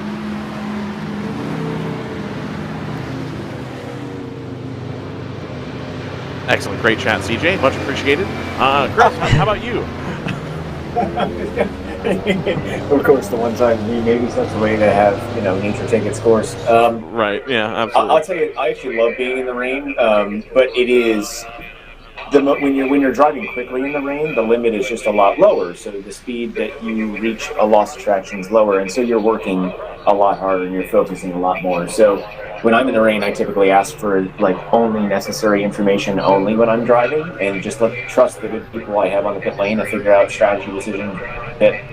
And I love the respite of a yellow. I love rocking it and just keep moving, but I think everyone in this car is at least somewhat grateful for a quick break, to reset, to tighten the belts again, to communicate with pit lane and ask some questions and figure out where we are. The truth is, if you've just been going for the last 30 minutes in the wet, you probably haven't gotten a lot of information, especially at this track. And so now is a great time to learn about where the race is, get a bigger picture, talk about things you learned, maybe even convey some information to drivers about what's working for you. As CJ said, the best information for the next driver is the previous driver's assessment of what's working, what they've tried, and also where they think the car could be improved for tomorrow in similar conditions. This is an ideal time for teams to get better, not just for today, but also for tomorrow, and the driver probably relishes that break. Perfect. That is exactly the type of answer I was looking for. Thank you, Chris. I much appreciate it. No worries. I'm sure CJ was completely capable, but for whatever reason, and other things. He does have small humans that he somewhat is responsible for. Well, and then he seems to think that today is like an important day in his life or something, or it's like about him or whatever. And I'm just like, how unthoughtful of him to take time off on his birthday. Hey, CJ's back. Dinner's at 5:45. He needs to wake. I was literally explaining what was happening to my 6-year-old son, and also dealing with questions about when he could eat the cake that's downstairs. So I'm sorry I missed the probing questions, but it sounded like Davis made something up to occupy the time. So yes, that was correct. I have driven in the wet just once or twice, so I had at least something on purpose today. Definitely. CJ, the quick version is, when it's raining out, do you want to stay locked in, or do you like it when they throw the yellow and it gives you a chance to relax? It varies.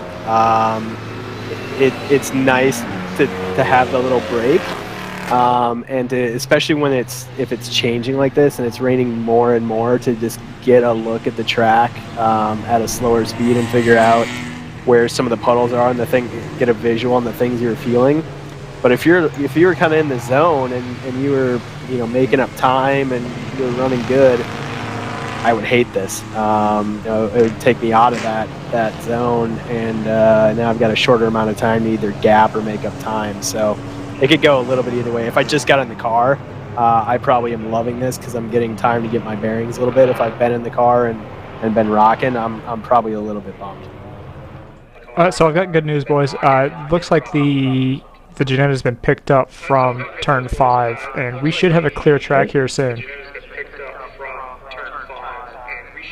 And it looks like the Random Vandals car is going to be very, very close to the rear of the Thunder Bunny car. It looks like 6.5 across the line. It looked like there was 3 or 4 cars maybe in between the two of them. Lights are off on the pace car. You just saw it. So we are going to go back to green, and we're going to go back to green on this lap. Perfect.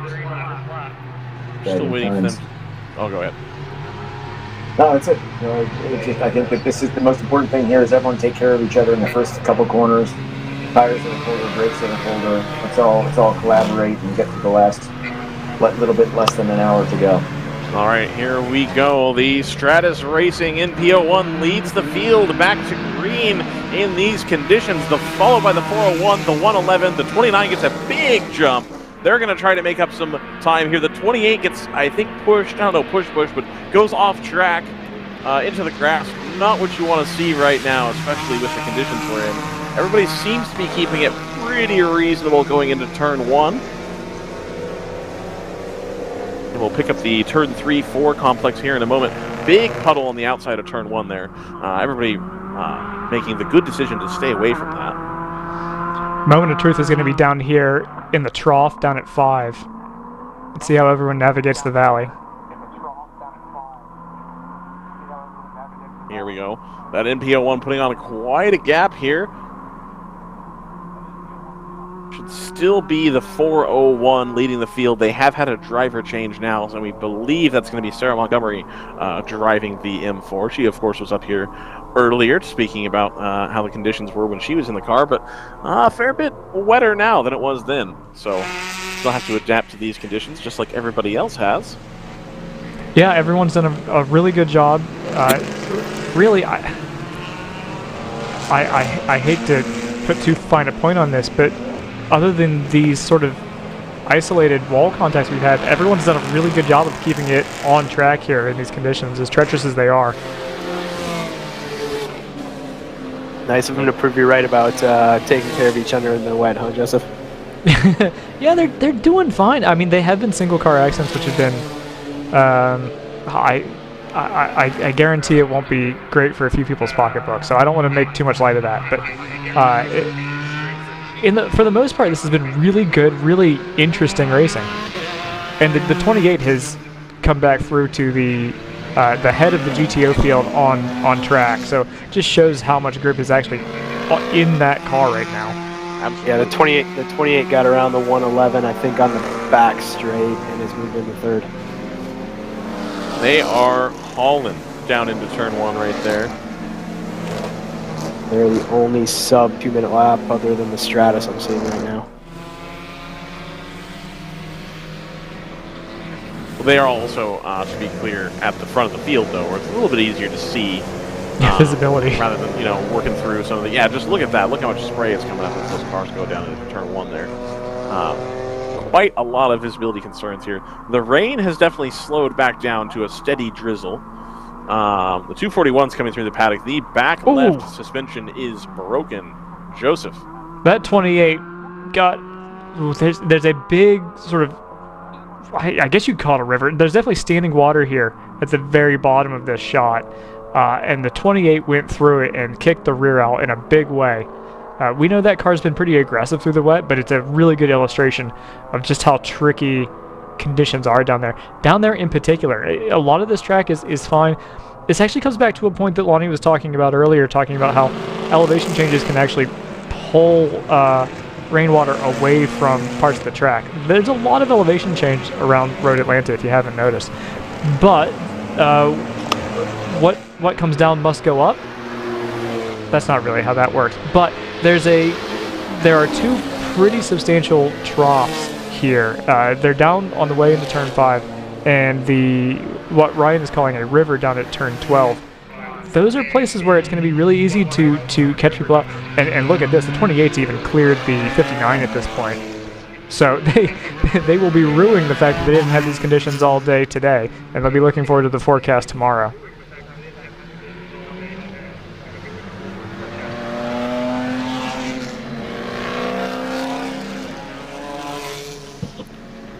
Yeah, I'm not shocked that there's a river at the bottom kind of the S's in that same river we talked about before in 12, because those hills seem to, with the dips, would definitely create some issues.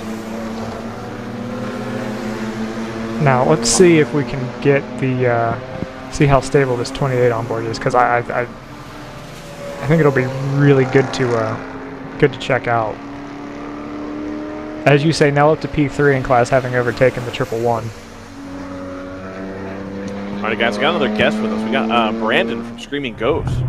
It sounds like he has missed all of the thick, heavy rain. Are you happy to be up here in the booth, or would you rather be in the car, putting it on the line, doing all the wet weather stuff? I'm happy where I'm at. Happy where I kind you're of at? like watching this instead. Okay, all right, that's fair. That's fair. I gotcha. Have you driven in the wet before, or would this, be like an intro to that? No, I've definitely driven in the wet before, and I do have fun, but I think I've done my driving for the day. We like to split it between the three of us, so Okay. they can go have fun on the slip and slide. Excellent, excellent. So the day's been rough for you guys. I know you had the blow-by issue with the oil, and then you were telling me some other stuff off air. You got like a broken shifter and some other stuff. What's going on with that car? Yeah, the shifter came loose about 2 hours ago.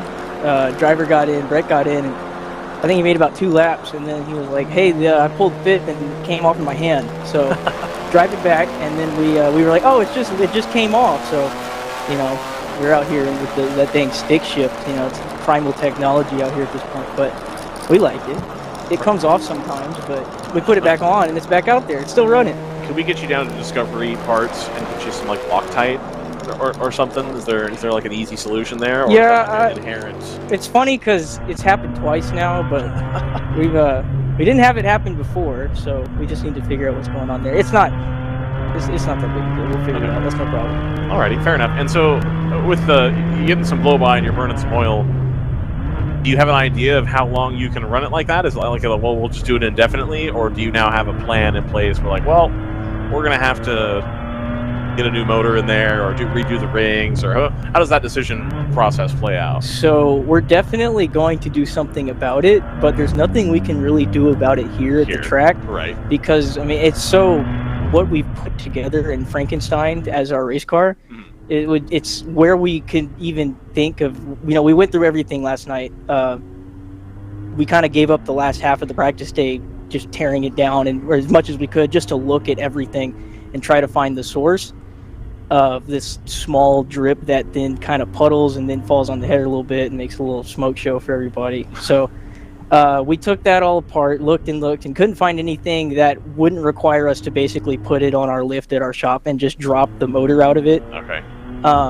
I think for the rest of the weekend, what we've just been watching it all day and just being nice into it, and our first setback in the race was essentially we saw what we saw in practice yesterday and said, okay, let's not blow it up. Let's just take our time and look at it and make sure we're okay. And so we just kind of just been putting a little more in it, just let it keep running. So I think we're going to be able to do that.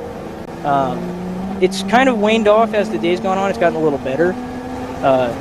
So I think we'll be fine to make it through tomorrow as well. Okay, perfect. But once we get through that, we won't be back until Daytona, so we'll have time to take the car apart and really find out what's going on. That's been our big issue with this since about COTA. We went to COTA and we finally got a whole days of racing in, which we hadn't done yet. And we'd been to like 4 races at that point. Well, 2 weekends, but right. So we blow up, and then we go to Sebring and we brake mechanically. So we go home again, and then we go to COTA, and we won on Saturday, and then didn't even make the grid on Sunday for an oil issue. Right. So then we went out and drove around, tried to come up with what we could think of, and just used that Sunday as a little bit of a practice. Then we parked, went home, went to NOLA. And then Saturday at NOLA, I don't think we ran but maybe an hour, 15, hour, 30 minutes, and the motor seized up. So we ended up going home, and the oil pump problem plagued us there. So now we put another motor in the car. It came here, and we have this little leak thing that we haven't been able to completely pinpoint what it exactly is yet. But it's not something that we found that will end our weekend. So we're just going to keep driving it and keep learning a little bit more about our Frankenstein car. Right. Because we finally have a chance to really do that. And plus, it's just been fun. I mean, we haven't been in contention for anything since about maybe 3 hours into the race today. But since then, we've just been having a blast because none of us have ever been here before. Okay. And we've been able to drive a lot of cool tracks since we started with WRL about 3 years ago. And this is one that we've always had circled and never been able to go to. So at the beginning of this year, it was like no matter what happens, no matter where we end up or what we do or what our car looks like, we're going to load up the wagon and go to Atlanta somehow. So being able to just come here and run laps all day was enough in itself for me to feel like happy being here. So hoping tomorrow we can take everything we learned in the longer race today and just apply it to tomorrow's race, especially with the break in the middle. It might be a little nicer on us, and then just go and see what happens and have a blast and try to compete. But today our goal was just, we came here just wanting to run because we've had a lot of like depressing, we go all the way to the racetrack, wherever it may be, and we go home in 15 minutes, it feels like, and that was the whole effort. So this has been fun. We've been having fun. So as your guys' car pulls into the pit lane right now, when we first talked to you and your team about the car, you had mentioned that, like, the LS motor, cost-wise, you get a little bit more power out of it. It's not really that much more weight, and we had this like huge list of advantages. But it seems like the reliability hasn't been there. Do you guys regret your decision at all to move to the LS, or is it kind of it's worth it? We get the cool motor and we'll just keep powering through. I mean, it's a mixed bag because there's times when we go to Coda and we run all day and we have our like best performance I think we'd ever put down of just running all day as like a contender, because other races where we've done well before prior to the swap, it was we were there-ish on pace, didn't really have the tire as some of our competitors, so we just said we're gonna not change because we're gonna run on hard tire and use the fuel mileage we could get out of the S54 to just keep on driving and just go, and then in that 2 hours to go range just pop up and be like, oh look, we're in contention now, and then snag a trophy, which was really fun. But then it got to a point where we were having to stretch that program, like that platform, so far to compete with the like torque you see out of some of these other cars, that it was like, okay, here's a great idea. Which may or may not have been the greatest of ideas in retrospect, but I still really like it. Like today, I came into this weekend after NOLA's just horrible, sad time, where we were just like, okay, you know what? If we go to Atlanta with our backup and we blow up a motor, or it just catastrophic, we go home on Saturday. I was like, in the camp of let's just rip everything out, throw it all away essentially, and just go back to what we had and go to Daytona. Okay.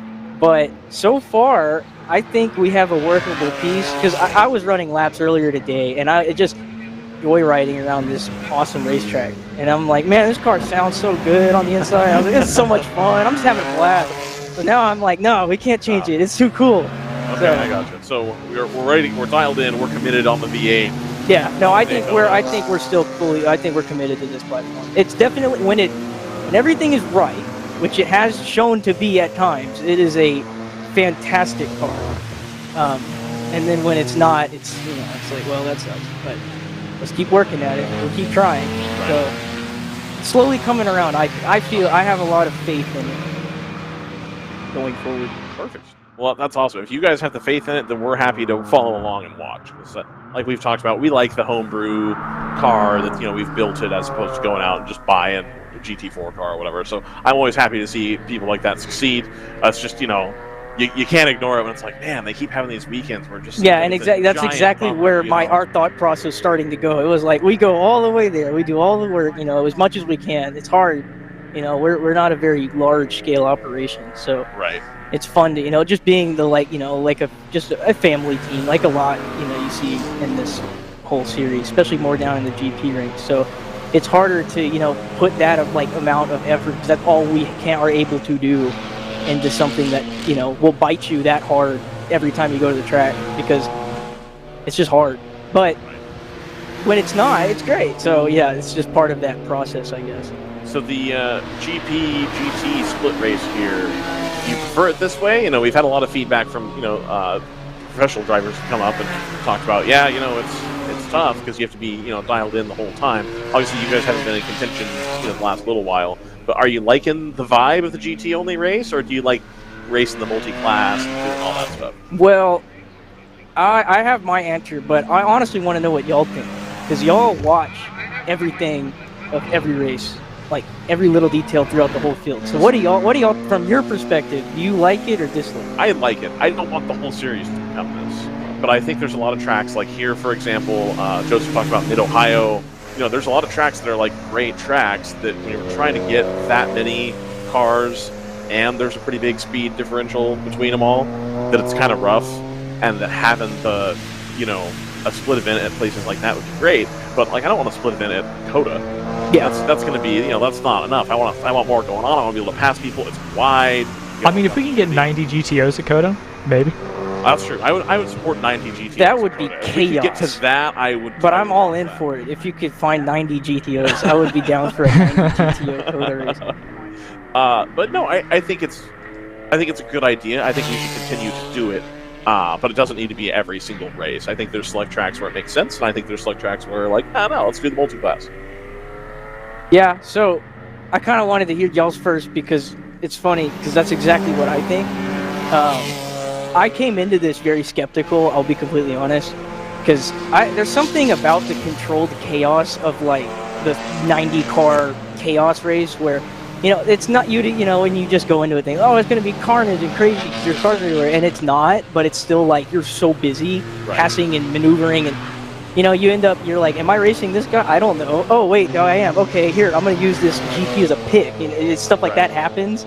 It just kind of happens out there, and, no one ever, like, it never is a problem per se, like, carnage-wise, but it's an added element to it. Right. Whereas, like, if you're like, I'm good in traffic, I can make up time. I may not have the fastest car in the world, but I can cut through people cleanly, whereas some of the guys I'm racing might get stuck. So that's something that I like about the multi-class, especially in these long races like this, just because it adds more. And once everything kind of spreads out, it's nice, and you find a rhythm, and everyone works together. So I was kind of sad maybe losing some of that, but in being here and doing it, I've enjoyed the difference in just how much I've been able to drive my car hard because I'm not around other people.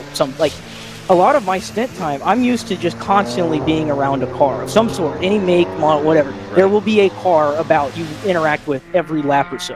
Right. Whereas here, I'm driving 15 minutes, and I might have seen one guy. Right. And it's like, there's that M4 up the road. I caught him a little bit, then he got away, and that's all I really got as reference, and I'm just joyriding. Right, so just do what you gotta do. Getting to just drive the car like that and just have, all the time and space to just do what you want on track and not, not that it's a problem having to like worry about other cars, but just being on track and having just back to that original point and why we ever even came to this series, which is the track time. Where, if you go to somewhere where, to your point, having this at different tracks that could use it. Like, I agree, a Coda, let's fill it up because we got 4 miles to work with and plenty of lanes to make this happen, and it looks cool. Whereas I think a track like Barber could really use a split race like this because Barber is super fun, but for me, like what I feel, especially when we went from the GP1 car to a GTO car running there, it's almost like, I feel like I went and I sat in my car and then I sat in a blender and started it. And it was just like, whoa, we're going, here we go, and there's cars everywhere, and there's people, and it's such a tight, compact, up and down racetrack where it's like, this is really fun to drive, but I got maybe 3 clean laps in my whole stint. Right. And it was like, man, I wish I could have just gone through that corner. I know I have the car to go through there really fast. I just haven't been able to because I'm stuck in lines of people. Right. And it's, so I agree. I think it has its place and something that should grow in the series. I'll be excited to see how this race does in the summer with the GP only field and see what they get numbers wise. Because I think that'll be the big driving factor in if this, kind of continues, because I think it's cool. Absolutely. Guys, real quick, we've got the 52 stopped here. We've got the 52 stopped at turn 5. The car, I don't believe the car's actually hit the wall. It just can't get up out of the mud. So I know that's. I think they're backed in there, Joseph. I'm looking at No. I just watched them coast it in basically. So they've kind of rolled back looking for a way to get up the hill. They seem to be mobile, except for right now where they're just going to be backed up a couple of times. It looked almost like either they put it in neutral and rolled back the hill, and it looked like they might have even bumped the ball while trying to get out of there, and they could only make rearward progress, not forward progress.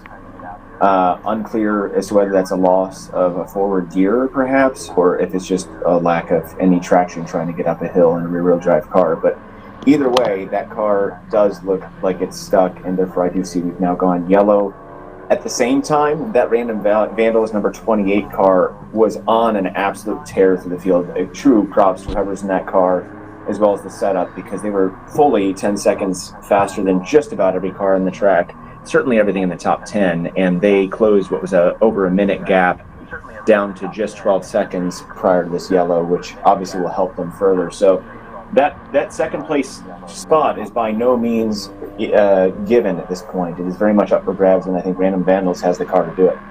Random Vandals is directly behind Hitman on track, so if the yellow had come out just maybe a few seconds later, they would have gotten around for that lap. Well, not that it's terribly relevant, but GTR has picked up a lap.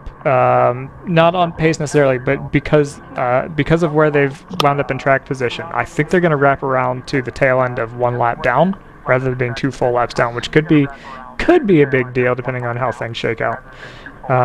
That's heartbreaking for the Random Animals car, which had dropped that gap to 12 seconds. So it sounds like the pace car literally split the GTR car, which was in front of Hitman, and then the Random Vandals just behind. And that's the lucky yellows, is now that's given almost an entire lap back. That could be literally the space done and dusted. We'll see how it plans out. But if that's true, that could be a big deal. I'm not totally sure how it's worked out. Let's see. Yeah, I've got over 2 laps between the 34 and the 28. So you might be right. That could kind of ruin that. Yeah, the 28 is I just saw them come through 1. They're directly behind Hitman, and I assume if GTR was 9 or 10 seconds ahead of Random Vandals, that they had just managed to stay ahead of the 34. So that's a bummer. I do think that I'm sorry, Joseph. I do want to get this point in here real quick. I do think we are now at risk of finishing under yellow. The rain has picked back up in a big way. It's raining as hard as it was earlier when it was coming down hard. That river across the track is fully working again, going from both sides at turn 12. You can see water. You can see water coming off of the sides of tires at this point now. That's never a good sign. Right. So I think, and again, could they have maybe done it if it had stayed green and we kind of keep the line moving? Like maybe, but now at this point, it wouldn't surprise me if we decide to, call it for the evening, just because the rain has picked up. Even if the rain stops right now, you're not going to have a raceable surface for another 10 or 15 minutes. So I mean, that's safe. Well, what is safety? Obviously, it's not snowing. That's true. It's not snowing. I'm told it's snowing in parts of Georgia right now, but not here. Stratus coming through here in the 59, the yellow car, the banana boat, if you will. Yeah, so we've got a tow rope hooked up to the 52 here, so it should be able to get back out here soon. You see it struggling even under the assistance of the tow rope. You just get a sense of how muddy it is out there. Something to keep in mind for tomorrow, too, if this keeps up. Getting offline and getting in that grass tomorrow is going to be treacherous.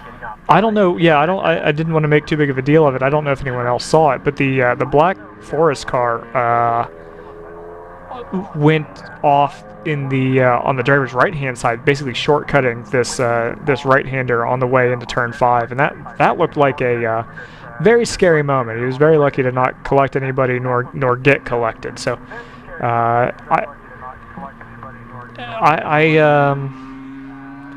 what can you say? I mean, you can see the standing water here in this shot. It's just a really difficult part of the track. You basically have to straight line it as much as possible, and it's kind of tough to do because there's another corner right after it.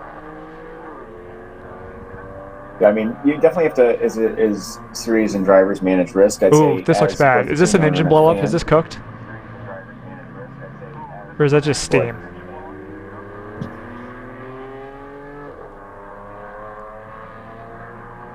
Hard to say, but it's hard to tell. Not good. It does appear that it's hard to say. Either way, I'd say obviously you do the smart thing, but I think that, as everyone in the paddock would likely be thinking as racers, that wherever you are, you want to finish as much as possible under green if you can, as long as safety allows. The great thing is we can trust the WRL marshals to balance that, and have been every bit willing to allow cars to race whenever possibly safe to do so.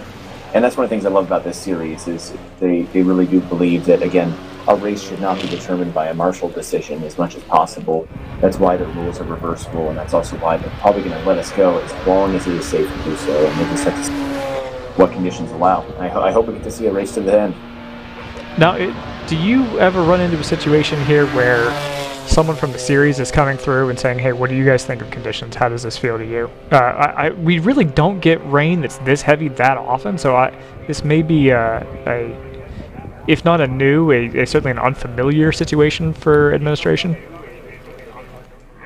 Yeah, I mean, occasionally you'll get to talk to marshals on pit lane who might swing by and talk to a couple of the people that they know, but there's no formal process for it. That said, we also have contacts. I know that some of the team owners, like myself, may be a little bit more vocal if they feel like there's an advantage to be gained by ending the race early. Let's be honest, Sure. Who hasn't watched a Formula One race or otherwise that was like, hey, if we end it now, that'd be fine. Yeah. So I think feedback is being gathered. They're also got lots of boots on the ground evaluating, and the people working safety here, this isn't their first time racing at Road Atlanta, so I think they have a really good feel for what is and isn't tenable as a racing environment. And I would say a lot of rain is just a wetter, slower race. It's not necessarily a more dangerous race. I agree that rivers are tricky, but frankly, these conditions don't look like words that I've been in. I mentioned snow and ice at VIR comes to mind, or Mid-Ohio. Even a Brainerd International Raceway in absolute deluge for 8 hours straight, and we managed to all keep it more or less on track. I think this just rewards those drivers who can adapt to difficult conditions, and that is what we're all rooting for. And that's what really is the exciting part about racing. So they do talk to us, but not in any formal capacity, and I hope that, as long as the situation is not completely unrealistic, that we allow it to go to the finish. Yeah, I think we'll find out soon because everything has been cleared away. So this is around the time of the lap where we found out that we were going to go green last time, and so we'll see if we follow suit here.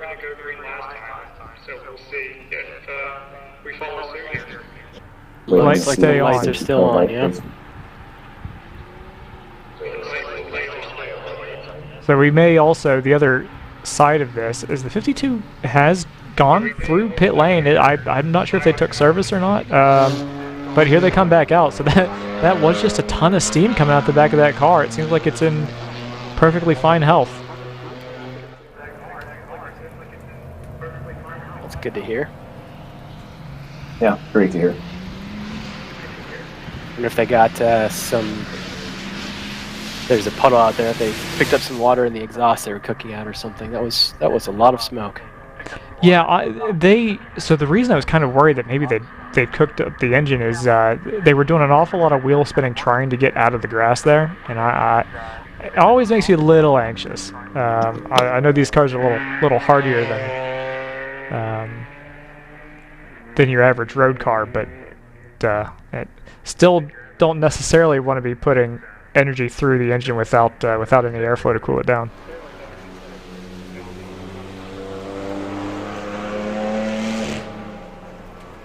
So we've got the field crossing start finish, and at the top of the hill up at turn 3. By the time we come back around, I suspect we'll have, maybe 15, 16 minutes to go here. It should give us, what kind of lap times were we doing right before that caution came out? Hitman 2 minutes, 2:05. So that gives us maybe 7, I call it 8 laps if we took the green this time by. That might almost be enough for the Random Balance car still to catch on pace. They were 10 seconds a lap faster, and so even if they're a lap down, I mean, I know it's a big ask now. It's a lot different than 12 seconds, but they're still just enough back to make up some spots here before the race ends if they go green. Yeah, I mean, if that caution comes out maybe a lap and a half later, they are probably through on the 34, and that battle for second continues.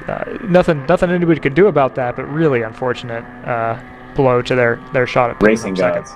They would have basically picked up a lap because they would have been around the GTR. The pace car would have come around, and they would have been at the tail end, I think, on the same lap as the Hitman car, right? They got done pretty hard there. One behind. Or they would have been on the bumper of the GTR car at the back of the pack. Yeah, exactly. So one lap behind. But the choice car has been running reasonably well in 5th, and so there still might be a battle for 4th and 5th too as we go back green.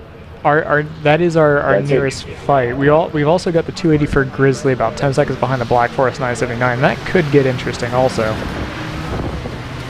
I also, just in terms of car that was really moving quickly, you had the second ACP car was turning fast laps too. They aren't really in a fight for anything right now, but whoever's in there definitely was shuffling before the yellow.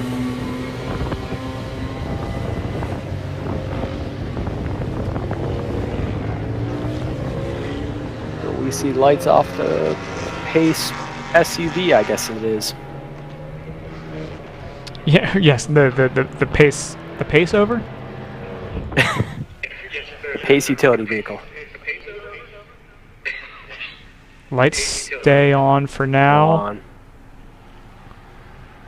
And they'll stay on, I think, another lap. Ryan, is it still raining reasonably hard? Has it let up at all? Looks like it's still raining pretty hard on the camera. Yeah, I don't see that the standing water condition has changed very much, and I suspect Ryan may be over trying to get a hold of race control to see what the story is and then whether we are going to go back to green here. There's obviously still hope of it. Otherwise, the league is not opposed to just bringing everybody. If they know the race is going to be over, they're not opposed to just bringing the field down pit lane and calling and throwing the checkers. They've done it before, so they clearly believe that there is a chance that we can bring this back to green.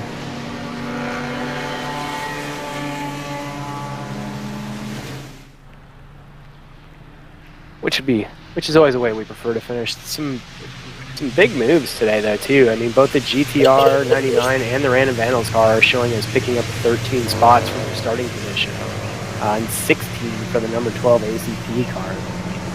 There's been some attrition today, both mechanical and contact, but not a ton. And given the size of the field, those are impressive numbers. Yeah, I think that speaks to the quality of the field. Is that the 241 coming? No, that's the 762. Excuse me. I was gonna say I can't believe that car's coming back out. But no, that is one of the 762 Ginettas. In fact, is the team car here? Or is that the only Ginetta? It's the number 763. So the 762, I think, is that still a Cayman? I always get those two confused. But no, our lone Ginetta, our lone remaining Ginetta is back out on track, so that's good to see. I hope they've got the traction control dialed up to 11. 12 if they've got it. Agreed.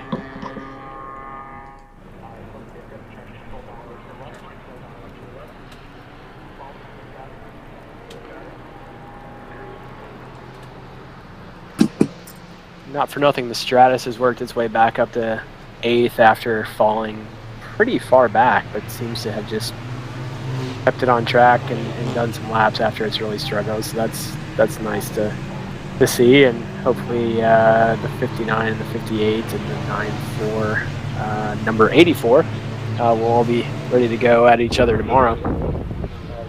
Yeah, that's the other thing is you hope that the cars that we have lost, I hope that they're working their way back in the paddock. Hope that they've got cars that they can work away on, that they're not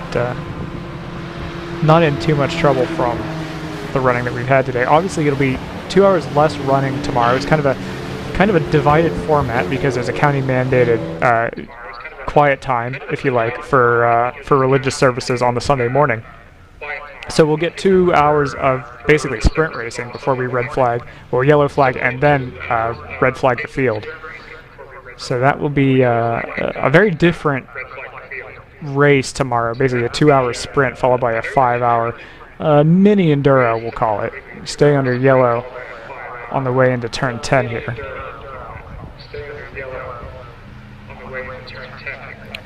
Yeah, light's still on. And let's see, a pit lap at this point is taking us about 3.5 minutes even. So next time by, we'll have about 9 minutes to play. At this rate, we're probably looking at 3 laps to go if we go green, and 3 laps to go if we stay under caution. And am I getting that backwards?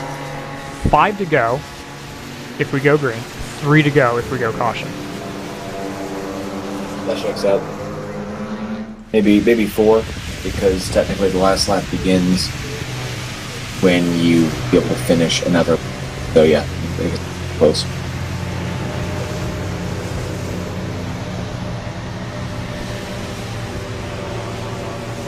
Well, this looks fun.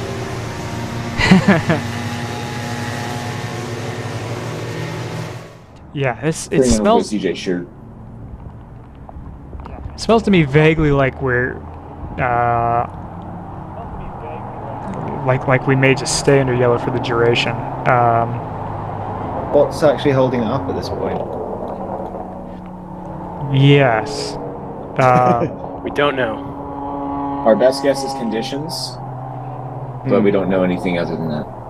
Yeah, I don't think there's anything. Certainly, that last caution wouldn't have damaged the wall at all. The car was resting up against the wall, but I don't believe it really ever hit it at any point, at least as far as I could tell. So I was watching without sound. I don't know if you, presumably you noticed that it pulled away with a lot of steam. Yes, we did. I thought it had blown up from overheating. Are we worried that it left stuff like oil mixing with water? But it looked like it was leaking water if it was leaking anything. Yeah, I mean, it's still circulating, so it hasn't blown up. Oh. I assumed it at least came back to the pits. Yeah, it did. It came back to the pits, and it's gone. It's circulating. It's out there. Julio at the wheel. 5-second pit stop.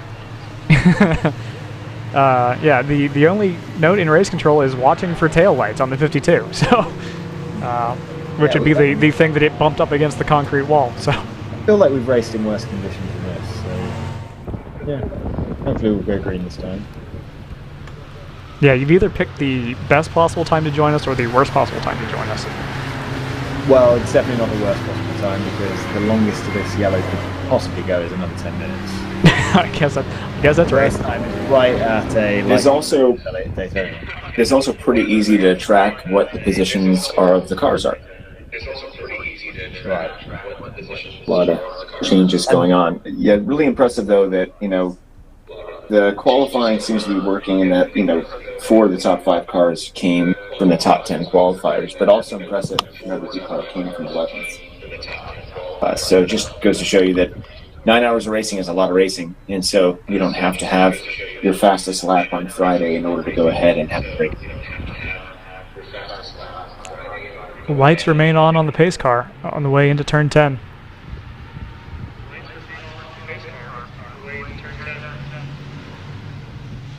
No change through 10A, and there's nothing on track that would be preventing them from going green here. So I suspect, yeah, we will cross with about nine minutes to go. So we'll call it 3 caution laps now. Yeah, I don't think we're going to see a green flag here, because you're rapidly counting down the number of green flag laps, and at some point it's like, oh, are we going to do a green-white checker in the rain when people are limping cars? It's like, I don't know if we're going to see that. We've seen one-lap shootouts in WRL before. In the rain, though? Like in this much rain? I don't get the impression from here that it's that ridiculous, but I'm not there. There is still an active river running across turn 12. That's just what I can see. So I have to say that if they are choosing to finish this on yellow, I like that better than throwing a red and ending it early. And the only reason is it's a 9-hour race. Some cars, as we've seen in history, endurance racing, die on the last lap or second to last lap. The race isn't over until it's over. And so even though this is under yellow, these cars have been stressed all day, and the drivers still have to keep it on track and stay out of trouble. So if they are in fact trying to manage risk, I commend the series for continuing yellow as opposed to throwing an early red, if that is in fact what they decide. That's an interesting perspective. I would have assumed you guys would prefer just end it. Well, that's kind of what badly you have to be. that is something that they've done in the past. Logically, I would say if you're not going to go back green, why even? I mean, I'm not a fan of yellow flags. Full stop. I don't think they're a decent solution in any circumstance. I think they're better, but yeah. Yeah, I guess what I'd say is it's a matter of degree. If there was an hour and 45 left, and they really felt like conditions would improve, and they don't want us to keep circulating, maybe doing a pit lane red and then restarting when conditions improve would be a different scenario. But no, if you're 20 laps to 20 minutes to go or 15 minutes to go, you gotta finish the 9 hours. Otherwise, it's not a full race. And that's one opinion. I'm sure there are others on pit lane who would love to see it end a little early. What about cars that would not have crapped out under green, but they're racing cars, so they're not built to run around for 25 minutes under yellow in the rain in very cold conditions? I think there's a difference between a GT car and like a Formula One car in terms of being able to trundle around. Like I have to imagine. I disagree with that, actually. We've seen several cases where cars kind of just break down under pacing for no obvious reason. I don't think that tends to happen in dry hot races where we get a lot of heat soak, and obviously that's not happening here. Right. Or the opposite, very cold, very wet conditions, I think. Which is kind of happening here. Kind of what we have here, yeah. Plenty of cars that did not restart after a red flag, where you went and you stopped, you took a very, very heat-soaked car, you stopped it when it didn't have time to cool, and then you left the battery on to keep the fan running so that you cooled off the car, you ran out of battery, now you can't start it, you can't rejoin the race, and you've lost the race because you couldn't restart a car from a red. So no matter what, these conditions are a factor. I would say if that happens and then the race never goes back to green, I would feel the car that didn't restart got completely robbed. So I will cut through the speculation here for a moment. I do have word from RJ that we plan to circulate until the end. So there won't be a red flag, but he says there's too much pooling on the track, is the impression that I'm getting, and that unless it basically stops raining right now and then we get a dry line going, that I don't think that we're going to go back to green. I know that sounds like a lot of supposition, but I have RJ's quick texts to read and try to fill in information on. We've only got one more lap to make that choice anyway. So it's not right, yeah. So I think we're going to finish up under yellow here. And so if everything hangs the same, we've still got the specter of dyno tuning and protests and things like that. But as it sits right now, we have the number 34 Hitman Racing Toyota Supra would be your winner overall, as well as in GTO. Your number 99 GTR BMW M4 would come in second place as the dark blue car around the circuit. And then the number 28, Random Vandals Racing, who started off the day, I think, on the back foot a little bit with the tire situation they have going on. But it has held true that they were happy with their rain tire setup. And so that car is going to finish in third place, followed by the number 111 Thunder Bunny Racing car. They had tried to be off strategy a little bit, and it ended up coming back together, and they're now 3 laps down. That Hitman car just had a ton of pace there. And then your top 5 is going to be rounded out by the number 511 Choice Racing BMW. It looked for a while like they were quite a ways down the field as well, but they've managed to recover into a nice 5th place. So it's going to be a good points day for them. And then if we scroll down here to find our first GTU car, it's going to be the number 58 is not currently circulating, but I believe they are first in GT. Oh, no, I'm sorry. It is the 59. 59 is 8th overall, so there we go. Number 59, Stratus Racing GTU Subico NP01. They will win the GTU class with the corporate teammate in the number 58, finishing down in 20th overall, not currently circulating. They will come in second place. And then, of course, we have the 9-4 Motorsports in P01. They had texted me earlier and said they had a bit of a mechanical issue. They had to change out a throttle body, I believe. And so that kind of put them behind the 8 ball today. So I think they're hoping for a little bit better result tomorrow. And they continued to have problems after that. So it's, yeah, I don't know if it was a recurrence of that or if they've got additional things. But they certainly have things that they'll want to be trying to iron out tonight. Absolutely. So anyway, you never want to see a race end under yellow. You want to see people fighting for positions. But I think ultimately, a safety decision has been made here. That you don't want to have a one-lap shootout in the rain with the puddles everywhere, and nobody's really felt the track at speed recently, and so this is probably a reasonable decision here. Of course, join us tomorrow at the same time. We're going to have the 7-hour race tomorrow. We're going to do a 1-hour-ish, 40 minutes or so. It's between 40 and 50 minutes of running. They've decided to leave it a little bit vague so that people can't kind of back time it. So we'll do a 1 hour in the morning. We'll take a 2-hour break in the middle here, and then we'll have a 6-hour sprint to the end, and we should finish up right about the same time tomorrow on Sunday here at Michelin Raceway Road Atlanta. I want to thank all the guests who have come up today. We've had a really great time chit-chatting with multiple people and hearing their perspectives, their stories on what's been going on with the race. So that's been fantastic. Thank you for joining us. And the pace car is coming around to the white flag here. So this will finish us up now, barring any kind of mechanical issue on the closing lap here. We have seen that kind of thing before. Joseph, anything to say about the event here today? I mean, you can say it now. Hitman's won the race. They cannot be caught by the 99 now, having crossed the start-finish line. Because they're a lap ahead. Yeah, so I mean, this is obviously provisional based off of until we get to scrutineering, but this will be the first win for a Toyota Supra in GTO in WRL, and it'll also happen to take the overall victory this weekend. So that's a huge, and I believe possibly the first win for Hitman. I don't believe they won under the BMW banner. So this is a big weekend for both Mark and team here. Excellent. Let's hear from CJ. CJ, how do you feel about today's race? It was an interesting one. Pleasure to be here. Thanks for having me. It's been great to chat with you and watch the excellent racing for almost 9 hours, I guess now. Congrats to Hitman. It's a shame we ended like this, but wow, it was close throughout the day, and sad to see a couple cars go out throughout the day. Hopefully they'll get repaired tomorrow, and looking forward to another 7 hours tomorrow. And what should be a fantastic race. And if it's wet tomorrow, it could be even wilder than it was today. So thanks again. Of course, not a problem. Thank you. Happy birthday to you, CJ. CJ joined us live on his birthday for 9 hours of broadcasting. So that was fantastic. Chris Davis, are you excited for tomorrow? I can't wait. I can't wait to see the unique format tomorrow. But honestly, I'm really impressed by how the drivers adapted to the conditions throughout this race. A really cold, maybe kind of moderately or barely moist start for some dry, cold laps, some really fast running, and then into rain, intermediate conditions.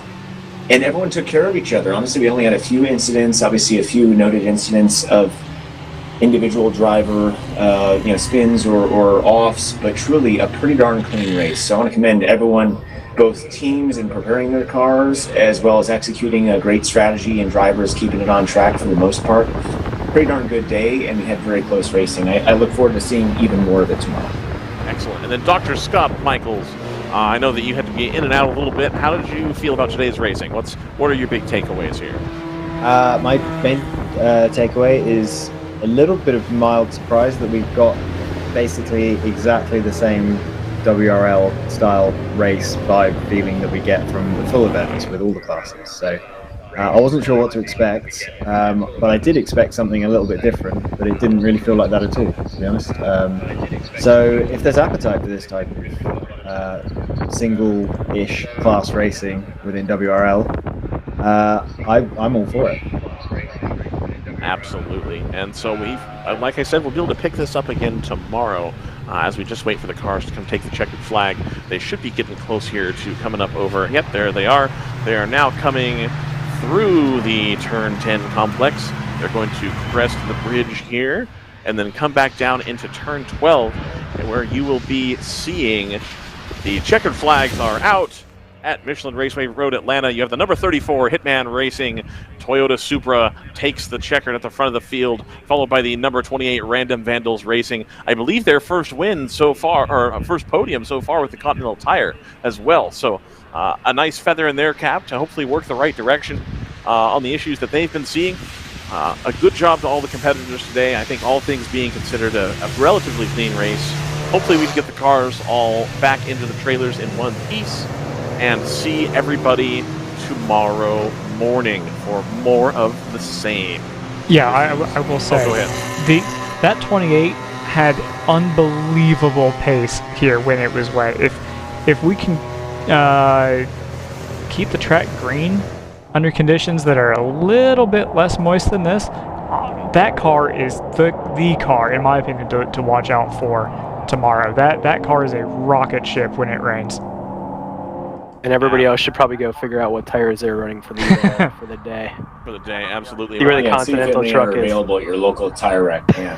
Well, I think the Continental truck is here, Chris. So There I you might go. be able to go down and make a deal. And I know Place that- your orders now. Place your orders now. Absolutely, the Continental Tire truck at the back of the paddock.